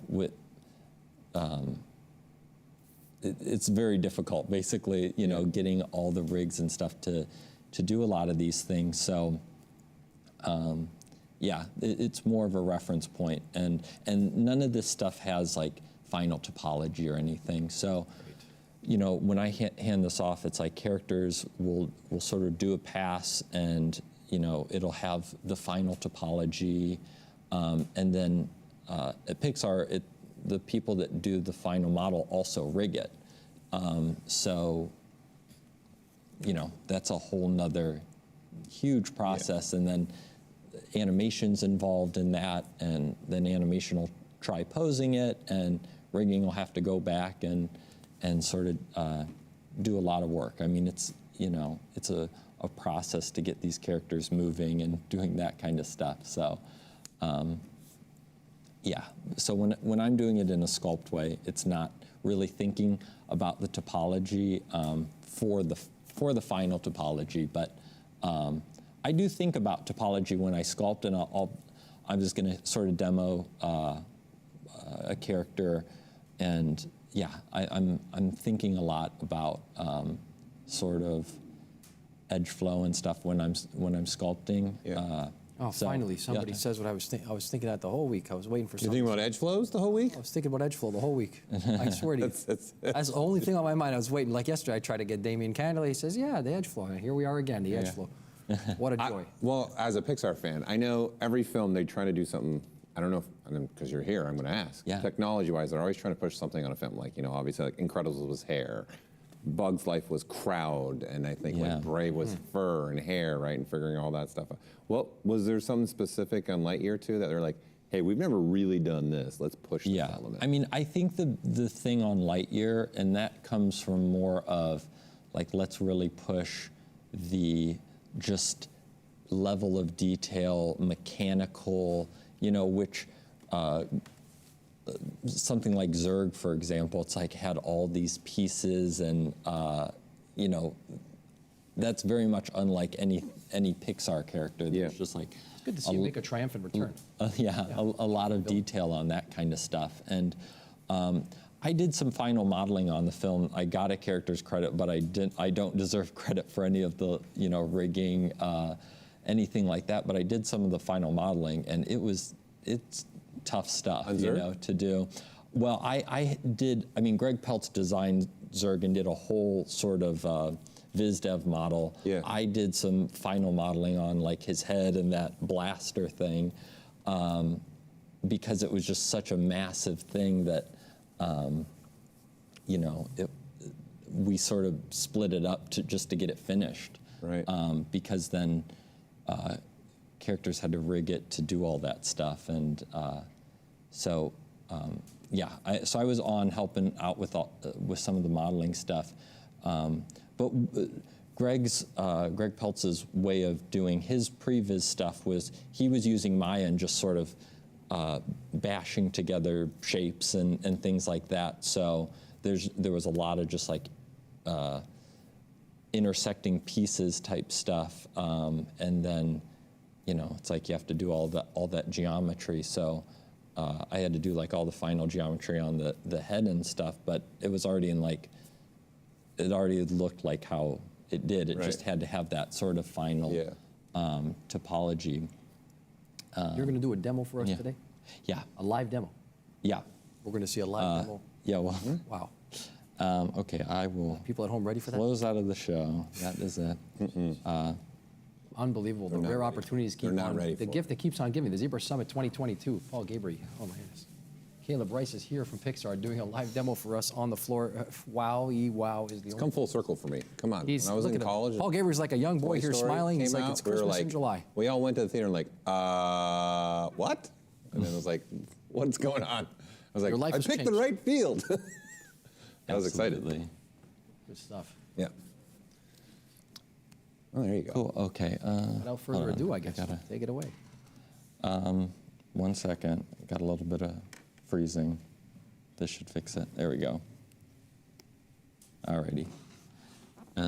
Sorry, let me just get situated. No worries. So I chose Darby just because I thought this is a great example of sort of that basic shape lockout.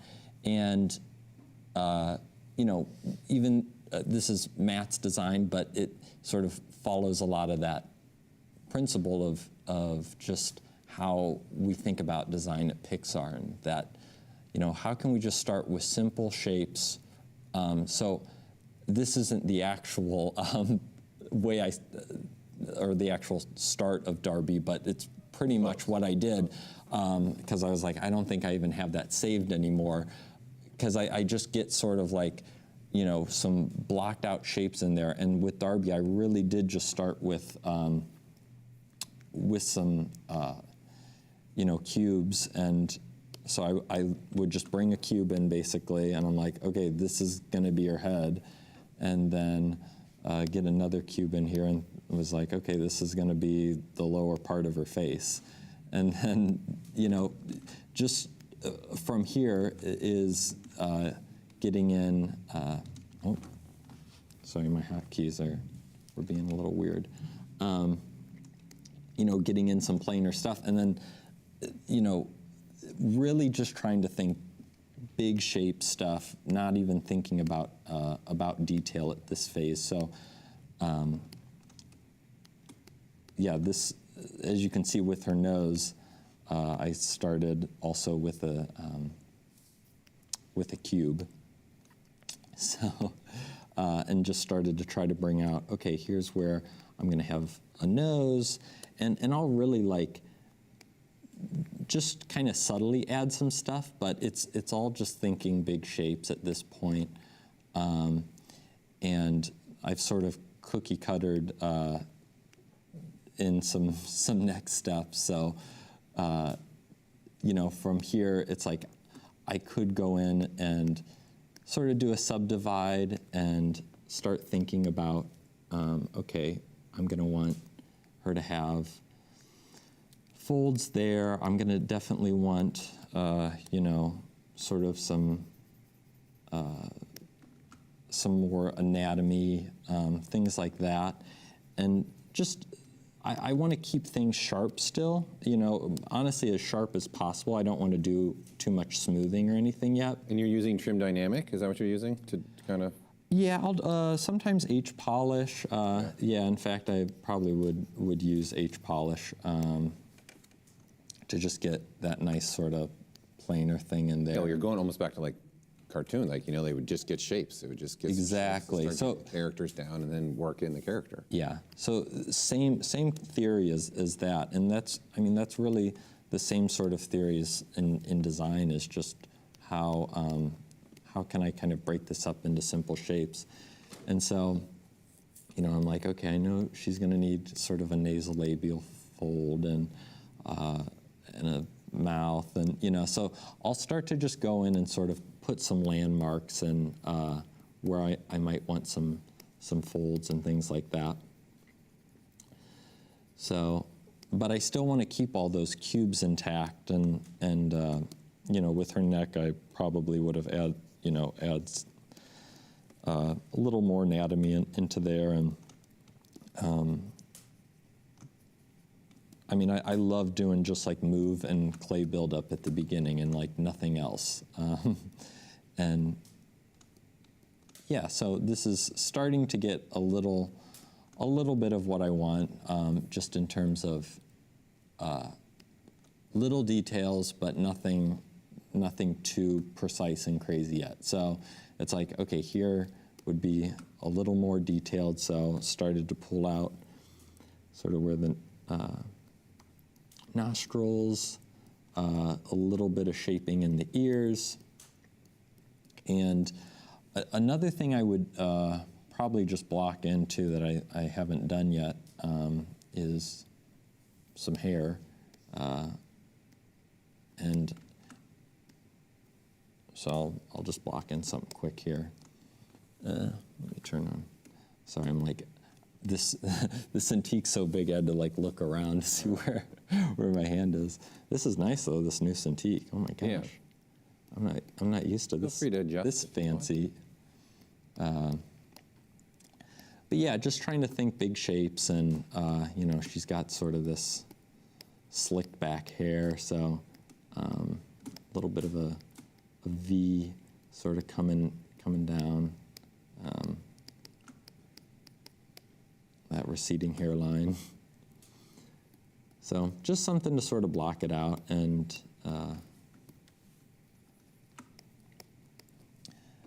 this would be one where get some subdivision in there and just get some hints of the directionality of her hair. So it's starting to feel like the, just, it took like no time, but just having a little bit of something in there that's coming to life already.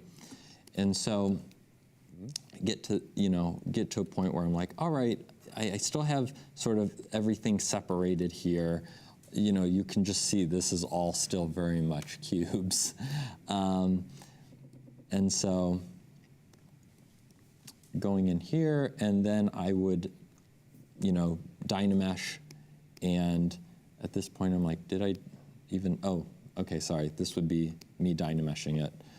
So I just have sort of my Dynameshed thing, and this is pretty, pretty rough, but here I would definitely want to like really, wherever I do want there to be any kind of folds or creases, anything like that, I really want to like over-exaggerate at this point, because my next step would to be to Z-remesh, and I'm pretty much using that Z-remeshed model for as far as I can go with it. So for all the expressions, so even at this stage, I'm starting to think about, okay, this isn't our final design yet, but what do I want the character to do? What,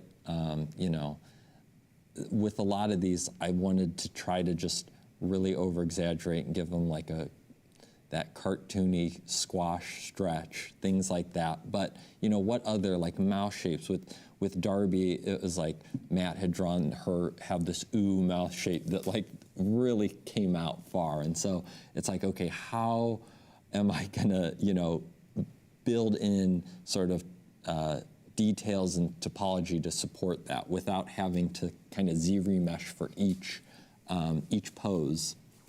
So, and that's sort of the principles of topology as well. But I'm not going that deep. I'm just trying to think like, still keep it loose and stuff. But that's definitely something that is in the back of my mind at this stage. And so,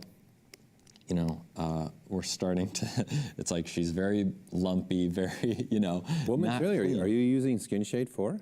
What material do you have? Yeah, so this is Skin Shade 4, and then I just, I'm like, this is my secret startup. Right. It's just Skin Shade 4 with like a little bit less spec, just like a hair less, and that's all it is.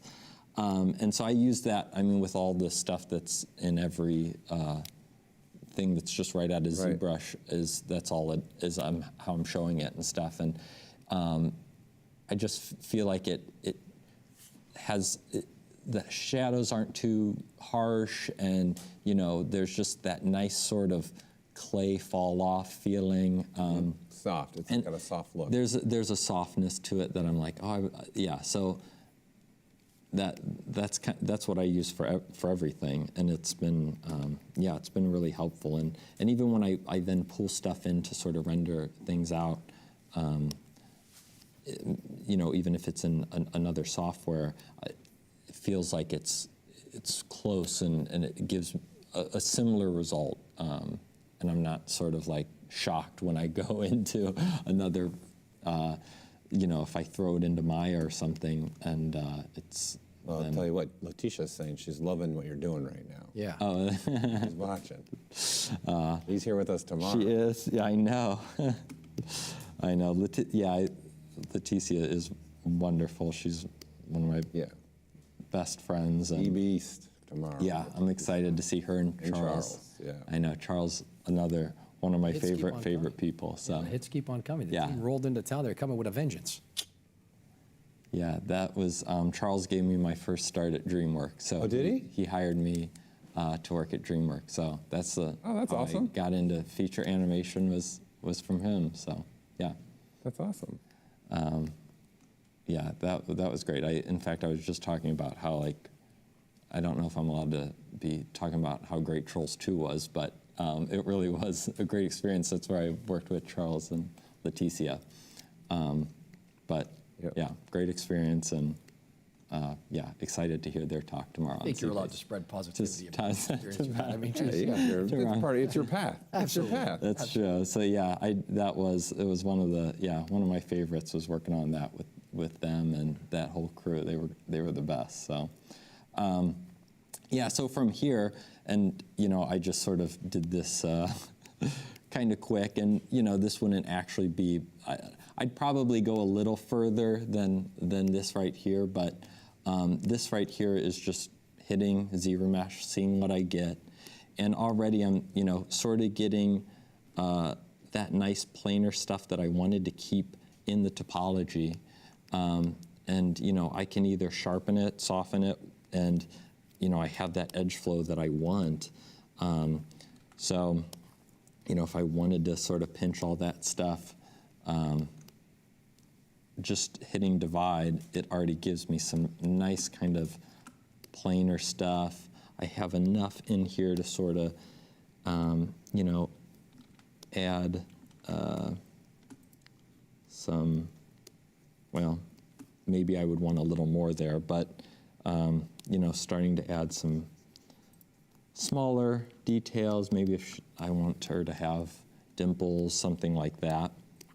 And, in the final, it's like starting to look at 3/4, something like that, is, how to sort of pull back now. Now we're at a point where it's like, okay, she can't just have an actual cube. So how do I bring some anatomy into that? And one thing is like, in the art, in drawings, one of the things is like you have line width. And how do you have line width in your sculpt? And that's these areas, like these harsh planes, that's kind of your line width. So handling those planes where, maybe it goes, rather than just, this is sort of the same all across, right, in this plane. So maybe I soften it down as it comes, and then I could, let's say, sharpen it up here. I don't know, but maybe that's not the right thing. But that sort of idea, so it can go from sharp, it'll fall soft. That would sort of give the idea of like a thicker line. And then if the line kind of thins, maybe it gets sharper. Or maybe, maybe that doesn't work.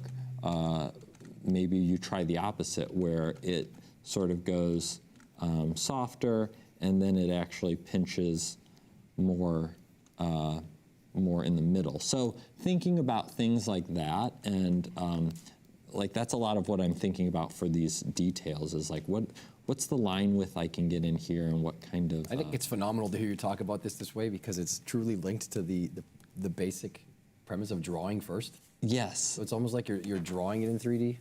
Exactly, and that's and I think that's kind of like, I mean, that's why I love ZBrush, is it and I mean it is sculpting, and it's sort of being able to just do those things and use these tools in a way that you would use real tools if you were to sculpt it, or if you were to take a drawing and sculpt it, you would still be thinking about those things as if you were using clay or whatever. So yeah, just taking all those principles and stuff from kind of real life stuff, and it's the same when you're doing something in Photoshop, if you're doing a drawing, Procreate, whatever, and you want to have those areas of like mimicking the real paint or whatever, so it's yeah, same kind of premise. So yeah, so as you can see, it's like just going in there, and now it's so easy for me to create a lot of that sort of soft and clean looking stuff, even though I didn't really do much to make it clean. It's just like, it's already sort of baked in that way into my topology. So, I can go in and sort of crispen things up, soften them, whatever. But now I have enough that if I want to start, sort of, putting expressions in, I have that support and that topology to start doing that kind of stuff. So with her though, I'm like, I don't want her mouth open. I would want it closed. So I'll do that first. And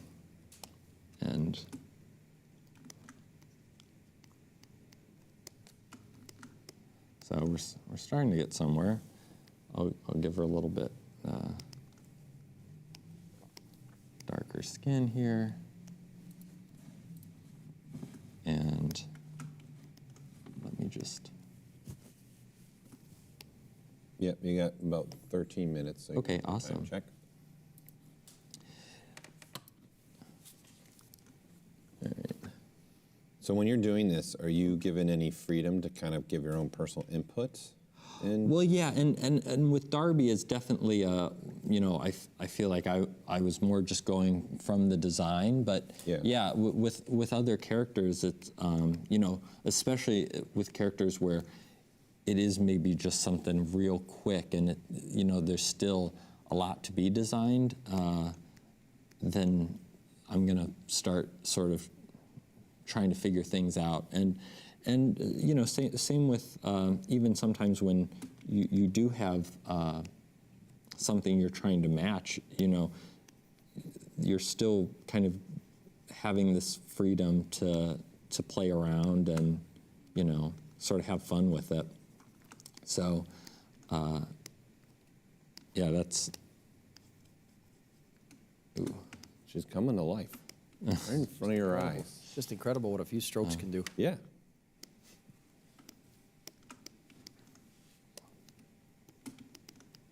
She also reminds me a little bit of Up.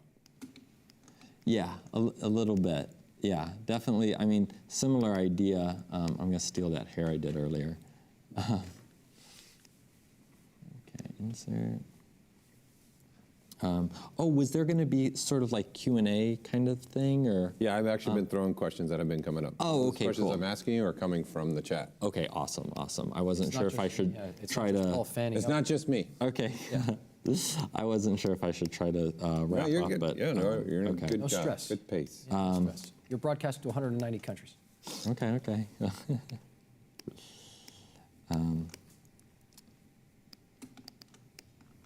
Let me. Oops. So you specialize mostly in characters, or do you do environments as well? at Pixar? Yeah. So now I'm fully on the art team for the past two shows I've been on, and on this current one that I'm on, it's pretty early, and so there's been opportunities to sort of get to do a little bit of environment stuff, and I mean, it's cool. I like characters the most, but it is nice in art when, you know, you sort of get to try different stuff too. I mean, I don't think I'm that good at environments and stuff, so it's like, you know, it's like a learning thing in a way, because I've mostly just worked on characters, so that feels comfortable. But I guess there's always that you want to get out of your comfort zone and keep learning, and you know, I think that's for everything. You know, you always want to do that and keep sort of pushing. So yeah, speaking of pushing, this is like totally out of left field. The way it looks right now, it kind of reminds me of Joe Pesci in The Irishman. Yeah, she's definitely. Uncle Joe Pesci at the end of the day. She's going everywhere right now. She is a little Joe Pesci. A little hangry. For sure. She was definitely the rougher character for the show. The movie. A lot of people are saying, not me. Straight to the point. She was straight to the point in one, pretty much. There is that quality to it. Yeah. So, anyways, and yeah, maybe the hair's making her a little overly. That was a compliment, by the way. Part of the mob or something. Caleb, just so you know. Okay. That's a compliment. If I say Joe Pesci, you're in good stead. Here's a question from somebody. Did you learn anything cool while you were working on Zerg? Oh, on Zerg. I mean, I was basically doing, you know, final topology stuff. So I definitely can't take too much credit on Zerg. But with all the hard surface stuff, it was a huge learning experience for me, because I did Zap Patrol. I did, and Zap Patrol was one that I started that helmet in ZBrush. I just was like, okay, let me figure out how the heck this helmet works before I really started in on the final topology. And then I worked on quite a few of the suits. There was quite a few people that sort of took different pieces and stuff, but because I had to do sort of like, I did like a previs for that final suit that he wears. I did all the final modeling on the alpha suit that he wears, which is the, one you see on the posters and that kind of stuff. And so, sometimes it was just doing previs stuff. Sometimes it was doing the final modeling, and both of those things for hard surface is tough. And I was like, I almost don't want to tell anyone that I did any of this because I don't want to have to do it again, because it's tough stuff to do hard surface, and that's I was almost like I don't want to admit that I worked on that stuff because I don't want to be like, hey, can you come do some more hard surface suits and stuff? And I might. That's tough stuff for me. But punish yourself on purpose. I know, exactly. That, right? But I guess I outed myself a little here. That how early do you? Someone's asking, how early do you bring polypaint into your process?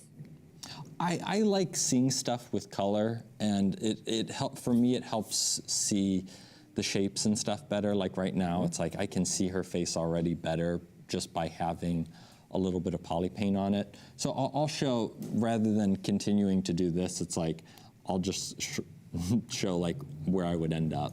And so, with Darby, it's like here was where it was like, okay, I'm in a good place. I've sort of added all those details and stuff, and now I sort of go through and try to push and pull what I have, and so it's like I want to open up her mouth, see how far I can really push and exaggerate that stuff, trying to hit those matte poses that he had done, and so it's like you got your stretch. You got your squash, so just kind of going through and opening. 5 minutes. Yeah. Sorry. Oh, okay. Yeah. And she's got kind of a sneer, just so getting those expressions in and sort of starting to feel that character. For me, it helps. So it's like if I have a character, I've done the neutral model, I want to get it into some sort of pose as quick as possible to start seeing like, okay, is this feeling right? Is this able to do what I want to do? So here's that kind of ooh shape where she's, really bringing those lips out. And so that's the Darby. I know I only have a couple minutes, so was there anything else that you all wanted me to show ZBrush-wise? Any questions for him up there? Or Paul Gabriel? Let's see. I was just asked those. I'm looking at two chats. So okay, yeah, no worries. He's managing a lot of chat. Are the final sculpts for rigging rebuilt from scratch?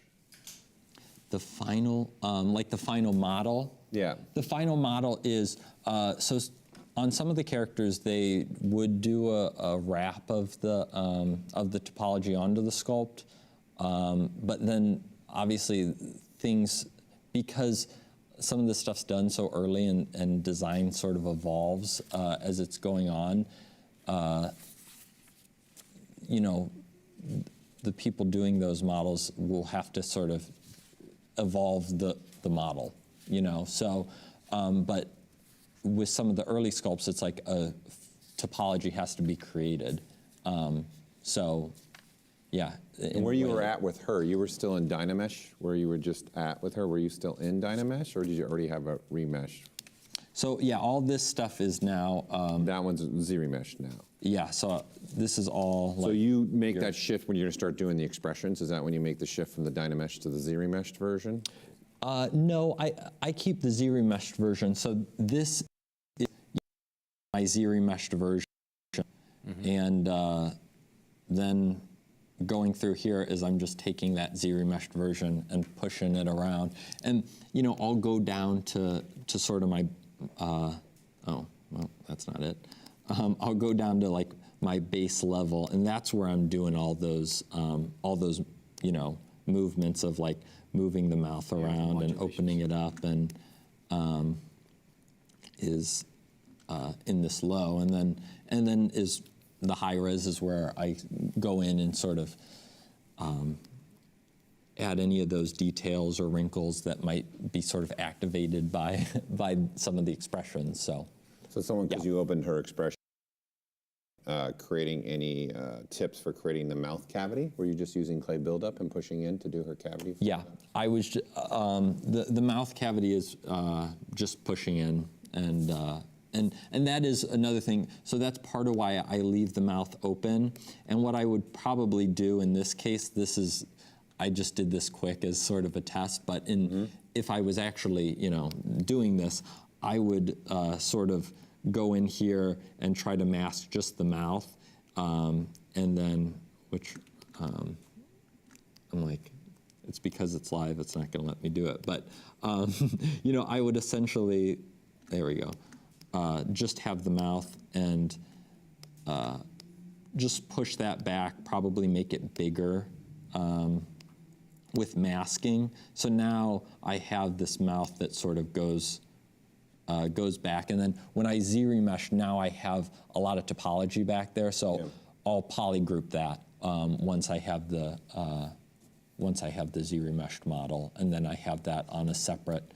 Do you have perspective on or off when you're doing this?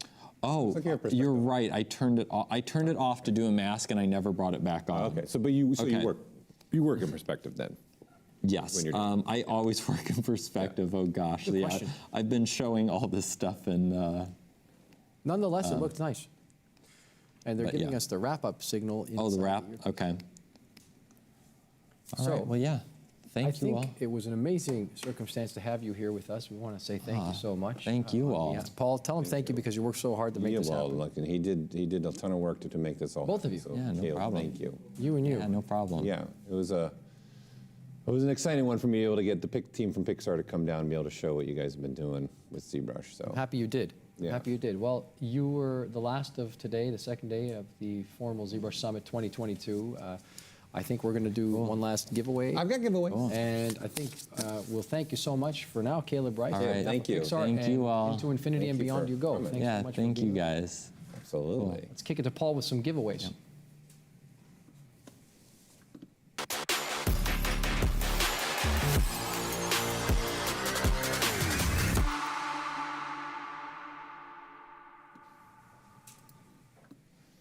Right, so what you're telling me is some giveaways, huh? Last of the giveaways for day 2 here inside the ZBrush Summit. Last of the giveaways here. Last of the giveaways. All right, let's finish this off and get some giveaways out there. So I'm going to do a 1-year subscription to Gnomon Workshop. Again, fabulous. You're going to get a lot of information. It's a lot of value. Lots of value here. So definitely, let's see who we got here. Let me copy that. Let me confirm it. That's 1 year. Sylvain. Oh, let's hold on. Sylvain. 1 year of black belt training. Hold on, and I gotta clean up the chat. I just noticed something in my chat here. Sylvain de Chavigny. Sylvain Chavigny.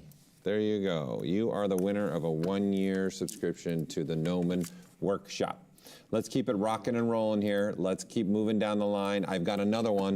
I'm just giving it away over here, like I had anything to do with this. All access membership to ZBrush Jewelry Workshop, an all access winner to a jewelry ZBrush Workshop. Really great crew over there. Thomas Wildenbach, the founder, and with Eric Keller. You're gonna learn a lot from them, Wilson.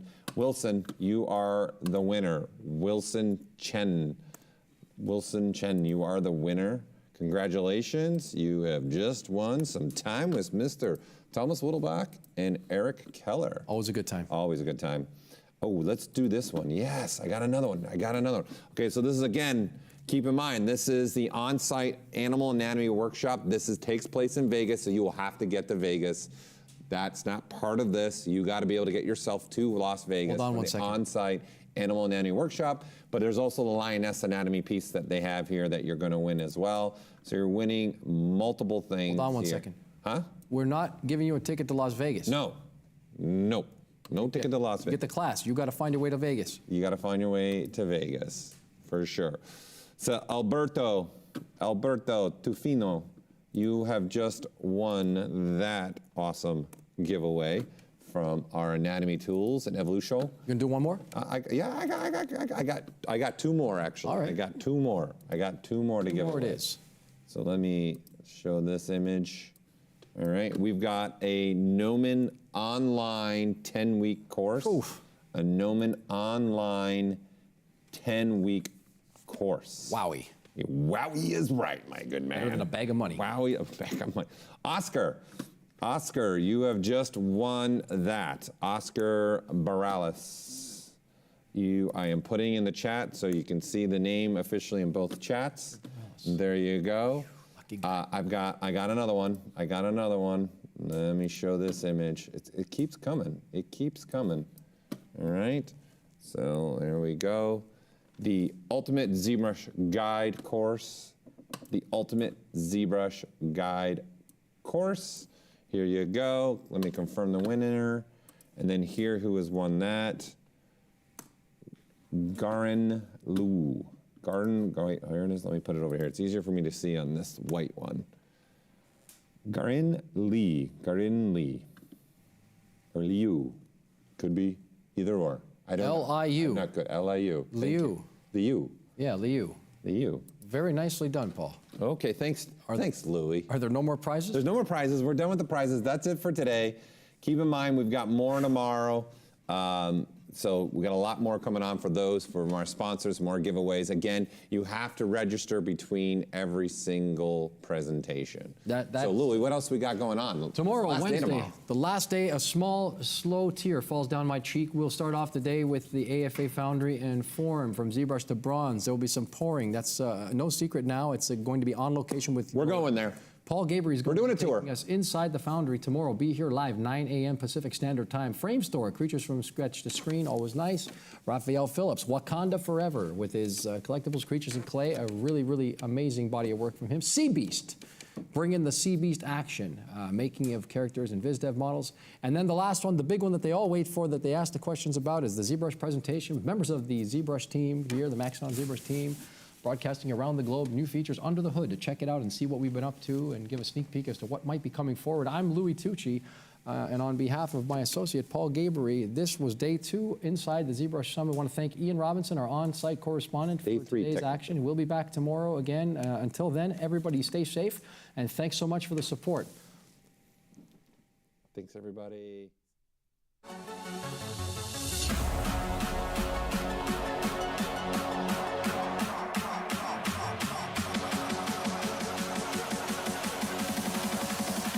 Make their head drop.